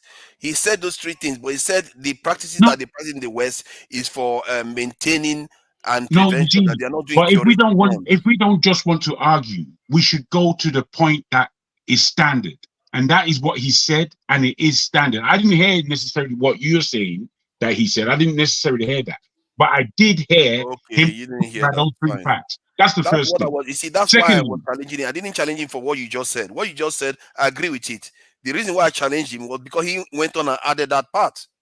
okay, fair enough. Well, maybe we could have got through that if me and you just spoke instead of you cutting me off. You know, it's part of the conversation. In any case, let me move on. Food is medicine. Food is medicine. I need to repeat that. We in Africa have become, especially in West Africa, but I will say the whole of Africa, have become traditionally used to a way of eating. And that way of eating has largely kept us well over the years. New diseases from cross-fertilization of the human race have come in, and we've now had to sort different ways of medicating ourselves. But what we must understand, that there are many parts of the world that do not have an NHS or any particular medical service. If we go into the depths of Brazil and in South America, Australia, Papua New Guinea, if you see these people in their habitat, they are extremely healthy. They don't go to the doctor. They don't go to the dentist. They don't go to all these places that we can't do without. But they're extremely healthy. You need to ask yourself why. How come they're not taking all my penicillin that I'm taking? How come they're not all taking Valium? How come they're not all taking all these tablets and all these mercurial medicines that we have out here in the West? We're not asking ourselves these questions. We're just looking to, I don't know, be pompous somehow. The world works on a particular basis of biology, and that biology is given to us in our locality where we are born. This is the basis that we need to be speaking from, the basis of what is natural. Because what we are eating right now is largely petrochemicals, synthetic drugs. We're not swallowing anything that's natural to us in any way. Yet we're having this way of arguing. For me, it's like it's for us all here as Africans, it's rather shocking how much we are willing to sell ourselves out. We're selling ourselves out not just on a global basis, but even on an individual basis.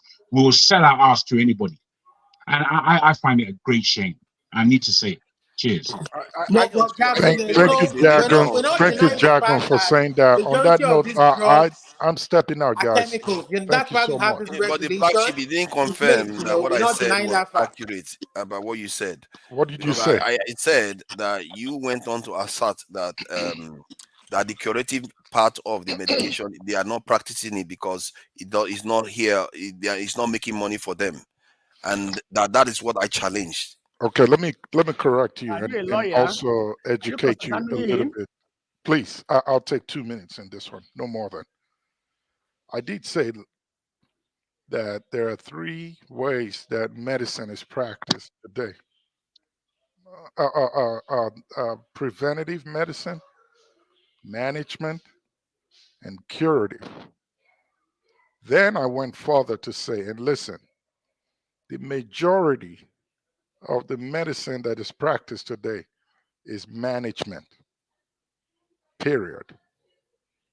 That was the statement that I made. I think you qualified it with majority. You made it several times that they don't practice Okay, this go back and security. rewind the tape. If you find it, Believe send it me, to I'm me, trying please. to find it. I've not just been able to find it. Well, Because that is the reason why. If Tabini you put it like this, why would I intervene? I Flagship, wouldn't to intervene. Father's point, I wouldn't. when you made that statement about and I even Because you made it in another way too. You also made it in another way. I you think made that about research statement too. to You said it in mean another way. that So it's not only in this way to show you that this stuff I'm saying has weight. You made it in that another there way were again. deliberate, The knowledge that I'm trying to share, the not wanting Olumide, to 1 find second, please. cure. I think I'm still within my 2 minutes. The They were knowledge that I'm deliberate in trying to not wanting to share, find cure. You made that statement. the knowledge that I'm trying to share with you is that they have all the cures, but they don't want to release it. Listen, For everything. You literally said that. Again, what I said is there is no disease. Listen and listen carefully. Exactly. There is no disease known to man that there is not a cure for. That is not true. No, That you is said not true. they have it, but they are not That's sharing it. Come on, misinformation. stop it. Flagship, You know that is that's what you said. misinformation. That is not You are true. just trying to be slick about it now. You know you said it. You see, you just contradicted yourself. That preventative Again, if you management and find it in the curative recording, send it to me, please. is based on the understanding of a disease state. Olumide, Something like diabetes, for instance. How do you cure diabetes? Olumide, They're still trying to find cure because of the nature of the disease.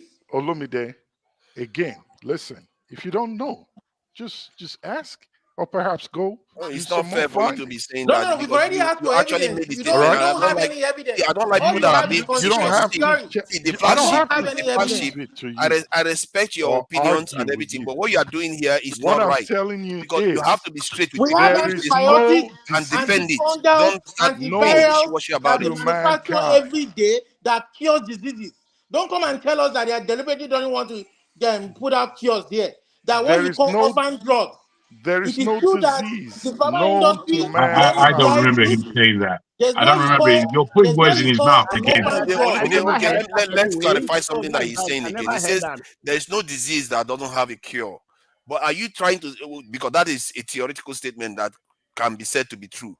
But are you saying that, because what you said before was that they have the cure, they don't want to share it because they want to manage I don't remember him saying that. I didn't say that. Again, forefathers. Because please. when you say, hold on, when you say, Go let me finish the point. Let me Go finish the back point I'm and making. review the recording. You've said your piece now. Let me If just you say the find point it, I'm trying to. send it to me. I will do that. I will do that. You see, I like that. I like what you did just now, because some people will not even want to see evidence. And if I find evidence and I'm wrong, I will correct it here. I'm telling you, I will. I don't have any business in I'm aligning your statement. Me. I don't get in that kind of conversation. Because you say, see, please, it's not the reason why it's not wrong. Think about it yourself. You've said this stuff in different ways. You also said it in terms of the research that they are doing, that they are not doing it to actually cure stuff. I said something like that, and I said you shouldn't be doing that because there are a lot of people doing a lot of good work out there to actually cure things. That you shouldn't be making blanket statements like that. I remember actually telling you that. Listen. You made a lot of blanket statements here. Wait, flagship, just wait a moment, please. Forefather, in terms of your assertions here today, are you telling me that a company like Pfizer and the history that Pfizer have in creating medicines, if you have looked upon it at all and seen the catastrophic errors that they have made in medicine, yet still they were pushed forward to provide a vaccine? That in itself, forget the arguments that you're having right now. Are you aware of a company like Pfizer's record? Are you aware? So I'm aware of the amount of errors they made. Can I ask Jabby in response? I'm aware they can make a lot of errors. Pfizer has saved more lives or they've killed more lives? On that note, I end my conversation this night. Would you say they've killed more people? Or If I find that I'm misrepresenting, you know how trying is a lonely game. But if I'm correct, I will admonish you further for it too.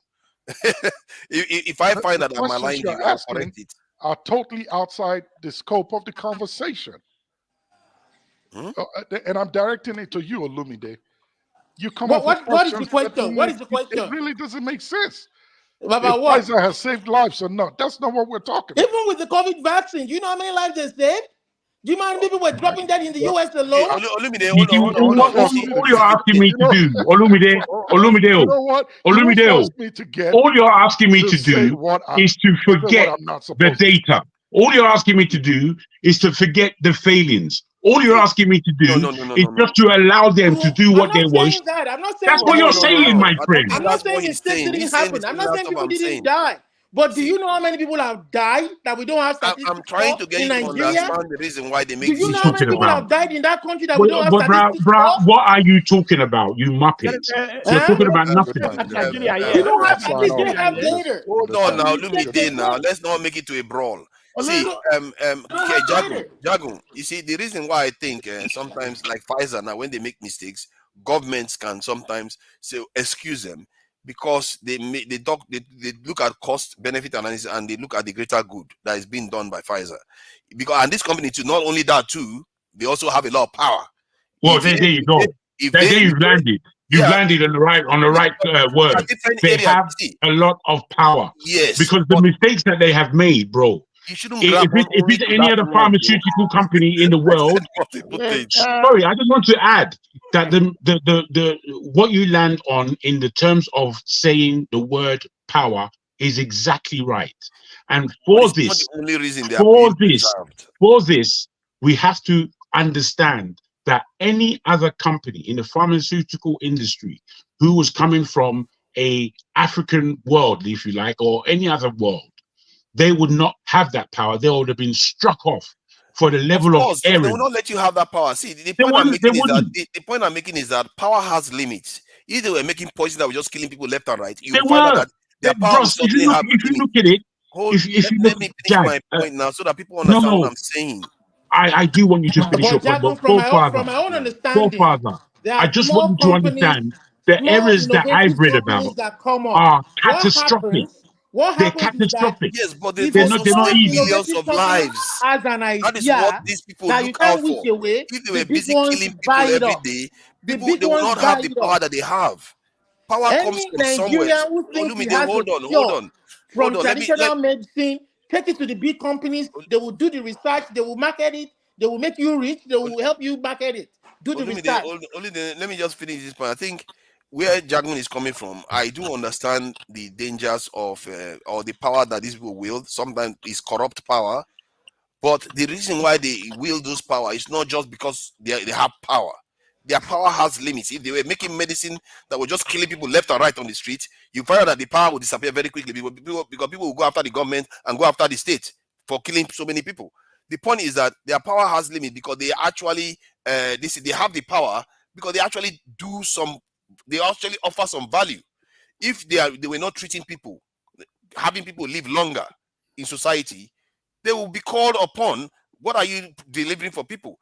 Just like Facebook now, Facebook is offering value. Hold on. Facebook is offering value. YouTube is offering value.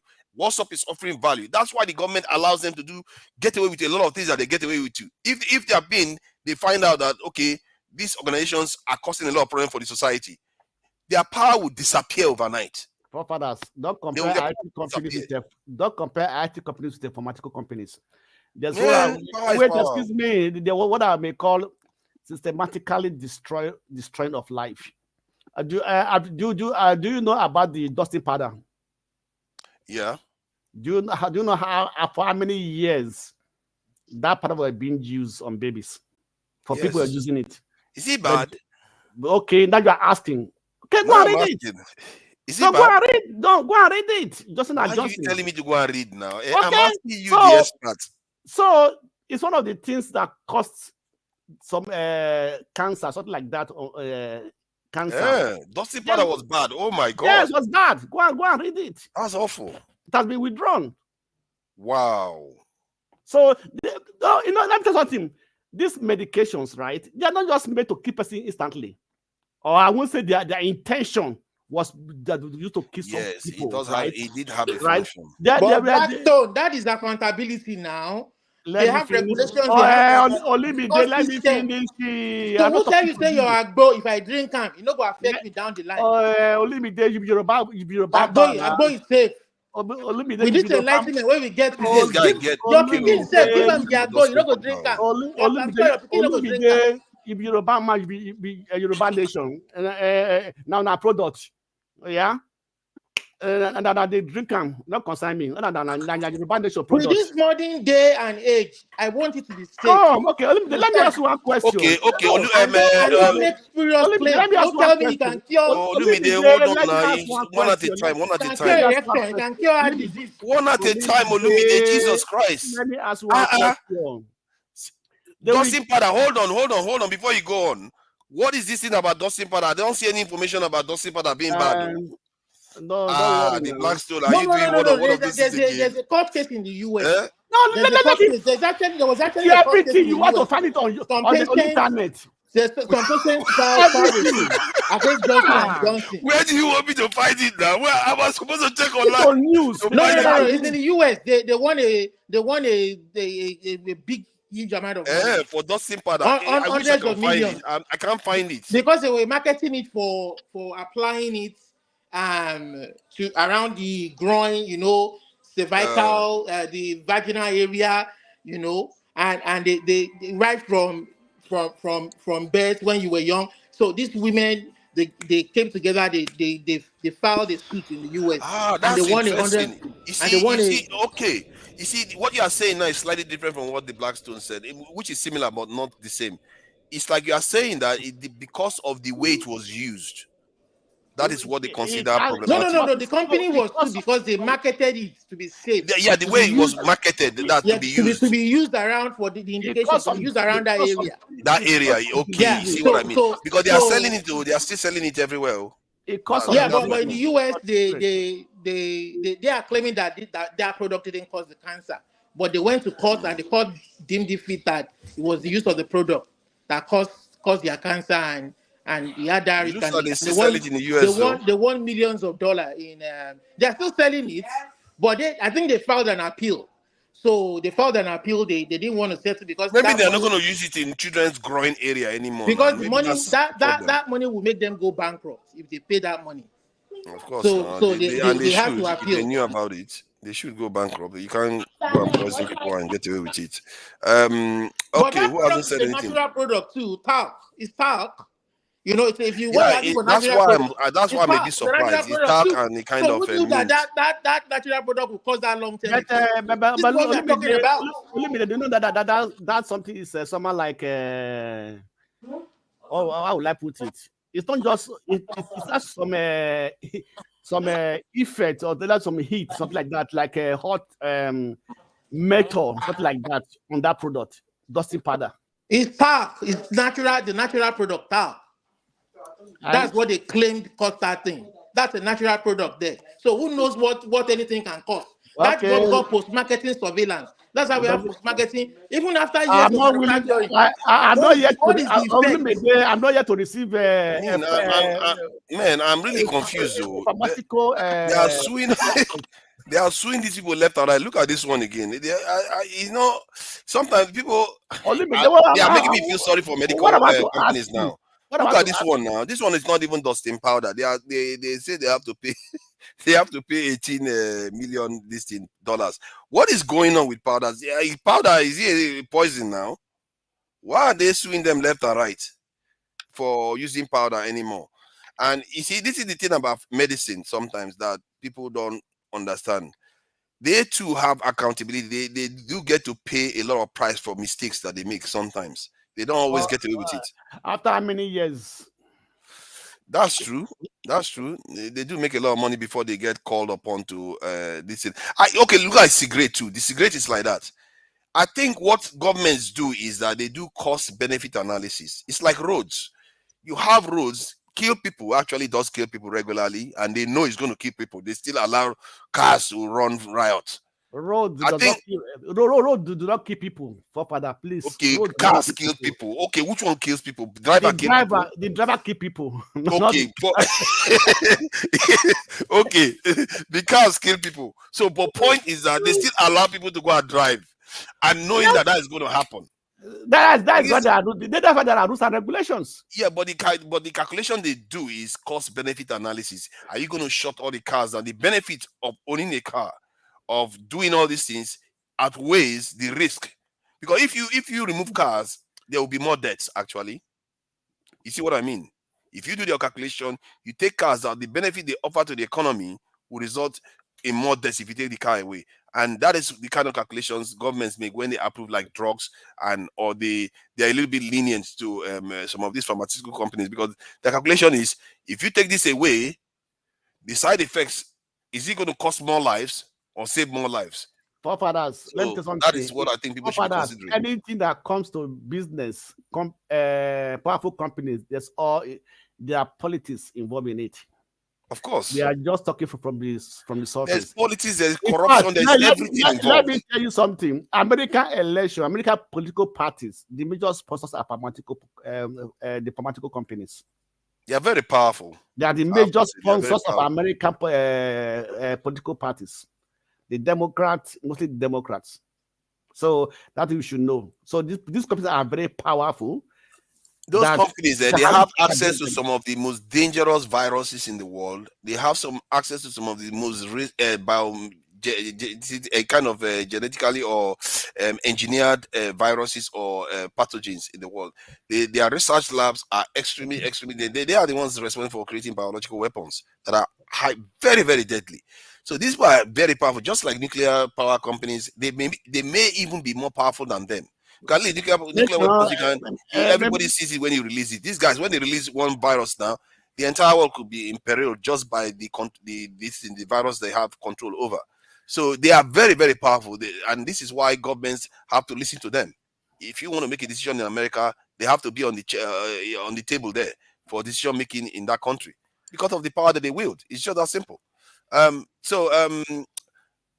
this is KJ. I was surprised that you came and you came full out and just said, I'm full on conspiracy theorist. And you said something about having, you said something about, I want to be fair to him. He said he has seen a lot of conspiracies come to life that has been proven to be correct. And I did ask, which ones? Can we list the ones, your conspiracies that have actually come to fruition? We have to try to give conspiracy theories. Forefathers. Forefathers. Oh, can you hold on first? Please hold on first. Forefathers, do you know before the COVID-19 there was a film exactly about what happened before 10 years before COVID-19? Yeah. And people already predicted. People have already said they're going to be COVID-19 and so and so time, so and so time. Do you know that? Would they call it COVID-19? It's called What do they call it? It was called Corona, something like that. No, contagion. I'll send it to you. Contagion. Okay. You see, there have been many films. But it's to be expected. That has happened before in history. No, if it never happens, we call it a conspiracy theory. Now that it happens, what do you call it? I think is to be expected. Like now, if somebody predicts that there's going to be a pandemic again, no, hold on. I want to say something. If somebody predicts today now there's going to be a pandemic again, is that such a controversial statement? It's not a controversial statement because there's likely to be one again. You are arguing from the point of from a blind point. You know what? You have not watched the film. If you have watched the film, you will have known that what you're saying doesn't apply because exactly the protocol that was applied in real life is exactly the protocol that was applied in the film. Everything played out the way it was written out. No, I agree with apart from that, if you can add this to your understanding, forefather, over the years, I'm a bit older than people here, not to take that as anything, but over the years, since the 1980s, there have been films warning of these times that we're going through. They don't particularly play off on the COVID thing, but they play on the global aspects of a thing. And this is what's to be taken for a serious point. Globally, we have to imagine, globally, the world came to a standstill, the whole planet.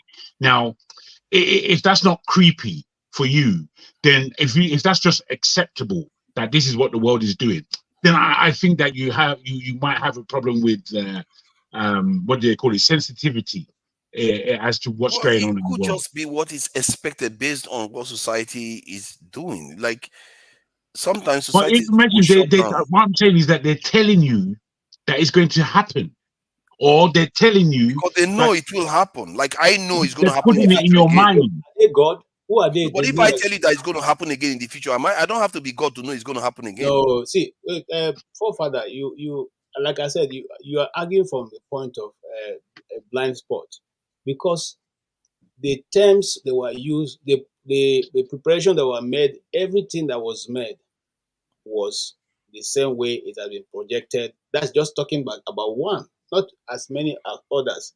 If you also want to know if some of these things are sat and planned, you can equally watch the Simpsons. You can check the Simpsons prediction for 2024. You see, and then you can go backwards to see what they've said and how they've come about every other this thing. If Simpsons may be just a cartoon, but those who are behind it are very powerful. And whatever they've been projecting so far, they've been fairly accurate, Accurate, not almost very, accurate. So absolutely. that is one. I think okay. Yeah, there are many. Look, I don't know where to start because this is a public forum. Forefather, don't put me. No, I wanted whenever I whenever want they to, ask you something, I you want to say it's leave a and public tell my forum. I'm Tell us sorry. where the conspiracies have come true. You see, I hear what you are saying about the film, because like the 9/11 one, there is one that seems to be quite similar in terms of from the Simpsons. The Simpsons is a very, very weird one. In terms of, I think who else? Brian, the one that died in plane crash, Kobe Bryant or something like that died in plane crash. There was a way that they portrayed him in the Simpsons that seems to replicate what happened to him in the real world. And there is the 9/11 one in the Twin Towers one. There was one too. Trump As coming a to matter of power. fact, in They've done so many. let me see the Columbine shootings that movie that Michael Moore made. I have seen that and it's still there. If you check that movie, that 9/11 hadn't happened. The guys in that DC said that the people that was there was talking about flying planes into the Twin Towers in that video. 9/11 hadn't happened. That happened, and that video happened maybe a year just before this is 9/11. So there's a lot of things that maybe it could be coincidence or a bleed through. Maybe somebody had the knowledge, and then the knowledge passed on to others. Because if they were thinking about it, maybe other people were thinking about it too. So we don't necessarily know whether it's conclusive. You see what I mean? So we have to be careful. The world is very complicated. This is what we're saying. The world is very complicated, but we take a stand on where it's lying because we have to, as human beings, we have to really understand the writing on the wall because they're not. That Kobe Bryant one really got me because the guy is not dead; he was alive, and he died in a weird way, similar to My goodness. I mean, there are too many signs that tell us that there is something going on. There is a conspiracy. You see, I feel that the word conspiracy theory. It was put forward by the CIA back in the day. They are the ones who put that terminology in our mouths in such a way to defer our minds from the actual conspiracy. KJ says he's a conspiracy theorist. I know what he means. I'm not a conspiracy theorist. I'm a conspiracy factualist. I'm dealing with the fact of the conspiracy. If you believe that there is no conspiracy, then you are a blasted damn idiotic there's fool. definitely conspiracies now. So let's understand the words as they've been used. You understand? The moment human beings started breathing, there was conspiracy.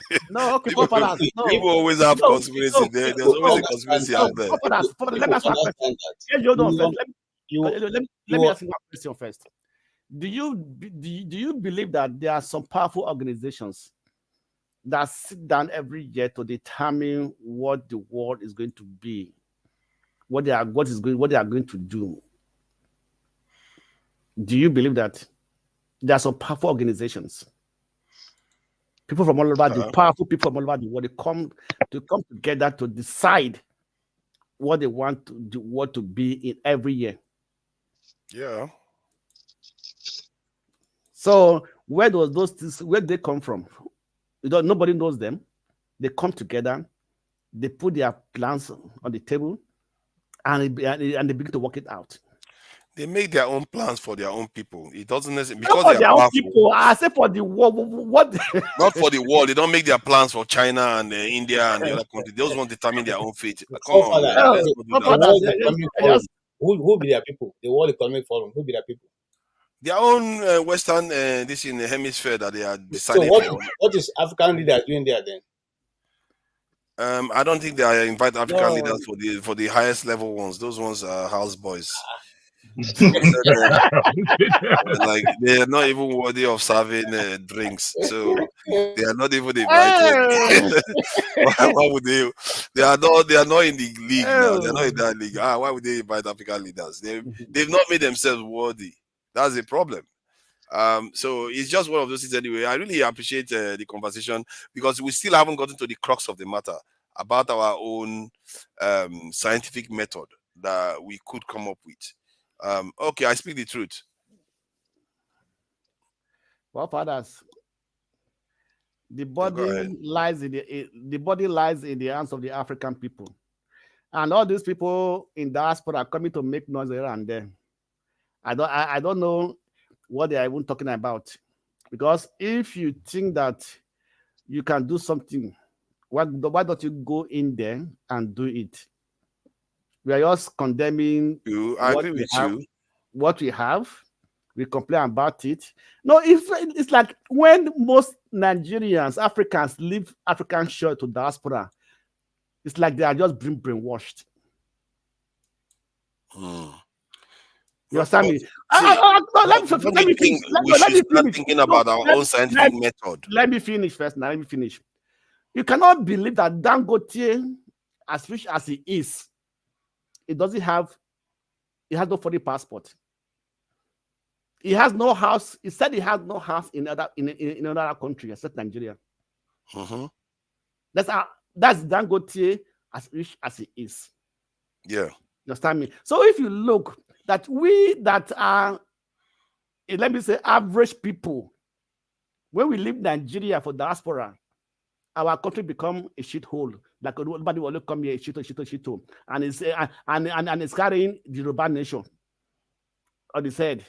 You understand me? So when we are supposed to sit down and learn from this Western world and take back home to develop our country, but we are so going back to go and destroy our country the more. So don't you know that there's a problem with African mentality? Yeah. I must say, I do admire the idea that Dangote doesn't own any property in any part of the world. That is quite admirable. I have to give him credit for that.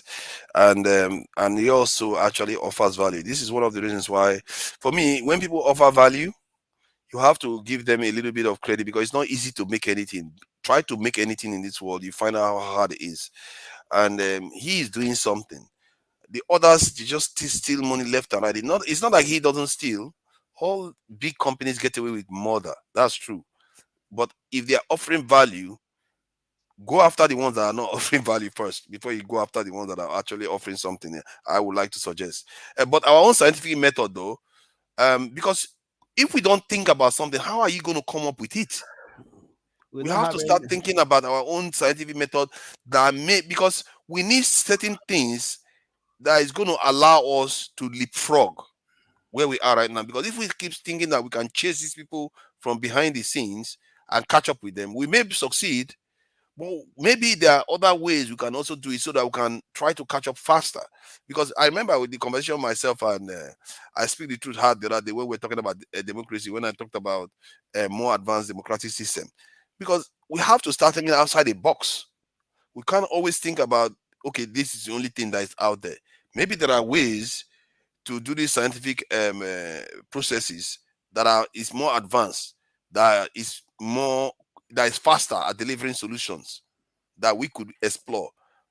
But I also take into account that it's good to go back and see where we were and track our way to where we should be now, because you can't completely divorce yourself from the past. So I think we should be looking at that. Let me give you one. If I can just add this real quick, my brother. If we look at findings, depending on where you are looking, you can state Egypt and the technology that Egypt has or had that we ourselves are still grappling with. And we're talking about now between 3,000 and 12,000 years. If you go into the depths of the Amazon, they are finding big cities that were there in the Amazon. Yeah. They're technology that they were using to be where they are, that they found that it's easy to look down on this technology, but all it is, they said, is a different way of going about it, and sometimes a more clinically natural way of coming about certain levels of technology. So, it is for us to understand that these things are being squashed a lot from the Western point of view.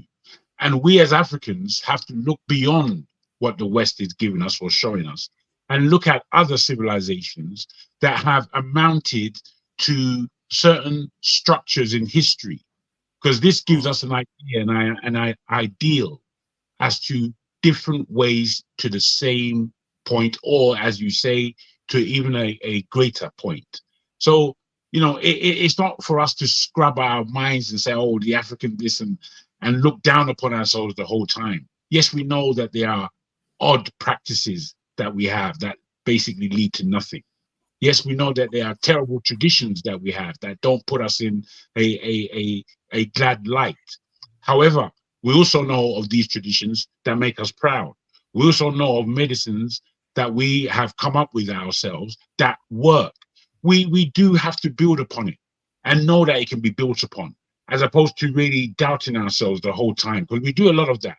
And I feel it takes away our energy. Just like it said, one person said on this line, during the Biafra War, there were technologies that the Igbos came up with particularly, that if we didn't stop there, if we continued through security measures, we could have been a lot more further forward, because we would have been producing our own artillery. We would have been producing our own military devices. We would have caught up, would have expedited in a certain area. We would have done so many things. But a lot of people on the platform took umbrage and said, no, this is a ridiculous thing to say. How can you expect to the opposite sides to that the winning side would accept what the losing side is saying? I mean, all these levels, the way we see things and the way we read things, very poor in my estimation. I think I remember that. I remember that conversation. I think it was basically taking into account the state of affairs in the country. It's like now, if you want to cede power to the states, you find that the center is often very wary, because they know the center is not strong enough to control the state. Their belly is even strong enough to control the states. The idea that the Nigerian center is very, very strong, I laugh at it, because if you look at the way the governors behave, they don't listen to the center. They might pretend as if they listen to the center, but when they mean business, they push against the center. No, that's not the way. That's not actually what they mean by the center being powerful. You know what I mean? The states still have their autonomy, right? This only when it comes to the issue of some regulation, like the financial autonomy, things like that.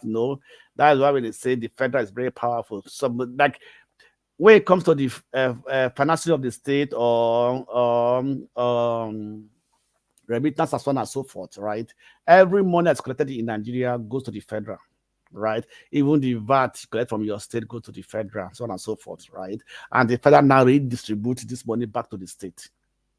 We don't want to get off subject. We don't want to get too far off subject. We're talking about the scientific method, to be fair. Yes, this is what we're talking about, because, and I still push back that the fact that the center is weak or whatever. We're talking about the power. I mean, I'm surprised a little bit at what you're saying, Forefather, because you're always going about security. Now, if a war is just finished and there was a side of that war that was known to be manufacturing its own artillery, for a state not to recognize that somewhat is a failing of that state. It's a failing. It means that you just want to beg from the West. You can't see. It means that you're blind. We can't be having these arguments from that point of view. I agree with you that they could have capitalized on it and went on to start manufacturing those things themselves. But the like you said, our people don't think that way. They think they have to rely on the West for all right, everybody. I have to leave. Good night. The argument is different from Blackstone, now you bring me The back. argument is different from What saying you that concern they me concern should you? Now grant you they bring me should back. You What you were concern just me talking concern about you? start making these Yoruba weapons again nation. for us. So Yoruba what Nation, Yoruba nation do leave you? me alone. Yoruba Nation guy. What Leave Yoruba me nation alone. do you? Now Yoruba nation say make food go up. Bruh, this What did Olumide, you say about Yoruba Now Station? Yoruba That nation wahala. spoil you Nigeria. like to We fight, didn't oh. see anything about Yoruba Station. You like fighting. What did he say about Yoruba Nation now? You don't say Yago. Yago, bye, tell you No, one no, the something. guy was saying something Wait, about wait, Yoruba nation, like wait. saying that Yoruba Yago, nation. that's Yoruba people, Now Yoruba eh? nation spoil Nigeria. Don't let them out, and don't Eh? Now let Yoruba them nation spoil out. Can Nigeria. you stop this Blackstone? Can you stop with this? You want to start wahala now? Don't let I them thought you were out. supposed to what be is good. You wrong want to with start the fight. what is wrong with over Let 60 million keep people quiet. aspiring for their own country? What is wrong with that? Can we let I speak the truth talk? Because we are talking about scientific method. You It's see time that for for Yoruba Nation Germany. talk. You burying your life for Germany. Hey, hold Say on. say We are talking Nigeria about na scientific. You see that? country. You know this Olumide. Why you don't go You know back to what he does? Nigeria? He stand for He Germany. has his hand very They close to the insult mute Oyinbo button man. because he Say knows you Oyinbo will man, mute him and he Oyinbo will man, unmute the himself. conspiracy theory. Can you stop They unmuting enjoy yourself, Oyinbo Olumide? man. Nigeria. Go back to Nigeria Olumide, now. stop unmuting You are a yourself. lost man. Stop unmuting yourself. You don't go back to Nigeria. Hey. You are a Stop. lost man. Oh. His hand is always close to your mute button because he wants to unmute himself. He knows he's going to be muted. Oh. So I speak the truth. You see, we're talking about this scientific method. It's a very serious conversation, actually, because I think we have to start really talking about ways of forging ourselves for the future. Because at the rate we are in right now, we are not even practicing the current one properly. And I was asking about the research that was being done at our universities, maybe not only in Nigeria, even in Africa, whether there are breakthroughs we've had of recently or ongoing research that is quite exciting that is going on, and whether there are ways we can practice it that is a little bit more, that is a bit faster at reaching solutions. Because even in the West right now, there's something that is going on in the West now where they have this idea that if you are building stuff now, you don't have to wait for all the certification and all the tests to be done. That they can take it to the field, practice it, then fix the errors along the way. So now they are seeing that they have to be faster at getting things out there. So you see, they are learning, their processes are being fine-tuned so they get better at offering solutions to any problem that they face. And if we are facing such people as any challenge, you have a humongous task on your hand if you don't have any process that adapts so fast. And it leads to the question I'm asking. Our scientific method that we are following right now, which is the traditional scientific method of the West, is there something we can do to move things forward, so that the processes can be faster, at least get to the point where they are right now, where they are actually taking things out in the field and experimenting with them. When the result, they come back with it and improve upon it. Let me give you my answer. Is your name speak the truth? You see that? No, I'm listening now. No, bro. Let's play the game correctly right now. Okay. Go ahead. We can't hear you and speak the truth. It sounds like you're mute, but it doesn't look. It's not muted. It's not muted, but his audio is not coming through. You may have to go out and come back in again or something. I think the Blackstone has taken your mic. I cannot take his mic. You wanted to say something now, so maybe life is favoring you. Go ahead, the Blackstone. When you fix your stuff, your turn is still there. Whenever you come in, you can always. Yeah, we can hear you now. We can hear you now. Yeah, all right, I've been saying. So yeah, I've been trying to say the same. I heard the question the first time. I heard it like hours ago. Each time I tried to talk, somebody had to interrupt and jump in, so I just had to be patient. And I think the criteria that you're given of what you think we have to catch up to the West, I think it is wrong. We can only play on our own level. All right, everybody, good night. And we can. Good night, my brother. Yeah, good night, Blackstone. Thank you for coming in. I appreciate you. Have a nice week ahead. You too. Have a good one. and we can only play on our level, and we can only practice science on our level.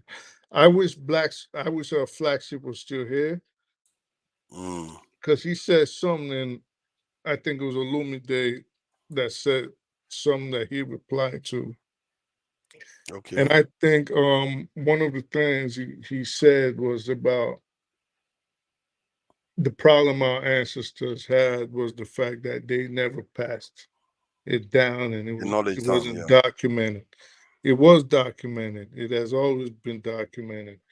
And just like How? not everybody can be an engineer or scientist. Not everybody can be a virologist or a philosopher. So the people that understand these sciences still exist. Maybe not in the way you expect it to exist, but they still exist, because there are still traditional African solutions.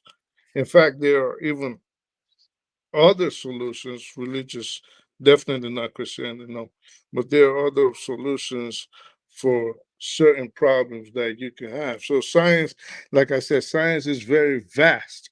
And how was it, if you want to say in written form?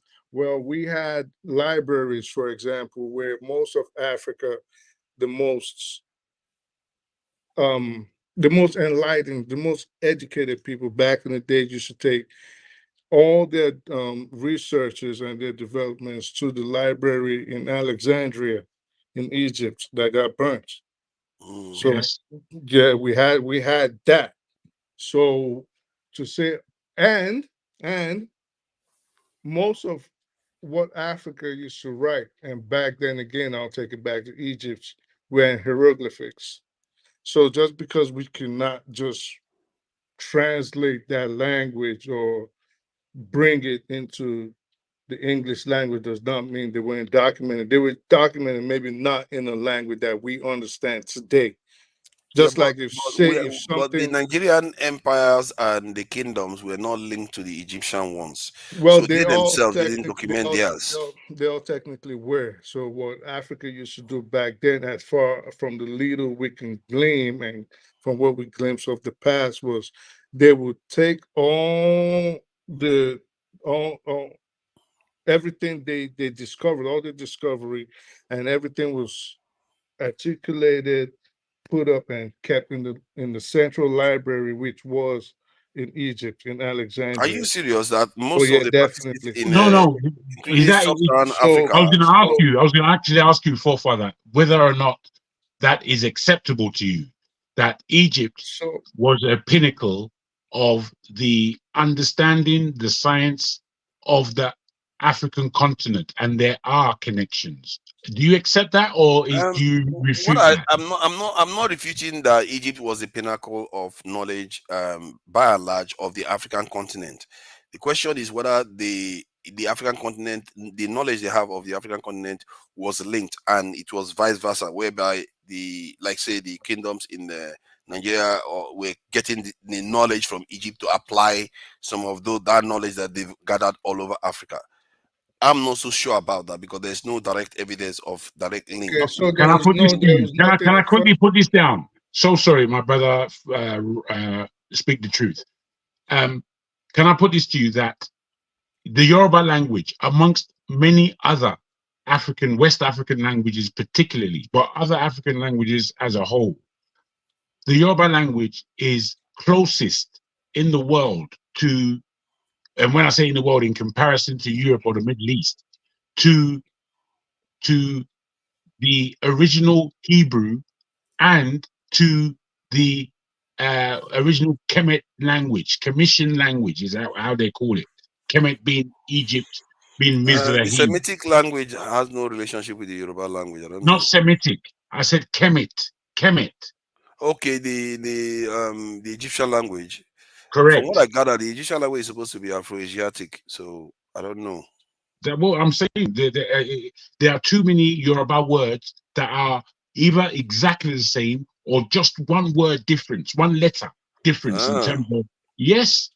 All these things are But there, it could but be we those don't specific look words for that we them. got from them, though. It could be just those specific words. Like if you like go and read English now, and you want to convert English language to Yoruba language, or like translate English engineering books to Yoruba language.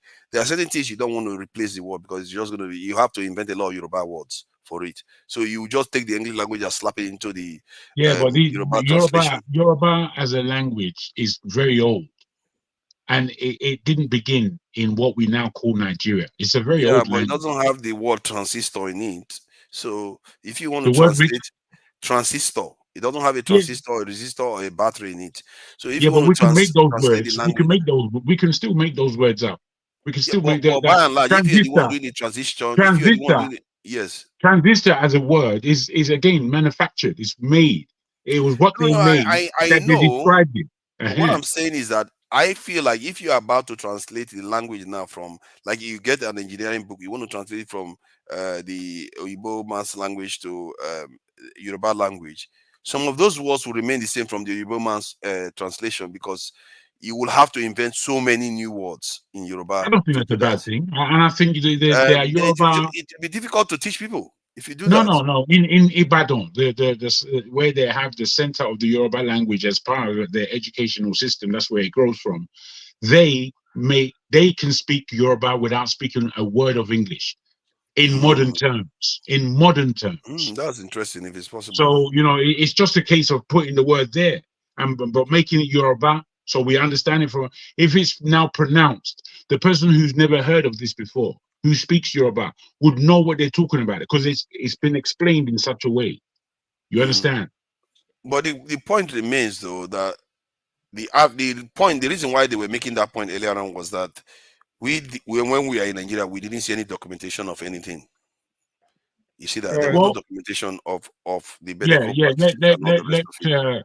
Let's speak the truth. Go on with his thought. I beg your pardon. Okay. All right. So the fact that we cannot translate those languages into today's understanding does not mean they did not exist. We had civilizations which also included people that were deep in scientific discoveries, some of which are still being used today, and they were discovered thousands of years ago. Maybe they were being improved upon, or maybe we just added certain innovations, but these things do exist.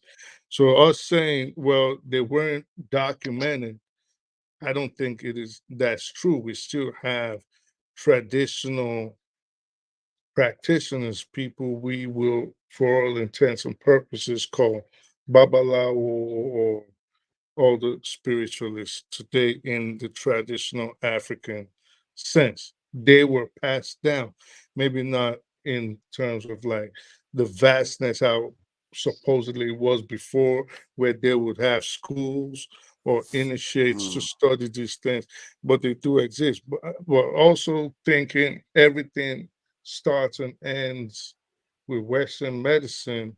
I think that's a fallacy. I don't know if there's anybody of African descent that truly believes that. Maybe some people, I think a lot of people that take that position do that for two reasons. Two people are either ignorant of the power of African spiritualism, or people want to pretend, and because they think others are going to call them backwards or unenlightened It's if they not. resort to It's not. We don't have to defend the past that they stored information, but we know right now in Nigeria, 60s, 70s, 1940s, they were not passing. They were passing down records or knowledge verbally. It wasn't necessarily written down. Okay, you have to give this prescription, otherwise they will be teaching it at school like that. Who It says wasn't it like has that. to be okay? So you still not listening. Why does it have to be written down? Because human memory is not very reliable. You know about the It's not about statistical human memory. experiment. Let me cut you off because again, I keep telling you, got to start looking at everything from the Western way of doing things. Now, in You can't African, just say that. What in are you Africa, replacing it with? in African spiritualism, for example, our ways of doing things, you had to be an initiate. Okay, so I don't practice African religion, spiritualism, but this much I know. Back then, you had to be, for example, you can't just pick up right now and say, "Oh, I want to be a Babalawo or a Dibia or whatever African name we have for these people that do their own types of science." So you had to be an initiate. So whatever the process was, it was still schooling. But it was still schooling, it was still education, it was still teaching, and you had to graduate. It's like everything else. So that's why I told you science is vast. It's not just Western science. So you always got the steps. You have to graduate, and however they process it, you graduate until you become good at it or you become an expert. Let me, Cardiologist is not made in just one day. You just don't become absolutely. one. So exactly. So there's grades to it. So, but to discount African or whatever else foreign sciences and say, well, because I don't understand it, then it doesn't exist. I think, I think It's that's an error. really, really It's funny. an error. Can I just put this just to buttress that point? In West Africa, we have so much that we forget that we have it.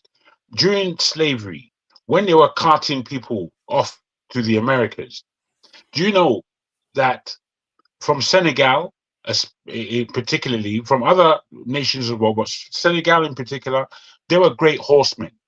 So they took a lot of people from the Senegambia as per for horses. They actually constituted the first cowboys in America, the first. Secondly, the grade of But are we not cotton. being Wait. defensive? We are Let supposed to me be just talking put this about to new you. ways of doing things, but we are No, going harking back. I've got to put it to you that the West is not just Oyumbo.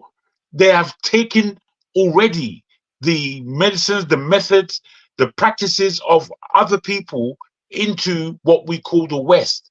So we give it all to the European, but it's not so. When you talk about cotton at that time, the West African cotton was deemed the best in the world. So they brought those cotton pickers, those cotton graders from Africa. Rice, the cultivation of rice in America is strictly African. Strictly. You understand? I So know. we can go on and on and on as to what What do we you have added forefathers? But into they the have grand built scheme of upon all that. education. We've taken all that, just like they took from Germany after the Second World War. They've taken all that and built on top of it. My point is that I even describe some of the practices that they are doing now. That means that they are going to even be advancing even faster and faster. What are we doing about these things? And I'm saying that, do we come up with a scientific method that is a lot more progressive? I'm not saying that we didn't do stuff before. What do we do Saying now? what do you mean? What do we do now? It is still the same. It is they are doing what they've always done for thousands of years. Actually, no. Yes, they are. So just No, because you don't they're know, not. See, let yes, me they explain. are. See, Just because you you don't can't just say understand. that and you don't substantiate it. Okay, All right, substantiate so what you're but saying. when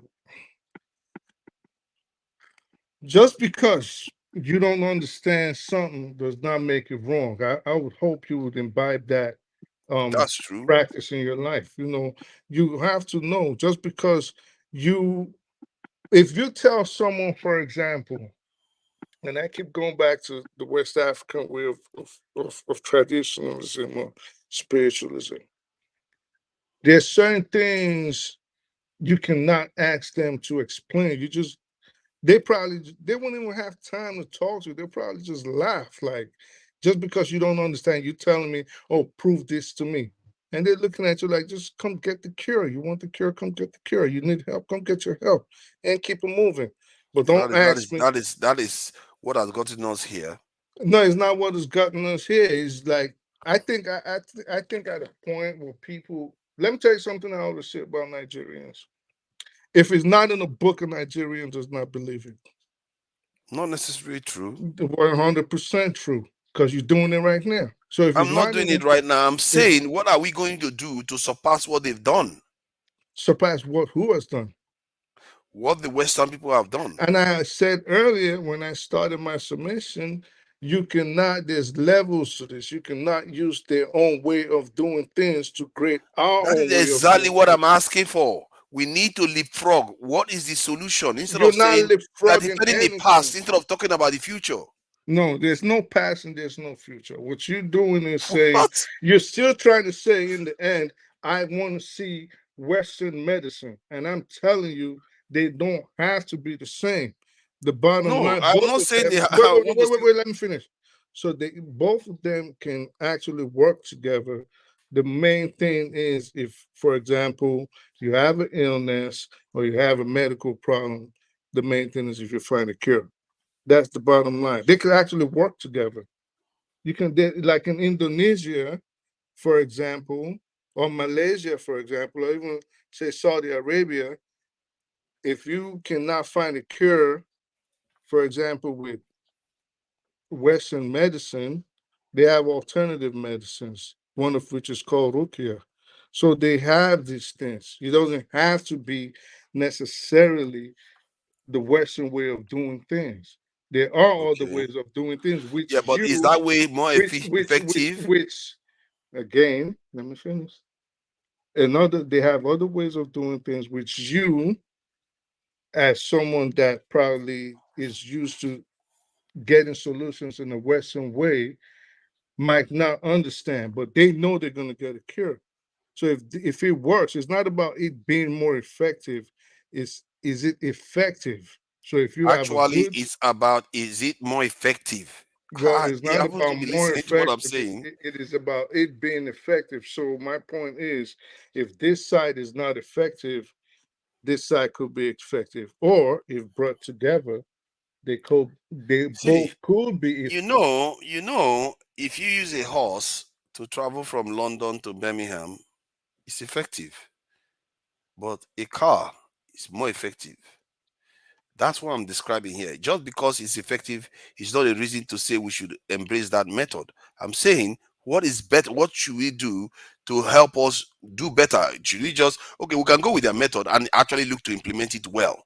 Or we figure out then there might be more advanced ways of learning. Like me now, if you ask me to think about it off my head, I could think about, like, okay, maybe every single person can be, or now and again, more people can be recruited to gathering information, scientific information that will be fed into a certain system to give us faster results. Maybe there are ways to do these things that we need to start thinking outside the box, because they are learning and they are learning how to learn faster. They even have a subject, I think, Koerogi or something like that. They have a study of studying. They have that. So how to learn faster, how to acquire information faster and use it to make decisions. And if you want to do well in this world, what I've seen is that the people that advance in knowledge are the ones that go on to inherit the future. It's just that simple. So again, if you say you want them to improve, for example, what do you want? What kind of improvement, for example, in everything I said, forget about, I don't care about what anybody else said earlier. In everything I said, what improvements are you looking for in terms of, like I said, like for example, traditional African spiritualism? Definitely improvements of record keeping. One, maybe it's a different type of record keeping that we've not seen before. Something that is even more efficient and effective, so that retrieving it is So very, let very me cut you straightforward. off. Let me cut you off. Again, listen to what you're saying. I want the Western ways of doing things. And I'm telling you, we don't have to do things in the Western way. All you're saying, hold up. It's not All you're Western way. saying, It's the it only is a way. Western way. It is not the only way. It's like It's saying our 1+1. There are certain things that it doesn't belong to the West. There are certain things that are just universal. If you say 1+1 is 2, it's not Western. so It's you want universal. so you want, for example, and this is not something I subscribe to for certain reasons. So you want, for example, a babalawo, okay, that knows its ways around certain traditional aspects of life that will behoove someone that even went to Harvard, that knows how to do certain things in ways that you do not understand. Even if he was doing them in front of you, you would not even have an idea what I he's doing. understand enough to know that he was inferior. You want him to document, to keep records, to make data, to say, this is how I talk to my gods, and this is how I talk to my ancestors, and this is how I talk to this, and this is how I got this. Yes. You want him to do it. That's And actually a true work of God. Let me say this. The a true idea work that you of think God. that, yes, what you don't picture sometimes is a picture what our forefathers experienced in the world when they didn't know zero. What they saw was a world that they understood some things and some things that they didn't understand. And the things that they didn't understand, they wrapped it to an extent in superstition. And the things that they understood, they also wrapped it in superstition, but also made use of it. Like in most of the studies, most of the fields, I think I've said it before. Like if you see the Ogun, this thing, God, is also tied to metallurgy. The Olokun is tied to understanding water too. Is the science behind some of these not things that they practice that we call superstition and talk about gods and all the rest. When you talk about the worship of God, the creation of God, the creation that you see in the world is part of God, and it's God is in himself. So studying these things is understanding the divine itself. The idea that we separate it is a mistake, because that's what our forefathers did. Our fathers didn't actually separate it. It's just that later on there was a lot of superstition in it because they didn't develop this scientific method. Hold on, my final point on this is that if it wasn't true what I'm saying, why is it that when they separated the scientific method from the superstitious aspect, there was a rapid advancement in technological advancement? That should tell you something, that something is right about that method that they were following. Don't you think? No, I don't agree. And I'll go back to this, to what I'm saying. There are, you cannot judge a fish by its ability to climb a tree. Okay, so you can't say, well, because you're not doing, just because you're not doing this way, it has to be wrong. Again, you're not asking. If you ask for African, and I'm gonna keep going back to our ways of doing things in the past. African spiritualism, for example, like I told you, it involved, there were levels to it. So you, just like we have schooling today, when universities and secondary schools and primary schools were invented, and it was just very recently in the West, you have to pass tests to get to every stage. So you telling an adherent of African spiritualism to say, well, I want it written like this, and he's telling you, well, sir, before I can even reveal XYZ to you, we have to initiate you in this way and this way and this way, and we have to make sure you're connected to the world or the universe or whatever in this way and this way. But you say no, but well, in advancement, you have to write it down, and I want to see data, and I want to. You're still asking for a Western way of doing things.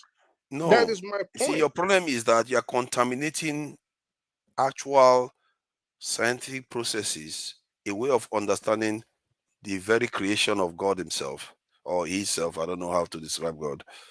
You are ascribing that to a Western and this in label. That's what the Chinese are practicing right now. It's not Western. Point is that what the truth is that they are actually studying the world for what it truly is. They are not cloaking it in mystery. The areas they don't understand, they tend to call it dark matter, dark energy, dark stuff. They will tell you what they don't understand, and the areas they understand, they use it because it's actually useful for us. If there is any purpose to this life, I beg to agree that that could be one of them, because we are not here for so many things. We are here to survive. We are here to eat and all the rest, but it's also to understand. Maybe this is a way for human beings to go to a new level, just like a child can grow from a child and become a grown up. You can't freeze in place and say, let's remain where we were, because our forefathers never remained where they were. They would have remained in the caves. maybe even not even made it to the cave. If that was the case, they always had to advance. They broke ground. They traveled the world. They conquered the world because they were adaptable. They changed and they learned. My concern is that we seem to have frozen in place. And when we talk about trying to move forward, you are coming with a term that is Western. It's not Western. It's just what nature does. If I learn to eat tomorrow, doesn't mean that it's Western eating. Eating is universal. Say a babalawo, for example, again, because we're talking about African traditional ways of doing things. You want him to start using the iPad to talk to his ancestors, or do you want him to use a Beats by Dre headphones when he wants to receive messages, or do you want him to use a MacBook? Like, what are you saying? They're not frozen in place. They have their own methods, and the method does not have to be Western ways of doing things. No, I'm not saying it should be Western. I'm actually arguing the opposite. I'm saying, can we come up with our own way that is more effective, that is more repeatable, that actually advances us faster? That's what I'm asking for. Advances us faster in what way? Technologically, psychologically, biologically, in any cali. You want to Well, call it? Any cali in the alley. any cali. Yeah, that's what I'm saying. It's if you, I mean, starting today, the topic was about with Dr. Ikenga. I didn't see the show, but or Dr. Agbo, but if it's Western medicine, or if it's medicine rather, then what advancements in technology would you expect from someone that practices, e.g., African spiritualism? Zero. Okay. That's why it needs to change. It needs to adapt. Update, yeah. Damn, That's this what dude, I'm man, arguing he for. called this. You know me, yeah. He wants to suck my. What I secretly wish when I'm thinking about the world and the calamity that we're in and how things are so messed up that we do have to secure ourselves and we do have to protect ourselves. And there should be a haven where Africa is concerned, and for Africans most particularly. I always feel that we don't want to create more nuclear bombs. It's rubbish. What we want is a force field, a defense against any nuclear, something that covers the whole of Africa, Nigeria particularly, but the whole of Africa. You know, that if somebody was to send a missile from America, Russia, and they're aiming it at us, that missile will bounce off the force field, right? Is many miles above ground, doesn't affect us at all. And it'll just bounce off there and go directly to where it came from, back to sender.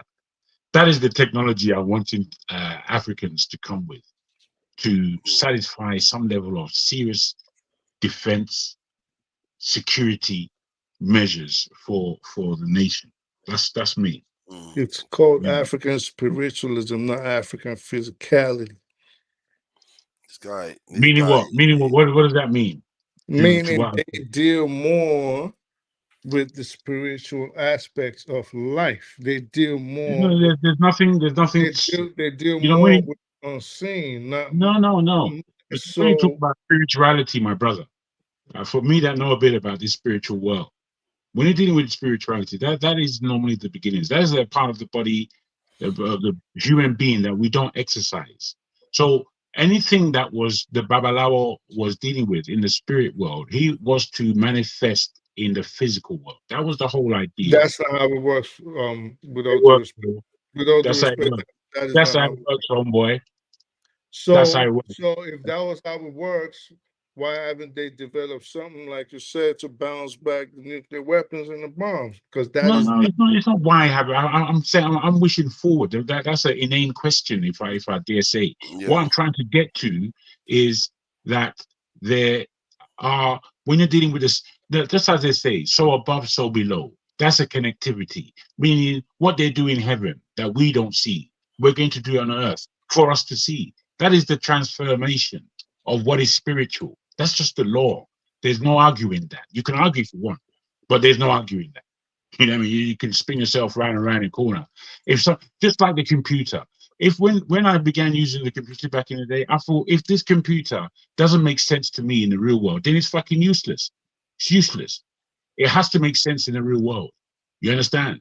There are many people who are locked onto the computer and they've entered into the computer.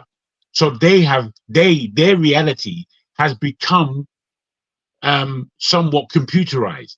Whereas I'm not working like that. I can't work. I have to work in the physical, spiritual world that I am in, as opposed to any other way.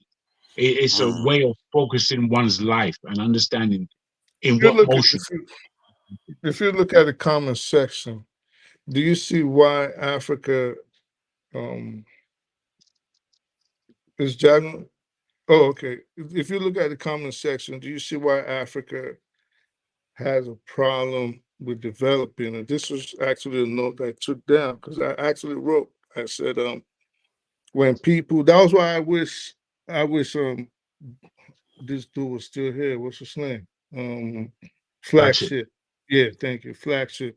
Because I was gonna say when Olumide kept attacking them or going at him, I wrote something down. I said, listen, even if he was documented, forgetting about the comedic aspects of things and Alexandria and all that, even if it was documented in English, guess what? Africans are so brainwashed that whoever is gonna disagree with whatever your position is will still disagree, even if it's right in their face. Now, I say that to say, look in the comment section. You would think if someone was to come on like a person, random person just came in the comment section, you would think we was talking about sacrificing babies or worshiping seeds and sacrificing goats or virgins. There's people on there now, at least 2 people, scared of this topic. Why? What are they scared of again? Talking about, oh, it's devilish and spiritual darkness, and let's not talk about it. I didn't see But anybody. I'm looking at it right now. But I'm saying this is because their minds are not open. You know what I mean? When people, they've made Africans so scared of their own self that they look in the mirror and they become scared. Because why? The white man told me what my forefathers was doing. I think I begin to get where you are coming from. I think you are thinking that I am thinking like that, like, oh, our traditional stuff is not good and stuff like that. No, I'm not thinking like that. I didn't say you. I know what you said. I'm not saying you. I'm just saying in general. This is what I found recently that the way we learned maths, like we evolved to learn maths, was almost like binary. That we evolved to learn maths in a binary way, and our way of solving maths questions is slightly different from the way the Europeans do. So, but the way we learn maths now is not. We are learning maths in the way the Europeans do. We are not learning maths in our own way. So, and this is part of what I'm talking about, and this is why we have to start looking deeper into some of all this research and information that is coming out, because there might be parts, because of what I just said regarding the way we learned maths, to shifting our way of doing research and our way of doing things to match the way our minds work. And if we do that to match the way our minds work, we'll reach our full potential in terms of our ability to innovate and this thing advance the way we actually absorb and innovate and create solutions for this world that we are in right now. Because I feel like we could go with the Western way, like the Chinese went and Indians went, and catch up, try to catch up with them and all the rest. Even that we have not done, but maybe there is a way we can do it too, that from where we are right now, we could leapfrog some of these processes and still catch on to where they are. And like, how I talk about the democratic stuff and every other aspect of our life, there's always room for improvement. The world is infinitely complicated. The world is infinitely has potential for improvement. So, and it's good that we start thinking in that direction than not at all, because we're not trying to open doors that are out Well, there. I hear you. I don't know how much worried there should be, given what we're doing in the world as Nigerians, particularly as Africans generally as Africans from wherever, and the kind of heft that we actually do carry within, right across the sphere, really. But let's keep it down to the education and scientific points of view. There's a young Nigerian guy. I've forgotten his name. I was actually looking for his video to just throw it to you to play. He was number one in his class at mathematics, physics, sciences. Coming into Europe and into Japan, he's high up right now in AI globally. You know, the world is searching for him.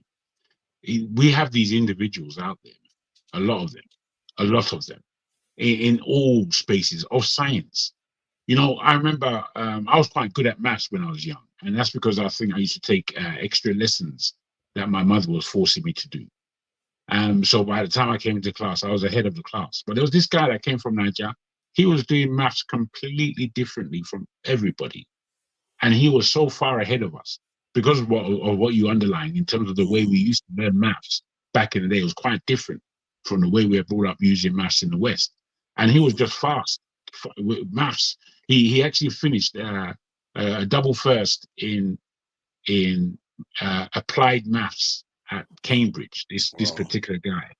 So you know, we have a brilliance. We do have a brilliance, but it does need. I mean, with a level of education right now in Nigeria. I was in Nigeria about 10 years ago, and I was going through a lot of CVs from the young ones, 18, 19, 20, and the level of grammatical mistakes with people who had their first degree. I was so totally unimpressed, because 10 years, 20 years prior to that, that's not the kind of writing I would have seen. That's not the kind of CV I would have been looking at. You know, so things are getting a bit dicey where our education is concerned, no doubt. And we have to kind of pull our boots up. You know, Gentlemen, we are going to be yes. rounding up soon, and you know Me today is too, guy. work day in Nine. His Majesty's realm, and we have to catch on with what is going on. I think this conversation will carry on, because I really think if I was a Nigerian official, maybe Minister of Education or something, I'll be commissioning a research in maybe 1 or 2 universities regarding this topic, whether there are paths that we have to advance our scientific process, because we don't want to necessarily start from behind the queue, because you're just going to spend longer catching up. If there are easy paths or available paths to get in there, maybe it's something that's worth looking into, so that when we want to start pushing forward, we can now start from a place where we know when we start, we are going to really advance forward a lot faster than the ones in the past did. We will anyway, by default we will, because we have more technology at our disposal now than the people that started in the past, like the Chinese did. It has to be different. We have to tweak it to match the current age, and that consciousness needs to be there. Otherwise, you can lose your track and start going backward in time and say, copying China exactly the way the Chinese did it. No, because now it's If you different. keep going with that narrative of we have to come into the future, you're gonna keep on losing most of your tradition. You're gonna keep losing most of your tradition because you will try to forget the past and try to bring things into the future, and most of it is not gonna work. And the people that understand these things, But the that's not people that accurate, though. understand these things know these things, because they do not work in tandem. Until you understand that just because you understand something one way, or you have a way for your thing to work, does not mean this other person's thing has to work that way. You're not gonna understand. I didn't say we should just leap into the future and completely leave the past. I also referenced our way of learning maths. We have to tweak it to match what we do already, Still but we have to need, advance into the if future. you keep We like saying it or not. tweak, you can use all these keywords, okay? Yeah, tweak. You can say tweak. You can say bring it into the future. You can say we can advance it. You can use all these words that you like. Yes. The bottom line you're still saying is, I understand you do certain things this way. Because you've used words like superstition, you've used words like, Yeah. you've used all those words, all those Yeah. nice words. So you're still saying, I want to see your way in the traditional, in the Western way. And I'm saying No. and I'm saying every society has their way of doing things, and the be it and be all should not be the Western way I think you are of equating doing things. advancement to everything Western, and that is Because that anathema is what to. you're saying. You No, that is are not the what one I'm saying. I saying it. said we need to do something better than they have. Bring it to this, bring it in tune with what it is, because the way that this is your You are words, saying we should go wait, wait, backward. wait, I'm wait, saying we wait. should go forward. Because the way we're doing things is we are stuck in time. These are your words. This Yes. is your words, and You are saying we should go I'm backward. saying some things. Let me tell you something. I'll give you a good example, because this is what I think a lot of the world always Guys, misses. I'm out for right now. I'll tell you All right. Thank something. you so Thank much. you for Thank you so much. joining us, Jagun. You see the problem, for example, that the Islamic world has with the rest of the world today, especially with the fanatics on, and pardon me when I say it, especially with the fanatics on the Christian side, on the Western side. The problem the Islamic world has with the rest of the world is they always say one thing that ticks them off. And when every time you speak to a Muslim, speak to a Muslim scholar, I'm not talking to someone that just bears a Muslim name. I'm saying a scholar, someone that is a professional, that is an expert in Islam. And what ticks them off the most times is the rest of the world telling them, well, you know, things were like this 1400 years ago. Why don't you just change it to come in tune with the 21st century? And they're telling you, no, we're not going to tweak it because it's not going to work the way it is supposed to work. So if you don't understand something, I think I get it. This is what I get, because a lot of people don't, I think they don't take the time to go study things or learn. So they just, and again, we can all go to the level of our understanding. I can only jump as high as my hands can reach. So that is just the truth. So we all But go why to. would you argue for going to the past when it doesn't yield quick solution and many solutions? It used solutions for what it was supposed to use solutions for. It was just like Jagun. For I what? said For not something, inventing vehicles? For not and inventing aircrafts? no, that wasn't what it was built for. That is what Yeah, but but why would you want to keep yourself there? if something was to build aircrafts, he'll be called a scientist. He'll be called an Okay. So automated. but No, the question now is why do you want us to remain there? he'll be called an automated engineer. Okay, so you're not Yeah, remaining but expert. I'm asking you now, why do you want us to You remain asked me a there? question, so let me just answer. Okay. This is the third time you're saying it. So Okay. it is working for what it is supposed to work for. Okay, so it is not, those kind of arts are not supposed to be for building cars or building planes, or like Jagun said, to stop a nuclear weapon coming and you do something to stop. No, this is not what they were built for. They were built for a different aspect of life, which is Okay. called spiritualism. Okay, They I were hear built, you. well, let But me finish. Of course, you didn't hear me. Just trying to you rebut said they real were quick. built for different So time they of were life. built for a different aspect of life, of which most people do not understand. And it is spiritualism, and it was built for the unseen. It is the unseen aspects of life that this kind of things, arts, people study. So they're not science, they're not automotive engineers, they are not businessmen, they're not doctors in the Western sense or cardiologists. They are for spiritual incidences, not necessarily It might be for problems and it might be for That's benefit. why the Ogun, this thing is tied to metallurgy, and the others are tied to different areas of disciplines. I would assume so, yes. So So there is a level of science in them. definitely. Okay. Definitely for the people So, that practice them well, yeah, definitely. and that is what gave it power. In reality, not the spiritual aspect that gave it power, it's that scientific part that gave them power. Their own Because, type of science. yes, because they tied the metal to spiritual stuff that actually allows them to win wars and all the rest of it.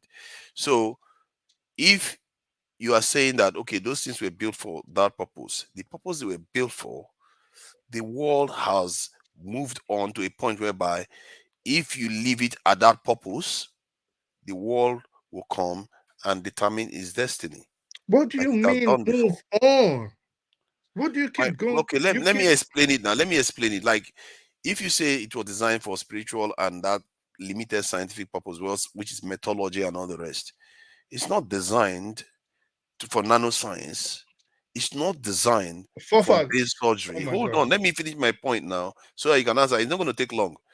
It's not designed for brain surgery. It's not designed for genetic studies.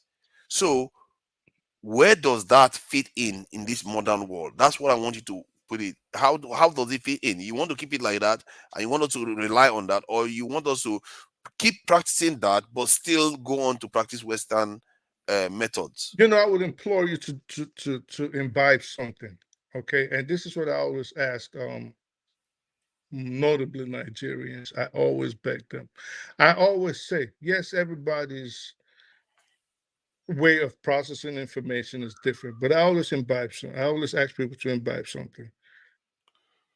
Listen, just don't hear the person. When the person says something, just don't be quick to rebut. I already said this already. I already gave you reasons. I said it already. You cannot, I made a statement. I said, you cannot judge a fish by its ability to climb a tree. And I've already Actually, you told you can. this science, huh? That's why I don't like to correct. I'd like to You challenge said you people when they say can? stuff. Actually, you could. You could judge a fish What by if its one fish ability to can climb climb the a tree? tree? Yeah, why not? All right, okay. Because some So yeah, can try, some may not. so so Yes. so these you just like you would not go to a cardiologist if you have a toothache. Mhm. You would not go to an African spiritualist or an Arabian one or an Indonesian one that practices alternative medicine, a Malaysian one, if your car has a fault. So saying, well, why can't we build cars? Why can't we? That is not what they are for. This is not what they practice. Their practice mainly does not deal with that aspect of life. Okay, fine. Their practice deals with a completely So then how different. do we deal with this world now that we Then are that in? is why we take our own people to study the people that build cars, the people that build electricity projects, the people that can build better roads, better buildings. I said this earlier. I Okay, said you so cannot. I'm Right, trying to understand you now. but let me land. Okay. I said you can, if you have a problem, you can proffer this solution or you can proffer Western solution, or you can use both at the same time to find a solution. And I gave examples of Indonesia, and I gave examples of Malaysia, and I gave examples of Saudi Arabia.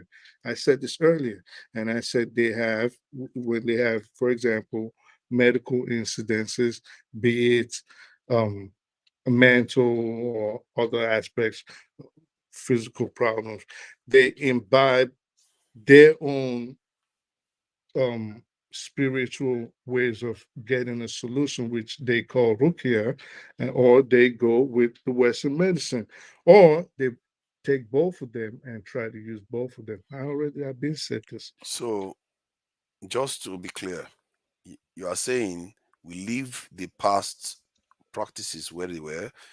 We don't have to change them, which is fine. There's no real reason to change them. and then we go on to learn how the people that did all this modern technology and science did it and practice it that way. Is that what you're saying? Yeah.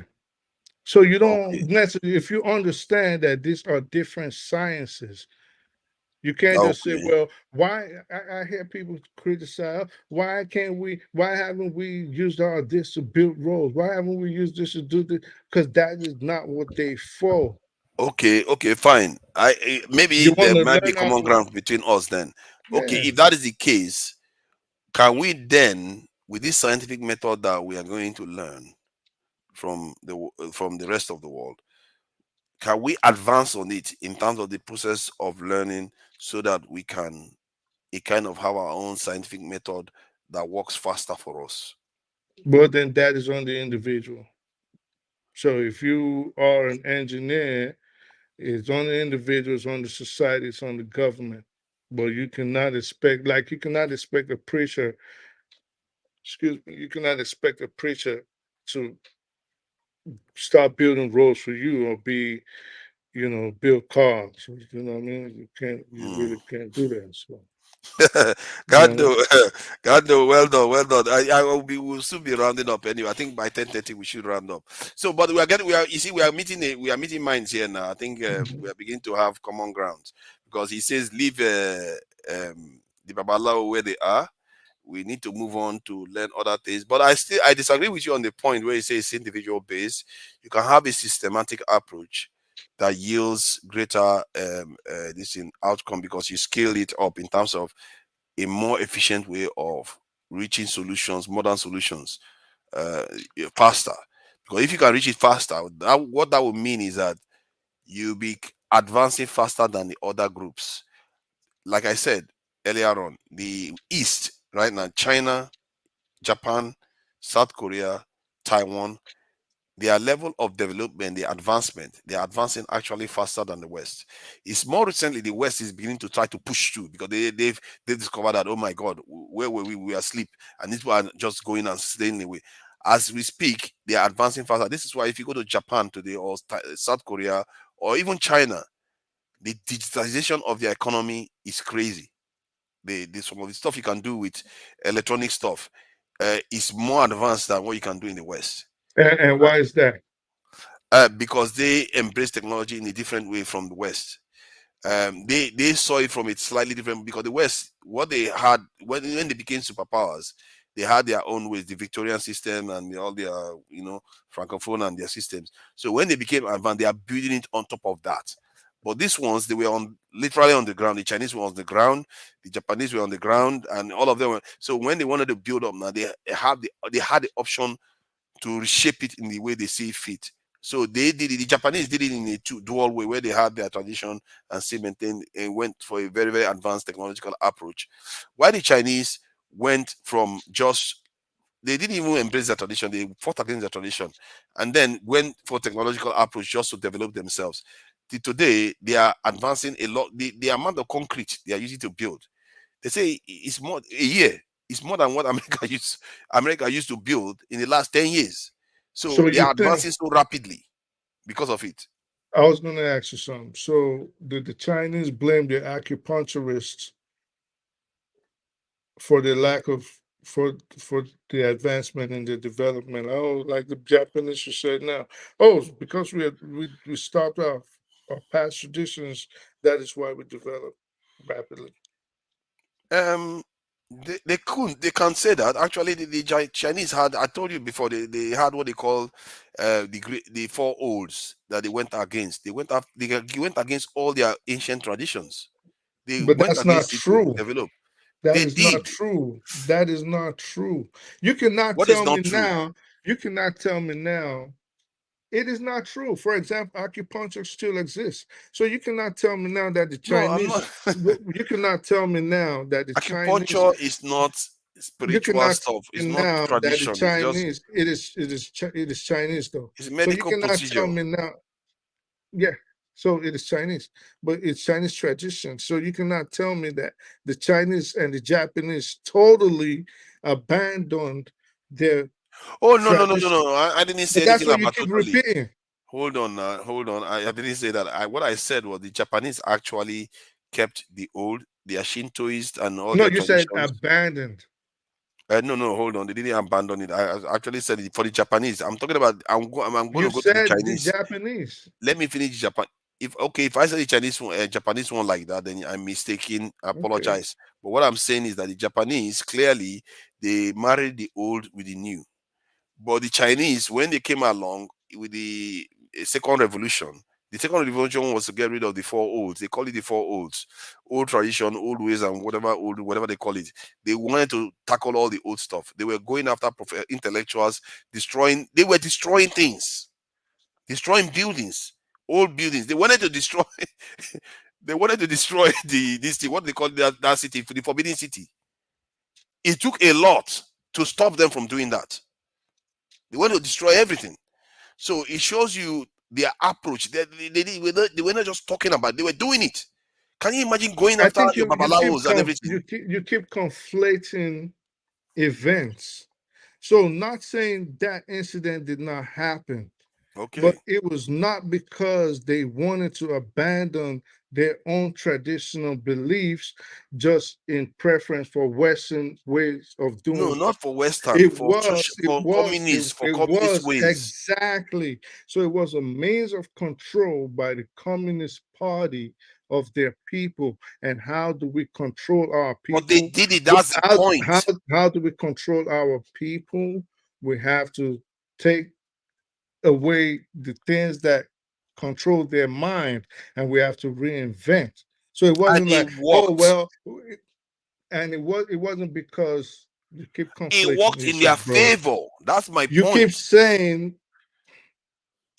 the Japanese abandoned their traditions.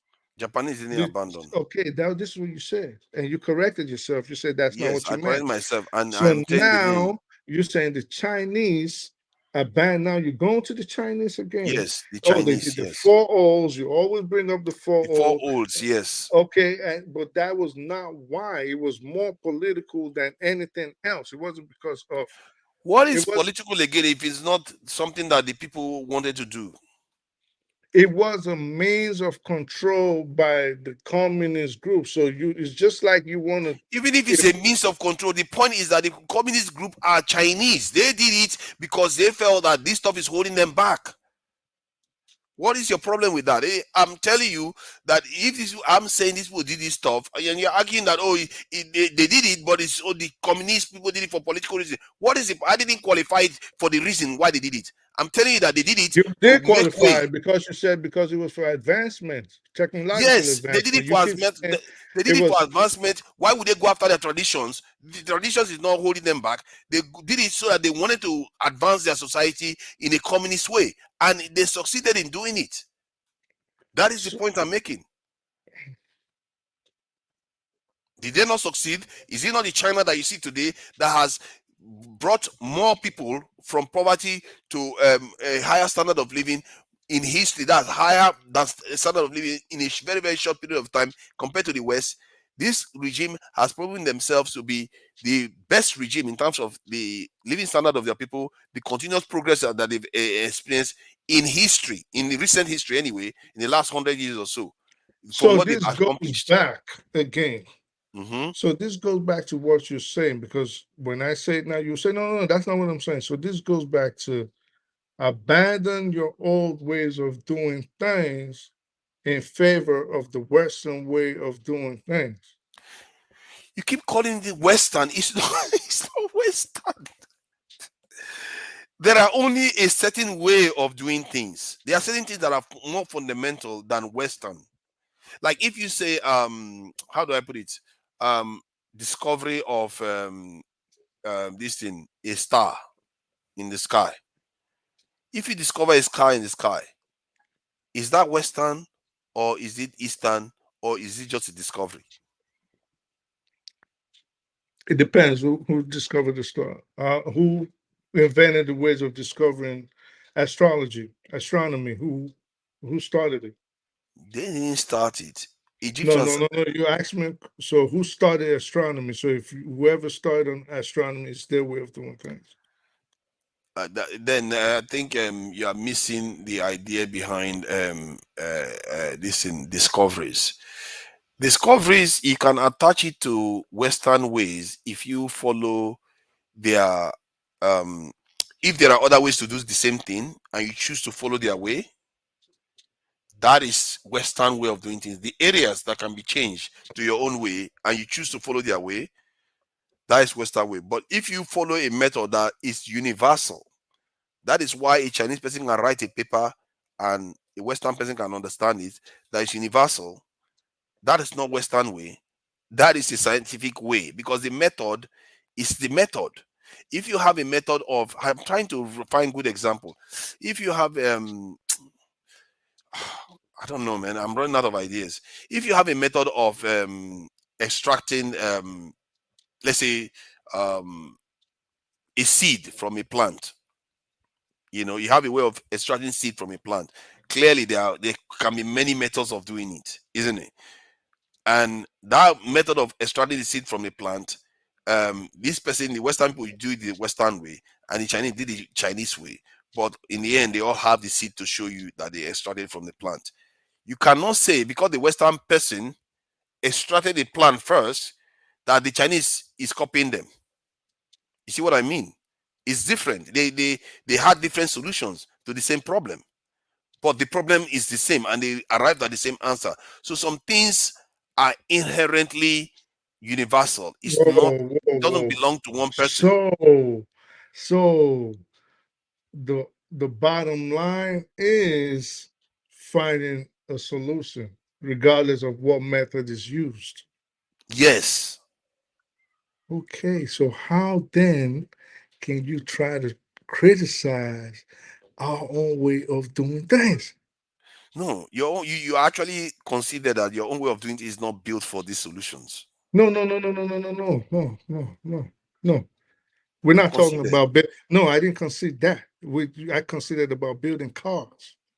Yes, And it build the wasn't. Yeah, that's rocket. what I'm saying. That it Dodging wasn't. rocket. That's No, exactly what you I'm use an saying. That's what example. I'm You trying use to an deal with. example. No. That's why I let people talk. Because I know give a man a shovel.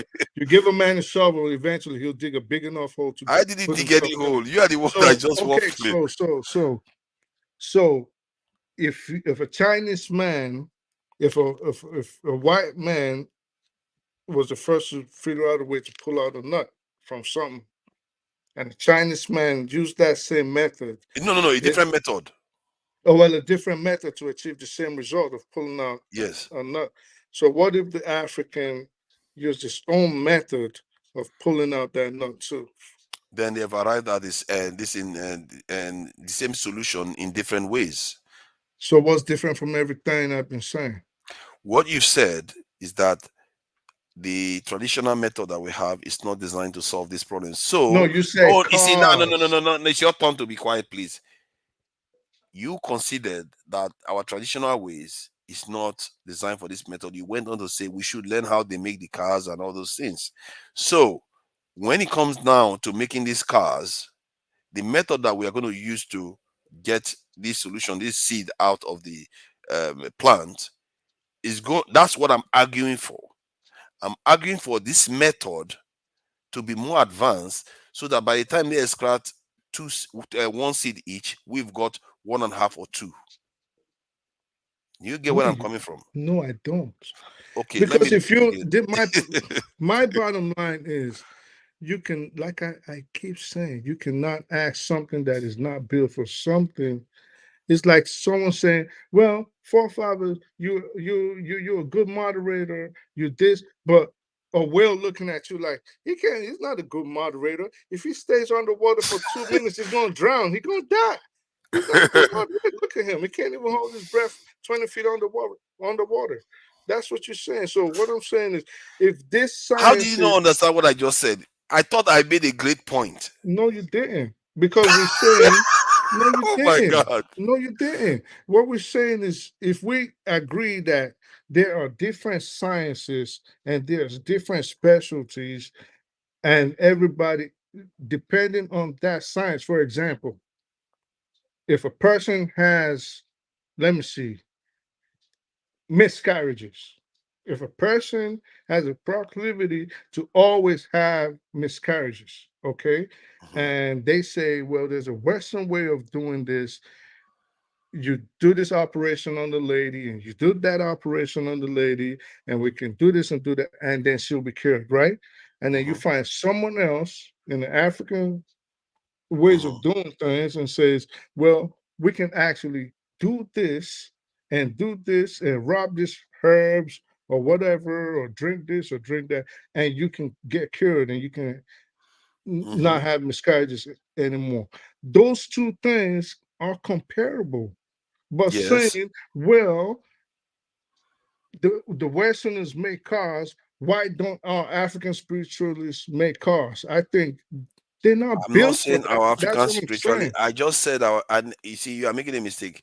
I've already considered the point. You agreed with me here that we should leave African spiritualists from modern engineering and everything. I'm saying now, after we leave our tradition in their place where they belong, we are now going with the scientific methods now of this modern world. And let's say we started with the Western versus Asian scientific method. I'm saying we should develop our own scientific method to give us better output, faster output than the Western or the Eastern this is scientific method. That's what I'm arguing for. That's why I gave the example of extracting that seed from the plant. If they are extracting one each, we want a method that will allow us to extract two, even if it's from the same Okay, well, scientific method, this similar is scientific method. it is all over the place. Let me get you straight now. Now we're not talking about African spiritualists. No, we are So not. we're not talking about the African spiritualists. No, So not at now all. we're talking about people. No, Scientific no, no, hold methods. on, hold on, hold on. So now we're talking about people trained in Western technology. Scientific methods. People trained in Western technology And that build Eastern cars. technology. Let's assume we had access to all of them, like we do actually. Okay. Let's forget the semantics. People trained in automotive engineering, Yes. which is not a specialty, as we have agreed, relating to African spiritualism. Yes. So Neither is it why? to the Western one anyway. So I don't know why we are going there. What is Western spiritualism? Yeah, and there are scientific methods, and Okay. this is not tied to their spiritual Okay. methods. It's not even close. All right, good. So we both agree that it is not tied. The African spiritualist cannot build cars. No. He can't build rockets. He can't And build neither spaceships. does the Western one or the Asian ones. Now, well, when you give me a Western spiritualist, I'll go with that. But we just agreed now that Okay. they don't agree. They can't build rockets, right? So now we know that automated engineering is the specialty of the West, or like you said, the East, right? So how is that the fault of the people that practice the old methods of African spiritualism? The reason why I reason it that way, that it may be linked to them because they had the only scientific methods that we had, and the West had similar, and all civilization that before them had religion and science mixed together. What the West did was they were able to separate religion from the scientific process, and they actually separate religion from government too on top of that, to get to where they are right now. And the Chinese had similar problems too. Hence why they had to jettison a lot of their ways in the past to embrace their modern way of doing things. The Japanese had similar challenge, but they just did what you said.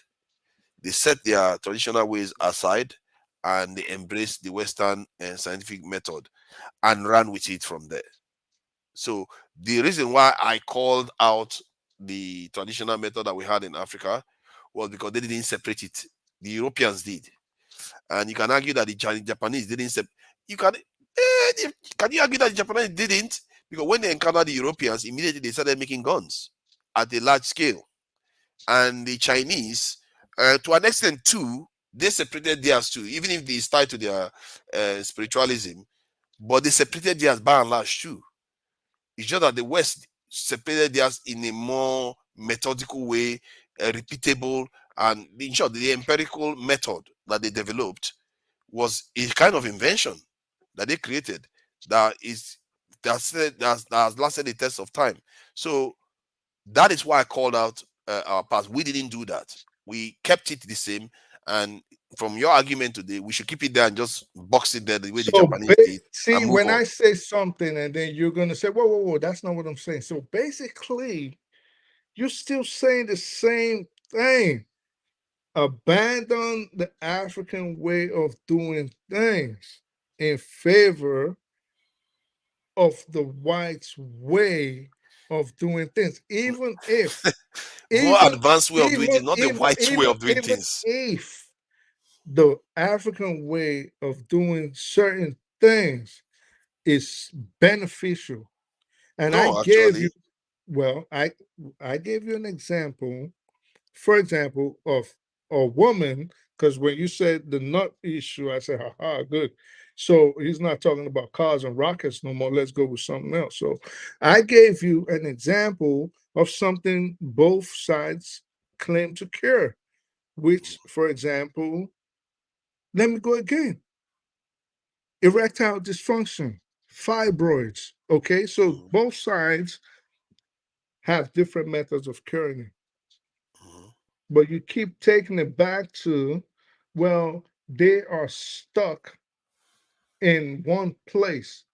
But I'm not talking about cars, but I'm talking about no, for just get it here. There are different aspects of sciences. They are not built, they are not made, they don't practice the art of building cars. If they had to practice Western science, guess what they would be? They would be cardiologists. They will be But that is the point. psychiatrists. I just told you just now. That's the point I made. The Babalawos will remember Babalawos, but the people themselves or the governments themselves would have separated the scientific method from what the Babalawos are doing. That's what the Western people did. It's not like they converted the priests to Christian to scientists. The priests remained what they were, and they moved the scientific method out of it. Simple. The Galileo was jailed for life because he said that the earth revolved around the sun instead of the sun revolving around the earth. That was the period. That was during that period that science was beginning to challenge some of the notions of religion. And because of that, he died in house arrest. And eventually, the Enlightenment period occurred, philosophy and everything challenged all the norms of Christianity. Darwin and all of them came along and they separated science from religion. And when they did that, you can see the results, the rapid advancement that occurred throughout that time to date. The advancement that has occurred in the last 300 years eclipse almost everything that has happened in the last 6,000 years alone. Just 300 years. Because they worked on on on the results of those that laid the path before them. Yes, those It laid is the not path before because them, and it took them thousands of years to lay that the white path. man is just singularly this brilliant genius. That's not what I'm saying. I'm They just saying they stumbled across a solution like everyone else stumbled across some solutions. They stumbled across a solution that worked very well. I don't think they knew what they were doing deliberately, that this was going to be the outcome when they were starting it. But they stumbled across it and it worked very well. It became a machine for innovation. So you think every African science or every other science that is not Western science, their ways of doing things is not real or is not effective? The ancient African science is effective for its time. It's about scale. It's about repeatability. It's effective. It was curing people. People were managing to survive at a certain level. But you can't compare that to when they found the cure for like the penicillin and all those I get things. it. So let me ask you a question. So let me ask you, I'm not asking your religious beliefs. I don't care about with all due respect. But I'm gonna ask about your a certain belief that like I said earlier, a lot of people shy away from, and Africans, Nigerians just pretend like they, they whatever, like we don't know you guys. Okay, so do you believe? Do you believe in the unseen? Of course. If you believe in the unseen, you I can't believe see the there. air. I know the air exists. Okay, so no, I don't mean that. I mean spiritually. I believe we are living in our spirit world currently exists. Your mind, can I see your mind? I can't Okay, see your so mind. you definitely believe in the unseen. Yes. So you would agree that there are some problems that will blow the mind of someone that does not understand. Like we as Africans have been talking. You mentioned Ogun, and I mentioned the Babalawos, and so you would agree that there are some things that will, as if a Western person was to hear about it, it'll astonish them. Yeah, there are some things that might still astonish them. Okay. So good. So if you say something like that, the unseen, because I kept telling you, like, this art is different. So if you believe in the unseen, if you knew someone that had a problem, the African problem, would you tell them to go to a cardiologist, or would you tell them to go to a dentist? If somebody has an African problem, what do you mean? Yeah, like a spiritual problem. If somebody has a psychological problem, I would No, I didn't say recommend the psychological psychological. I solution. specifically said spiritual. You see, spiritual problems are another way of saying psychological or No, mental or no. or I don't I believe in specifically. spiritual as you understand it. I believe that people misunderstand what spiritual means. People completely misunderstand it.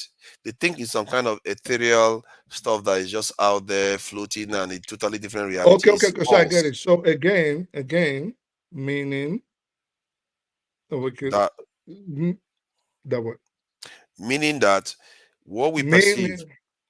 If you want me to say So it or what? meaning, I wasn't asking. I was talking. Okay, go So ahead. meaning that again, you believe wholly and solely in the Western ways of doing things. I'm not saying there's anything wrong with that. I I'm don't just believe saying. in the Western way of I'm doing just things. saying. It's not the Own it. Western way. Everything The you're problem saying is that you don't think Africans can think for themselves and come up with their own postulations. How did I say You that? seem to think that Where on everything I earth? think is belongs to the West. Where on earth did I say you You don't? just I don't said it. think. When I tell you that we should try to invent our way to a new scientific method, you say it's Western. If I say that my You are perception of saying, reality if is not, anything, you're the one saying we it's not can't think. this thing, it's not as spiritual as you think. You say it's Western. I don't understand it. If anything, you are the one saying we can't think, because if I'm saying we have our own method of dealing with certain aspects of life, and you're saying, well, no, it is superstitions, and we have to, it is psychological issues, and there's rumors, and people just don't understand. You are It is mixing things up. You are it is mixing things up that I didn't mix up at it all. is mythology. It is mythology. This is words you use. You actually Mythology. said we should separate them. We separated them, and I went on to tell you that that separate part of it, that we should advance it, and you still argue with me. And I'm saying, if you say advance it, I asked you to clarify what And advancement I did meant. clarify it. I Let me said, learn, forefathers. I know what you said. Then why are you asking? I'm not asking, it's a rhetorical question. Okay, go ahead. So, if you keep saying advance it, that we are stuck in time, our sciences are stuck in time. And I kept asking, what do you mean stuck in time? And you guys started bringing, for example, automated engineering. And I'm saying, well, those are not African sciences. So if again you're coming and you're saying, well, we should advance it. Well, guess what? Advancing means you're basically saying abandon traditional African beliefs in favor of Western ways of doing things. You just And said, you are the one that said we should leave African beliefs where they and are. People can practice it, but they can carry on with their scientific methods. I just mentioned technology, okay? When I mention I ask you your beliefs, because this is what I do. I always try to see where the other person is coming from. And I just don't hear people, not because I just don't like to hear the sound of my voice. I like to hear where people are coming from. And if I believe something and I know something, I'm very open to correction. And on this topic, neither of us is right or wrong. At least I'm not saying you're wrong. You might say I'm wrong. That's fine. So I'm not saying I'm right. I'm just saying I have a different perspective. And I agree with your perspective. But all I'm saying is people should stop negating our traditional beliefs. Maybe, again, I understand. Maybe people, like I said, people don't understand, and people want to pretend like they don't understand. Because we see these things, for example, in our movies every day. We sit around the dinner table, and our Nigerian parents is talking about these things. We see about it, we've heard people talk about these things. So for us to now act like, oh, all of a sudden, we don't believe in these things. Yeah, You get what I'm saying? I think they are saying we should round up for the day.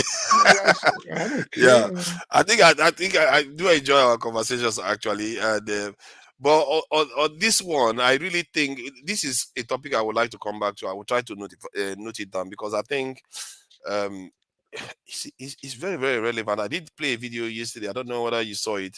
I don't know whether you saw that video of Neil deGrasse Tyson about the research that is being done in the world, in About our what? place in it, research that is being done in the world, Mm. and he was damning. He was damning of Africa. Like man, it makes us look like we are dead already. I think maybe I should just share it so you understand why I feel a little bit concerned about our fate. Because sometimes maybe I should have said it from the beginning. Maybe that would have helped with the I've heard confusion. Neil deGrasse Tyson along. Listen, all those people can't. There's nothing they're gonna say because That's no, not no, they're no, gonna trust say. me, no, there's nothing they're gonna say. Listen, They are not you, talking about us, so it wasn't us. It wasn't about us. They are talking about yeah, themselves. okay, So let because me if you just say to abandon African traditional beliefs, I think it's foolhardy, man. You know. okay. So I'll just play this quickly so that we see what I'm talking about because this is quite informative. I think I've played this on this channel before. It's just that maybe some people have forgotten it or were not present. Let me just play so we see. Per capita. Some countries will shrink, others will expand. Let's take a look. There it is. America's sitting fat and happy there. That's America. Yeah, we do science. Okay, look what happens. The great tragedy. Okay, look what America. Papers per capita the way it is. Don't get alarmed. Okay? So just don't get alarmed. So let's watch what happens. How much science total number of published research papers per capita? Some countries will shrink, others will expand. Let's take a look. There it is. America's sitting fat and happy there. That's America. Yeah, we do science. Okay, look what happens. The great tragedy of this map. Take a look at Africa. Near zero map area. The only area it has is at the bottom there. That's South Africa, where there are actually observatories and physicists doing work. You've got Argentina there. You've got Brazil in South America. Wait a minute, what's this big purple zone in the upper right? What was that? Wait a minute, what's that purple? It's Japan. Whoa. And take a look at Europe. They're split up with Eastern and Western Europe. So the sort of pinkish countries are Western Europe. Look how large they become. What's interesting is the research in science correlates with wealth. The poorest continent is Africa. The least science goes on there. South America is not that far behind. Japan has a burgeoning economy. China is kind of on its way. But actually, this is not the map we should be looking at. No. We should look at the difference in science that's being published. Take, say, over a 10-year period, the theme of this workshop. So not the total science, the difference in science. I keep looking at you guys and not like the front row. I should make more eye contact with you guys. I'm sorry. Did you feel left out? A little bit? She felt a little bit left out here. Because I'm just kind of looking over your head. So hi guys, front row. You got here early. Good, yeah. So let's look at the difference in science. That's the trend line. That's the writing on the wall. The difference in science between 2000 and 2010, the difference. United States shrinks badly. We are still shrinking. South America is getting bigger. These are trend lines. Europe is huger. China is huger. Japan is still large. You want to see the world map of the future? That's the world map of the future. That's the last 10 years trend line of who's investing in science and technology. How that is concerning, if we are not doing enough of this, we are not going to be here for very long. And this is the concern I have, that we may have to invent our way out of the mess we are in. You can see the graph. We are not even on the chart. It's like we don't even exist. What do you think? Brain drain, corruption, lack of education, lack of industrialization, nothing to do with our old ways of doing things. Absolutely not. So we all actually have Western problems because of Western problems. Either way, we have Western problems because of Western problems, not because of our old ways of doing I'm not. things. You are. I think you seem to be defending our old ways like I'm just going after it. I'm not going after it for like it's supposed to solve our problems now. It's just the old ways, and I believe that we should leave it there and pick up what is out there right now to deal with the challenges of this century. I disagree. So I we should disagree. bring the old ways to solve the problem of this century. No, we don't. We can't bring the old ways of. Then So why are you again, disagreeing with me? forefathers live in the land. So I disagree in terms of there are certain problems in life that no matter how you might wish it, the Western ways of curing those things can't work. There are certain problems in life that Western science ways that you might term, like when I brought it up, the first thing you said was, rumors of mythology and psychology and a lot of mental illness. Like I always say, though, How you do you can know a only, spiritual problem? You don't have any proof for it. what you understand is what you understand. So, like I said, I asked you a Something you question. cannot concretize, and you are claiming to know it. Exactly. So what I asked you, what I told you earlier when we started talking was, for example, the Babalawo, are you going to tell them? You said, oh, they should digitize and data and this. So I said, oh, basically you want them like We're writing a talking about script, passing knowledge on. like writing a script for a Western way of doing things. Some things in the Western way, in any event, is not the final way of understanding life. And it's not the only way of understanding life. And it's not the final way of reaching solutions. I And I just am leave it at arguing that. for something different from the Western way, and you are fighting me. How can you No, fight me? You should be on my side. I thought you were arguing on that side that we should no, not change. at all. So you don't think that we should follow the Western way. I'm arguing for something more than the Western way. I didn't say we should. I'm not fighting against the Western way. I'm saying everything comes in handy, but let's not destroy our ways of doing things just because maybe we don't understand it in favor of something that might not necessarily have a solution to certain problems we might encounter in life. That's what I'm saying. So if you think, I think I can't disagree with that. I'm not saying we should jettison everything, but that's what but you've there been are some saying. things. No. I'm not saying we should jettison everything. You want us to start doing human sacrifice? You want us to start doing all the old things that we used to That's do? not what No. I said. And so that's then we are on the same page. I'm saying there are certain things you preserve, the fundamentals, you preserve it, then you change the areas that you need to deal with the challenges of this century.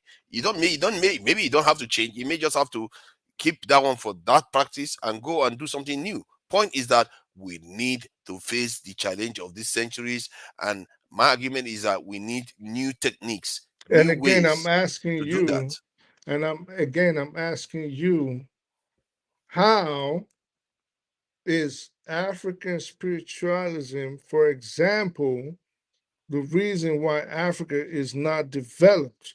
Why is I Africa gave you the reason. They didn't separate science from religion. why is Africa tops on that chart or lowest on that chart, however you want to see it? Because they separate science from religion.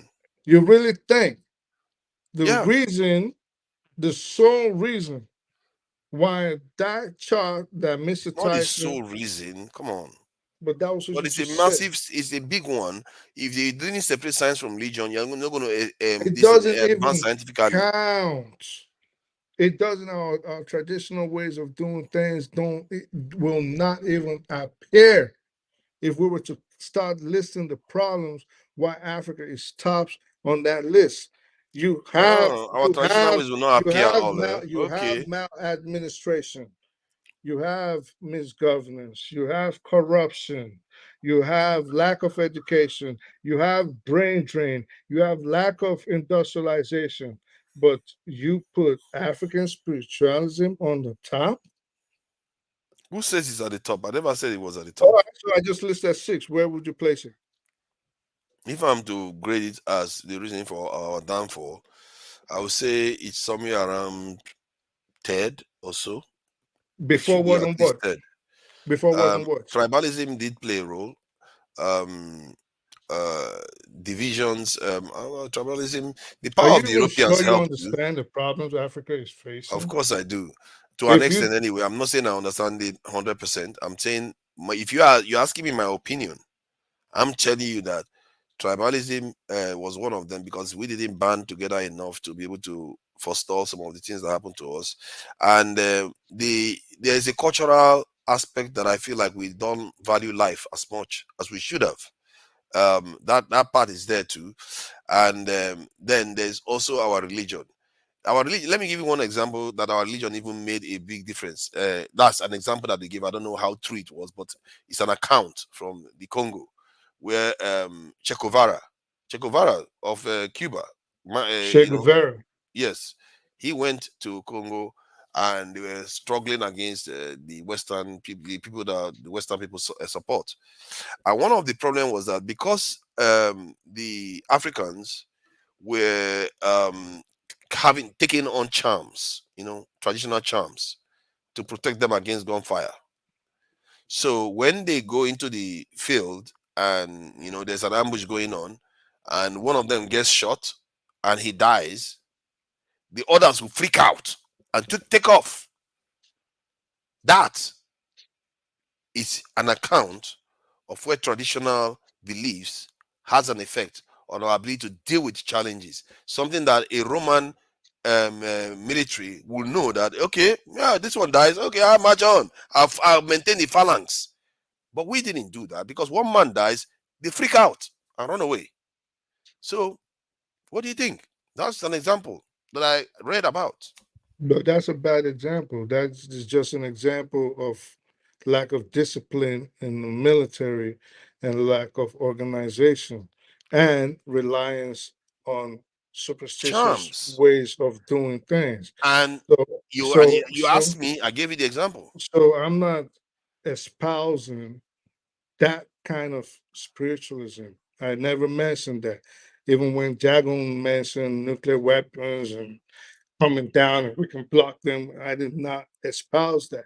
Everything I've been espousing has been in the medicinal aspects, both the seen and the unseen. Now, the unseen, I understand that's a whole different topic that might go over too many people's heads, or that Let's you reserve know. it for But let's reserve then, it for but next weekend. I then think it looks like we are going to be having a lot of debates because somewhere along the line we are supposed to share the same views. But I think you are like Mike, where we have to talk for 5 hours before our ideas come in sync. We have to talk for at least for 5 hours before it starts synchronizing. So, but next Sunday we are going to do more of this, so that I can be able to get. Oh, it's 11 hours already. I speak the truth. I really appreciate your time here, yeah, and don't miss coming down here. I like the way when we chase everybody away, so that we can be able to discuss. See this guy. We talked about we are going. He was always in the chat too. He came in the backstage. You see, this is a regular here. So you stayed at the backstage all this while, chatting in the chat session, and you heard that we're about to leave. You jump on. I was with my people, man. Okay, I that's say good. make I call greet my people for platform now. That's good. Thank you for coming to say hi to us. Yeah, it looks like you got to the haircut and all now. You're raking in all the money in Canada. Right. So are you in the US now? You're in the US now, isn't it?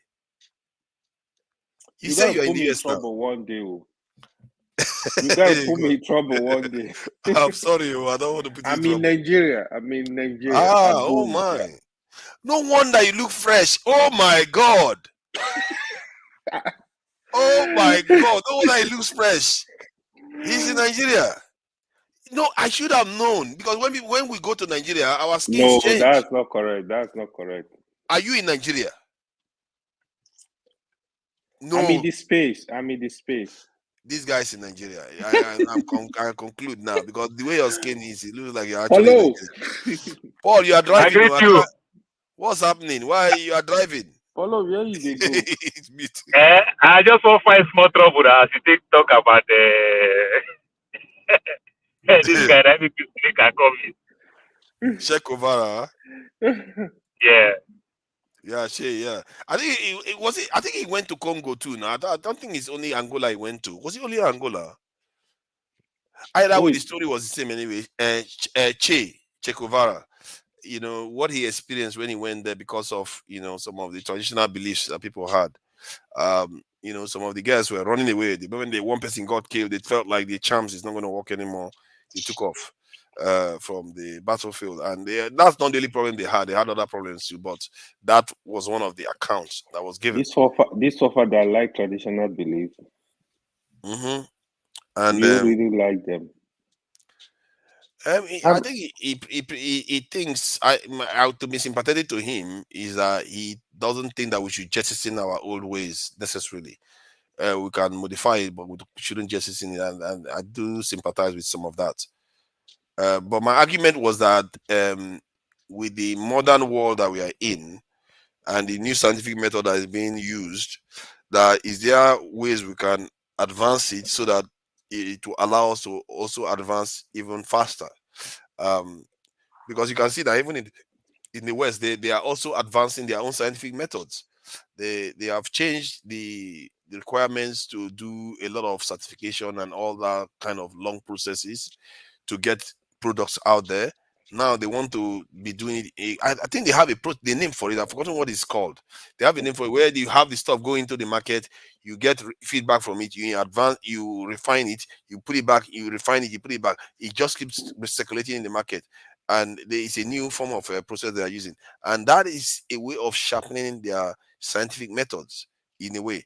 And I think that if we want to compete, you can't go and copy the old ways alone. You have to compete where they are now and see, maybe there are ways we can even advance faster than they are advancing right now.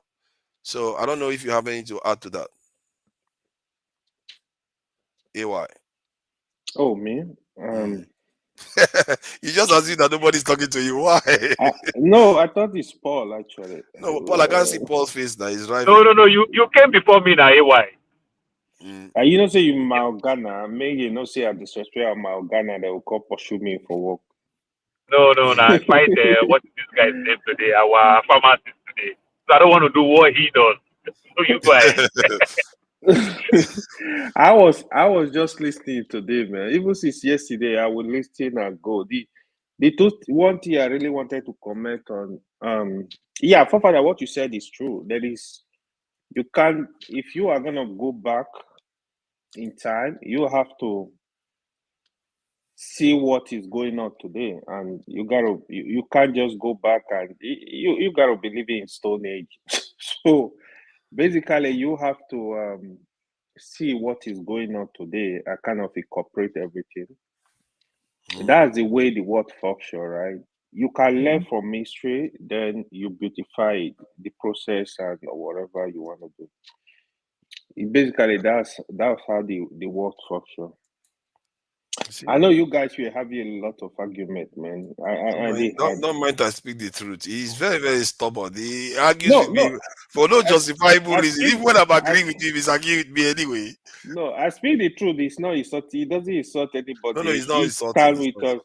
That is my own. If you are communicating, we can disagree respectfully. It's when that fight you are insulting, it become a problem to me, causing headache. Yeah. Yeah, and some people they just argue to win. Not really. I don't argue to win. If I see superior argument, I take it. Yeah, definitely. That's the essence of having discussion. I look for superior argument like somebody's having of water, really. Let me ask AY a quick question. AY, you know what Rukia is? Yeah. Okay, all right, no problem. I can perform Rukia. What is Rukia? Maybe I need to do I knew what I was asking. What is Rukia now? I don't know what You Rukia weren't is. listening. I kept mentioning. His attitude. His attitude. I'm asking for something. He doesn't want to tell me.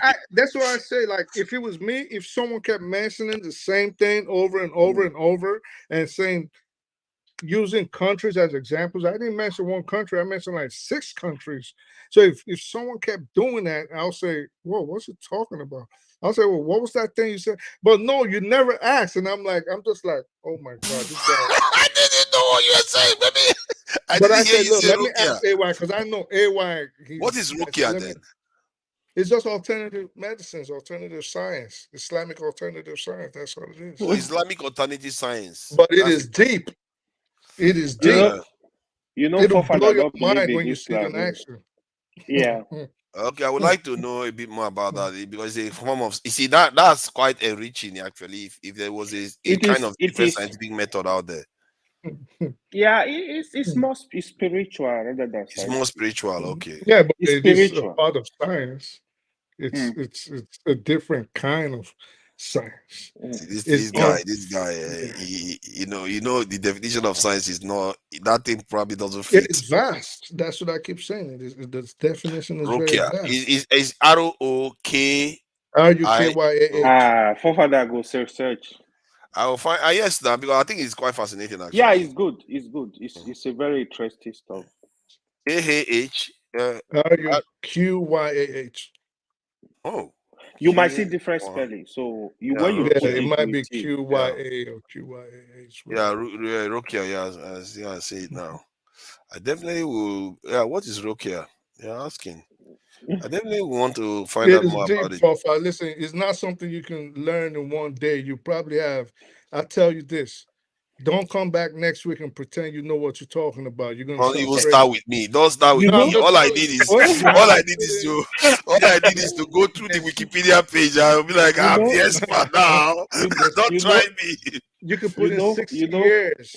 You still won't understand everything. You know, Forefather can confuse things sometimes. Oh God! He will read this is something that hit this your is a science you will study all your life. How do you know? See, I will go and study it. I will take what I need from it. I know. I'm not studying the entire thing of Rukia. He do study, but sometimes he can just mix this up, and he will so much believe in it.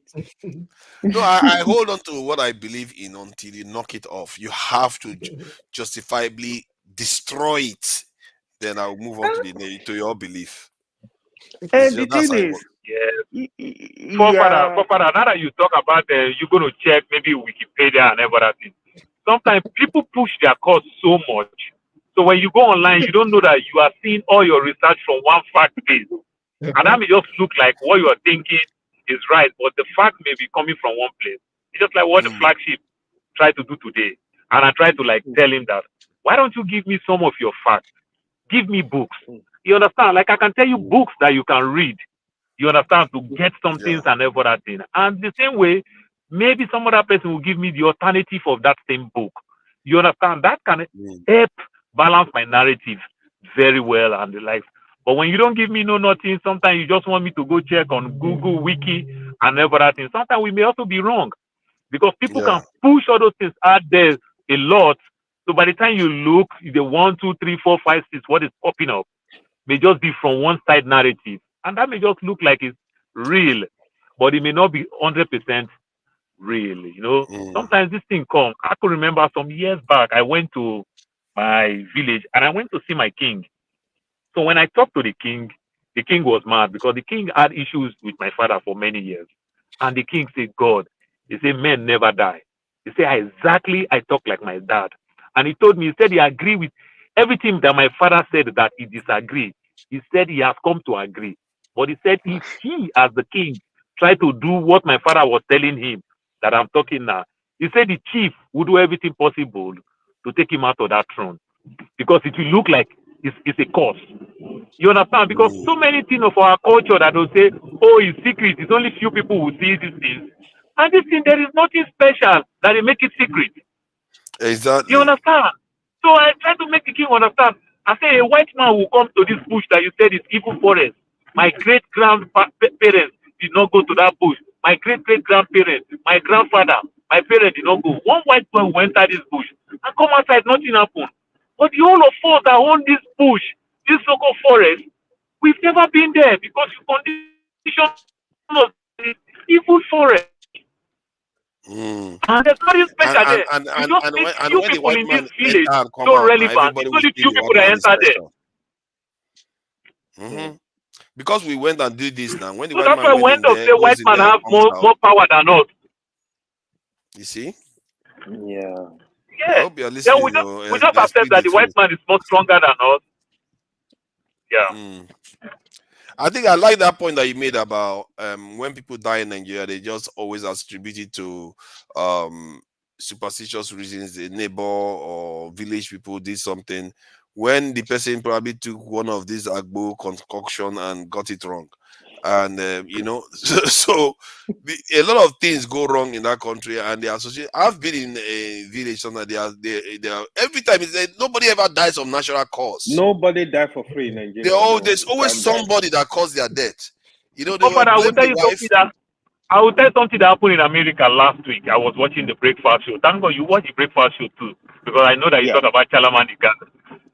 Guess what? A 25 years old guy killed somebody just because of the person stole his lunch meal at work, and they put him in prison for 100 years just because somebody stole his lunch meal.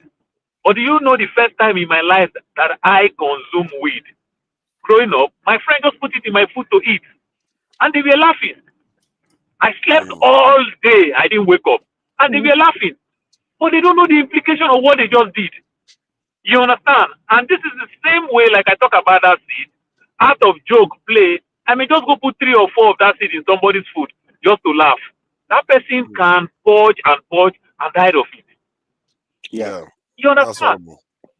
You know, so that may be the thing that will say, oh, we don't kill person. You understand? Because I don't even know the implication of those things that I take. But if we were to be in the West, by now I will know how many that I supposed to take. You understand? So many things like that. We don't keep good record of the things we do and everything. So it's just hard for us to complement some of those things very well. It's just hard. We are not saying it's not working, but sometimes we just try everything for anything. You understand? That is just anything. Oh, you are having fever, cut this leaf. You are having this, cut this leaf. You know, just like I said about my own health when I see my doctor. They try all type of things. You know, my nature of my job, I stand a lot due to the nature of my job and everything. I complain about my leg, my foot. I'm having this pain at night and everything. The doctor started asking me, started digging deep about my family history. anybody. Oh, my mother had diabetic and everything. I run, they check all my this. Okay, I don't have diabetic and everything. They check. Guess what? Before I know, they send me to go to neuropathy. That on its own, I got panic. I can't wait for the day to do the test. You understand? Yeah, it's After stressful. everything, run all type of tests and everything. The end of the doctor just, I think you're having restless leg. Yeah. Restless leg syndrome. Then I'm just having what is called restless leg. I never even heard that word before. Because I don't feel pain at work. I don't feel pain anytime. But when I relax at night, that's where I feel the pain. So the doctor just prescribe all this nonsense, cream, lotion to rub like old people at night whenever you want to sleep so that you can sleep well. Dr. You Ekeze, understand? why do you always You know? try to show up at this time again? I know you have to work, but whenever I'm trying to close out on Sundays, that's when you show up. We are going to be closing out soon. When we were looking for doctors, he did show up. Leave him now. He left only the doctor that we didn't know he wasn't a doctor. It's a shame because people and people did that though. It wasn't him. He didn't say he was a doctor. They just assigned him the position somehow. X0, Yeah. what is his name? Yeah, X0 started it. I think he started it. He just assigned the guy. But hold on. You don't have to be a doctor. He works in that field, right? You don't have to be a doctor for you to. Even some doctors said they don't even understand the details of those stuff. You guys are making a mistake. I see, but my concern is that he was making blanket statement. I didn't care where he was from, whether he was a doctor or not. I would challenge when he makes blanket statement like that.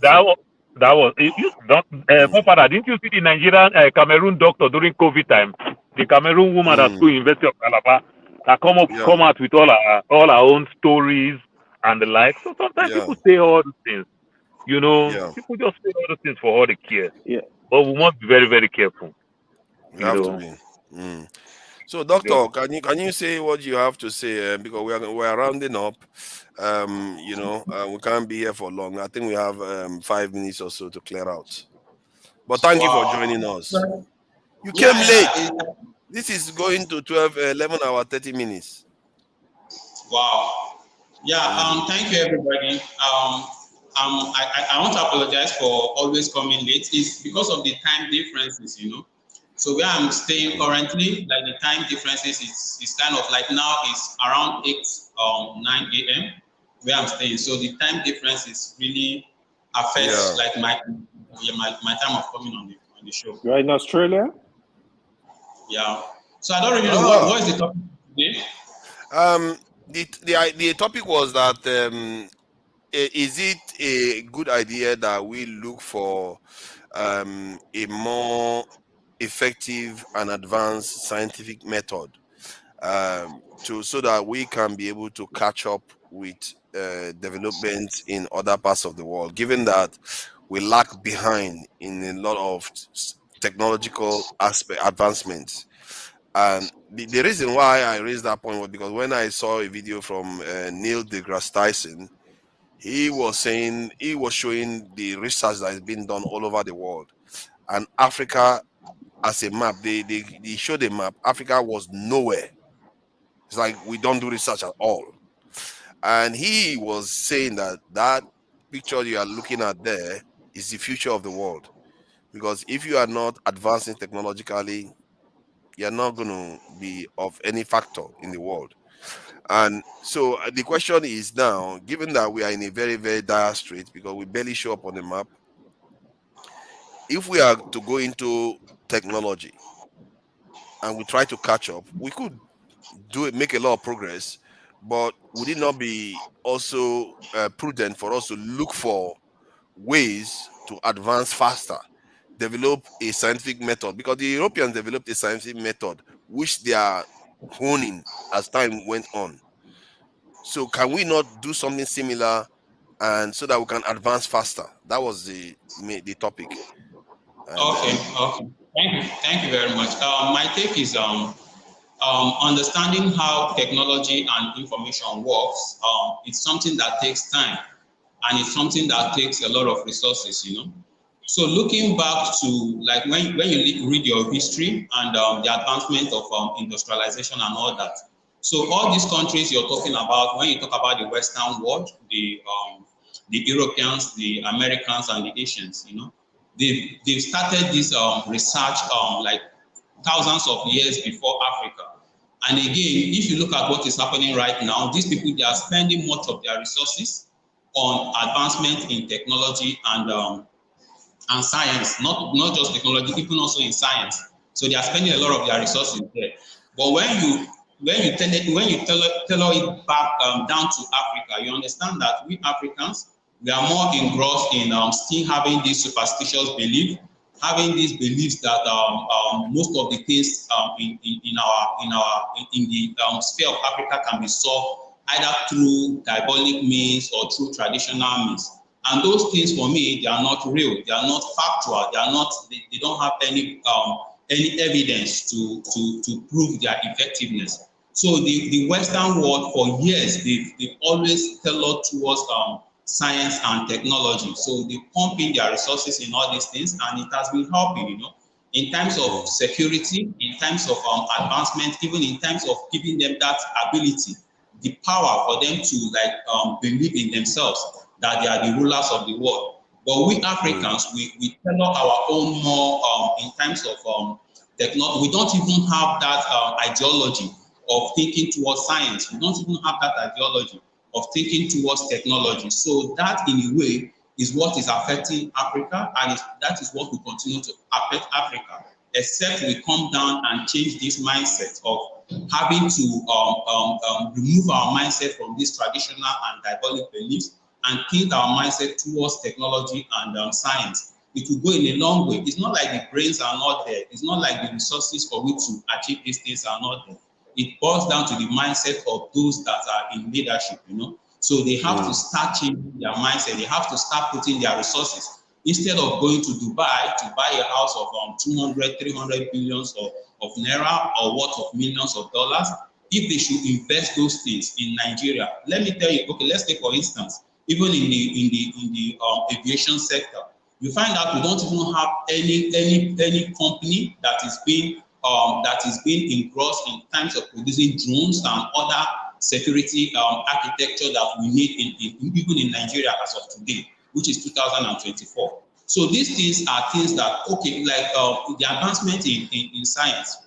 Before, we don't have things like drones, but all these things are researches, all these things are technocrats that put in their resources and their time to search out for all these things, to search out for advancement in technology. But you find out that instead of our leaders to take towards that direction, rather they would prefer to go and buy the ones that have already been made by those countries. So these things are things that if it's just about we having the right leaders, at the top, liaising with all this Western world. We can send our troops, we can send our educated, we can send our troops, our military to go and learn, advance in aero technology. And the thing is that we have even universities that teaches all these things in Nigeria. But when you go to these universities, you don't see those resources that can impact on the people that are studying in all these fields, So when those things are not in place, how do they expect advancement in technology? How do they expect advancement in research? As of today, even our pharmaceutical companies, they are not functioning, they are not working. We are still importing drugs from India, from China, from Switzerland, from Italy, and from France as of 2024. So these are the things to tell you that we Africans are not ready to progress. Because if we start thinking, if we start making those amendments, which are possible, these things are not rocket science. It's just for you to sit down and go back to the table. Okay, I think you have spoken quite well on this. I'm quite surprised. I wouldn't say I'm surprised because, to be fair, whenever you came in, you never really had a chance to speak your mind. You always have someone other person interjecting and fighting you. I'm not sure why actually, because you are very, very on this topic. You seem to know what. It's almost as you have been listening to us for a long time. Actually, it appears because you seem to know the lay of the land and everywhere. What needs to be done. But the idea now is, okay, yeah, we need to do these things. How about within the scientific process that we need to employ and the technological innovation processes? Are there areas, is it worth looking into whether we could fine-tune our own to be tailored to our own way of doing things, for one, and also make it more advanced in terms of the ability to yield results faster. I don't really understand your question, Well, but what I mean by that, let me give an example. Let's say we are trying to get a seed from a plant. In one day, a Igbo man with their technology will be able to get one seed from that plant. The Chinese man in one day will be able to get one seed from that plant. If we go and copy their method, we'll be able to get one seed from that plant. But if we refine our methods, we may be able to get two seeds from the plant. So the point I'm making is that, is there something we can do with our own scientific methods that can allow us to advance faster? No. The thing is that when you talk of research, there are layouts, like in terms of research, it goes through processes, hypothesis, you go to the field. That's what I'm saying. Is this something we can do to ours to streamline it to be That's exactly what I'm saying. Those processes that it needs to go through, is there something we can do to ours to streamline it to be faster? That's the research now. So what do you need to do? That's the research. The thing is that the layouts are already been laid, for years, So the process of achieving your aim in terms of research, the layouts have already been laid. It's just for we to key into those things, At least let's start from there. And if we are better off than the ones that are already been laid, and we feel like we have more advanced way that we can impart, on the ones that are already on ground, then the other parts of the world will believe in us. Do you understand? But for we don't even have the ideology of starting. The basis of starting with the ones that have already been laid on ground. So how can we advance when we don't even have the ones that are already been laid on ground, which are yielding results as of today? But what if you advance and you show results? Because in the end, scientific processes is based on results. You can't advance. There is already a template for you to follow in achieving something. And you're coming up, you want to. You don't always. Dan, can I come in, please? 1 minute. Advance. It's not possible. That's 1 minute. That is not possible. 1 minute, Dan. 1 minute. It's okay. So what you are asking is actually possible to advance. The way research goes, right? Where you can copy and study the problem and the solution. You try to understand it. But you need to have full understanding what methodology was used. You will now look for how to improve it. That improvement will bring the advancement. So we don't even have a system that can make us to study a problem. So we need to have a system. This cut across board, not only in medicine, even in engineering and sciences, technology generally, in other areas. That is how research are done. Even in the university, just like even in America, that's what is going on, right? So you have it's just like car technology, for example. Different technology every year. Company keep working. Okay, now you can open a car remotely. Before you know, you can get your car facial identification to identify and open your car. So these are improvements. It just those little improvements mean a lot. Exactly, and the processes you are talking about, all those hypothetical processes, and you write your reviews and the peer review and all that stuff. You can, like now, while we are talking about it, some idea came in my mind whereby you can technically employ AI to speed up some of these review processes. Because some of these AI have very, very high aptitude to be able to understand what you are writing. So it streamlines the process that if it was supposed to take 6 months, it takes 3 months for us. So the idea for me is that if we try to catch up with the world where they are, we are always going to be chasing them. And you want to have processes that might allow us or enable us to leapfrog or move faster, at least to catch up. Then maybe if we choose, we can slow down. But I don't believe that if you don't think about it, the danger is that they will think about it and advance even further, because you are trying to catch up with the past while they are already See, going to the future. Because I just sat here, thought about the process of quickening the process. It means they too are thinking like that. You see what I mean? So of we course, need to start everybody. talking about it forward. Forefathers, you can't jump to step 10 without even starting step 1. I get what Doctor, you mean. I get what you doctor, mean. doctor. I understand what forefather. Let me just come in with this little place. Something happened 2014. I was in Cornell. Cornell is one of the 8 Ivy League universities in New York. My little niece is graduating. So when I saw the graduates of the Japanese students that graduate, guess what? These people graduate and they think these people, you understand? So some of the professors that also came for their graduation, so they were asking them, do you guys have any jobs? They said no. Their government sent them here. And immediately they're going back to their institute of research to go work with people that have been doing so many work for a very long time. But guess what? AY just graduated from school. He just got a job. He finds himself in the labor market. This is what we get in Nigeria. But over there, it's time for us to say, okay, we want to dedicate 2-3 universities to do more research based. You understand? You bring your knowledge, you are working with team of people where government can say, we want to build second Niger bridge. You understand? Let us go University of Osuka. Let us go and get the right people there. Because there are researchers that must have come out with so many things, anything you want to do. I think with that way, it can help more than just looking for one expert somewhere else to say, come do everything for us.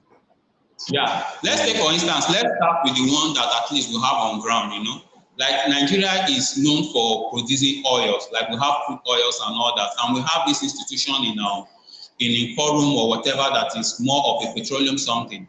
So even as of today, when you go to those institutions, you will not even see the materials that are needed to impart on those students that are studying there that can display their knowledge on the field, which is that petroleum. That is true. That's Petroleum Training Institute, Efurum, in Warri there. You find out that these things are not rocket science. It's just for our government to pay more attention to pay more attention to the necessary things, which are putting more money on education, spending more on research. When you check out the Canadian system, you find out that they put every year there is a budget that is set out for research only. Only there is this amount of budget that is set out for only research in every field, both in science, both in technology. We don't have those systems in Nigeria. So how can you advance when you don't even have the step 1? We don't put money on it. We don't put money on it tangible. Anything we can't see, we don't put money on it. We like to put money, say you are building house, everybody's seeing the house. UK spends about 14 billion in 2021 on research. So let me say something very important. How much is your country spending on research? So that is the question you have to ask. Nigeria will barely be 1 billion. Nigeria will not go near 1 billion. Father, you never can tell. We might spend more than even though the UK. Nigeria but you will not see the money. 1 billion for research and development. I doubt it. But you will not see the money, Father. So they will chop the money. Let me say this. That is where the problem is. Even the UK that is already advanced are spending 14 billion. We that we don't even have step 1. We are spending 1. You see, that's the difference. So if we can channel our resources into things that are more important, into things that can help. Nigeria spent quite a lot too. 1.5 billion. I didn't think it was going to be up to 1.5 billion. From 2020 to 2022. Yeah, 1.5 billion is not exactly little. No way. We're spending 1.5 billion. Billion, Father, naira or dollar? Father, naira or dollar? No, it's dollars. I'm looking at dollars. Yeah, I find it hard to believe. So let me say this. That's what it's showing. The truth of the matter, what is going on? The leadership of Nigeria, past leaders till now, they didn't really understand what we have the resources. Who is doing that? We have the people that can do the research. Nigeria have hot brains. Even in terms of university, we had you could have make UI a really solid research university. OAU, we have university. Even UNN, even Zaria, those professors. So the new university, you can have university like Unijust used to be very good in medicine. Unimate used to be very good in medicine. We had all this. So the problem is misplaced priority. We have the people. Nigeria, you will not understand how deep Nigeria are. Who are they spending 1.5 billion dollars for? Well, I don't know where they are spending all that money. Father, hold on. Hold on. Right now, Nigeria kids, they are more smarter. I kept saying this thing. It's not late. The kids we have now are way more smarter. These kids are copied at any level, all over the world. We are not giving them the opportunity now. We're not giving them the opportunity. Most of them, they finish school because the way they understand it, one bank will take them and pay them peanuts. Their life will just head from there. AY, it's not about them. It's about, just like what I said about the Institute of Research. The junior one can't work with the senior one because the senior one feels some type of way that this junior one is coming too fast. They hoard everything. That's one biggest problem that we are having. That is part of the problem. The other thing, that money you are looking at, forefather, these professors, they collect what they can collect and put it in their pocket. They're not doing research. No, nothing is really going in Nigeria. Maybe 1%. That I'm a bit surprised because if our budget is about 27 they don't billion, even understand. I'm surprised they spend that kind of money for research. And paste. They don't do shit. So Nigerian professors can rush. They want to be professor. They just look for paper here and there.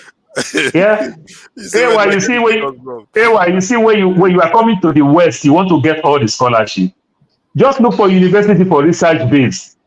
100% scholarship, you get the scholarship. Once you look for any university, research-based university, you want to be a part of that team for research, scholarship is there for you. You understand? Did research. I did research. I didn't pay one dime to get my so you said you don't pay school fees. It's one of them now. I beg go. So the thing is, we have, because what they do, right? So let me tell you what they do. I don't want to disclose too much. Let me tell you what they do. America, Canada, UK, especially let me focus on America and Canada. They look for the best brain. You are messaging a professor, he's looking at your degree, he's looking at your grade. This is a student, this is a good student. All over the world, especially the third country, India, Nigeria, all African countries, Chinese, they give them scholarship. You come here, you come and start doing research.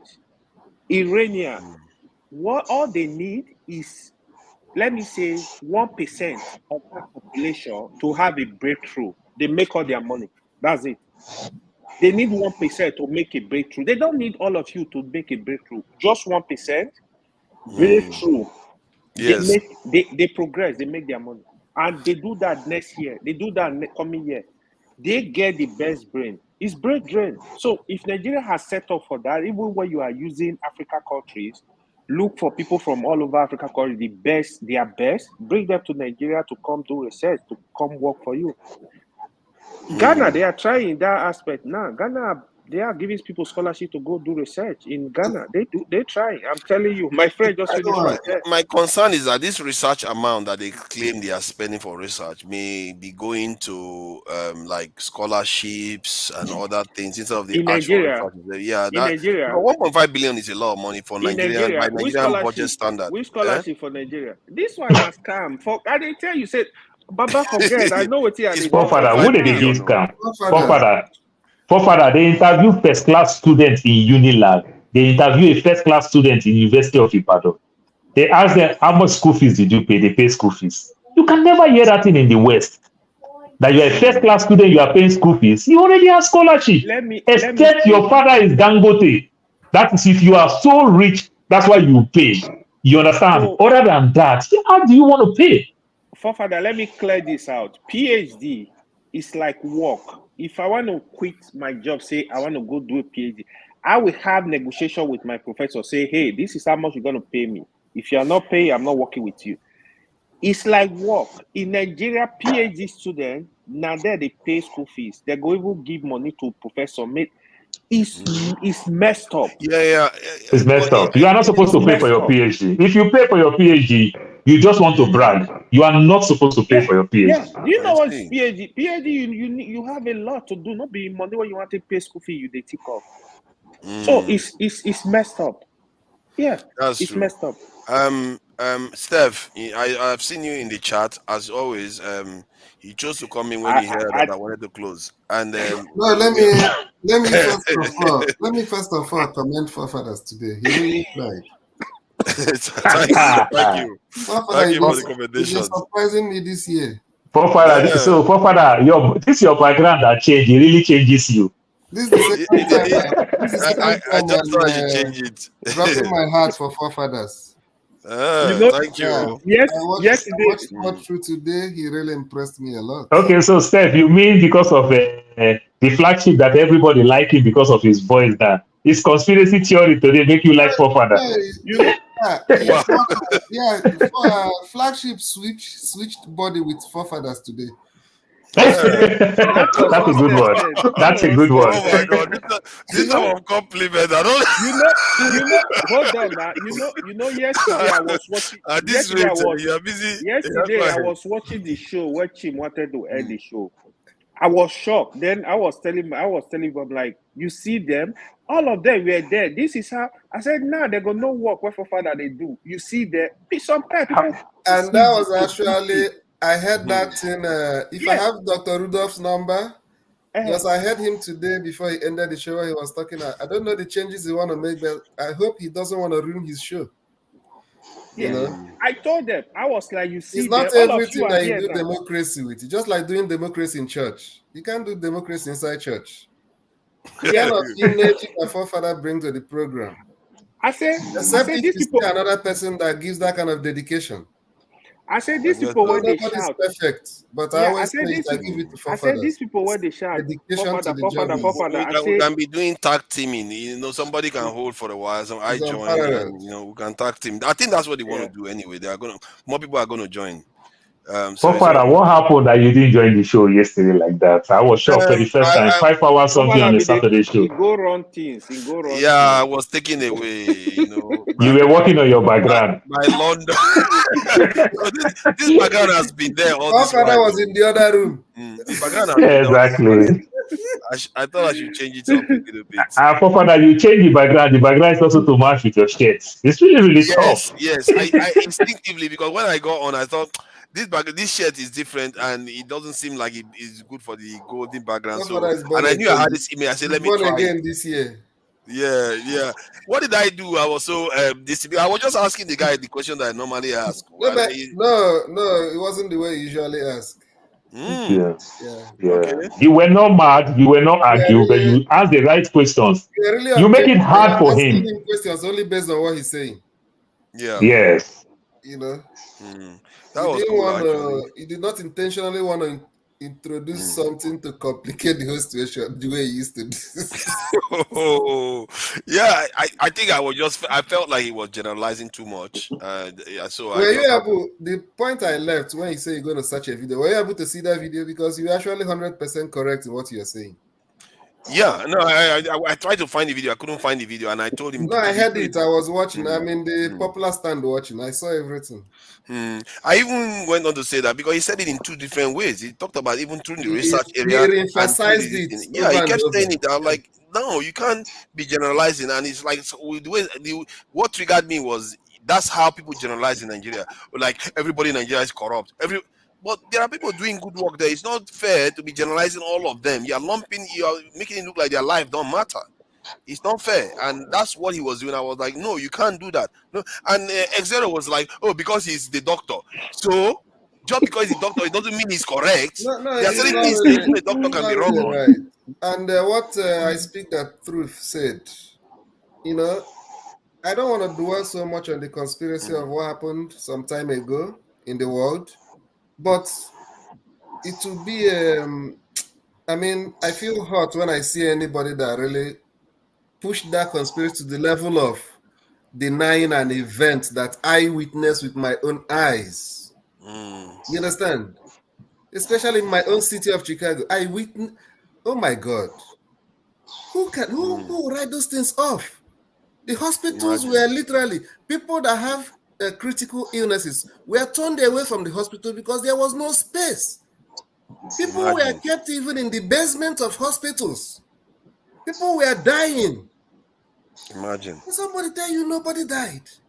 Don't just even say too much. Even Trump had COVID. Yeah, Trump got COVID. Tone, I see person told him, I caught COVID too. I caught it I know too. somebody that caught it. I caught it too. I caught it. Imagine. I know somebody that had COVID. I had COVID several times. Listen, and I took the jab 3 times. My pastor was part of the conspiracy when it started, but some months into it, this man nearly died in a hospital. He spent 21 days in the hospital. He nearly died. Was on ventilator for almost 7 days. He didn't even know where he was. He nearly died. Steph, when he came back, he was humbled. Steph, I had friends that work with these people. They were working at the hospital. It's not news. The thing is, people deliberately come distort news. You look the person, you know muscle. There are people like that. I know them. Me and they keep quiet. AY, one of my very good friend here in Arizona. The guy bought a property in Omole Estate for 160 million naira. He made the hell of money, but he don't have a life during COVID. That is, he said the traffic in the hospital is like hell. You understand? They lost almost like 50% nurses and doctors. The one that died, the one that choose not to work again. Even when they threaten some of them with their license, they say, go away with the license. I'm done. I'm tired. But you know that Nigerian spirit to some people. He was working back to back to back. There was a nursing home here that almost half of the residents died. You forget he consumed one of the most popular governor that would have been contesting for president by now, a New York governor. You tell me the man intentionally sacrificed himself? What's that his name again? That New York governor. That was I forgot his name now. There was one of that guy. Como. Yeah, Como. Somebody Andrew Como intentionally sacrificed his job just to. Oh my God. No. Yeah, he ruined his career, isn't he? Yeah, gentlemen, thank you all for coming in. And it's getting to 12 hours. Nobody's going to see it if we keep talking after this time. So I speak the truth. I really thank you for coming in. I appreciate you. Which one? Did you sell it? What's that? He put it in auction. Yeah. What? The background, you mean? British people don't take it from the hand. British people just took it. It was not real? The background is not real. The artifact not real. No, his background is defect. They're just backgrounds. They are not his real. Background. What do you take me for? You think I go and sit in those type of areas and come and sit here for? No, this thing actually made you earn my respect, honestly. Oh, thank you. I can get you backgrounds now. If you need backgrounds, me that is not real. I don't know what to do with you. It's not. It's not real. Not at all. It's not real. Forefather, what is your take with KJ? When KJ also support flagship, what was your take? KJ scares me because he got COVID-19 and he took the injection and he still supports the conspiracy. And he supports the conspiracy on top of it. Who was surprised that KJ supported flagship? It's like any conspiracy. Conspiracy. I need the injections too. I know that KJ is going to sign. Please. I know because KJ is Republican. He's Republican. And for the first time today, he actually came open. He said yes, he loves everything that's to do with conspiracy. Yeah, he came out openly for it now. I don't know, but I can't help him on that one. So thank you all for coming in. Dr. Emeze Okori Daniel, I really appreciate your contribution actually, because Yeah, you are the thank you person very who much. actually, Thank you. I really, because he's the one that actually went into the topic and then he opened up the actual conversation regarding Yeah. that, because that is quite good. Thank you. And So what about Olumide?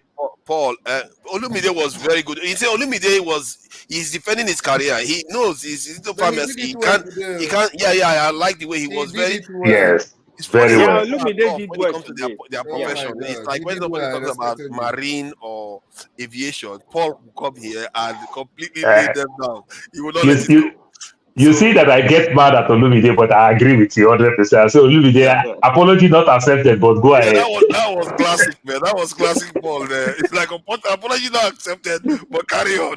It's okay. So let's be tag Peter Pan. Thank you for coming in. And Reabo, as always, I thank you for coming in. Kando, I see you there. A for real, you're on the panel, and I thank you for coming in too. You all just came in, and you've all always been on the chat. I've been seeing you on the chat for hours, and the last Yeah, hour you all so just that used to me drop in. myself they channel. Thank you all for coming in. Tope, I see you there. Thank you for coming in, Tope. And Okori, I see you here. Okori, Dr. Kori, I see you here. Thank you for coming in too.